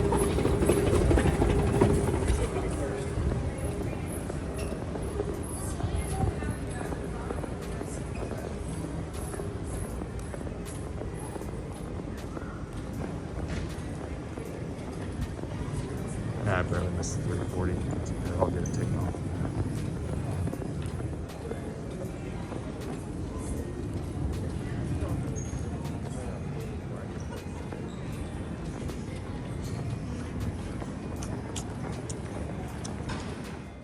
Alrighty guys, let's talk about a few more facts here, as there's some really cool ones like I was saying. So one really cool element of Denver International Airport is when the airport was built, like I said, I believe 1994, there was a time capsule that was put in for the date of 2094 that will be open. So it'll be really interesting to see what that's all about, but that's super cool to get to see. So that obviously, like I said, 100 years after the construction, so that's super cool. It's going to be very interesting to see what happened in 1994 and what they put in there. So that will certainly be very interesting there.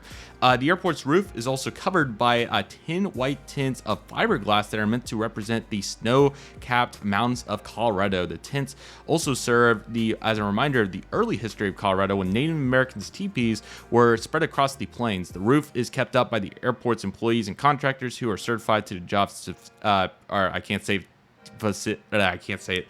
You guys know what I'm talking about, but I'll use particularly instead because that's a good substitute. I don't know why I can't roll that S syllable, but nevertheless, those are the really cool. Tent's really the best word to use, as you see there over there on the Jefferson Terminal. That's really cool to get to see that they're representing history in there. It's a really nice Easter egg. If you either know what it is or you don't. You'll appreciate looking at it, but if you don't know what it is, it's one of those. So I thought that was a super cool element, and I really enjoyed getting to see that. Now let's take a look at this picture.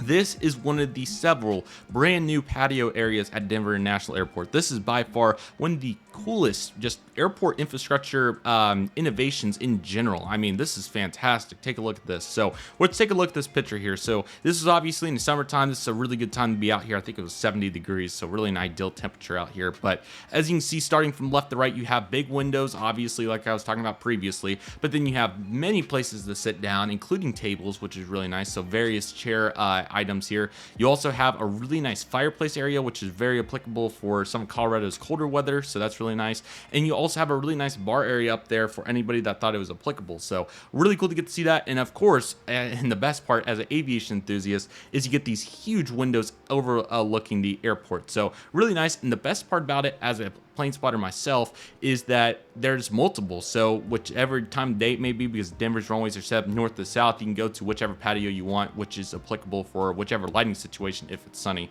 Unfortunately, on this day it was overcast, as you guys can see, but there'll be an upcoming Denver video that will be sunny and really put this principle to work. So, but it was a great area, and let's take a look at this video to really go into detail about it. I mean, just some final narrated thoughts here. This is super cool. I really love it. You also got some trash cans out here, even some speakers as well, which I think were for the gate announcements, which is awesome. And I mean, the infrastructure is great. I can't complain, and it's really cool if you, as a general passenger, of course, if you just want to sit out here, hang out, watch planes, if you like to watch them with a casual leisure attitude, or however the case may be. It's a great area to hang out. As you can tell, many people are really enjoying it out there and having a great time. So let's take a look at this video clip.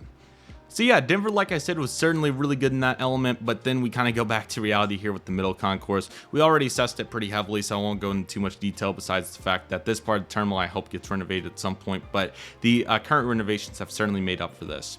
This next picture that we're taking a look here is a really nice close-up here of the illuminated gate signs here for gates B23 through B95.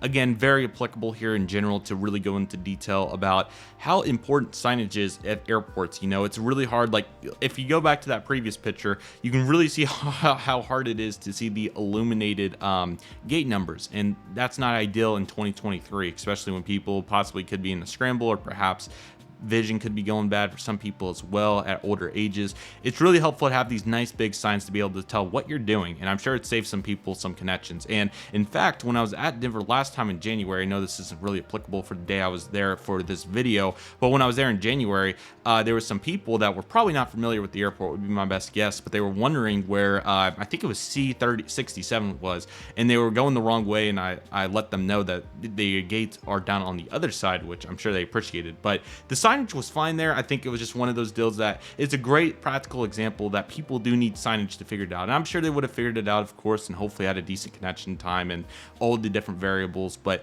it really shows how important it is, and that's why I bring that example to y'all's attention. Even though, like I said, most people may be able to find it easily, but it's one of those that signage can't hurt for sure.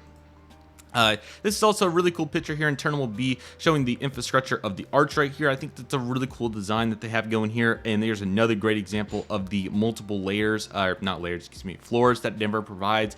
Also great to see a US flag up there in the corner. So just great in general and great work by Denver. And we have some more video clips to take a look at. So let's take a look at those.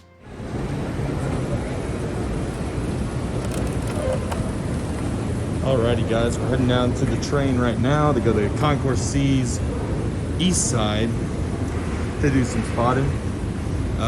Yes, I did waste probably, I don't know, 15 minutes on that, but I did not think that it was going to be that quiet. I wish I had more time so I could memorize this stuff, but yes, let's go to Concourse C. And yes, we need the one that's going this way. So let's see which one it's going to be.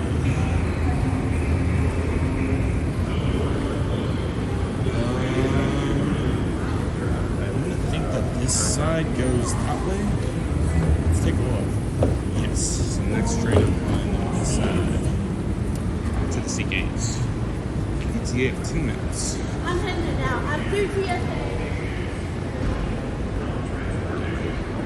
Alrighty guys, let's take a look at some more facts here. I kind of like putting these in here periodically because I think they're really cool, like I said. So let's take a look at some more of these. So another really cool fact about Denver is it is home to an impressive collection of arts and murals, which is really cool. One of the world's best, according to this article.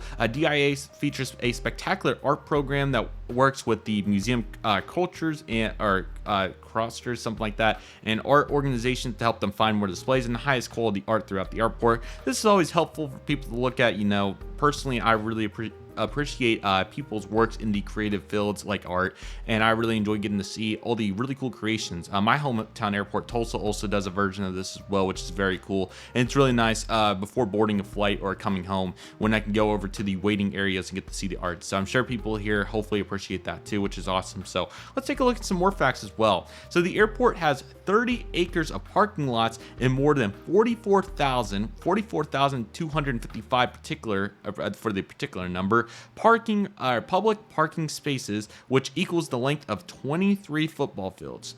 30 acres is usually what 2 terminals would sit on for reference. So you're talking about 2 pretty big, probably 50 gate concourses sitting on what Denver has as parking lots. That's crazy.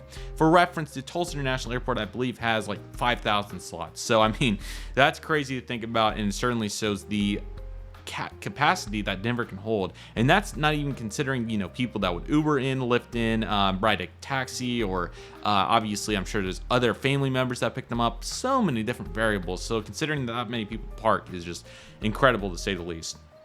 There's also some really cool statutes throughout Denver International Airport, including the Notre Denver, and also which is meant to protect and watch over the travelers to ensure the safe arrival of baggage. So that's a really cool little tradition there as well. And another one that you guys probably know about for sure, but might as well mention it. Some people call it DIA, some people call it DEN. Obviously, as you can tell, DIA came off a little bit easier than DEN, but you know, I think they're both fine, so that's certainly cool. And yeah, really cool because you don't hear like other airports that don't have the I there do that most often. Like you don't hear like LIA or something like that, you know, for LAX. You know, Denver is really unique in that way, so that's certainly very cool as well. So what's going on, everybody? Welcome back to Redriveraviation. Hope you guys had a fantastic day today, and today we have plane spotting at Denver International Airport from June 25th, 2022 for you guys. I really hope you guys are excited for today's video, and without any further delay, let's get started. So like I said, today we're going to be plane spotting at Denver International Airport, and let me tell you, Denver International Airport is a fantastic airport to spot at. From all the United Airlines airplanes to the big presence from Frontier and Southwest to all the international carriers, there is so much really good variety here at Denver, and I'm really excited to get into this. It is a fantastic airport to spot at, and I'm really excited for it. And like I said, I hope you guys are as well. So like I said, we're going to be plane spotting on June 25th here. This is when I was coming back home from Airliners International 2022 in Chicago, and I had a really nice 3-hour layover to do some plane spotting. And I also got to talk about the airport as well in a previous video, so if you would like to see that video, be sure to go check it out. It was like Denver International Airport, all you need to know, or something like that. So feel free to go check that out. That was fun to make, and that really goes into detail detail about the infrastructure, some fun facts, and everything that is non-plane spotting. But let's get into the plane spotting because it was really fun, like I said, and Denver International Airport is always evolving and it was a bunch of fun. So this was taxing in on the United Airlines 777. We had a trip report for that, so feel free to check it out. But starting off with the Boeing 757-300 Evo Blue, beautiful airplane. Was super glad you could see that. Here's the United Airlines hangar. This is a very special hangar to me as I remember it having the old Tulip logo on it, I believe, so that was really cool. We're also going to find a 777 there as well with the mismatch engine, so that's certainly very cool right there. Also ignore the quality. This was out of an airplane window, so I was just trying to have fun with it, if you guys know what I'm saying. Here's a really neat shot with two Southwest Airlines aircraft and a plethora of United Express aircraft, and even one Southwest over there on the hard stance. That was really cool. You also got the mountains way back. Unfortunately, it was overcast, but it's okay. It kind of happens. Here's a really cool picture with the tower. Even though we have a pole, we have a Canyon Blue, a Triple Crown 1 special livery that was fantastic, and a Heart livery. So great variety throughout here, and it was really cool to get to see. So there's both those 737s, and then the plethora of Denver Air Connect. Denver Air Connect is a EAS airline, Essential Air Service airline, that flies out of Denver, and they fly a fleet of Metroliners, Donier 328s, and Embraer 145. So what a unique fleet, and we're about to see more of it. This area right here is where we'd actually be doing the plane spotting at, and I'll talk about that a little bit in detail here. So this is the new patio that opened recently. It was not open at the time that I was plane spotting here, so I ended up using this window area instead, which was really nice, as we'll see. So that was certainly very cool, and I really enjoyed that. So here's their fleet, 3 Embraer 145s and 2 Donier 328s. They may be the only Doniers left in the United States. I would love to get on one. That would be cool. We also have a really cool PC-12 here on the bottom on the hard stand, a full plethora of those United Airlines aircraft, predominantly CRJ-200s, but a couple of 175s too. Speaking of which, here's United's huge presence here at Denver. As you guys can see, we have various airplanes, including regional jets, 737s, Airbus narrow-body airplanes, and everything in between. This is a really cool aircraft, number 509 Juliet uniform, or Golf uniform, excuse me. This is the Embraer 145, I believe, that Denver Air Connect either leasing or owns. It's really cool with the red and blue, and I don't know why they're using it, but it's certainly cool to see that. More at Denver Air Connect, and plenty of airplanes here. And again, Denver's going through many renovations, so all the gates and everything could be kind of in and out, if you guys understand what I'm saying there. More southwest of the tower, and of course there's a United Airlines aircraft hanging out because United will take every gate they can get. Really cool shot here with more regional jets. The quality of this actually turned out pretty good considering this was a window. I believe this is a SkyWest CRJ 700, so that was certainly very cool to see because I have predominantly saw the CRJ 550s. Lufthansa Airbus A340-300 Star Alliance. This was very cool as I saw this exact same aircraft the previous day with the other tail number for the Star Alliance Lufthansa A340-300 in Chicago. But then following this, I ended up seeing it 3 or 4 times later in 2022 and the early 2023. So I am desperate to get a model of that because I've seen it way too many times. But yes, indeed, this is a SkyWest CRJ 700 right here. So that was really cool as I predominantly see it in GoJet. There's the really cool tents there on the Jeppesen terminal. Let me get back to that. Really cool to see this really good architecture there. That was fantastic, and a really nice lineup there of United Airlines airplanes. More United, and we also got a Copa and a Star Alliance here. I'm going to take a guess this is the United one. I could be wrong. I did end up seeing this aircraft later on. We'll talk about the next Denver content to come here in a little bit, but I believe I did see this too. So that was certainly very cool, and plenty of airplanes here. I believe this is United's A section along with some Delta planes down here too. Here's that CRJ 700 again. Again, the quality isn't the best, but certainly cool to get to see it. Here's another SkyWest CRJ 700, Commuter 145s from CRJ 200s, and plenty of 175s. Those were certainly very cool. I believe the last time I was in Denver, I left out one of those gates right there, so that was very cool. As we should be turning in here in just a moment to go park at our gate at B, which was very cool. Again, the movements were very immense at Evo 319. This is kind of a cool picture with the window and everything. I kind of like that angle there, so that was certainly very nice. Hopefully I didn't get too far away from the microphone right there. Making sure that the microphone's working. Yes, it is. Okay, great. So continuing to move through here, here's another SkyWest CRJ. Most of those have got painted at this point, so that was certainly nice. Really cool to come to Denver during this time, considering that the liveries were kind of in and out. Really nice mesh of Continental Globe and Evo Blue airplanes, so I was very happy about that. Speaking of which, here's a nice variety pack, including some of the staples of United's fleet, and yeah, some really good ones. Again, I probably won't end up editing some of these because some of them were, I'm not going to say atrocious, but they were certainly not to a standard of mine. Although there are shots like some of these that are not horrible. That one is not great. There's another mismatch 777. Those were very cool. Let me see if I can find one that was a little bit more applicable here if my computer will load. Sorry. Some of these pictures are pretty big. See that United 777? That one was pretty good. I can live with that one. But yeah, spotting out of an airplane window is certainly not ideal for clarity, but if you make it work, you make it work. Cool Frontier here in the back. Looks like some sort of Arctic animal. I'm not completely sure there. Doesn't look like a polar bear, but certainly looks nice. This one's even pretty good here with 3 United Airlines airplanes, mainline and 319. So both these guys getting pushed back. And there was an Air Canada Airbus E220-300. I'm going to take a really good assumption there. That was the very first one I saw, but I luckily get better pictures here in a little bit. And throughout the time here in 2022 in general. All those regional jets, they certainly line them up. Again, these shots aren't the best. I might edit a couple of them, but we get better here in just a moment because Denver has some great areas to plane spot at. So these were fantastic. 3 Evo planes, and then they all taxied out to their respective runways for takeoff. So that was really cool. More Continental Globes coming in to fill the void. That was the best shot I got at Chinook the Wolf. Super unfortunate that I barely missed it coming in. That really was unfortunate. I'm on the hunt to get a really good picture of it sometime, and hopefully I do, but it still looks cool. Here's our Boeing 777 here at the gate Bravo 38. Really cool shot with the US flag here and all the applicable details. Beautiful airplane. Highly recommend getting on one if you can. They are great airplanes. So of course I was taking a few different angles of that to sink in that moment because it was great. Cool infrastructure picture. I kind of went into more detail about this with the infrastructure video, but this was a really cool part of the Denver airport. And yes, that is the Starlines. No, this is right. This was the new Starlines one. So not only have I seen the new one, but I also saw the old one recently. So I know it's not the best picture, but certainly cool to get to see the Starlines livery over there at the Charlie Concourse out of all places. There's the Starlines for Lufthansa, so that was certainly cool to see in a really crappy picture there of Copa and British Airways. Those are uneditable, or not uneditable, uneditable. How about that? Kind of hard to twist that off. And here's the 777, so that was cool. And Starlines pushing back, and luckily I do get better shots of that, but man, some of those others, that one was pretty okay there. I can live with that. Okay, there's some better shots there. I was going to try a different window. That was smart. So Copa was very cool, and I went out to the Terminal B patio very briefly, really quick to get this picture, which was really cool. This one's really nice. You got a construction ahead, but like I said, very cool to get to see the Starlines 343 again. Most recently, I've got to see the Starlines without the Lufthansa target that's on it, so certainly really cool, but great variety here in this shot, including the planes in the back. Then you can barely see the land, that is, not like actual airplanes. You can barely see the mountains because of the clouds, so that was very cool. Unfortunately, I didn't get much sunshine on this day, but the next spotting session at Denver, I did more than enough, so that was really cool. Anyways, though, here's United 319 at Bravo 7, and of course, the extension parts, as we talked about in the infrastructure, is really cool. I forgot I got a picture of downtown Denver. That was really cool. This is from the patio, looking to the southwest a little bit, west-southwest, so that was very cool. And here's Triple Crown 1. Really cool to get to see Triple Crown 1 here at DIA. Beautiful airplane. This is my very first time catching Triple Crown 1. It is a beautiful aircraft in all aspects. You can see how nice the livery is with the heart, the one, and then over. I believe this livery complements Southwest employees, if I'm not mistaken. So really cool to get to see this for the very first time. I haven't modeled this aircraft, so that's also just as special. It was really cool to get to see it in a video clips coming up there soon.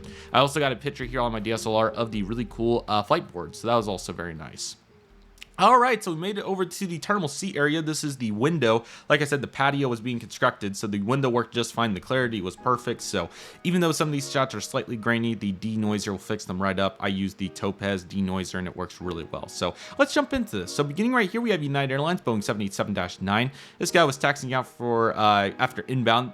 Denver was landing towards the north, so it would technically be a north flow on this day. So they were landing on 3.5s, and then yeah, they were landing on 3.5s. So that is so all the planes were taxiing back, and then I think we had a couple planes taxi up to take off on the east-west runway too. So this 789 coming in. Here's a good shot of the Denver Air Connect Emerald 145.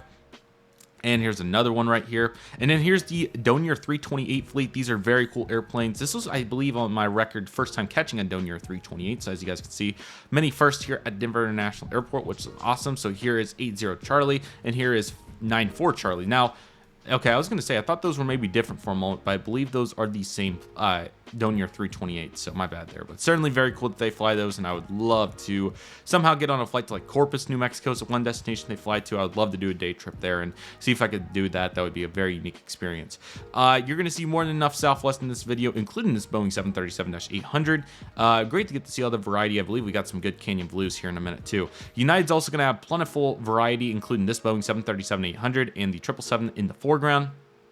And there it is right there. I love the tug on that. That's really cool. So like I said, they were landing on 3.5. So here's a great example. So this is facing the south, this picture right here, if I draw an imaginary arrow. So they are landing this way and then taking off over there on the other side. So or actually, I think they landed both runways and they took off on the other side of the airport on the west side.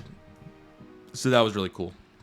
Also, the reason I chose this area is because the other area on the other side was there was only some planes taxiing by. It was more active over here, and you'll see a really clutch catch here. So I chose this side because it's usually better for lighting in the evening, but the sun wasn't going to break anyways. So I ended up taking this side, and it worked out well. Here's a great reason why. Here's the first of many. Air Canada Airbus A220-300. Really cool to get to see that after I was getting plenty in there with my United 777.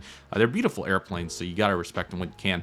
This was very special. This was 777 uniform outfit, the aircraft that we just saw at the gate that I flew in, getting towed over to the hard stand to rest for a little bit. So that was really cool. I think it ended up going back to Chicago the next day. Nevertheless, first proper Airbus A220-300 catch for Air Canada. This was a very special moment. It's a beautiful plane. I have the model of the of those airplanes, and they're really nice. So that was really cool to get to see. Love the raccoon eyes, and it's a beautiful airplane. You can just see the infrastructure of the A220 special, and I would love to get to fly one, hopefully very soon. But beautiful airplane. This is Charlie Golf X-Ray Whiskey. So beautiful airplane. Highly recommend flying one if you can. I haven't been on one, but try to go plane spot one. I've seen now Delta, Air Canada, I think, and a Breeze. I believe those are the 3 airlines I've seen for the Airbus 220. So beautiful, and beautiful planes. I love them so much. Here's the United CRJ 700 for SkyWest in the Evo livery, so I was certainly happy to get to see this. And the clarity came out really good here at this window. You can see some fuzziness here in the front a little bit, but like I said, the denoiser will fix that right up, and it will be very salvageable. Always kind of challenging to spot with clouds because, you know, the graininess can come out, but I still think that these are turning out pretty good from my general assessment. American Airlines 321 CFM probably coming in from Charlotte, Philadelphia, somewhere in that region. Very cool. Yes, yes, yes. Love this. Southwest Airlines 737-800 Canyon Blue with scimitars. These are going quick. Please go plane spot one if they're coming to your local airport, because probably within the next 6 months, we are not going to have any of these left in just the Retro Max 8. So please, please, please, I highly recommend going to plane spot. However many we see in this video is how many I saw the first time I was at Denver. In the most latest time, about 2 weeks ago, I only saw two or three. It was very limited. So please go spot one, 700, 800, whatever the case. They are going quick. Beautiful planes. Love this livery. Please go spot one. And I'm very thankful that I was able to go to Denver on this day and get to see this one. I think I saw a few more, luckily. So another 737-800 looks fantastic. Can't complain with more 737s. Yes, now this is an even bigger catch for me personally. Now you guys are probably looking at this and wondering, if you don't know the backstory, why this is big. So this is a 737-800 with blended winglets, just the upright winglets, no scimitars. Southwest, to my knowledge, only has like 3 or 4 of these left. They are very limited in the Canyon Blue livery. All their 800s in the Heart livery have scimitars. So I was very excited to catch this. This is probably going to be my last time getting one of these because they are super hard to find with Southwest's diverse network. So it's certainly glad to get to see it here, and what a beautiful plane. It has great infrastructure there on the blended winglets, and I even have a model of the sister ship, a 50 Foxtrot. So really cool to get to see this one, and that might be my last time getting to see one of those. So I certainly did not take that for granted. I really wanted to see that, and I'm so glad I did. Another 737-800, and sorry about the reflection. I was getting down. I ended up, I think, getting the anti-glare with my hand fixed up towards the end of the session. As you can see over there, there was also some construction work on the back. I think that's since been almost done. I don't remember it being that present when I was there last time, so we'll certainly take a look. Southwest also has very cool catering trucks, including the Snacks Are On Me titles, so that's certainly cool. United Max 9, love to get to see this. This was coming in from probably like Fort Lauderdale or somewhere. These are very cool airplanes to catch as always, and we got to see Evo and the Continental Globes. That was great. There was a go-round right there. I've actually saw multiple go-rounds at Denver. That was not the first one. I saw another one when I was recently there. I know I keep referencing when I was recently there, but I'm sorry. It was really fresh in my mind, and it's good contrast for different situations. But he was doing a go-round on 3-5 right. That was really cool. I'm going to assume that it was probably some sort of error on their part because there was nobody on the runway, and the winds were pretty reasonable, so I'm not sure why, but there we go. United 175 taxiing into the ramp, and Delta A220-300, the poorest shot I think I've ever got. I don't know if this taxied over to take off while I was there or not, but luckily I've since got to see a few of them, so that was cool. Commuter 145 Evo Blue, they were not quite as present as what they are now during this time frame, June 25th for reference. CRJ 200, I don't have much context there besides that it's a CRJ. Another Heart 700, this one with the blended winglets, and a Denver Air Connect pushing. Continental Globe 737-900, and it's taking its sweet time here. Oh, sorry guys, I did not realize how bad my computer was lagging out here. I am so sorry. I didn't even look at it because it's been doing all good all day. Okay, hopefully it's stable. I'm super sorry that I was lagging out. From here on out, I will be sure to have an eye on that. Okay, we got Delta 737-800 here on the top. That's really cool. glad to get to see that. And I am checking my computer. Maybe it was just a one and done. Okay. Being slow with it here, I don't want to overload it because some of these pictures are pretty big. Here's a heart livery with the scimitars, looking really good. Okay, that must have been kind of a one-off.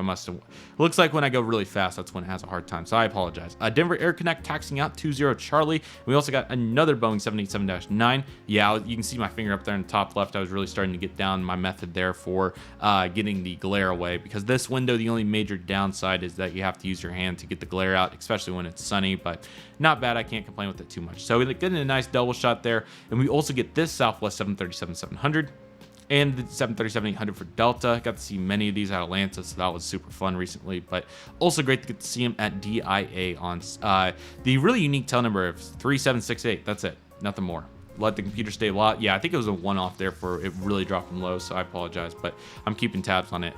Here's a really bad SkyWest CRJ 200. This one has seen much better days on the back right there. I guess SkyWest is not going to really invest or do much there on working on that. So yeah, pretty crazy stuff right there, to say the least. And here's that really cool aircraft. I think it's Boutique Air special livery, or not special livery, but not the gray one. So that's certainly very cool. Here's another one with issues, same different tail number. Oh my gosh, come on SkyWest, I've seen too many of those. Another Southwest 737 and an Evo 737-900. These were really cool to get to see and fly on.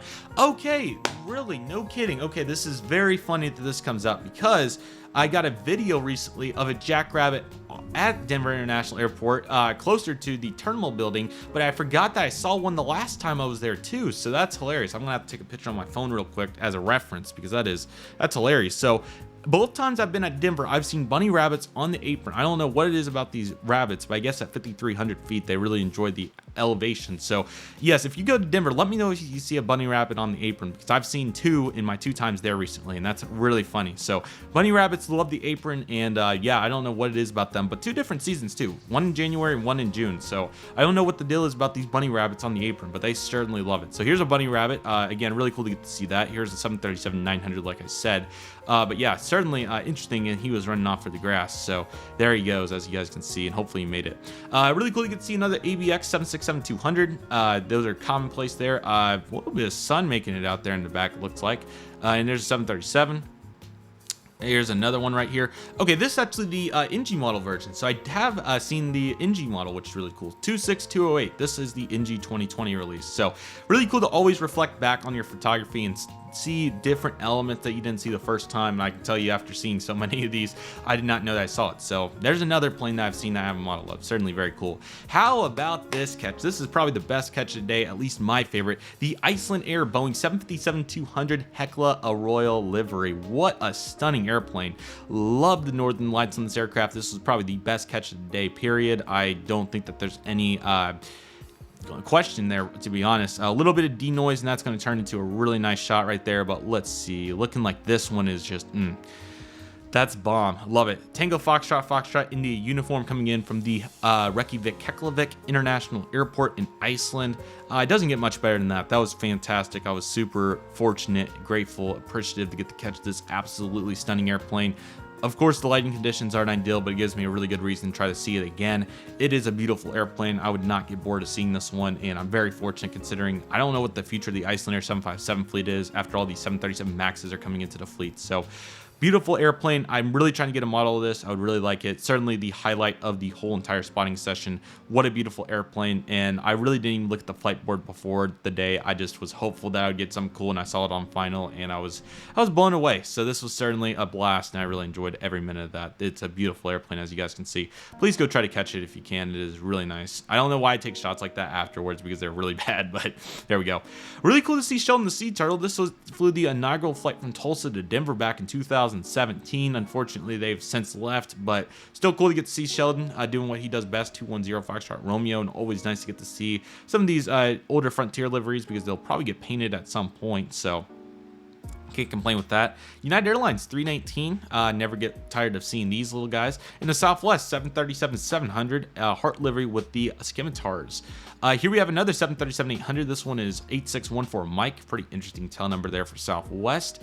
They have about 200 of these to my knowledge. So that's nice. And another Continental Globe at 800 this time. So certainly glad to get to see all the variety. As you guys can see, Denver really brings it all when it comes to that. Here's another 800 with a nose cone attachment there. So that's certainly nice. And I believe that rounds up the pictures for the first session. So let's take a look at some video clips and then we'll hop back into some pictures. Let's do it. Awesome to see Triple Crown 1 for the first time. What a beautiful plane. Very nice. Pretty plane. I love delivery. Look at the beacon. All right, so it's coming down my back. Let's continue. I got the next best thing. Front door with a nice view. But that doesn't look like construction, man. Come on. This will be very good. This will be perfect. Excellent. Hurricane to A220. Very nice. And there she goes over to the hangar. She did a great job today. I'm pretty sure it was 777. Actually, let's find out. Let's see. Yep, there she goes. Man, thank you for the amazing ride today. 777 Uniform Alpha, April 1995. First ever built Boeing 777 and my first ever wide body. I'm speechless. I am speechless. But she's heading over to the hangar for a well-earned rest.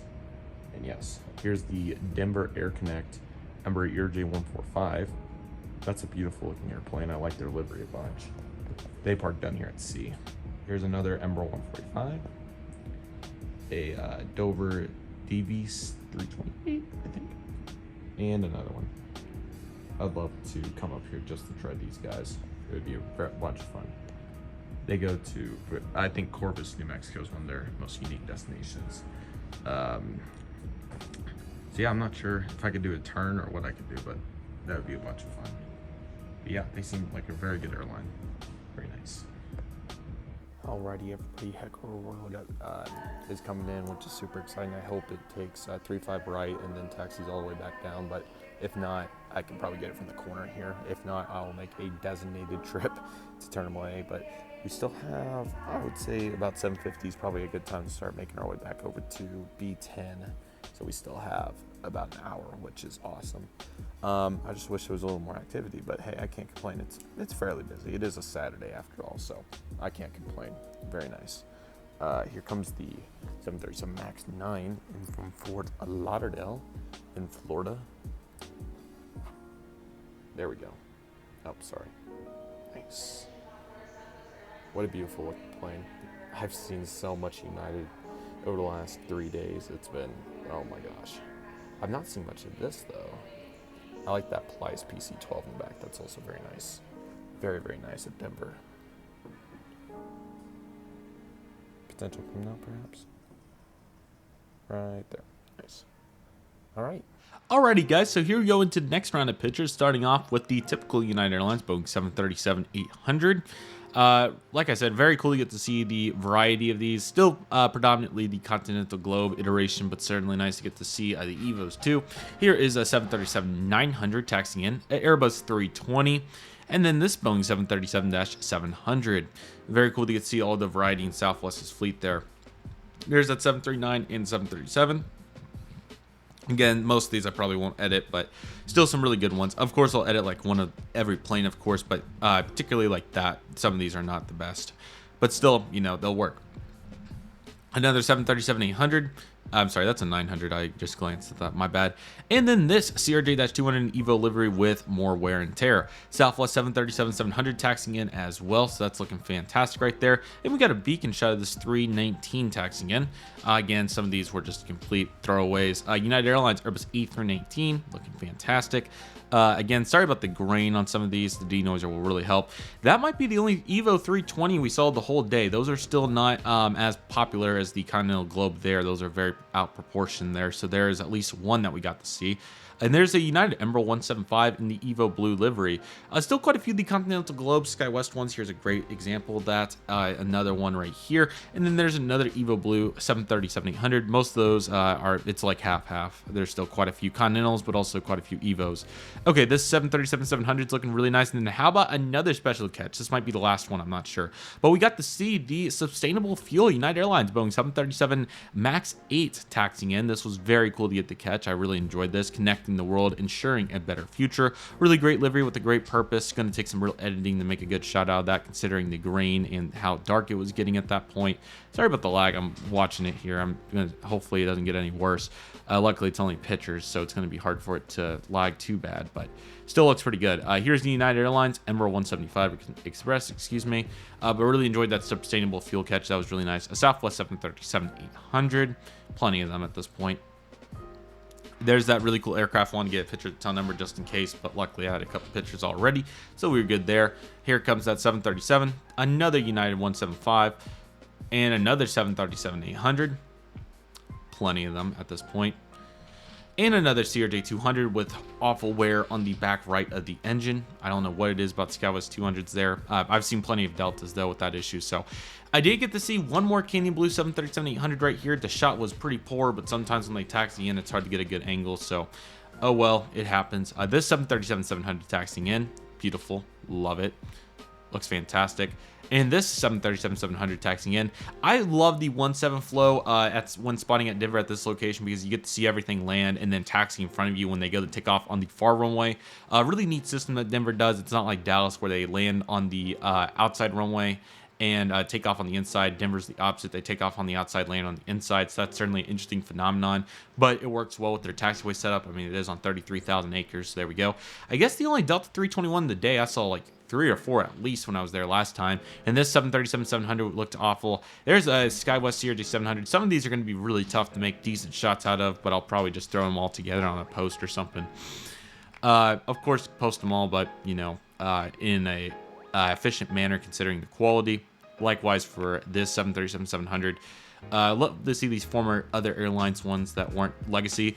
Okay, this was the last really good catch of the day, I believe. This is the Southwest Airlines Boeing 737-700 Maryland 1. I have seen this aircraft before, but with the Canyon Blue tail. So first time getting to see it with the Heart tail. Certainly not the best setup here, but I still very much enjoyed it. Love the pattern of the Maryland flag. Maryland's a really nice state. Fortunate enough to have been there, excuse me. And I would really like to go back. Still, like I said, not the best shots in the world, but hopefully I can make something out of a few of them. So, never can complain. Here's one of the only 757s we saw today, this 200. I don't know why we didn't get to see very many of these, but yeah, last time, like I said, the operations kind of changed a little bit. Last time I saw at least 3 or 4, but I was there for longer, so that's that too. Alaska 737-800 taxiing in. Love to get to see that. A little bit of break in the overcast and the way back over there, so that was certainly nice. And what's next? Another one, or that one right there. I did walk up to the gate to get this aircraft. I don't think I got the best shot of it though. Okay, then I went up to the split one, but I did get this one. Maybe with some real work here, I can make something out of this. I certainly appreciate my efforts. I might have got an iPhone shot. I'll have to look. I probably didn't, but still cool to get to see this no matter what, even though it needs a bunch of work. This is the Scimitar one, so glad to get to walk up close to this. Again, really got to be appreciative of these because, again, there's not many of these floating around at this point, so please go catch one if you can. If you take any away from this video as a plane spotter, please go get another one of these if you can. I did get to see the sign, and that was in the infrastructure video, so check that out, but that was certainly very cool.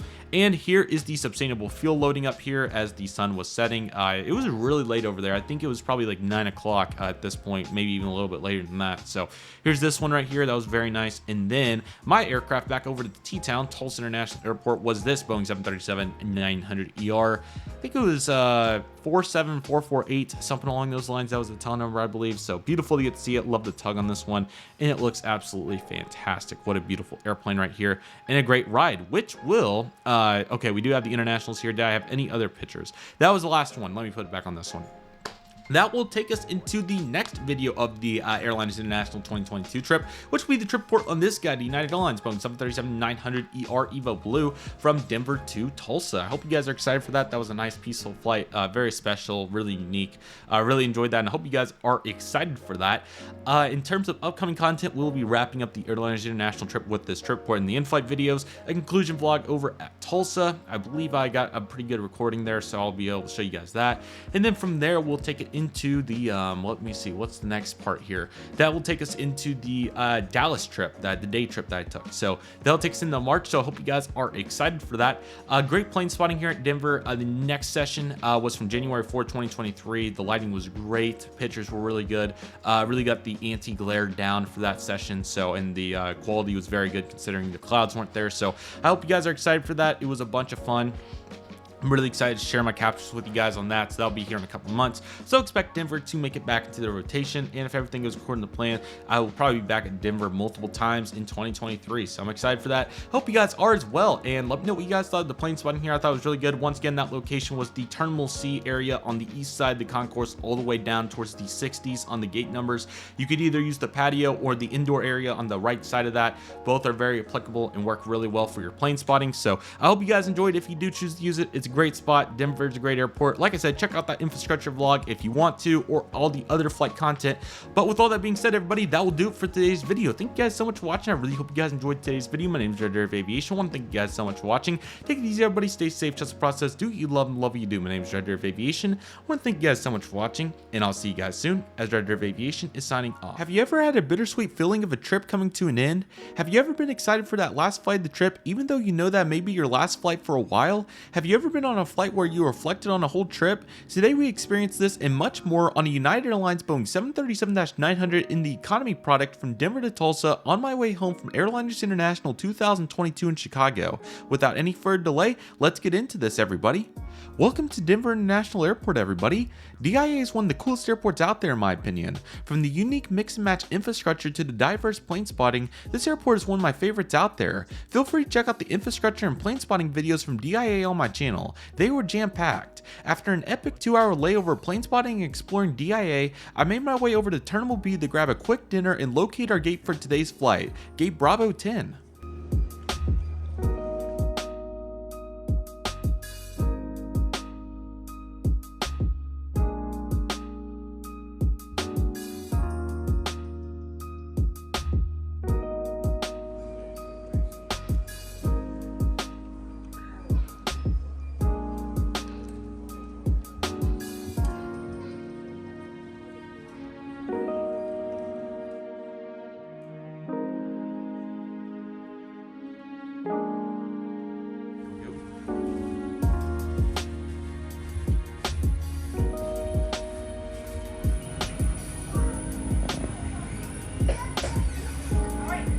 Alrighty everybody, here we go with our CNC 34F. As you guys can see, we have some beautiful views out here, including Terminal A with British Airways' Boeing 777-300 and Icelandair's Boeing 757 Hecla Royal Special Livery. Super cool to get to see both of those. And then we also got the park next to United Airlines Sustainable Fuel Boeing 737 MAX 8. That was fantastic. Here's our seat back, as we'll take a more detailed look here in just a minute.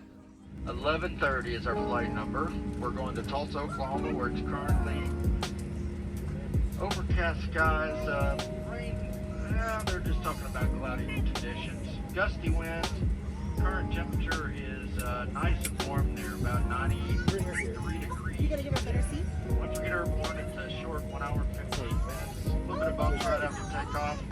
We'd like to ask you to come to the seat. We'll close the door here in just a moment and on our way. It's been an hour and 15 minutes. Wheels up to wheels down. While service to a passion, safety doors top priority, so take a minute.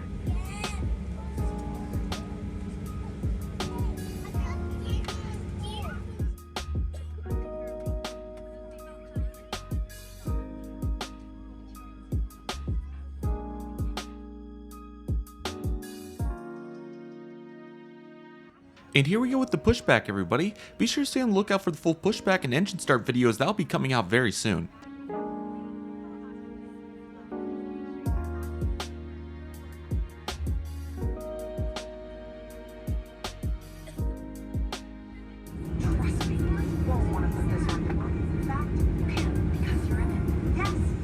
We would have a rather short taxi over to runway 34 right for our departure today. There's going to be some really cool views on the taxi out, so let's take a look at those.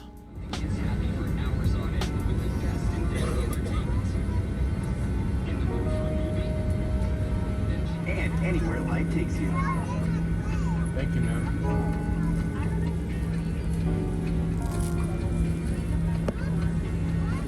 Ask your flight attendant for an And here we go with our takeoff on runway 34 right, everybody. Be sure to stay on the lookout for the full takeoff videos. That'll be coming out very soon.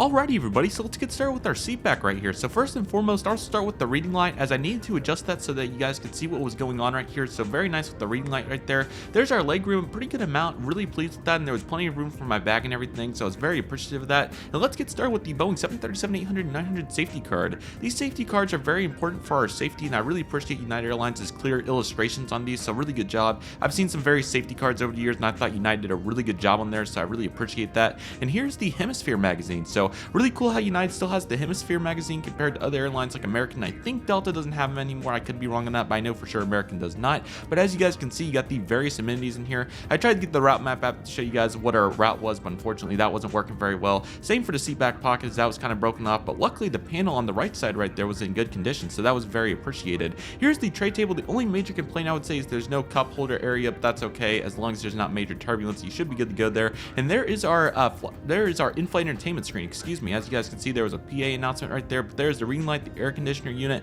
and it looks really good over here. And the seatbelt was also very nice. And here's a view outside on the wing, looking fantastic. What a cabin right there. Fantastic job by United. While climbing up to 37,000 feet, I decided to try the headphones and the in-flight entertainment, and the headphones, they were honestly pretty good for free. I was super happy with those, but the in-flight entertainment was completely broken. The remote was not working at all, and this was super disappointing, but I can't complain. There were some great views.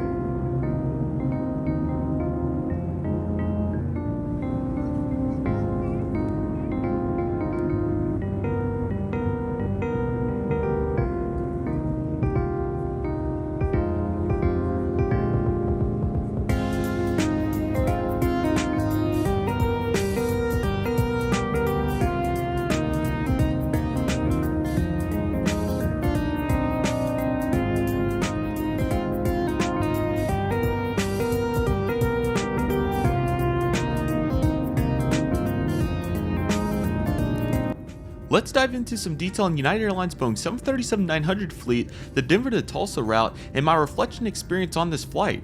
United Airlines has a fleet of 136 Boeing 737-900ER aircraft, which is a large portion of their huge 329 Boeing 737 family aircraft. These aircraft range from original United Airlines aircraft delivered throughout the 2000s to recent additions from carriers across the world.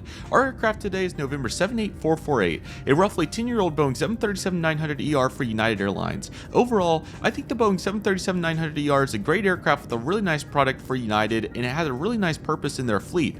The Denver to Tulsa route is a pivotal route in the Tulsa network, but also nice pieces of the puzzle for Denver as well. This route typically serves about 175,000 passengers annually, which is the second busiest route out of Tulsa in a typical route for Denver. Both Southwest and United are players on this route, while Frontier has made some noise in the past. This route is typically a little over an hour long and provides some great views of the western Midwest. I'm a huge fan of this connection of the two cities, and I am certainly excited to fly on this route more often in the future. As I reflect on this whole trip and this flight, I'm really at a loss for words. The experience and memories I made at Airlines International 2022 are one of a kind, and I'm so thankful and grateful for those experiences. I got to meet so many people that love my passion, and that is truly irreplaceable. I'm so excited for Airlines International 2023 in Dallas, Texas in June of 2023, and I hope to see you there if you're able to go. Nevertheless, this flight was a bunch of fun and was flying by, no pun intended, so it was already time to descend into the Tulsa area. We would make one slight right turn to line up for runway 18 left for our arrival today. As we do so, I will conclude my experience and give my final thoughts on this flight. Let's get into it, everybody. I thought United Airlines did a really good job with this flight. I had a great time flying on board the Boeing 737-900ER and getting back on one of my favorite routes. United Airlines' Boeing 737-900ER product is really solid, providing a quality seat, good service, and diverse entertainment. Certainly more than acceptable for this short 1 hour hop in my opinion. In addition, I really enjoyed reflecting on this amazing trip and taking it all in. What an experience. Be sure to stay on the lookout for all the in-flight videos from this leg of the trip, the Tulsa International Airport conclusion vlog, and the upcoming trip reports from various trips ahead, starting out with my DFW airport day trip with American Airlines. But with all that being said, here's our landing on the runway 18 left at Tulsa International Airport. Enjoy, everybody.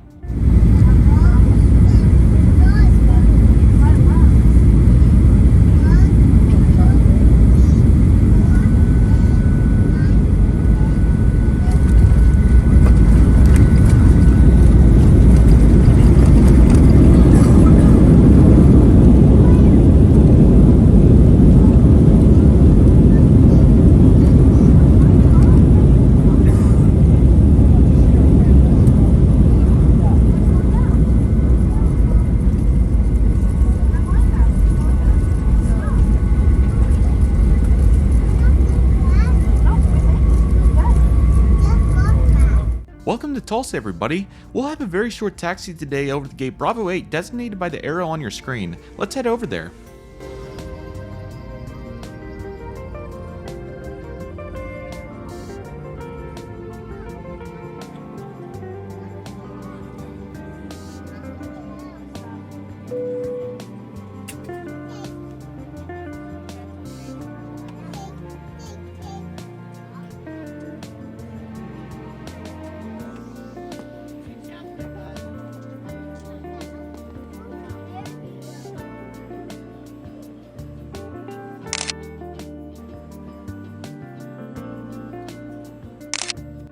Thank you guys so much for watching this trip report with United Airlines on their Boeing 737-900ER from Denver to Tulsa. Be sure to stay on the lookout for all the in-flight videos from this leg of the trip, the Tulsa International Airport conclusion vlog, and the upcoming trip reports from American Airlines. But nevertheless, that will do for today's video. Thank you guys so much for watching. I really hope you guys enjoyed today's video. My name is Redriveraviation. I want to thank you guys so much for watching. Take it easy, everybody. Stay safe. Trust the process. Do what you love and love what you do. My name is Redriveraviation. I want to thank you guys so much for watching, and I'll see you guys soon as Redriveraviation is signing off.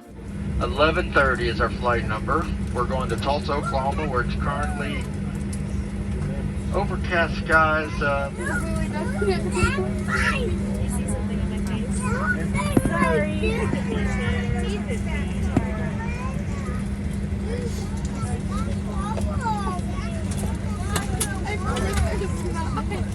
Passion safety doors top priority, so take a minute. Pay attention to the following important safety.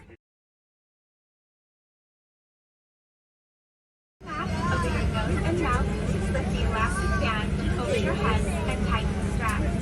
The bag may not inflate while oxygen is flowing. Make sure your mask is secure before helping others. Should you need it, you'll find the life vest equipped with the water-activated light in a pouch under, between, or next to your seat. When directed, pull the tab to remove the pouch. If present, remove the straps around the pouch. Tear open the pouch, remove and unfold the vest. Flip it over your head. Wrap the belt around your waist and secure it to the buckle in front. Pull the loose end to tighten. Inflate your vest as prior to exiting the aircraft by pulling down sharply on the red tab. You can also inflate the vest by blowing into the tube. This aircraft is also equipped with infant life vests, which will be distributed if necessary.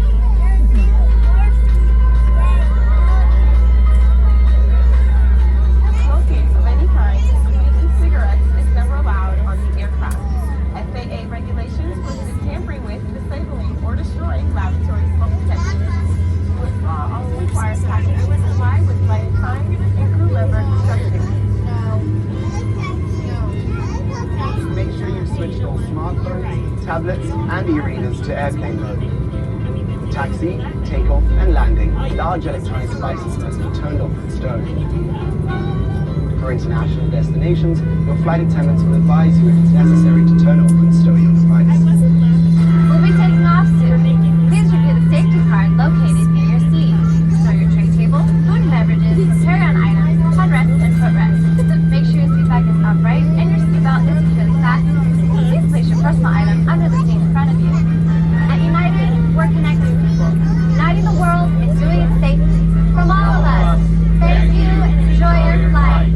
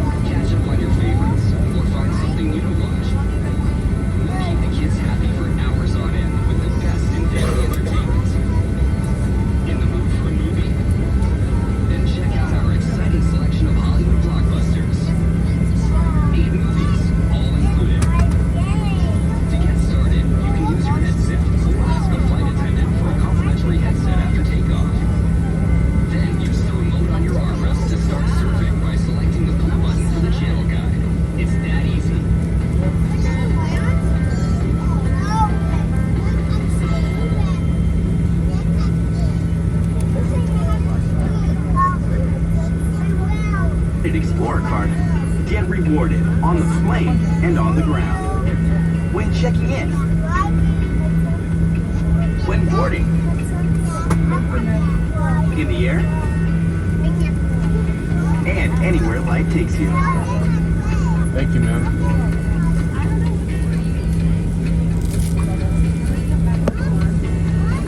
Ask your flight attendant for an application with additional benefits, pricing, and terms.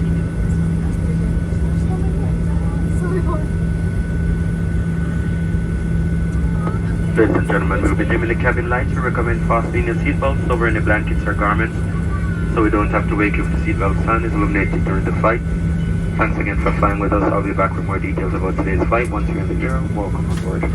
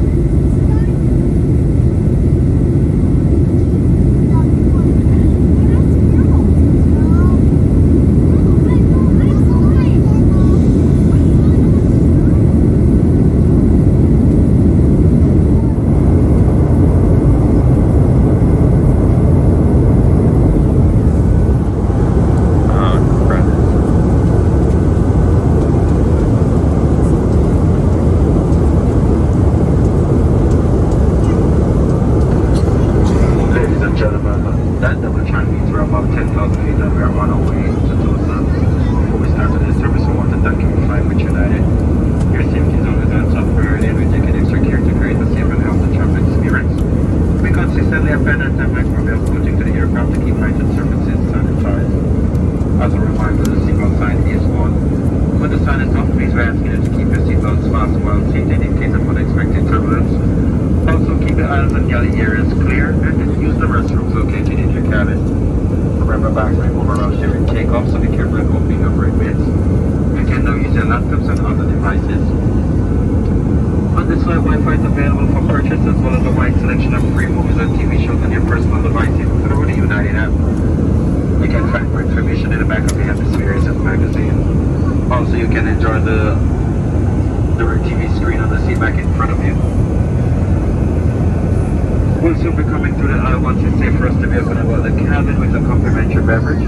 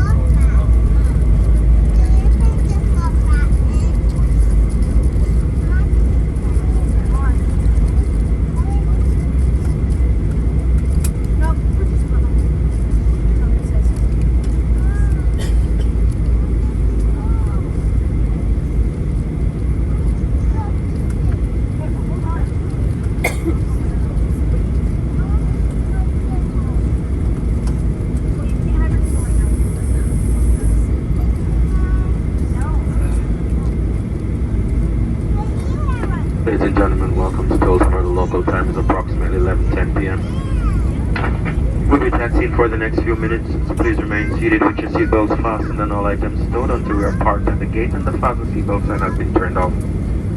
Please look around and make sure that you have all your personal belongings before you leave the aircraft, and be careful in opening the overhead compartments. On behalf of United Star Airlines partners and their entire flight crew, we thank you for flying with us. We look forward to welcoming you again on another United flight. Welcome to the TUL. Enjoy the rest of your night.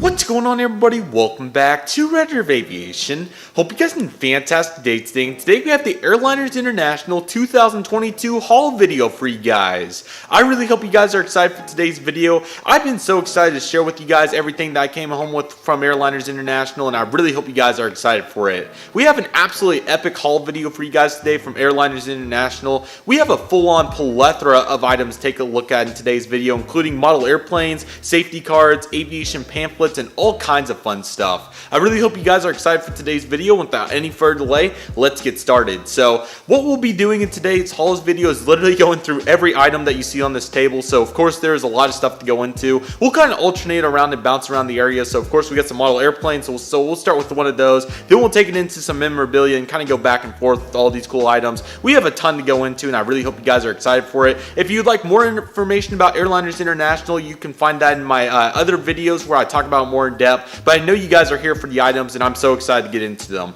I hope you guys are excited for today's video, and with all that being said, let's get started with all these items, everybody. We'll start with one of the models and go from there. Alrighty, everybody, so we're going to begin right here with our first model airplane, and like I said, we're just going to be bouncing around all over the place. We have a ton of items to go through in this video, and I hope you guys are excited for it. So let's get started. So the first item, as you can see here, is in bubble wrap. Now the box did not come with this, but this was a spectacular deal, is why I chose to get this. So as you guys can see inside right here, we have the Gemini Jets 1:400 scale Delta Airlines McDonnell Douglas L1011. So this model came from one of the amazing vendors at Airliners International, and that's one thing we'll be talking a lot throughout this video. Is there was so many incredible vendors at Airliners International. As you guys saw in Thursday's video, it was absolutely incredible, and this was one of the items that I picked up. So as you guys can see right here, we have the Delta Airlines L1011 right here by Gemini Jets. I got this for $20, and I just could not pass it up because I believe this model has some significant value, and I've always really wanted a Delta retro aircraft, and I thought that this would be a perfect one to start that fleet. It's a really pretty livery, of course, with the widget, and this is a really unique piece of aviation history, so I could not resist. You know, no box, but the price was really solid. And why don't we just dive right into the review on this, because this is a really cool plane. I'm super glad to have it. Sorry that there's no box to take a look at. I'm sure it's one of the really cool like 2000 ones from Gemini Jets, but maybe I can put a picture online or kind of show you guys that way. But nevertheless, we have a beautiful model to take a look at, so let's do that. Alrighty, so beginning right here with the cockpit windows, and you have the really cool panel above the cockpit. I think that's really cool in these aircraft. Then you have the black nose cone that looks really cool. Granted, I'm not very familiar with this livery, but I'm kind of learning with you guys, so it looks really nice. Here's the L1 boarding door with the really cool Delta widget. I really like the colors on that. I think it looks really cool. A testament to Delta's history, of course. Then you have the nose landing gear right here as well, looking very good. Classic mold from Gemini. This is like their 2000s L1011 mold, and they did a really good job, as you guys can see. This would be the first class and business class area, of course, and then you have the beautiful font of the Delta billboard titles. I think they turned out really good on this aircraft. I think the whole aircraft I thought turned out really well. There are some small scuffs, as you guys will see as we progress through with the L2 door. There's some sort of little logo right there. Not exactly sure what that is. Here's one of those scuffs. I don't know if that would rub off or not. Yeah, I think that's kind of engraved there. I cannot get that to come off, but I may try to work with that later. It's not a huge deal. I mean, for the price I paid for this, absolutely incredible, to be quite honest. Here's the underneath, and it looks really nice as well. Here are the engines. I'm not exactly sure what these are, but they look really nice. So really nice set of engines right there. Here's the wing, really nice metallic metal from Gemini. I think they did a really good job with that. And then of course we have the L3 and L4 doors right here, and then you have the registration. I believe that says November 720 Delta Alpha, I believe is the registration right here, looking really nice. Really cool American flag with the interesting shape right there. I think that looks really nice. And then you have the engine right here on the top as well. Here's the Delta Airlines tail, absolutely incredible. Just take a look at that font along with the, I think is that kind of a really dark blue or blackish color, I guess, pretty much. And then you got the red as well. I believe this is my first L1011, which is quite crazy to think about considering how many models I have. But I'm so glad to add my first L1011. This is an absolutely beautiful aircraft. There's another little scuff right there. I guess not. But man, this was just such a cool model to add to the collection. It's an absolute beautiful aircraft, and I didn't really, was looking for anything retro like this, but this is one of the things that Airliners International provides, is every type of model that you could want, they have it, and this was definitely one of them. So a really, really cool aircraft by Gemini Jets. I'm so glad to have this one, and it's a very unique one to say the least. So great job by Gemini Jets, and with all that being said, let's hop over to some memorabilia items, and then we'll come back to some model stuff here in a bit. Alrighty everybody, so here we go, some memorabilia stuff. Now, there's a lot of stuff here, so this is definitely a little bit different from my channel, so I hope you guys are willing to bear with me because we have some really cool stuff in here. As you guys can see, we have a really big stack. So with all that being said, let's get started with all these items. So somewhere in here is mixed up. You have all the stuff that came with the booty bag for the registration of Airliners International. This was one of the cards, just the normal Airliners International for Chicago 2022. Absolutely incredible, really good advertisement with everything that was going on, and they did a really good job going in detail. Feel free to pause the read on any of these items because there is so much here, but absolutely incredible. As you can see right here, this was a really nice way to advertise and get started, and it's a little bit mixed in. I got a little confused on that, so I apologize. Hopefully next year I'll be a little bit more organized in that department. But here's the Chicago 2022 card right here. It looks really, really nice. They did a phenomenal job. Next in line right here, again, sorry that everything's a little all over the place. So right here, we have a Piedmont Airlines schedule from 1981. Piedmont was a really cool airline that ended up merging with US Airways, I believe. And as you can see right here, I'm not gonna go through every page because there's a lot of pages, but this just had their full schedule of every airport. So as you can see, starting with Atlanta, Georgia, and it just kind of progressed through the network. One of the coolest pages though was the Piedmont right here. As you can see, Piedmont, the #1 airline in the Mid-East USA with more nonstop north, west, and south options. And as you can see right here, there was their full route map. Let me know if you live in one of the cities that they did serve back in the day. That would be really cool. But again, 1980s, really, really unique piece of aviation history right here. And this is just the full list of every destination, as you can see right here. Newark, New Jersey, and let's see, Norfolk, and all kinds of stuff. On this page, going into Norfolk, ironically. But man, what a unit, man. This was so cool. So very nice piece of aviation memorabilia right here, and they did a really good job on that. So very glad to have that Piedmont, I'm dumbfounded. System schedules right there. Next in line, this was a Northwest World Perks frequent flyer timetable from April 2nd, 1989. So of course, this is kind of on the back half of Northwest's operations.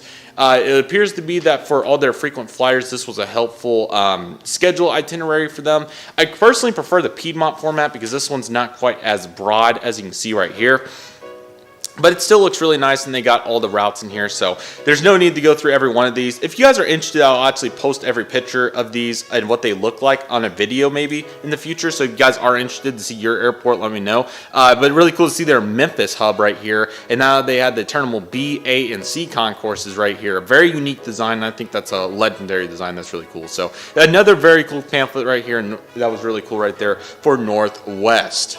Next in line, this was an item that I did buy. Some of those were given at the registration table. That's one of the amazing things about airliners. You'll just get free stuff like that. But nevertheless, next up, we have the Boeing 747 SP cards from United. So I believe when United Airlines retired their Boeing 747s, they did some of these cards, which was really cool. So as I get this out here, I believe this is like $3. This is a solid deal. As you guys can see right here, inside you have the Boeing 747 SP, and it goes over various variants of the Boeing 747 in here. I believe they did this when the 400 was retired, but let me slightly okay, it's actually sealed, so I won't get into the full details, but it goes into all the cards. It just has cards for every 747, which is very cool. And then I was fortunate enough to also get with it a 747-100 picture with the Saul Bass livery, it appears. Yes, very nice. So really cool to have that, and that is absolutely awesome right there. That was really nice. Okay, we have a Zorka Airlines timetable from 1982, so a lot of 80s to get us started today. And very similar to the previous one, I don't think it needs any introduction. As you guys can see, the timetable across the whole page. And it's really nice that they did this. Of course, we have to all remember that cell phones were not a popular item at the time. So what they had to do instead was make these timetables given to their frequent flyers so they know what kind of flights were going on and how to book them and all that fun stuff. And I believe you could just call in to book them. So these are really cool that these are still moving around. They had a P.O. box, it looked like, in St. Louis. So just really cool. And this is just what's going on. So as they said, now is the time to plan your ski vacation, and you can help call us. And this is from October 31st. So obviously plan ski because it was getting into that season, and quite a nice picture for 1982. I can't lie, that is really good, because most of these, like Piedmonts right here from 1985, did not quite have that. So this is from December, so everybody was trying to warm up with the Florida Keys. This one was more of a type of booklet, very thin. It reminds me a lot of a phone book, if you guys have ever seen one of those before. Phone books were very similar to this design, so it's going to be really interesting one day. And one thing, this could be a potential live stream topic too, is just go through here and see all the very interesting routes that, for instance, Piedmont Airlines had. And there was plenty of these for sale at the convention, so if you're looking for more of these for any airline, I hope to get more American Airlines ones in the future. I was just really orientated on kind of just talking to everybody and hanging out. So in the future, I do plan to get more American Airlines stuff. Trust me, there's American Airlines stuff in this haul video. But again, another really cool Piedmont route system network right there. I promise the variety is coming. I'm sorry that there were so many system ones. This is a People Express flight schedule. This one's much thinner, so I think it's just going to be a few of their flights because People Express wasn't quite as big as an airline. So very cool to see that. That's their full network right there. Very simple, and they did a good job on these illustrations, flying from the northern regions to the southern regions. I can confirm that this right here was included in the booty bag. The United Airlines 727 safety card, and the items inside, I think I accidentally ended up getting another one of these with even more items. So, but the United safety card from 1991 was the illustration here for the booty bag this year, which was really cool. And I'm excited to see what safety card will be in next year's. But there's various items in here, so I'll kind of walk through these. Looks like we have a DG pilot card, and we got some stuff coming from them, so I'll be sure to talk about them more. Miami for Delta Airlines plane card, plenty of those for sale, by the way, there. That was really cool. A Hong Kong Airlines bag tag, very nice. Yes, Hong Kong Airlines, very cool. The commuter airline, the world's busiest airline. What is this? I don't even know what this is. Is this like I guess a case, a box of sorts? That is quite unique. I've never seen that before. I'll have to look into that more in detail at a later time. Atlantic Models is another really cool store with the airplane shop right there. Very nice. Very, very cool. And here's the safety card in more detail. Very, very nice. They did a good job. So very nice right there for that. Very nice. Let's do some more memorabilia items here, and then we'll jump into some more models because we're on a really nice pace right here. Here's another playing card right there, some Kings for United, and that was New Orleans for Delta Airlines, so it looks like they had a good deal. There are a couple of these in here, so we might as well continue to push it. Dallas's show will be in, Airliners International show will be in Dallas in 2023, June 22nd through 24th, the DFW Regency DFW Hotel. Be sure to get your reservations made. The hotel's open, and you can also get the special rate of $129. I called in and let them know I was with Airliners International, and they got it. But I believe on Airliners International's website, a link should be coming very soon, and I'll be sure to link the website down below. So if they have the link for the hotel and if it hasn't sold out, try to get that rate of $129. It was really, really good. So the rate's awesome. Thank you, Airlines International, so much. I'm so excited for Dallas' show. It's going to be absolutely awesome. Again, another Chicago one because yes, and I'm excited to continue to collect those. Those will be awesome. And I think I did get the safety card, so that's why there's so many repeated items. However, this time around, I did get an Iceland Air Express tag. Very nice. There's the TAG again. This was a Boeing 747-8 card right here. Very nice, the Intercontinental version. And it appears to be that we also have the Ultra Bark down there too, so very nice. Okay, I think that's a solid place to take a momentary break. We'll get into some models.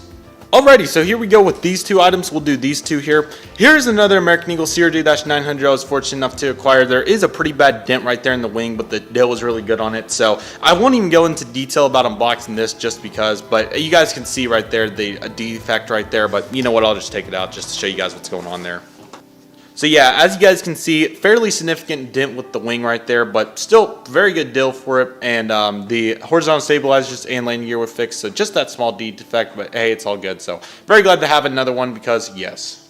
In addition right here, you'll find that I got the aircraft maintenance gratifolding contraption, I guess. I was able to get this from DG Pilot on day one, which is super cool. Huge shout out to DG Pilot, man. Donnie especially, who owns the store, of course. Absolutely incredible store. They do amazing work with everybody there working hard. I mean, it's absolutely incredible. They care so much about their customers, and I talked to Donnie for probably cumulatively, probably 2 hours or so at his table. It was so cool to get to interact with him and just talk aviation, which was so cool. And I was fortunate enough to get to pick up the aircraft strata folding contraption from him. I did talk about this in previous updates, wanting this item, and it was a perfect opportunity to get it because it is quite a cool item. So I'm going to just briefly set this up on Delta L1011 to show you guys what it's all about. As you guys can see, it's just plastic, and it's nice ladders and contraptions for the maintenance employees to get to the aircraft in more detail. Alrighty, so it's supposed to go something like this. These two items, the plane's not big enough, but here's what it looks like on a 787. And as you can see, they fit in there really nicely. But really cool to have all these details, and it'll be nice to get to use this at my maintenance hangars. And this is another great accessory from Gemini Jets. So big thumbs up, Gemini. This is a really cool item, and I'm super glad to have it right here. Very, very nice. Alrighty, here we go on to our next item. This is a Boeing first family commercial jet airplanes pamphlet of sorts. So really cool detail in here about their full family of aircraft, which is really nice. And it kind of goes into some more detail about each of them in particularly. I'm going to read through this. I'm excited to see what kind of facts they got in there, because I'm sure there's some really interesting ones that you wouldn't normally think about. So excited to dive into those as well. Next up, we have the Boeing question and answer guide. Quite an interesting unit, I guess you could call this. But it appears to be that there's all kinds of details in here about various questions, which I'm excited to read through this too. I didn't think I would have as much reading to do out of my memorabilia, but man, this is going to be quite interesting. So for instance, that's kind of a bad page for a question. Here we go. This is a good one. What was the first Boeing jetliner? And the answer is the Boeing 707. Very nice. So really cool to get to see that, and I'm definitely excited to go through that. Another United 727 safety card. I may end up doing a giveaway of this one since I ended up getting two. So feel free to comment United 727 safety card in the comments, and I may pick a lucky comment to contact and get that all set up. So it may be you, who knows? Okay, so next in line right here.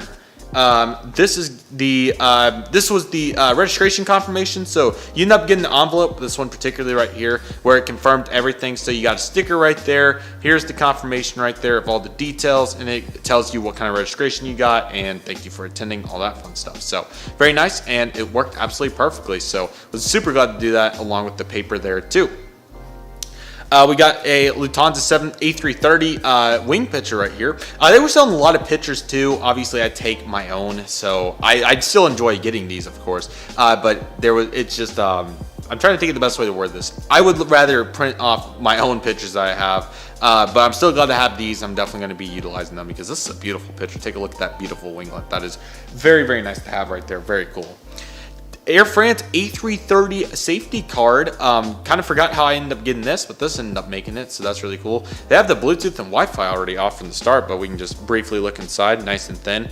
Pretty good illustrations here, and I'd love to try Air France one day. They're really cool. So the safety card collection continues to enhance. Really cool to get the Airliners International 2022 DG Pilot card right here as well, which is really nice. So absolutely awesome to see that right there on that brochure. Really, really cool. Very nice. Down to Dallas 2023. I can't continue to emphasize it enough. I got like 3 of these, and I'm just going to be staring at them till June 22nd. So be sure to get your reservations made. It's going to be an absolute blast, and this card right here is super important for such. So be sure to get that going. Airliners International was super nice to provide an airport spotting type guide, if you want to call it that. Here it is right here. As you can tell, you got the full flow of the airport, so it shows you where all the traffic's arriving.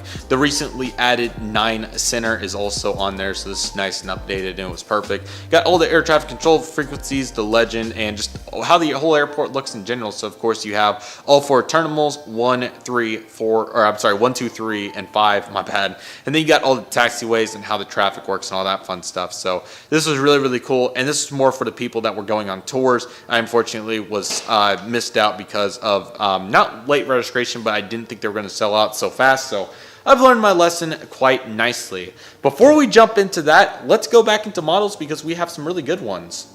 Alrighty, so here we go with the first formal model, if you want to call it that, since all the others were kind of janky. But right here we have the TWA Boeing 757-200 by Gemini Jets. I ended up getting this on day 3 at DG Pilot's table because I've really wanted another TWA aircraft. I will say, sneak peek, there is another one coming in an upcoming unboxing.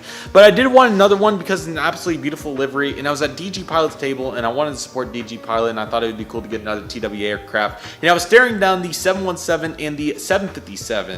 And I asked Donnie which one he thought I should get, and he thought I should get the 757 because this aircraft is more diverse compared to the other aircraft that we'll talk about here in a moment. But I'm super excited to have this TWA aircraft in my fleet. It is an absolutely beautiful airplane, and I'm super excited to go into the full details on this aircraft. Got a very good deal on it. Thank you so much, DG Pilot, and I'm definitely going to be ordering in the future, as I always have, because DG Pilot does a phenomenal job with their orders. Gemini Jets made for collectors by collectors. Here's the aircraft itself. It's a beautiful looking livery, was my big pointing to. This box is fairly normal. You guys know what it looks like at this point. We've done hundreds of them, literally hundreds of unboxings on this box, and it looks really nice though. It looks really nice. 2021 release, maybe September or October. Not September. It was probably, it may have been August. I can't remember, but I'm super excited to have another retro plane for the fleet, and here it is inside.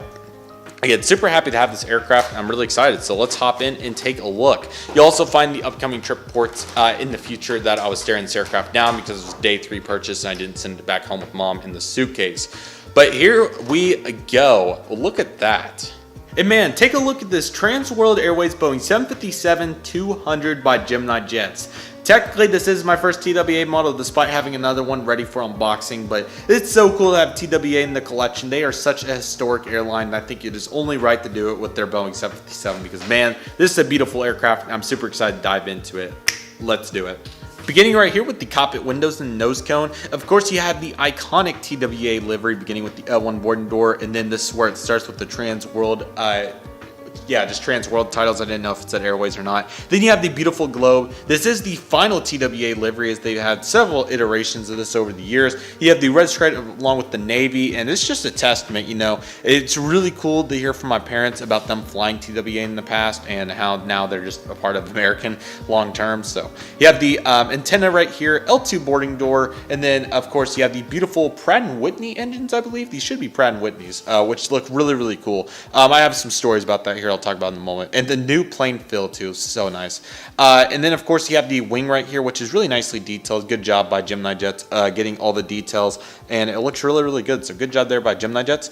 You have the L3 door. This is a Generation 1 aircraft, along with the L4 door, November 725 Tango Whiskey. And of course you have the TWA tail. It does not get any more iconic than that. A really modern livery for the time, considering this was a livery made in the late 90s, one of the first Euro whites to really take the aviation community by storm.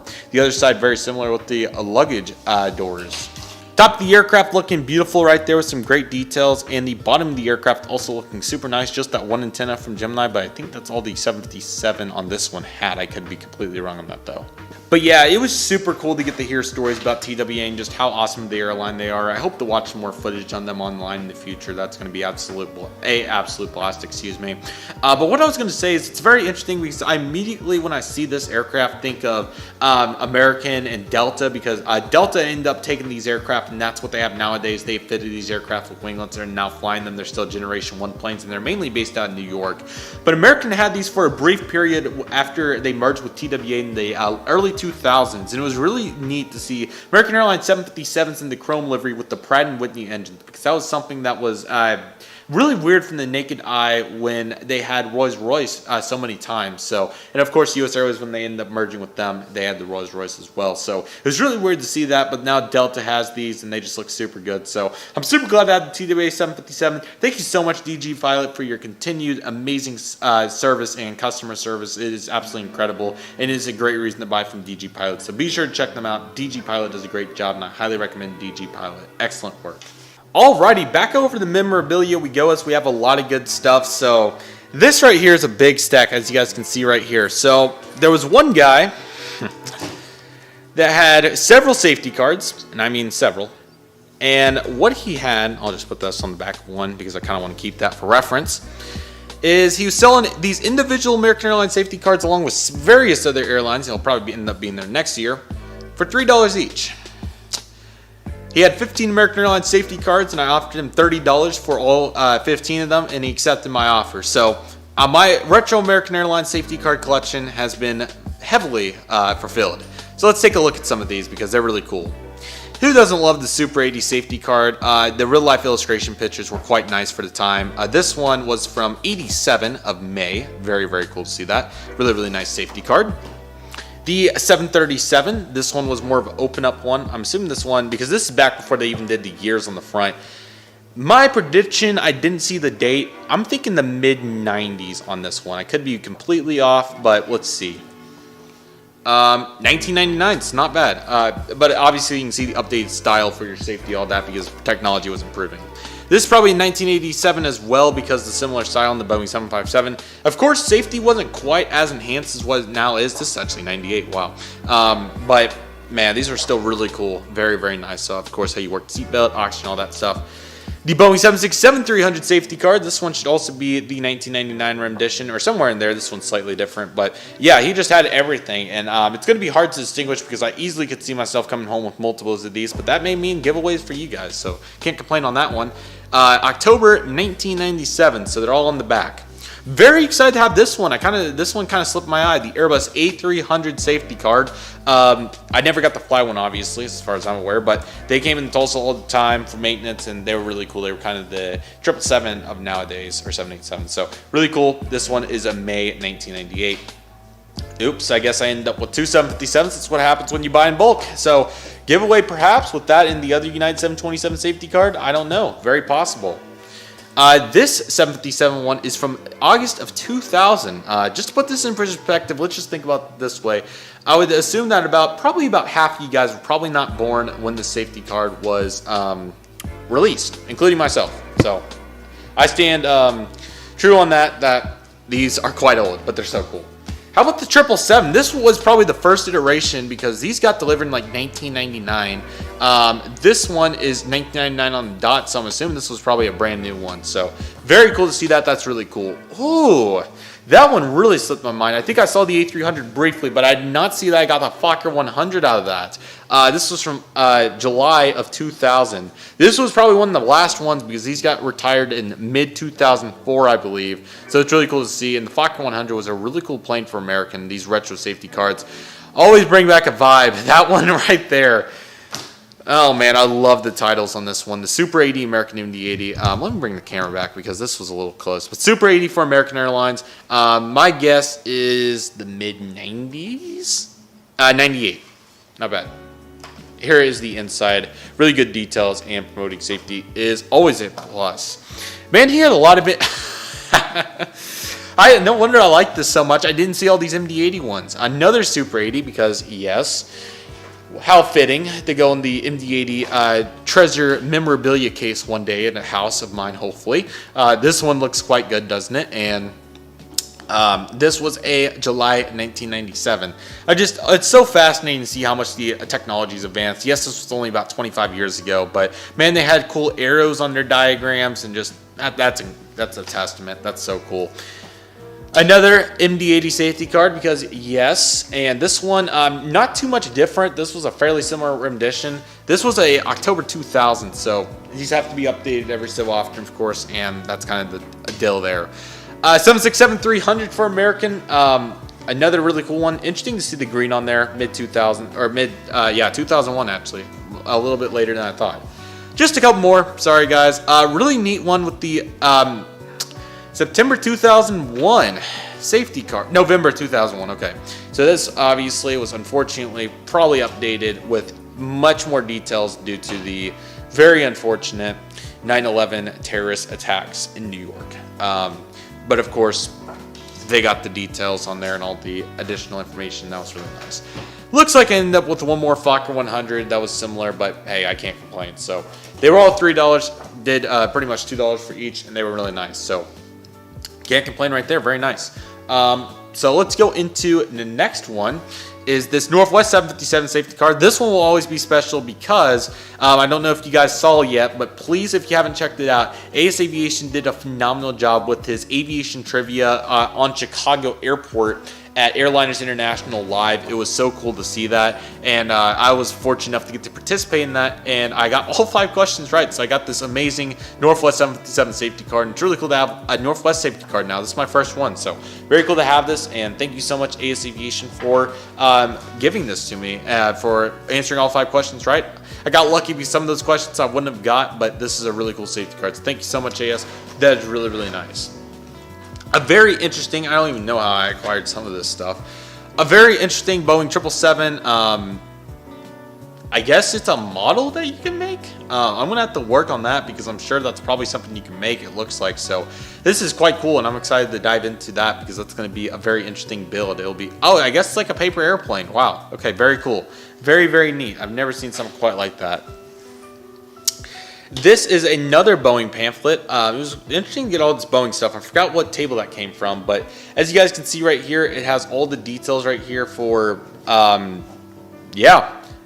the 777 works and just what 777 is all about. Just various details. Lots of reading to do here, which is going to be fun. I'm excited. So, Boeing talks about the 777 and what led to what it is. So very nice.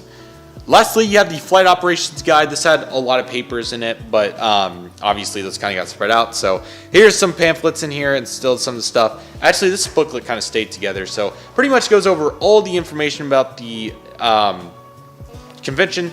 I could probably spend 2 hours reading through stuff that I got from this convention, but the full schedule and the specials and the vendor tables, it was very cool to see it, how it's set up. That was very nice. And the second floor and the airport, and sorry, I need to take it off camera to get this next page flipped. They even got a Chicago Midway Airport diagram in there and tours. RIP, I really wish I would have been able to do one last at Chicago, but I'll do it next year. Oh, this is interesting. So World Airline Historic Society Inc. I'm going to be interested to see what that's all about. I'll be sure to read on that because that looks very interesting. And lastly, aircraft website and all that fun stuff, and a Jet Tip advertisement, which was so cool to get to meet the owner of Jet Tip. That was an absolute blast. He was a great guy, and that was so much fun. So that was really, really cool. Let's do one really special model before I jump into the rest of the memorabilia, and then we'll have a couple more models here. So let's do that. Alrighty, next in line right here, we have a very special model.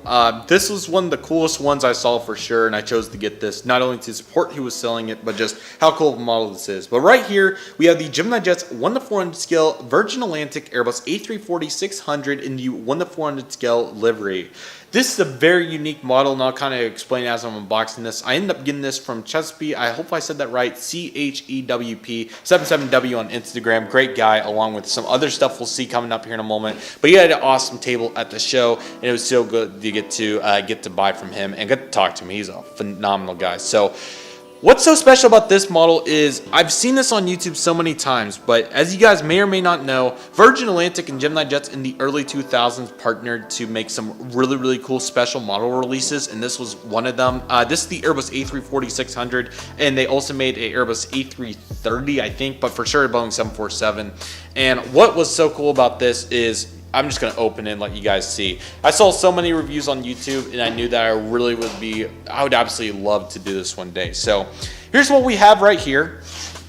As you guys can see, the first thing that really stands out is the collector card. So with all of these, you got a collector card, which is so cool. Kind of like, I hate to use this comparison, but Thomas the Train is the first thing I think of with these comparison cards. Kind of what like JC Wings does nowadays. So of course you have the number of it, which is 000012, one of the very first ones, which is just crazy to think about. Virgin Atlantic, you have the Gemini Jet signature. Virgin Atlantic CEOs, probably at the time signature. Airbus A340-600, Gulf Victor Alpha Tango Lima for Atlantic, first one. This certifies, certificate is to certify that this model is limited to 7,000 pieces. And here it is. So cool to get to see this. I mean, it's so awesome. Box is in very good condition. There is a little plastic piece down there, but that's kind of how it's supposed to work. And here is the model itself. What a beauty. So slowly bringing this out because there's moving parts inside. As you can see, it did come with a stand, which was so cool. I will put that together very soon. But as you guys can see, taking the plastic off right there, I'm going to remove these two components to reveal the Virgin Atlantic Airbus A340-600. And here it is, everybody, the Gemini Jets 1:400 scale Virgin Atlantic Airbus A340-600, the original Gemini Jets released with the old livery. This absolutely throws it back to the original 2006, 2010s, 2015 time frame of YouTube, in my opinion. It was just so cool to see this aircraft at airports like John P. 3922's London, and I could go on with a very long list of where I saw this aircraft on YouTube, just unboxings and all that fun stuff. But this was just so cool to see unboxings of this aircraft, and it's surreal to have it in real life. I'm beyond words, and I was so fortunate to get to pick this aircraft up at Airlines International. What a beautiful aircraft this is. Let's just get into it because this thing's so pretty. Alrighty, so right here we have the cockpit windows, and then you got the I don't know what exactly they call the girl. Oh dang it, it was right on the tip of my tongue. Birthday, I think it's birthday girl. I think that's what they call it. It's either that or it's something along those lines. I remember that. I think it's the birthday girl, I'm pretty sure. I'm sorry. That's how long it's been since I've seen some of these videos, but I'm pretty sure that was it. So there that is right there. Then you have the nose landing gear. Keep in mind, this is the original model. This is like back in 2000. So this is incredible. L1 boarding door, Airbus A340-600. This is my first A340-600, my first Virgin Atlantic model. How do I have so many duplicates of the same planes, yet I'm still knocking out new planes and airlines in this unboxing? Okay, whatever. Nevertheless, first class and business would be right here. Premium back in the day. The A340-600 is so long. Here's the Virgin Atlantic billboard titles, the L2 door and the L3 door, the beautiful 4 engines. Yeah, it's only like my second A340, I believe, too, which is just... that's unbelievable. But here's the 2 beautiful engines for that absolute unit. Here's the wing itself and the beautiful winglet right there, representing Virgin Atlantic. I hope to get a newer airplane from them soon. I don't know what it would be. Please fly to Dallas, that would be fun. But nevertheless, you got the L4 and L5 doors right here. Golf Victor, Alpha Tango Lima. 4 engines, 4 long haul. That pretty much sums it up. And the beautiful tail. This was one of the biggest differences on the old to new livery before it got revised. Wow. I'm just beyond words. Yeah, the cargo bay door right there too, and on the back as well. Here is the top of the aircraft. Really nice emergency exit doors right there for the time. That was pretty impressive. And sorry, I had to put it down. Just didn't want to break it. On the bottom, really neat to see the second landing gear in the middle on the Airbus A340-600. I really hope to get some new ones. The Phoenix Iberia ones now seem even more interesting considering that I went back to Chicago and everything. But wow. And just the OG Gemini logo, and just this is a testament to the community. We've been going for so long, and I'm just so excited to continue these memories, and I hope that I've continued to inspire you guys to, whether you watch content, make content, whatever the case may be, or just collect, or whatever it is. It's just incredible to see this. And with all the safety cards and everything, I would love to look into more people that assess those on a regular basis and all that fun stuff, and that's definitely on my to-do list because that's just incredible. What a unit, man. That is so cool right there. That's amazing. Alrighty, so here we go with even more items. We have some very good ones in here, so let's dive into them, shall we? This, I believe, was for these, I'm pretty sure. This right here was the business card for the amazing person that wrote the book about Air Force One, how he got to fly all the 5 presidents that he was able to fly those for. He wrote a phenomenal book. Feel free to check out his website. I'm definitely interested in buying the book, and I hope to soon, but this was really cool, and it looks like a really good book, so feel free to look that up. That is really cool. I was very glad to get that business card, stay in touch with him. Very nice. Right here you're gonna find some magnets. This guy was really cool too. He was awesome to talk to. I really enjoyed talking to him. It was an absolute blast, and a phenomenal guy, and as you'll see with his products, I think I have his business card. I hope to be able to find that because I would love to be able to go on his website because he has a lot of stuff, and I'm sure you guys would enjoy these. But I will try to find that for sure and get it in editing if I don't have it already. But nevertheless, here is a DFW magnet. I think it kind of goes without saying. It's so cool to get to have this. Well, never mind. There it is right there. www.photoenrichments.com. Very nice. Super glad to have this. Feel free to check out his website because you can see these magnets are super cool. Absolutely incredible. Here is the American Airlines MD-80. This was the white one, I believe, MD-82, November 824 Romeo Alpha. And I got to have an awesome conversation with this guy and just talk about, he takes these pictures and puts them on the magnets, which is so cool. I just got to ask him about what his favorite airport was, where to spot, and what his favorite plane was and all that fun stuff. That was so cool. And that's what Airlines International is all about. It was an absolute blast, and I just... I'm beyond words. It was just so cool. So these magnets are a great testament to it. And I'm sure he'll be back next year. So feel free to be ready for those or check out the website because what a unit, man. I think it goes without saying. Another absolutely beautiful McDonnell Douglas MD-82. Take a look at that. He takes some phenomenal pictures. It was really nice. Does not say a registration there. Registration is November 7530, I believe. Really nice to get this one right here. Absolute unit, man. I'm so excited to buy more next year. I was originally going to buy more, but I had to limit myself because they are a decent little chunk of money for sure. But it was so cool to get these as well. Oh, man.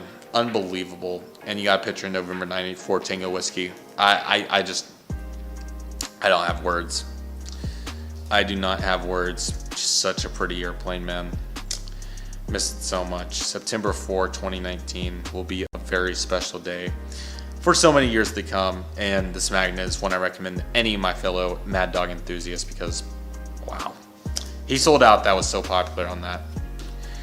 Chrome American 737-800 because absolutely November 935 Alpha November. These are some great pictures, man. I may have to experiment with doing some of this myself. And I loved how he does the big AA logos in the back on some of these, which is really cool. There was that one. And who doesn't love a Boeing 757 as well? Because absolutely. Registration on that one is November 184 Alpha November. I think I saw this aircraft in new livery at some point or something. The tail number seems very familiar. Gemini did 185. 184 sounds very familiar. So I'm going to have to dig into that. And you love the old Boeing font too. That work of art. Understatement. Very nice. Boeing 737 sticker from 2003. Very cool to have this. Very nice. Oh, it looks like I came across some more pictures. Oh, I was looking through them. So let's look through them again. North Central. DC 3 or 6. I believe it's a 3. Very nice. Capital Airlines. Convair, I think. Vickers Discount. Never mind. So very nice to see that right there. Not perfect on these retro planes, but this is a great test. Let's see if I can get better. Another United retro aircraft. I think it's a Convair or Electra or something like that. I'm probably way off. These are some American Airlines Electras. I'm pretty sure I'm right on that. Very cool. I'm not sure what airport that was, but that's very nice. Yeah, just has postcards set with Airlines International in the back, so unfortunately I can't really get... actually, yeah, it does have the details. So those are L-1011s at... that's actually the flagship Tulsa aircraft. No kidding. Wow. Quite about perfect. Yeah, so some Electras and then some DC 7s and 6s right here. Wow. Very nice. What a unit, man. I mean, that's incredible. Flagship Tulsa right there on the corner, as you can see. That is so cool, man. This is a great postal card set. Very nice. United 707, very nice. That was at Newark. Chicago O'Hare too, very nice. North Central retro livery aircraft. New York, maybe the American DC-10 Delta 747. That's another. These are all O'Hare pitches. The convention was at Chicago. It just the body of water really confused me, but retro vibes. Here's a beautiful American 707 lineup along with the Allegheny DC-9. A little bit more recent picture from, I guess no date. Okay. Oh, cool. Northwest Orient, I guess, not Cargo. Northwest Orient picture right there. Very nice. Credit to this photographer too, or all the photographers or whatever may have been very cool. Flying Tigers. This was a very cool cargo company. I believe cargo airline company, something along those lines. Here's a more recent one, Finnair Airbus A350. I hope to see this in Dallas soon. Very cool. Yeah, baby. American 767-300 One World. No winglets. I can't say much more than that's unit. And a Spirit Airbus A320neo with the special movie livery, I believe. So that was a really cool set too. Very nice to get that. And that's one of the coolest things about the conventions. They're just handing those out and it's so cool, man. So awesome. What an amazing convention. You guys are going to be seeing it through the vlogs. I mean, it's a testament. And just it's going to be one of the funnest parts of summer going up. I'm just so excited for what's to come. Very cool right there. Very nice. Absolutely incredible. Sorting through here, sorry. There was some paper that ended up breaking off. I don't know what this was. Very interesting. Not sure what that was, huh? And then we have a Jet Tip Airlines International 2022 Chicago keychain. Thank you, Jet Tip, for being a big part of it, and I really appreciate your services, and so good to meet you once again. Very much appreciated. And I had one of these folded up because, yes, I need somewhere to put it, and that's what happened. Lastly, for these two, we have the Chicago Airliners International 2022 pin. I somehow acquired 2 of them. So with that duplicate set, this one though was different. This one had an Enthusiast Flight Awards sticker on it. So I'm not sure. Very interesting indeed. But yes, containing multiple items to say the least. Oh, sorry about the rug. But nevertheless, very nice lineup right there. And we got even more memorabilia to jump into. So let's do that. Alrighty, so we have a bunch of awesome items over here that I'm super excited to go into. So huge shout out to CHEWP77W on Instagram. Once again, didn't want to botch it, or Roy.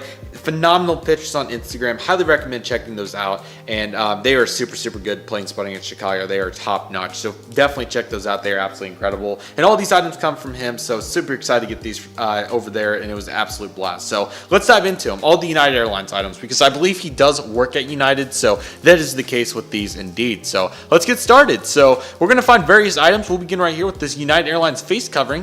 We have various ones of these. So here is a beautiful one right here with the airplanes on it. I really like this one. This one is very nice.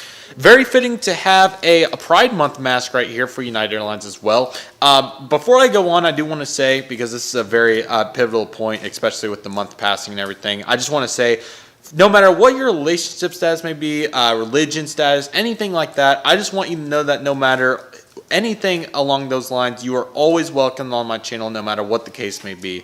None of that stuff. I do not discriminate. I dislike discrimination so much, because it is completely unfair for somebody to be discriminated and potentially not liked for no matter what they may be. And I think that is very sad that people judge people that way, because no matter who you are, you deserve all the support in the world, because we all work together in the world, and especially in the aviation community, everybody is so valued and honored, and it's just so talented no matter what the way it may be. So I just want to say, no matter who you are always welcome on this channel. You can always comment. And yes, I just cannot encourage that enough, because I don't want anybody to ever feel like they're not welcomed or anything like that, because you're always welcome here, no matter what your like I said, relationship status, religion, I don't care what it is.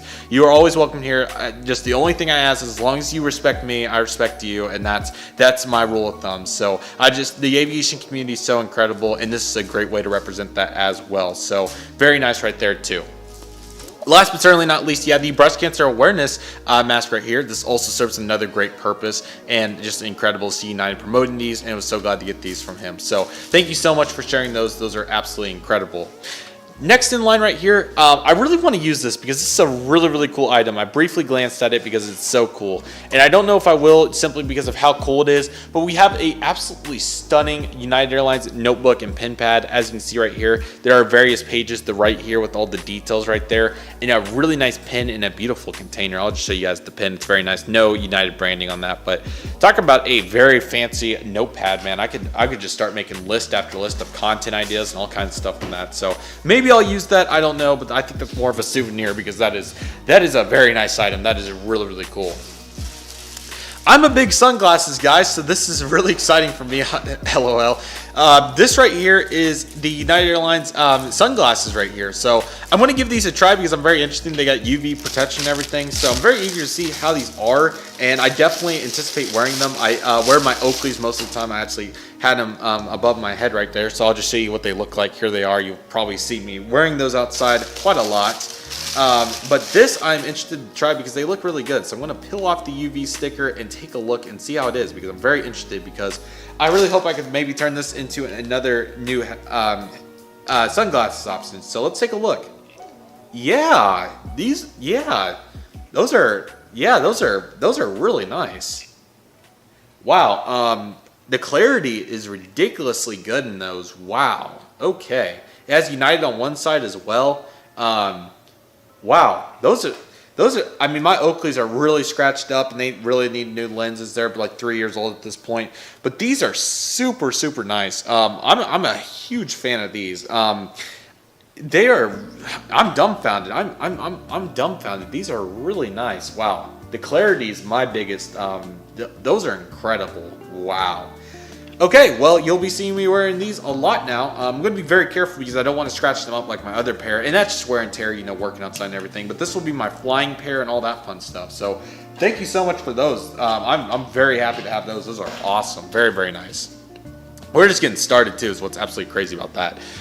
Right here, we have a beautiful keychain right here as well. This is really, really nice. I don't know if I'll use this because it's a little, or let me rephrase, I'm sorry. I don't know if I'll use this on my actual key set because I don't want it to, my MD-80 one that I had previously unfortunately fell off, so that really sucked. But I'm gonna see if I can find somewhere to put this because I'm sure I have a good thing that I could use it on. I'm not sure what it's gonna be yet, but it's a really nice keychain. So thank you so much for that. It will be used, just my actual set of keys. I don't know if I'll be able to put it on there because I don't want it to break off, but nevertheless.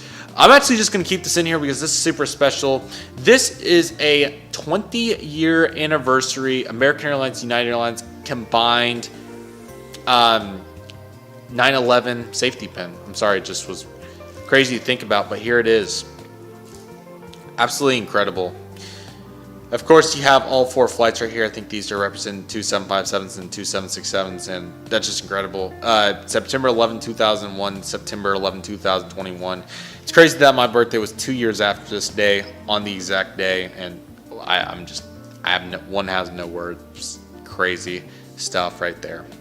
Honoring a huge purpose, no matter what. Very nice. Alrighty, fortunate enough that there was also shirts there too, and I'm very excited about these. These are canvases, and I absolutely love canvases shirts, and these are going to be incredible. United Airlines, man. I flew United there, and the trip ports came out so good, and now I have perfect shirts to wear to honor their efforts and just everything. So I'm going to actually put the camera up because this is not the best view in the world, so let me bring it up. So as you can see right here, we have a ORD Chicago t-shirt right here in the color of gray. Of course, you have the light blue ORD Chicago right there too. You have a 787 flying right there in the full city right there. That is a really nice shirt. Let's see how soft it is. Man, sorry the camera died, but just, man, take a look at that. So soft, absolutely incredible shirt right there. I'm so excited to wear this, and you'll definitely be seeing the face cam videos with that shirt, along with the other one, because the other ones are very cool too. I'm very excited to get into this one. So let's take a look at this one. So this one is a old Tulip United shirt, which I'm very excited about. So this one's also in a canvas in the color of gray. And let's just take a look at this unit, man. Let me put it down because it's a little big, but let's take a look. There it is. What a unit. Wow. Take a look at how cool that is. Of course, you already got it broken in right there with the logo, which is just, that's very fitting for the old United. I think it's meant to be like that, which is really cool. So very nice. Thank you so much. I cannot thank you enough, Roy, for making this happen. Absolutely incredible items right here. I'm just going to make sure I didn't miss anything. I believe that was everything. If I did, we'll be sure to come back around for it. So thank you so much. Really appreciative of all these items. You'll definitely be seeing me utilize them because they are so cool. The mask and all that fun stuff. I didn't want to unpackage those until I was ready to use them, but so cool. Thank you so much, and I'm so excited for what's to come. Thank you. Alrighty, on to some final memorabilia items, because absolutely most of this stuff is more, I don't know what the best way to word it is. Most of this stuff is kind of trip stuff, but we'll talk about it through the experience, and I have it and it came home, so might as well show it off. So here we have the 2 Frontier pins. It was cool to get to use these, and I'll just put one on my desk right now, and the other one I'll keep for memorabilia's sake. So very nice. And it also has on there the Airlines World MasterCard. Very nice. Very cool. All right. This was the tag that I utilized, and it's so cool, man. It was amazing to get to utilize this, and definitely going to keep the same badge name. What a unit, man. That's incredible. Very nice to have that right there, and it definitely proved dividends. Yeah, we'll do this one first. This one, the restaurants we ate at after spotting Friday night, me and my mom went to, was it Crusting? Yeah, Crust Brewing. That is the name. It's in Rosemont. They have a really nice little, I don't know what the way, kind of outdoor venture area, if you want to call it that. It was really cool to get to use their restaurant because they were having a really nice outdoor kind of concert thing going on, which was so cool. So it's very nice, and they had an awesome menu, and I think Mom was looking it over before making the choice. So that is what we have here. So I had their pizza, which was very good. I'll show you which one I had. I had the where is it? It's got to be on here. Come on, where is it? I'm on the wrong. No.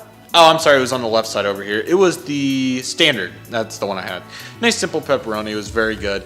And yeah, I highly recommend the restaurant. It was really good. And if you're ever in Rosemont for whatever reason, maybe next to Airliners, Crust Brewing is the place to be. It was very nice. Speaking of places to be, the Chicago Dogs welcome reception baseball game was also very cool. So here's a full program for the Chicago Dogs and what was going on with them that we got at the game. So the Chicago Dogs are part of a minor league baseball league in the United States. Here's kind of the history of what happened there. I'm going to try to get you guys a little bit of a view, but I'm kind of struggling.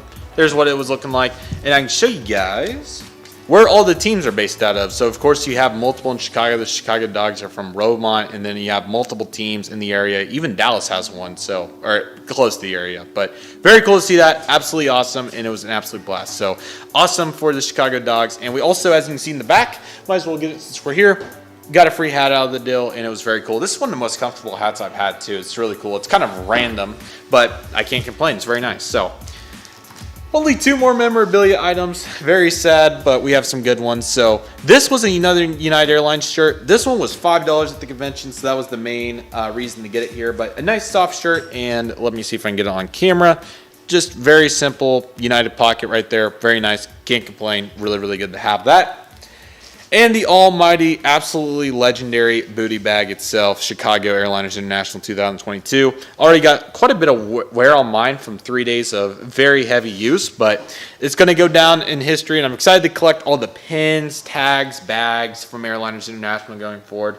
It's going to be an absolute blast, and I'm so excited. So, 2 very special models to finish this out. I'm so excited to get these out, and I hope you guys are too. Let's get into that.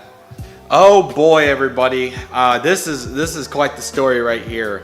As you guys can see right here, we have the Gemini Jets 250 scale American Airlines McDonnell Douglas MD-82. That's correct. That is what we have right there.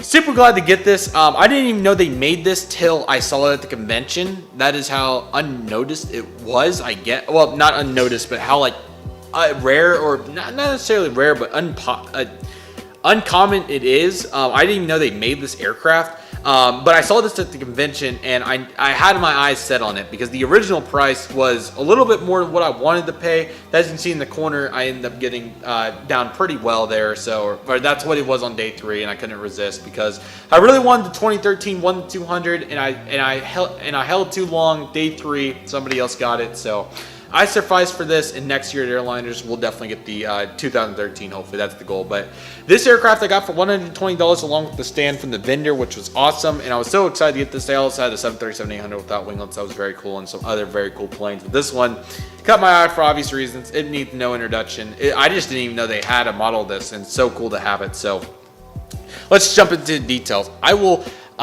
break into this here very soon. Very cool to have a full stand from 2004, and this model, we'll see what the date was. It was early 2000s, I believe, but here we go. I need a pen of sorts. I was trying to find one, had one, and I completely lost one. Now I do have one. All right, so we got the AA American Airlines titles, MD-82 McDonnell Douglas, beautiful aircraft right here. Original artwork created by Richard R. Booney, I think, something like that. There's his website, 2005. Here's the picture. I ended up getting this for $120 with the stand, so very happy with the deal. I thought it was very good.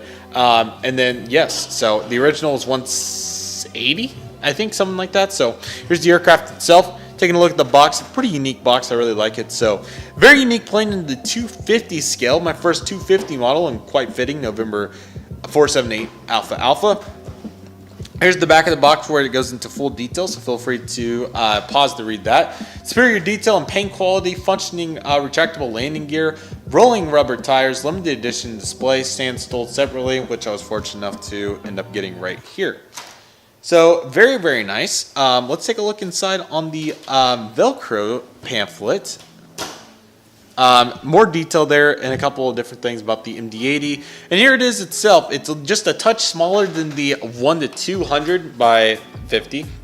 So yes, very excited to get in here, and let's take a beautiful look at this aircraft.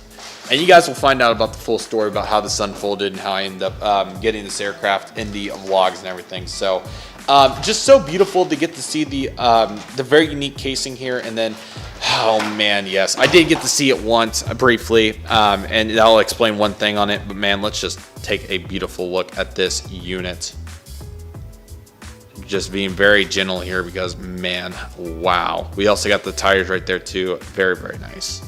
And ladies and gentlemen, here's the absolutely beautiful Gemini 250 American Airlines McDonnell Doubles MD-82 in the 1:250 scale.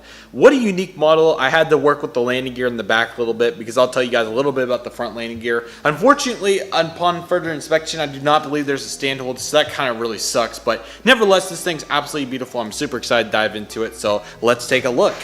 Beginning up here with the cockpit windows, and you have the absolutely beautiful black nose cone. Really, really cool to have this. I'm very glad to have it. I've never had a 1-200-ish MD-80 with this, so I'm so glad to have this, and I hope to get more of them in the future. Here's the landing gear. One of the coolest things about these Gemini 250 models is the landing gear are supposed to be retractable. The main ones are much easier, but this one, as you can see, I brought it out at the convention to just take a look and see how it worked, which I was kind of curious on one of the days. And the aircraft ended up, the landing gear didn't end up going in, as you can see. So it's just kind of out for now. I'm sure it may just be a bunch of force. I just don't want to break it. I'm kind of fine with it in the gear down spot. So there it is. And then we have the L1 boarding door with the beautiful American Airlines One Lord logo. Very good for 2005. What a unique mold this is, man. Very unique. The American Airlines billboard titles right here with some nice panels right there and the fleet number. Very, very nice. As you can see, transitioning through, of course, you have the emergency exits right here. Very, very nicely detailed. Very unique for this mold. And here's the main landing gear. I'll show you guys a better view in here in a moment, but they're easy to pop in and out compared to that nose landing gear. What a cool model, though. There's the wing, and there's the L2 door. Oh, there they go right there. So as you can see, they're almost a little too finicky, but they're easy to pop back out. There's the J8TD219. Still can't believe I can't roll it off talking easily. And then you got the beautiful engine, like I said, November 478 Alpha, if I could talk today. And the beautiful tail right there, and just what a unique plane, man. I mean, just take a look at it from all sides here. I'll just give you guys some various views. When I found this, it caught my eye so much, and it was either going to be this one or the 1-200 this year, the previous releases, and I knew that I was definitely going to get one of them. So definitely model to be careful with. Let me just show you guys the top and bottom so you guys can see what's going on. So as you guys can see, here's the top of the aircraft. Very nice details. I need to get to work with the cloth and see if I can fix some of the smudges, but as you can see, it's very easy. So you pop this open right here. Actually, I'll just give you guys a demonstration because this is not something you're going to find online every day. It was much easier with the gear in the up position to do this, but as far as I'm aware, if I can care, there may be a pin. I don't know if there's like a pin or something that would easily do this, but I want to try to do this on camera. Okay, I don't want to break it, so I won't show it on camera, but you can see that little hole right there. You just need to get like a paper clip or something like that, and then what you can do is open that up, and then this just bends in very simply, just like that. So really, really cool, nice and bendable, and they work really good. So very surprising there for Gemini, but 2005 was a much different time. And I'm not seeing any stand holes, so that really sucks. And I didn't see anything in the compartments when I was opening it. Very unique Gemini 250 logo, and quite a unique Mad Dog from my collection. The Mad Dog collection's really started to come together, and I'm really glad to have this unique aircraft. I hope to get that 737 sometime too that they had in 250. That was very cool. But very, very nice aircraft. Super glad to have it, and what a unique one to get us going into our final aircraft. I would have done this one last, but I just feel like this one is just, it was really close. We'll have to see, but let's do this final aircraft. I also wanted to mention that I got this Gemini 250 stand or 200 stand for $5. I saw it and I thought it was a good deal. So I'm sure there's an aircraft I can utilize this on in the future. So definitely nice to have it right here. Very nice. Oh boy, she's back after a long awaited return. This is the American Airlines Boeing 777-300ER release right here. Very excited to have this. As you guys may or may not remember, I got this back in I think July 2020, and I got a really good offer back for it when I bought it, so I did end up selling that back, and we have it back. This is the latest release. I bought this from the ADI table, the parent company of Gemini Jets, Aircraft Distributing International, something like that. But I'm so excited to have this back in the collection. I'm going to try to give you guys the best view I can, but obviously this is a ginormous box, and I think it's rightfully so. So here's the front of the box, as you can see right here. that is the price that I got it for, $195. It was $154, and then it got reduced to $109, and then the final price, which I got it for, $95. Super excited to have this. So you have the Gemini 200 American Airlines Billboard titles, the aircraft Boeing 777-300ER, and then you guys have probably seen inside the box before and all that fun stuff. Not too much difference. I'll show you guys here just a little bit more, but I want to, I'll have to just try on everything. It's real as it gets. They have all the details, officially licensed by American, and let's just get into the details, man. Okay, hopefully the microphone's not too bad, but here's the box, of course. It's going to show you guys the pamphlet from this perspective. There it is right there. What a unit. And then there is the Boeing 777-300ER inside. It's maybe one of the only models besides that TWA that is brand new for me, that I bought, not used. So here we go, man. It was so good the first time, but man, I think it's going to be even better this time that I know that I have the unit back. And here we go into the plastic very softly. There she is. I forgot how big it was. Oh my gosh. Wow. First one 200 heavy, and it's not going anywhere. It's mine, and I'm so excited to have it. Here comes the plastic off. Thank you, son, for coming back, because there are some storms way out west. But man, after a dead camera, yes, man, I'm giving you just size comparison real quick. Man, this thing's a unit, but man, oh my gosh. I don't think there's anything more incredible besides that MD-80 DEN. Both these are equal. Oh my gosh.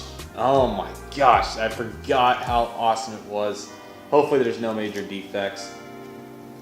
Ouch. Ow. Ow. That was bad. Wow.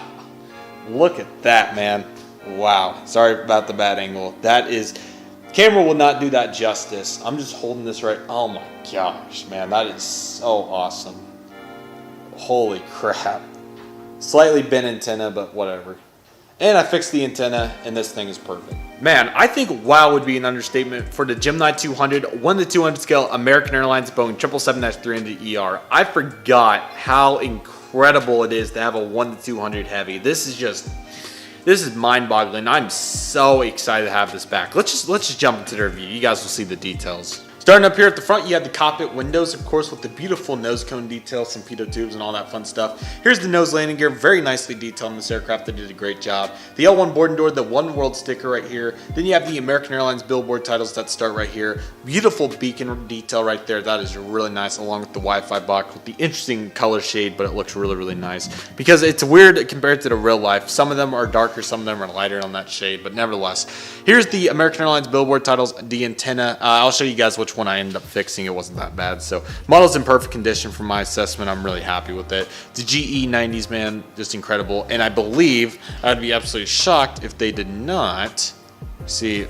Yeah, perfect angle. And let's see. Yes, sir. They do spin. Very nice. Let me see if I can get a cool demonstration just for fun.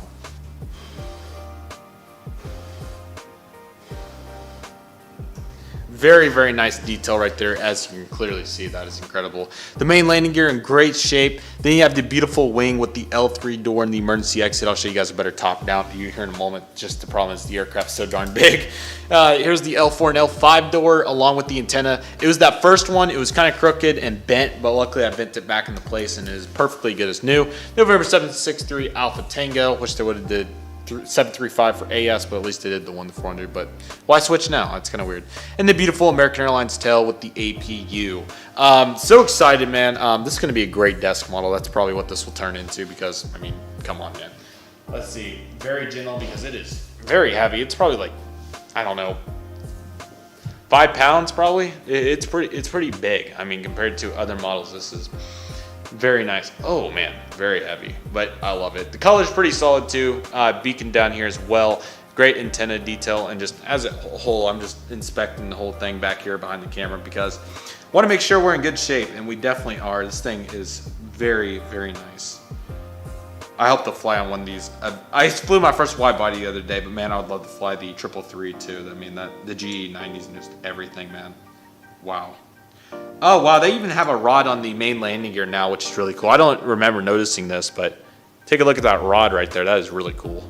What an incredible model to finish out the unboxing. There's just something about 1 to 200 heavy unboxings, and I'm so glad to have this back after a very rough 2 years without having it. Let's just say that. What an incredible lineup. Let's line everything up and just take a look at everything and just reflect on Airliners International. My goodness, man, absolutely incredible lineup. I just feeling so fortunate to be able to come on with all of this.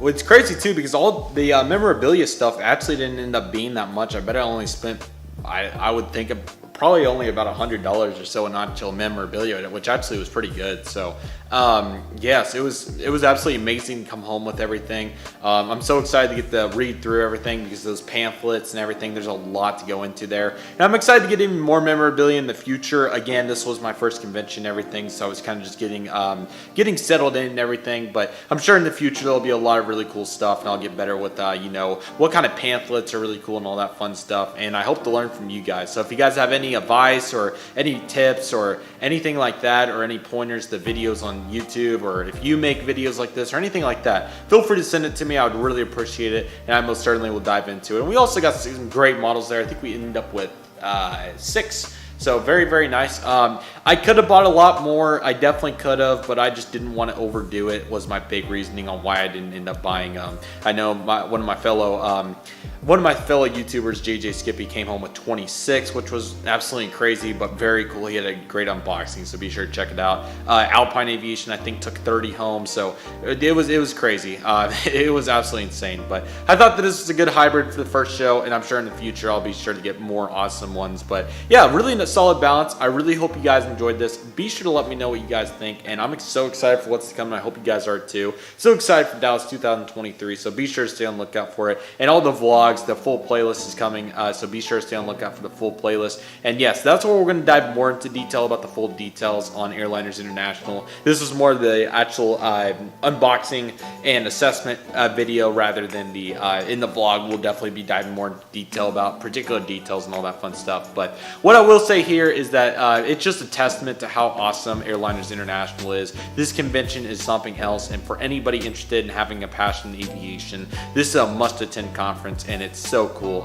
There's a ton of great one-day shows that I'm definitely considering going to satisfy my appetite until the big show, of course, next June. So be sure to stay on the lookout for that. But in the indefinite future, I'm so excited. I hope you guys are too. What an incredible lineup. I'm so excited, and it's just incredible to see what the aviation community is doing, how everybody can come to one place and engage with everybody. And I can't believe 2027 will be the 50-year anniversary. I mean, that's incredible. I'm so excited. Well, I guess 1978. Well, I'm sorry, 2028 would be technically the 50th conference, because the Phoenix show, which was 2020, got postponed until 2021 because of COVID. So, but man, it was absolutely incredible. I'm so excited. I hope you guys are too. What a great haul as well. Was so fortunate to bring all these back, and I hope you guys enjoyed it. What an incredible haul, and I'm so excited for what's to come. Again, be sure to stay on the lookout for all the content from Airliners. It's going to be incredible. We got several vlogs coming, several spotting videos. This haul video, of course, was incredible, and I'm just so excited for what's to come. So, and also Mass Unboxing 21 will be coming out next week, I believe. So stay on the lookout for that too. But with all that being said, that will do it for today's video, everybody. Thank you guys so much for watching. I really hope you guys enjoyed today's video. My name is Redriveraviation. I'd like to thank you guys so much for watching. Take it easy, everybody. Stay safe. Just the process. Do what you love and love what you do. My name is Redriveraviation. I want to thank you guys so much for watching, and I'll see you guys soon as Redriveraviation is signing off.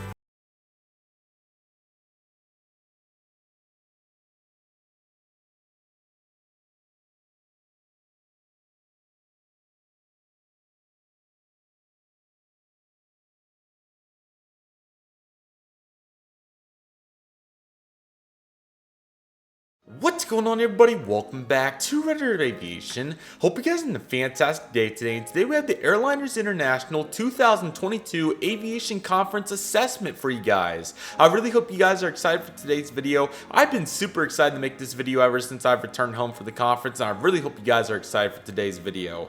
Man, I am so excited for this, man. I've been looking so forward to filming this ever since I got off the plane in Tulsa. It is, man.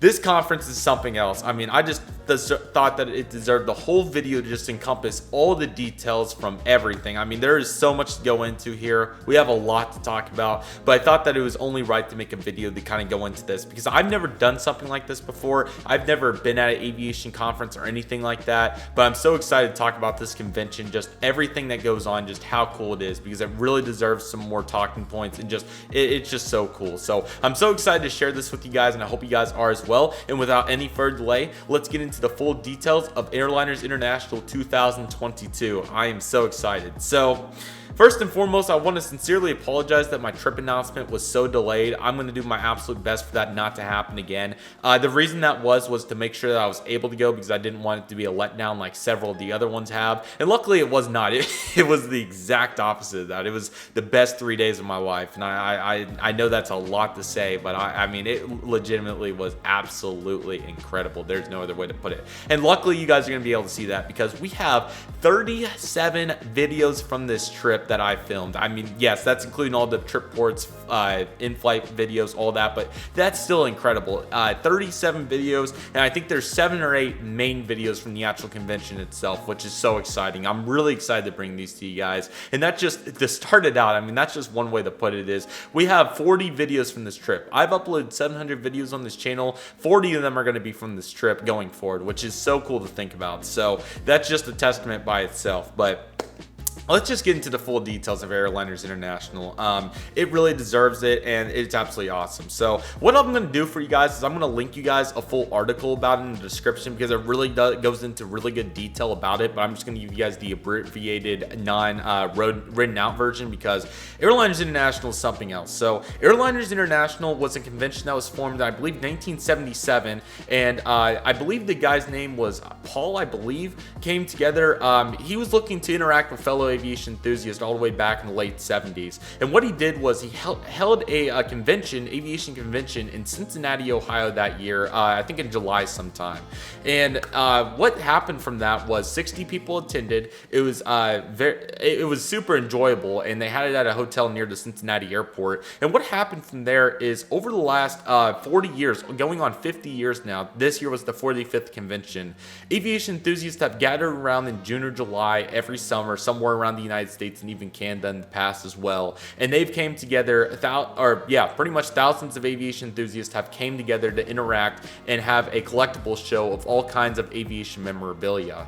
And I can attest to every one of those things. I mean, it was incredible. So I kind of want to go into how I heard about it real briefly, just so you guys are on the same page with me. So last summer I saw the Phoenix show, which was the first show since COVID, and I saw a lot of awesome things that were at the convention. I saw that they were selling model aircraft, aviation memorabilia, including like silverware from aircraft, safety cards, route maps, all that fun stuff. And I saw that they were selling airline seats and everything. You guys have seen the pictures online and will continue to see them. I mean, it's kind of self-explanatory. There was so much aviation memorabilia all in one place, and I was like, man, I think that it would be so cool to attend one of these and see what it's all about, because, you know, obviously I live in a small town of 8,000 people. I live fairly far from Tulsa, like an hour from Tulsa. I live in a small city, so I've never got to interact with anybody on a rate like in this kind of connotation that likes aviation. So for instance, I didn't have anybody in my high school that liked airplanes at all, which was a real bummer, but nevertheless, like over the last year, the most that I've talked aviation with is every one of you guys here online and my flight instructor, and that's pretty much it.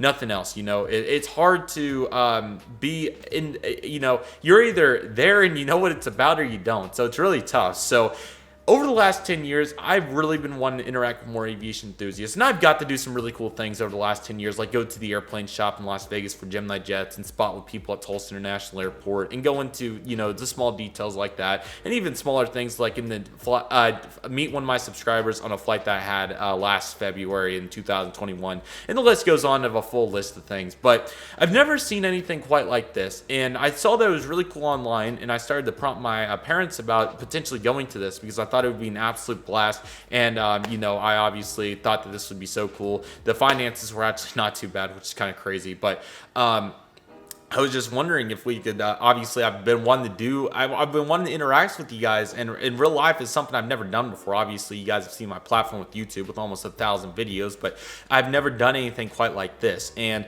I saw online how cool it was, how much fun everybody was having, and I knew that this upcoming year would be something that I would really want to do. So with that being said, we began getting very serious about it. I think it was back in probably December or January. It was a little ways back, because, you know, I saw it was coming up, and then it continued, got referenced over online events and all that fun stuff, rightfully so, but it continued to get referenced, and I was, you know, I really was like, man, this would be so cool to go to. I can only imagine what this year's going to be like in Chicago, and I was like, man, this would be super cool. So there was a lot of talks about it, and luckily I think we got to, I think it was like early May, we got the registration done for the Airliners International 2022, and we were for sure going. I think I got the airfare locked up in like late May, and I was so excited. So that just takes us to where we just went. So I got on the aircraft and obviously made it up to Chicago, and I was wowed when I walked into that convention room at the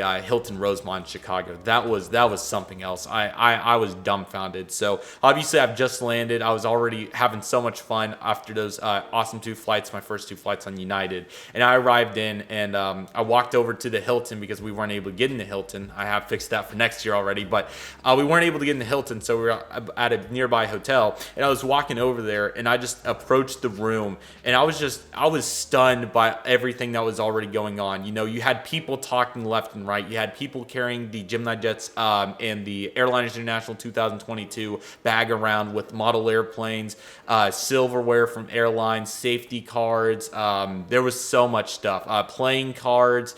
Just everything that you can imagine in the book, aviation related, it was somewhere in that darn convention room, which was so cool. And you know, it was just so incredible. I got in that room, I got my registration, I picked all that up, and I just everybody came up and recognized me, which was that was insane. I have no words. I mean, obviously yes, I had this shirt on, but it was so insane that within 5 minutes of getting into that room, I was already recognized from my online profile, which that's just incredible to know that if you can get to one spot with all your fellow like-minded aviation enthusiasts, or whatever enthusiast type that may be, that everybody's going to know each other. It's just absolutely incredible.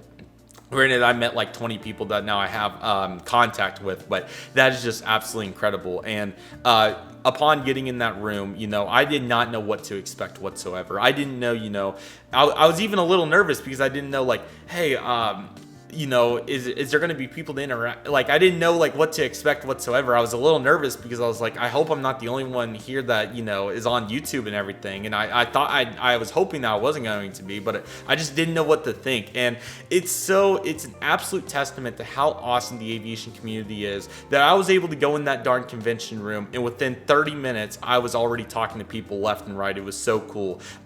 You know, just it was simple as just saying that.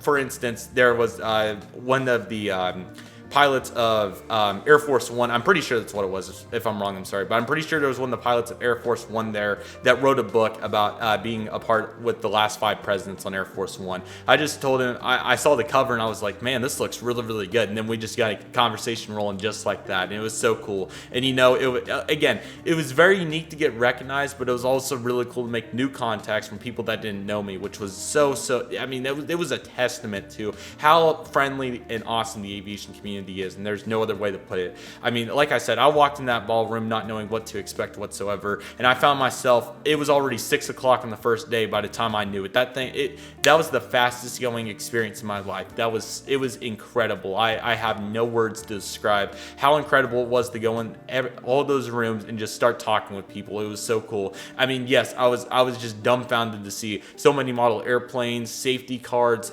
all this aviation memorabilia, all this stuff.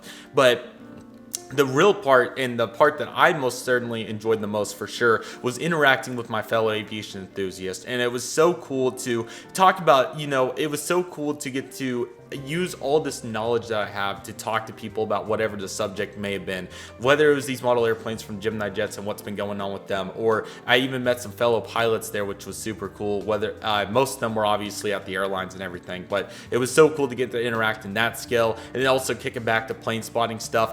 Another prime example was I saw a guy that was selling his magnets that had his plane spotting pictures on them, and I just started talking to him about, hey, what was your favorite catch and where's your favorite airport to spot at, and it just things like that was so cool. And then, you know, another prime example was I don't know if you guys know Donnie from DG Pilot. Amazing guy. Donnie, if you're watching this, huge shout out to you, dude. And everybody else that was watching that was there. It was just absolutely incredible. But getting recognized by DG Pilot was so cool. I can't even describe it. And it was so awesome to sit there and just talk to Donnie. I probably talked to Donnie for like 3 or 4 hours cumulatively. It was that was a little exaggeration, but probably an hour and a half. We just sat there and just talked about so many awesome things, which was so much fun. And it's a testament to how awesome our community is. I know I've said that 3 or 4 times at this point, but there's no other way to put it. It's an absolute testament to how strong our community is, how friendly our community is, how like-minded our community is, and last but certainly not least, how awesome it is for everybody to come to one place and gather around and just talk about what we love, which is so much fun. It was an absolute blast. I just cannot thank everybody that helps with Airliners International enough and contributes to it for making this possible. I think Chris and Bill are some of the big guys. I want to thank you guys so much for hosting this convention, and everybody else that does the little details, whether you're a vendor at the convention, a registered guest at the convention, a normal guest at the convention, the hotel preparation that went into that, the airports that make this happen, that are kind enough to let ramp tours go out, maintenance tours, air traffic control tours, just everybody that's involved, guest speakers, no matter who you are and how you're associated with this conference. I want to thank you so much, because this was by far one of the funnest experiences of my life, to come together and get to meet so many aviation enthusiasts and just talk about what we love, no matter what it was regarding aviation, model aircraft, real life aviation topics, student pilot topics, flight simulator topics. It was so cool, and there's no other way to put it besides it's a testament to what our community is. It is absolutely incredible that everybody can come together, hang out, chat, get to get some really cool aviation memorabilia, see some of the rarest items in the aviation memorabilia land, and it's just I'm speechless. I have no other way to put it. It was something that I've never witnessed before. Again, it was so cool. I want to thank every person that recognized me. I think I got recognized probably 36 times or so, which is that's insane to me. I don't know how to grasp that. Okay, you know, obviously I have this channel and everything in my social media platforms where I share my content, but you know, I don't even show my face in front of all the videos. So the fact that there was like 36 people, 35 people that recognized me just from seeing the videos that I showed myself in, just like this one, that's just insane to me. And I just don't have any other way to put it besides thank you guys for watching my content. Thank you guys for bringing me to this point. Again, I've been very fortunate to be able to share all this content with you guys in a very consistent manner over the last 5 years almost at this point.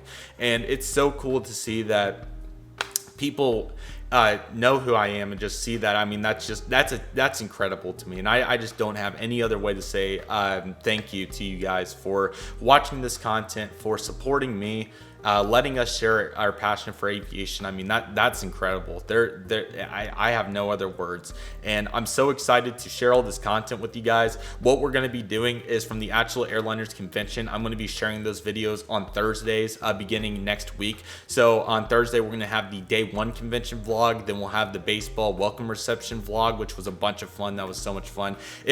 Let's say this. Let's use this example. You know that we have some real hardcore fans of aviation when we're more interested in the planes flying over the baseball game than we are the actual baseball game. That's incredible to me. It's kind of humorous that we love what we love so much, and we all come together for 3 days, that when we have another event going on, we're still focused on why we're there. And that is so awesome to me. I mean, yes, we probably should have been focused on the baseball game, but when you have an Asiana Cargo 747 taking off on 9 right at Chicago, what more can you do? I mean, come on now. Everybody was so so excited, and it's just so cool, man. And there's a reason that this convention's been going almost 50 years, and that's one of the largest, I think it is the largest aviation collectibles show in the world. There's a reason, and it's just so cool to see everybody come together, be a part of this amazing event. I just cannot thank everybody enough that runs this show. It's truly incredible. I just can't believe that I was able to get in there for $60 by itself. I mean, obviously you can get in as a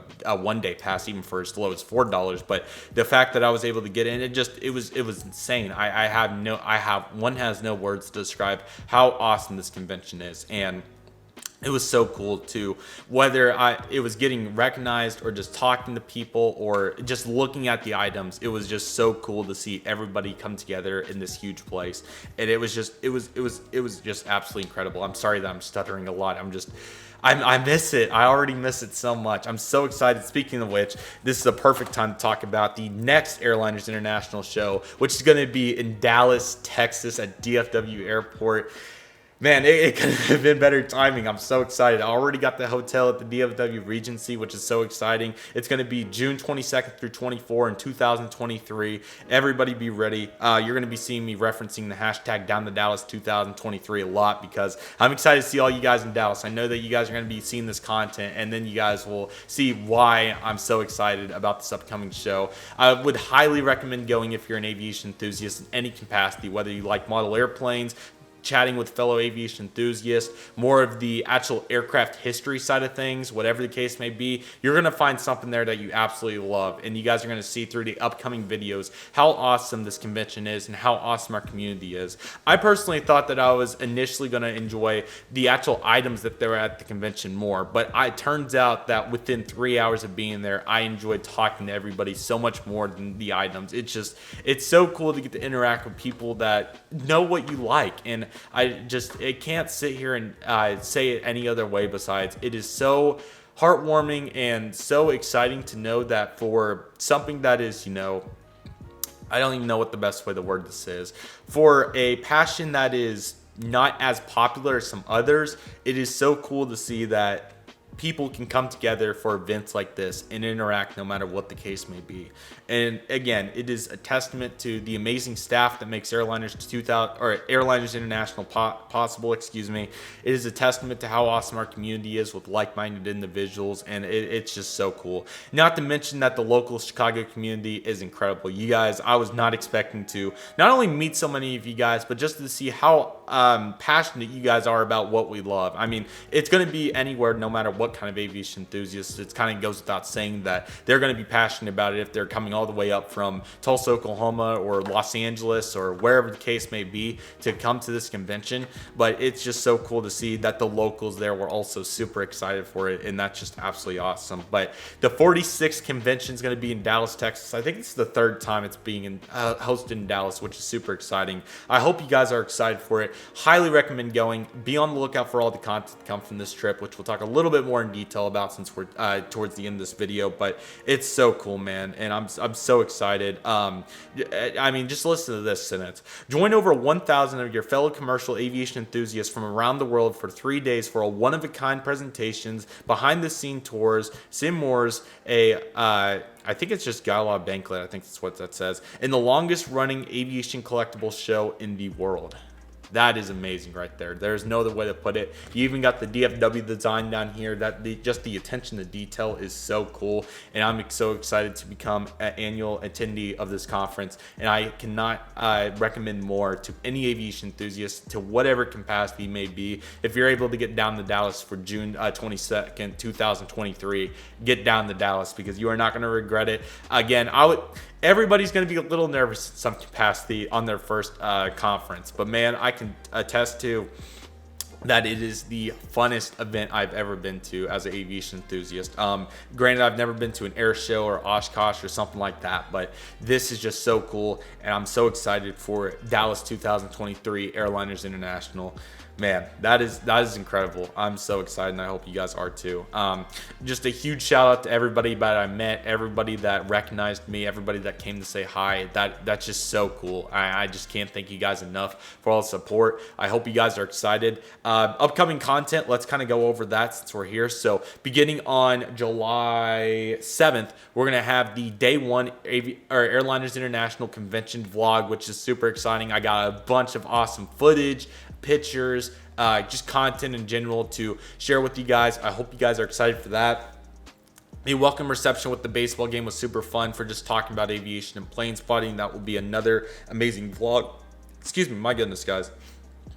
Day 2 was absolutely incredible. It was so much fun to not only get to do all of that, but also get to meet even more fellow aviation enthusiasts.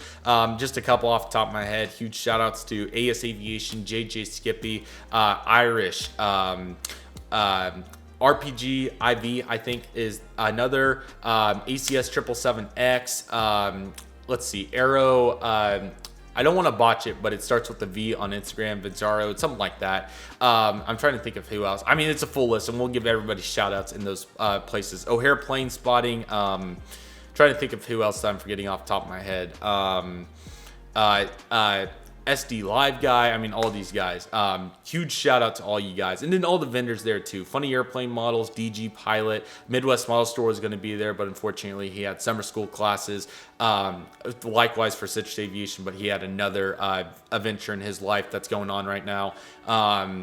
ADI, Gemini, just his parent company, Airplane Shop, local vendors as well, just so cool, and private owners as well. That was absolutely incredible, and it was just so cool to get to meet all you guys, get to interact with all you guys, and I hope you guys are excited for it. I know I keep putting it up to the camera, but this is important, man. And plus, if you get ready, coming up very soon, you can get the special rate at the DFW Regency Terminal C Hotel for $129 a night, which was really good. I think I got 4 nights in there, and it's like $500 compared to the $800 that would normally be. So be sure to get that special rate. Just call in and let them know you're with the Airliners International, or I think a link will be provided on the website coming up. Which, speaking of which, airlinersinternational.org, that is where you're going to find all the information for the upcoming conference. I'm sure they'll get this updated soon. They still have all the Chicago stuff on there. It's really sad because I really want to go back, but man.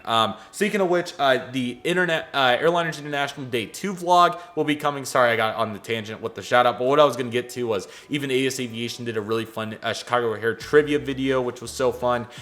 So that's going to be coming. Then you can expect the absolutely loaded Chicago O'Hare spotting video, which was on Friday evening, and that was at the Dave & Buster's parking garage. That is a phenomenal location. I highly recommend that location, but that is going to be an amazing video for the 5-hour spotting session that I had. That was so much fun. So be sure to stay on the lookout for that. We're going to have the Day 3 convention video as well, and there's an additional Chicago spotting video. I'm not sure where I'm going to place yet, whether it will be with all the other content, which I'll talk about here in a moment, or with all this content, and then this video too, because why not?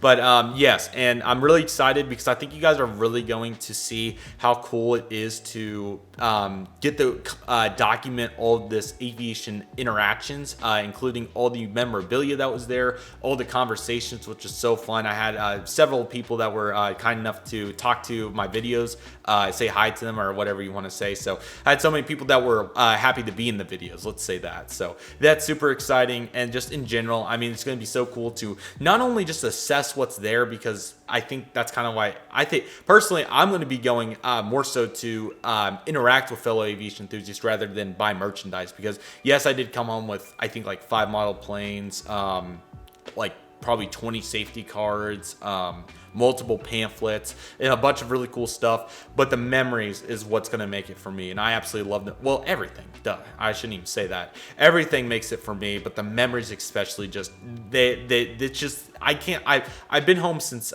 Sunday, and I just cannot stop thinking about it, and it's Tuesday afternoon, and I don't know when I'm going to stop thinking about it, because I'm so ready for Dallas. I'm so ready for Dallas. I may even end up going to one-day shows just because of how cool these aviation conventions are. I would love to.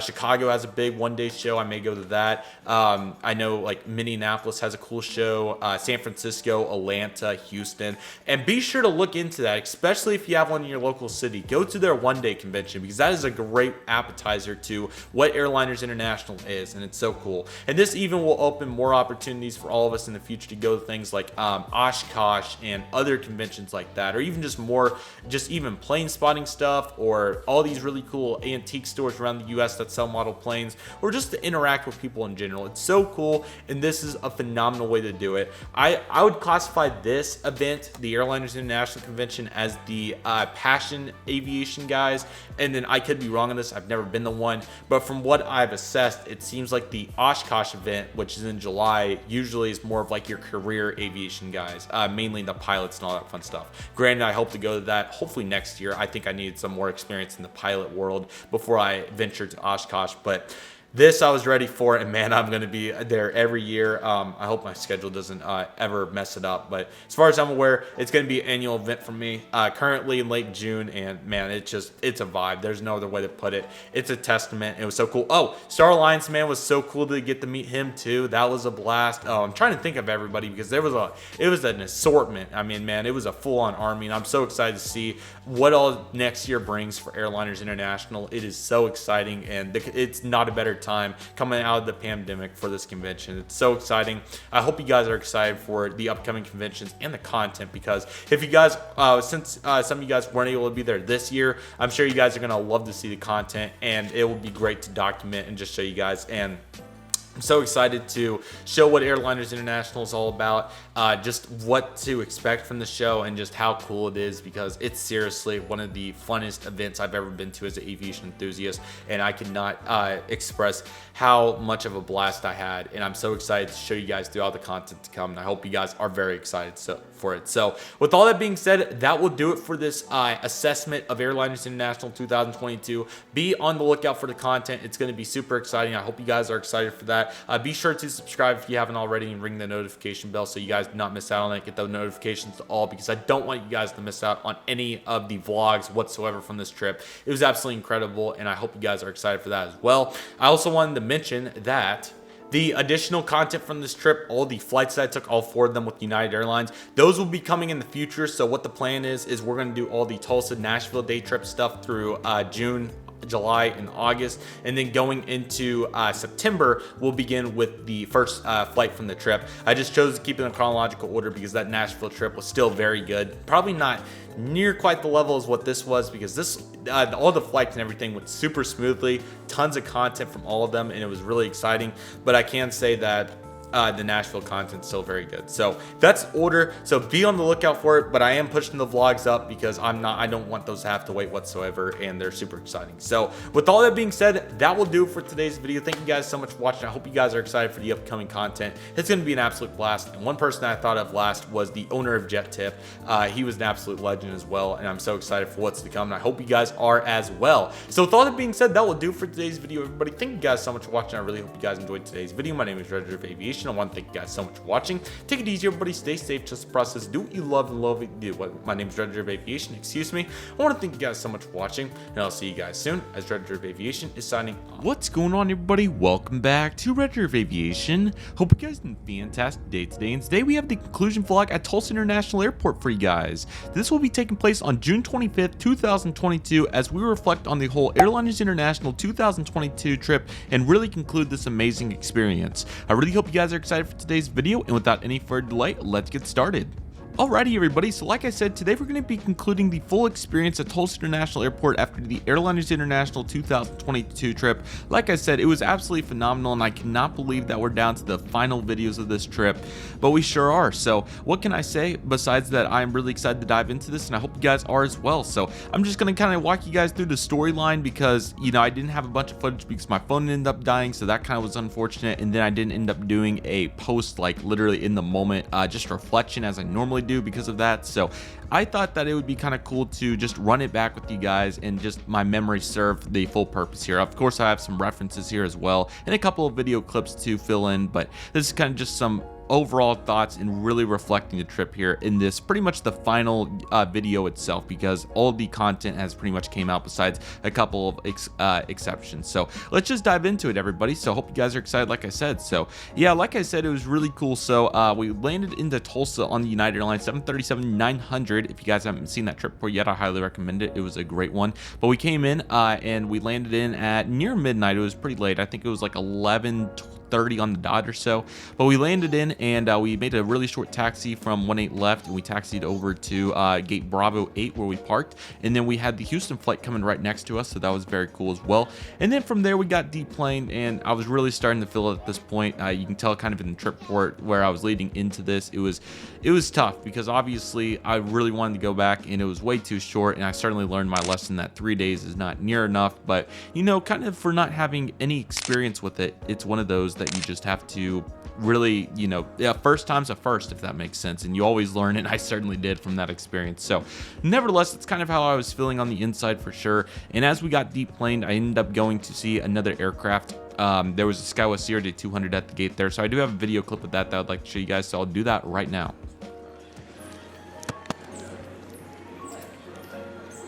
Why not? It isn't gonna hurt.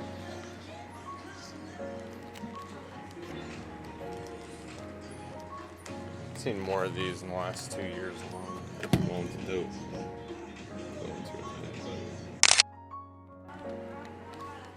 So that was also very cool, and I also have this video clip to show you guys, and this is walking out of the terminal as well, so that also came out really good. One camera turned into something big. 100%, yes. I'm surprised he hasn't heard about the Airliners International. Well, everybody, it's bittersweet, but that's it. We're back to the hot, humid Oklahoma. It says 82. That might be right. Oh, it's hot. It is hot. It is nice and warm. Dang. I was getting used to Denver's patio. Pardon? And yeah, that was pretty much all the footage I have, but I do have some reflection I want to do with you guys, because I kind of want to take you guys I want to take you guys with me on my thought process during this whole experience. So like I said, it was really bittersweet at that point, walking out of the terminal. You know, obviously I was tired, but I was really sad because I really want to go back, but I really was so happy for the amazing time that I had, and this whole trip really reflects that. So there's obviously been several videos that have came out, and I'll kind of just walk it through piece by piece because I do think this is really important. We took a look at Tulsa infrastructure several times, and I have so much footage to come of that as well, so I don't want to necessarily bore you guys with that, but we will save that for another time because I think this is a more applicable time to kind of reflect on the whole trip itself. So after, you know, making all this content and really looking into it. So currently, as it stands right now, I believe we'll have somewhere a little over 30 total videos for my Airliners International 2022 content, which I thought was pretty applicable. So talking about the videos themselves, we had the announcement video. I thought that turned out super well and it looked really good. Then following that, we had the assessment video afterwards. That video was really true and to the point. I thought that really did a great job describing not only the convention but our community in general. So that video I thought was super well done, and I was really glad and very pleased with how that turned out. So that really had the raw emotions, and I thought that couldn't have been put together much better. Immediately following Airliners, of course, as I told you guys, I was going to expedite the vlogs that I made for Airliners International to get the word out and show you guys what it's all about, and that's exactly what we did. So beginning with the day one vlog, I thought that turned out super well, really encompassed what the convention was all about. I know the video was 40 minutes. I really didn't want it to be, but I think you guys can see by my talking skills and all those various attributes that went along with that why that turned into such a long video. But again, I thought it turned out really well, and you know, a full day. It was a big day, so I thought that turned out very nice, and I was very pleased with that. Following that, we had the haul video itself, everything I brought back from Airlines International. I thought it was a really nice sample size of really all the variety of aviation memorabilia you can get at Airliners International, whether you're a model airplane collector, a timetable collector, just a memorabilia collector in general, from silverware to posters to you name it, any kind of memorabilia that you can find, even all the way down to waste bags and napkins. I mean, they have all kinds of memorabilia for you, and those videos really did a great job describing that, not only from the actual convention itself, but also this haul video. So I thought that turned out really well. And then of course, Airlines International always has a welcome reception. This year it was a baseball game, which I thought turned out really well, and I was really happy to get to document that full experience. What it will be in Dallas, Texas, we shall see, but here it was a baseball game, and I thought it turned out really well, so that was awesome. The day 2 vlog also turned out really nice. There was some nice moving pieces along with some various vendors changes, so I thought that was really cool, and we got to meet some different people as well throughout that, so there was some really good times in there, really going into detail about how great the community is and just all the various aspects that it provides. So like I said, I thought that turned out super cool and was really nice. We also had the huge plane spotting session from day 2, which was on June 24th, 2022.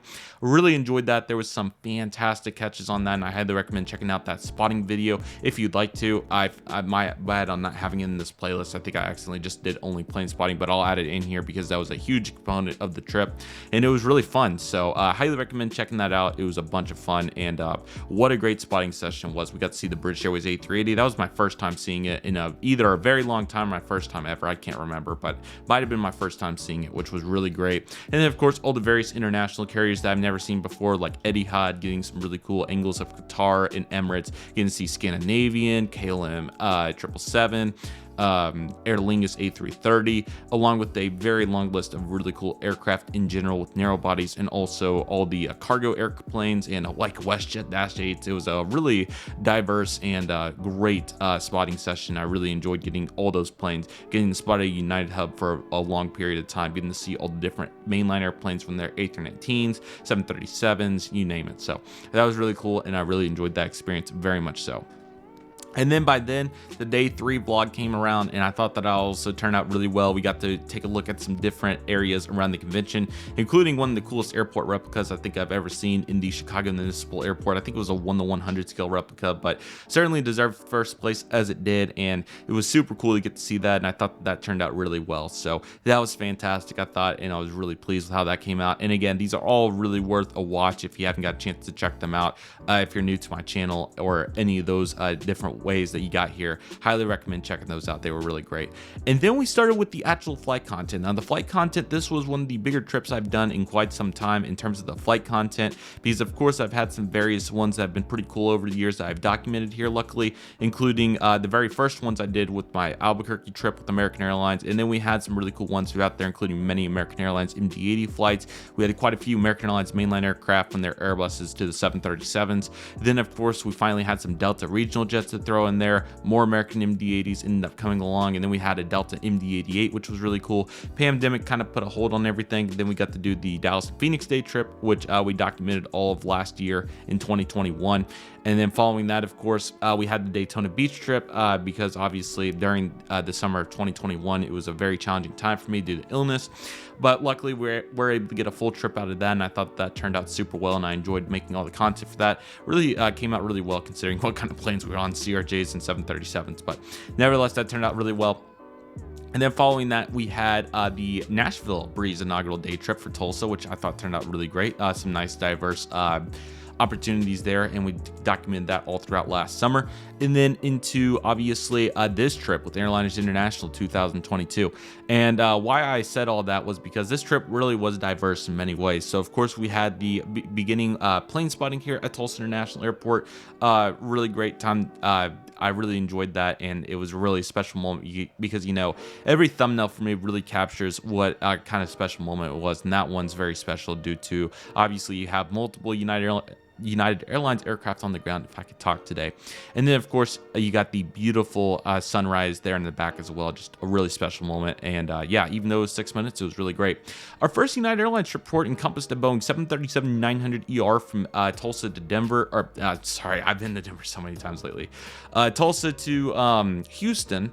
Really enjoyed that, and it was great to fly United Airlines for the first time. I think they are a really great airline, and I'm excited to fly more of them here going into 2023. Then we had all the in-flight videos. I know the in-flight videos, I wouldn't say that they're repetitive. I think they're really cool in their own way. Each and every one's unique. You can really see by these thumbnails the various lighting situations. The landing was super good, and there's really a diverse you know, a diverse approach to every single one of those. So I think they have a bunch of value, and I'd highly recommend checking those out, and it's more content for you guys as well. So if you enjoy the raw footage, you can do that, or if you just enjoy the trip reports and getting the full experience in a pretty condensed format, I also think that's great for you too. We plane spotted at Houston Intercontinental for the very first time. I really enjoyed that, and I hope you guys did too. Houston's a really neat airport. You know, there's some really diverse elements to it. It's a very spread out airport compared to some of the airports of similar size, and it has mix and match infrastructure, which I thought was really cool. So does Denver, but this really put it on display. It was very obvious in most places, so that was really cool. And then we got to try United Airlines' signature cabin on the Boeing 737 MAX 8 as we went from Houston to Chicago on the way to Airliners. I thought that turned out super well too. I really enjoyed putting that together, like everything else, but this one was certainly special because of what kind of product we were on, and I really enjoyed throwing that together. So that was fantastic, and I really hope that you guys enjoyed that too. We had all of the in-flight footage from that as well, which that was a really nice flight with a great takeoff and landing, so I was certainly glad to get to share that. And we also had a very unique video in the Chicago O'Hare Passenger Experience, everything you need to know, which I thought was a very applicable video to make, even though I predominantly stick to aviation enthusiast type content. That video was more of a broad video for everybody that may be curious, and I'm sorry that the audio got messed up in that video. My HyperX quadcast was having a really tough time towards the end of its life. Can't talk. The end of its life before I moved on to this Struve MV7, which I think is doing a pretty good job. But back on topic, that was really cool to get to experience that, and hopefully it was at least kind of watchable, because I know that wasn't the best. If the audio would have been good, it probably would have been pretty great, but nevertheless, that was still fun to throw together. And then more Chicago plane spotting with the beautiful Lufthansa A350 and all the various United Airlines catches that we got, and various others. So that was really cool from inside the terminal, and not bad considering that I had some extra time to spare. We had the Boeing 777, very first wide-body airplane from Chicago to Denver on United Airlines. What a bunch of fun that was. I really enjoyed that experience. Really cool to get to fly on my first ever wide-body, and it was a super unique experience, and that whole trip report really encompassed and grasped what flying on a wide-body was all about, and a really cool one too, of course, with November 777 Uniform Alpha, the first ever 777-200 for United, and I think the first ever 777, if I'm not mistaken. Not to mention the Pratt & Whitney engine situation, and the first ever wide body really came together very well, and also getting to spot it the day before during that big spotting session I was previously referencing. So I mean, it really couldn't have came together more for full circle, if I could talk. Excuse me, let me try to slow it down a little bit. But I thought that was super cool, and I really enjoyed that experience. And then, of course, all the in-flight videos that are currently coming out for that, which is super cool. Denver International Airport, getting back to Denver was fantastic. I really enjoyed that experience, and that will be in the 2 videos that you guys are seeing before this. I'm sorry, I'm recording this way ahead just to keep myself, the pace going. But Denver got 2 really cool videos, including the plane spotting video for that, and also a full infrastructure video, because I really thought that it deserved it because of the mix and match infrastructure and how unique of an airport it is. So I really thought that it was justifiable and applicable to do that. So I was very pleased with how both those came out. And yeah, the plane spotting was really fun too. I got to see some really cool aircraft, including Iceland's Hekla, a Royal 757 special livery, and many others. So I really enjoyed that experience. It was really great to get back to Denver, and many more to come where that started. So was super pleased with that. And then, of course, we had the bittersweet final trip report on the United Airlines Boeing 737-900ER from Denver to Tulsa. Really great flight. I really enjoyed it, and really that flight was, you know, the 777 was an experience in and of itself, but the 737-900 really led into the reflection period for me. And I don't know if anybody has a similar feeling like that. I haven't got to see comments for that video yet, but I'm sure that somebody, or, you know, that's just, I would think that would be commonplace to really just reflect and see what it was all about, and I'm really excited to see what that's all about. So, or, you know, obviously what you guys think of it as well. And yeah, the in-flight videos also were really cool for that. Despite being a night flight, I thought that we got some really cool footage, especially on that takeoff. The landing was also nice and pleasant, including the cruise as well, which we got some nice diverse content out of as well. And that really brings us to where we are in this video right now. And after really taking a look at all this content and digesting it, I thought that it was fantastic. I really enjoyed it. There was some really good diverse experiences. Sure that we may have had United Airlines 4 consecutive times, which I promise that'll be changing very soon. I'm very excited to finally get some variety going there, and we'll talk about that here towards the end of this video. But it was really great to get the diverse experience here on United Airlines in various products, including some of their newest products and certainly some of their oldest with the 777, as you guys clearly see, and then some mix and match with those 737-900s. really brought a little of both. So that was really cool. And then of course, just the plane out the window, just watching. I mean, that it doesn't get much better than that, especially just hanging out in the back. So love that experience, and it was super fun. And yes, so going into a little bit more detail on just airliners in general, if you I would highly recommend going to the Airlines International 2023 convention in Dallas, Texas, if you are an aviation enthusiast. It is super fun, and it is a great convention.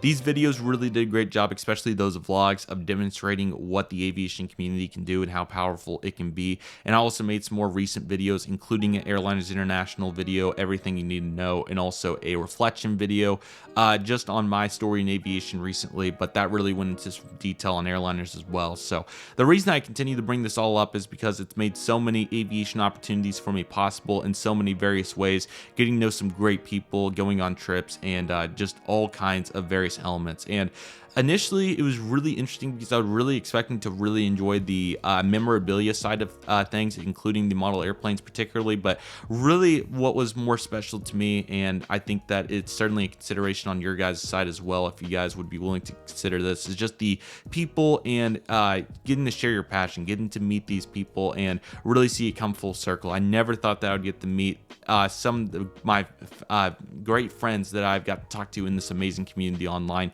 here at YouTube and all the social medias there at the convention. And that really, I mean, you can kind of tell that I'm speechless in ways, trying to find the proper words to utilize, because it was heartfelt, and that's really how I felt, and that's why I highly recommend going, because it was so great and it's an awesome time. It's super enjoyable, at least for me, and everybody I talked to, whether I knew them before or not, really enjoyed their experience. I know that there's been so many people going for 50 years nearly at this point, since the very first one in Cincinnati.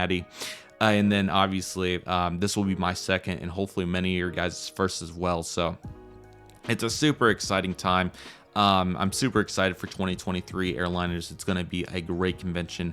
I know that they're working super hard to bring some new diverse elements to the convention, and this will be fantastic for returning aviation enthusiast airliners, but also new aviation enthusiast airliners. So I'm super excited to see how many new people I get to meet and what new memories and experiences I can tie back to our community in aviation in general, and that's why I just love it so much. And this is why I'm so thankful to be in the position I am, to be able to make these videos for you guys and also get to share my passion as well. All of the comments and feedback that you guys leave and messages is very meaningful to me, and I try to get back to as many as I possibly can, but unfortunately, due to my real life situation, it's very challenging to keep up with every single thing, unfortunately, but I do my absolute best to stay with as much as I can and try to reply and message you guys and talk to everybody and really just encompass that full experience, because that's very meaningful to me. Like I said, I've met some of my best friends now at Airliners International in 1 year, which is crazy to think about. So it's crazy to think what 2 years will do. And just in general, like I said, it's truly surreal, and I'm at a loss for words. It's an incredible experience, and if you do get the opportunity to go, I would highly recommend it, because it is a great time, so many awesome people, and it's a great place to come together and really enjoy what we love. And that's really the reflection.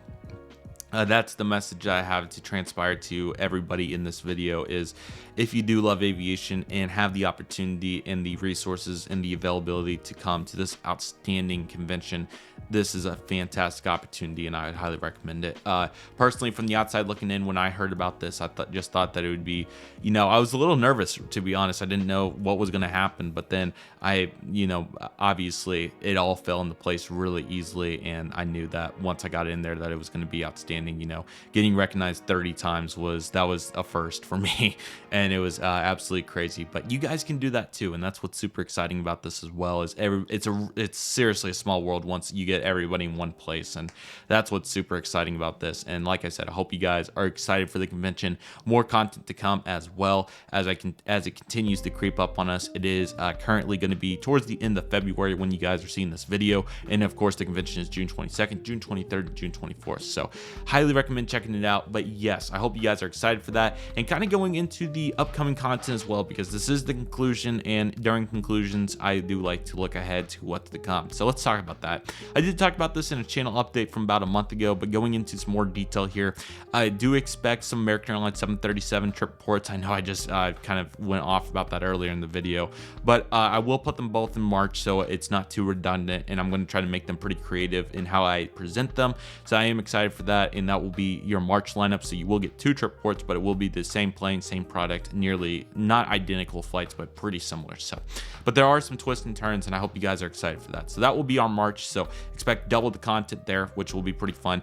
Probably will do both the trip reports, and then in order do probably 2 in-flight videos a day. I don't know, we'll see when I do upload the in-flight videos. So that's what to expect there, and then we'll get back on a pretty consistent routine, including our first ever on the channel Southwest Airlines trip report, which is crazy to say considering that I flew them quite a bit back in the past, but this will be our first time on the channel flying them from Tulsa to Denver. Very excited for that. That was a super sentimental flight for various reasons, including really great views, getting to fly over snow for the first time, beautiful landscapes, and like I said, first time flying Southwest in a very long time, 8 years to be particular. So I'm super excited to bring that to everybody, and that will be coming in April.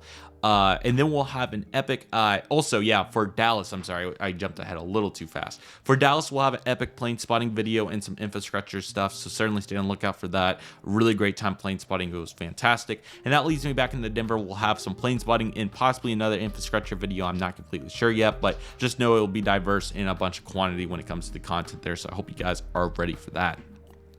Into May, we'll have the United Express Embraer ERJ-175 trip report. It was a really nice experience. I really enjoyed it, although it was another night flight just like the previous one that you guys just watched on 737-900. There is some diversity to this, and I think you guys will enjoy it. So certainly stay on the lookout for that. And then we will have our next trip, which it was massive, the Dallas, Miami, Atlanta trip, which was huge. So let me walk you guys through this a little bit because it was diverse. There's going to be quite a few videos, and I talked about it in the channel update, but in brief, we'll have a really cool Oklahoma City video, airport video, probably plane spotting predominantly, but you guys will see it when we arrive there. Following that, we will have the Amtrak Heartland Flyer trip report. Yes, my first ever train trip report will be coming to the channel approximately sometime in June. I'm very excited to get to document this experience, and I hope you guys are excited for it too. It's going to be a very unique one, and I really enjoyed it, so that will be a bunch of fun to capture. We'll also have a video on the Trinity Rail Express from the Dallas area. That's a really cool video as well, and it came together very nicely, so I hope you guys are ready for that. We will also have I don't want to call them in-flight videos because that's not the correct term, but we'll have footage videos of I guess rail fanning footage, if that makes sense. I don't know what the proper way to word that is, but it'll be really cool to document a train experience from aviation enthusiast perspective, and I hope you guys are excited for that. And I know several of you guys are in the trains as well, so this will be a really nice change of pace for everybody, and I hope you guys are excited for that to come. Following that, we will take it into our first trip report after a couple of very special videos, including plane spotting, Dallas-Fort Worth International Airport, and my first ever time in an airport lounge. That will be the Admirals Club at Terminal D, DFW. Stay on the lookout for that. That was super fun.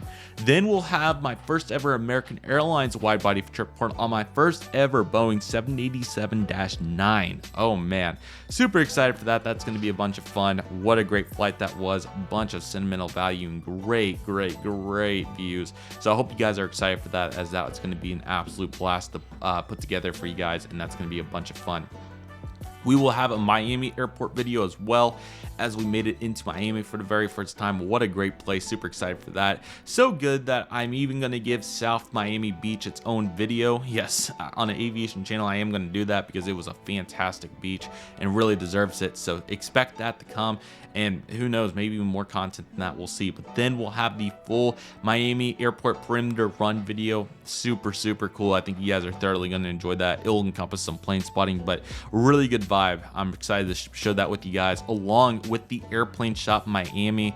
Oh boy, man, it didn't get much better than that. So get ready for that, buckle up. That's going to be a bunch of fun to bring to everybody.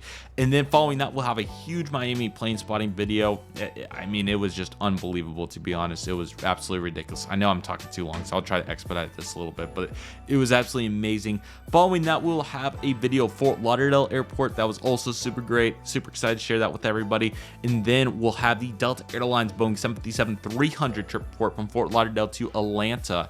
What a great flight that was. Very much enjoyed it. It was so great to get on my first ever Boeing 757-300. Probably my most unique aircraft type flown. Really, really cool. Well, the DC-3 to a degree, but you know, one of those things. And then from there, we'll have some epic Atlanta airport videos, including a airport tour, plane spotting, more plane spotting, more plane spotting. There'll probably be 3 or 4 plane spotting videos because it was unbelievable. So be on the lookout for that. Super good. We'll also have a video, multiple videos, including the Delta 747 experience at the Delta Flight Museum. That was super excellent. The Renaissance Hotel certainly will get its own video. Highly recommend staying there if you haven't. It was amazing. Like I said, more and more plane spotting. It was unbelievable 24 hours of plane spotting. It was super, super good. And then, of course, we'll also have a Delta Flight Museum tour video. Super great. I'm really excited to share that with everybody. It's going to be a bunch of fun. Really great museum, and there's so many diverse elements there, and I hope you guys are excited to check that out as well. I promise I'm almost done. I'm getting close. Then we'll have the Delta Airlines Boeing 717 trip report, Atlanta to Oklahoma City. Really excited for that, as well as fantastic getting on my first ever Mad Pup, and I hope you guys are excited for that. It was an amazing flight, and I'm really excited to share with you guys a really textbook one. So I'm really excited for that, and I hope you guys are as well. And then following that, we will have the Austin day trip. Some friends and I from Oklahoma State went to Austin on a $60 ticket for 3 flights, so we couldn't pass it up. And we did go to Austin on a Southwest Airlines Boeing 737 MAX 8, Southwest Airlines 737-800, and a Southwest Airlines 737-700. Various products and interiors there, along with some great plane spotting at Austin Bergstrom International Airport and checking out the airport. It was a really great experience with some diverse elements, and it will make for a nice variety of content. I have not decided how I want to spread that out. If you guys lost track, which I did, the Delta 717 should take us to probably September-ish. Could be wrong. I have no idea. Could change my mind as well. I might expedite it. Excuse me. I might change it up a little bit. But man, and then all those, I might do what I did with the American 737, put them all in 1 month. I might spread it out in 2 months. I might do all 3 months. I don't know, but I promise they'll be on the way. And then from there, many great trips planned. I'm sorry that I spent probably a solid 10 minutes talking about it, but it's really exciting. I hope you guys are excited for it. And yes, that's what this community makes possible. And let's reflect back, because this is really what this conclusion video was about. It was truly incredible. I hope you guys are excited for it. It was a bunch of fun, and man, what an amazing experience. I really hope you guys are excited for it. Be sure to stay on the lookout for all the upcoming content to come that I just talked about, excuse me. And it's going to be absolutely amazing. So really appreciate you guys watching today's video. Thank you guys so much for watching. If you made it all the way to the end, I very much appreciate you. Feel free to comment AOG in the chat or something if you want to. But yeah, really appreciate you guys. Thank you guys so much for watching. Really great content ahead, and what an amazing trip this was. Feel free to catch up on any videos you may have missed if you have the time and would like to. They're really great. And again, always appreciate you guys' support so much. Thank you guys very much. I really appreciate it. Have a fantastic day, everybody. So thank you guys so much for watching. I really hope you guys enjoyed today's video. My name is Redriveraviation. Want to thank you guys so much for watching. Take it easy, everybody. Stay safe. Just process. Do you love and love what you do. My name is Redriveraviation. Want to thank you guys so much for watching, and I'll see you guys soon, as Redriveraviation is signing off.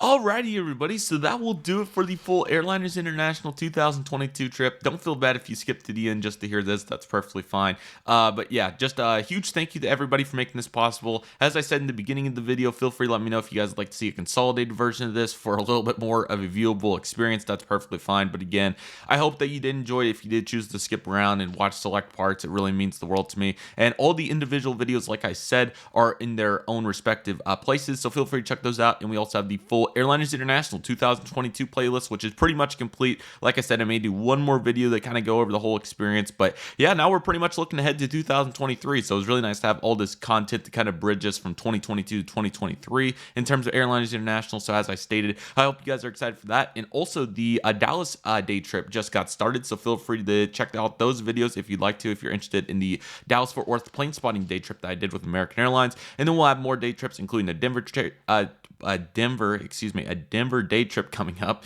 Yikes. We'll also have the full Dallas, Miami, Atlanta trip, which is going to be a bunch of fun to produce. So I'm looking very forward to that. And also we'll have, in addition to that, the Austin day trip too, which will be a bunch of fun and hopefully many more to come. So as I said, I hope you guys are excited for all that great content. It's going to be really exciting and I'm really looking forward to producing it for you guys. But without any further delay, everybody, that will do for today's video. Thank you guys so much for watching. I really hope you guys enjoyed today's video. My name is Redriveraviation. I want to thank you guys so much for watching. Take it easy, everybody. Stay safe. Trust the process. Do what you love and love what you do. My name is Redriveraviation. I want to thank you guys so much for watching, and I'll see you guys at Airlines International 2023 as Redriveraviation is signing off.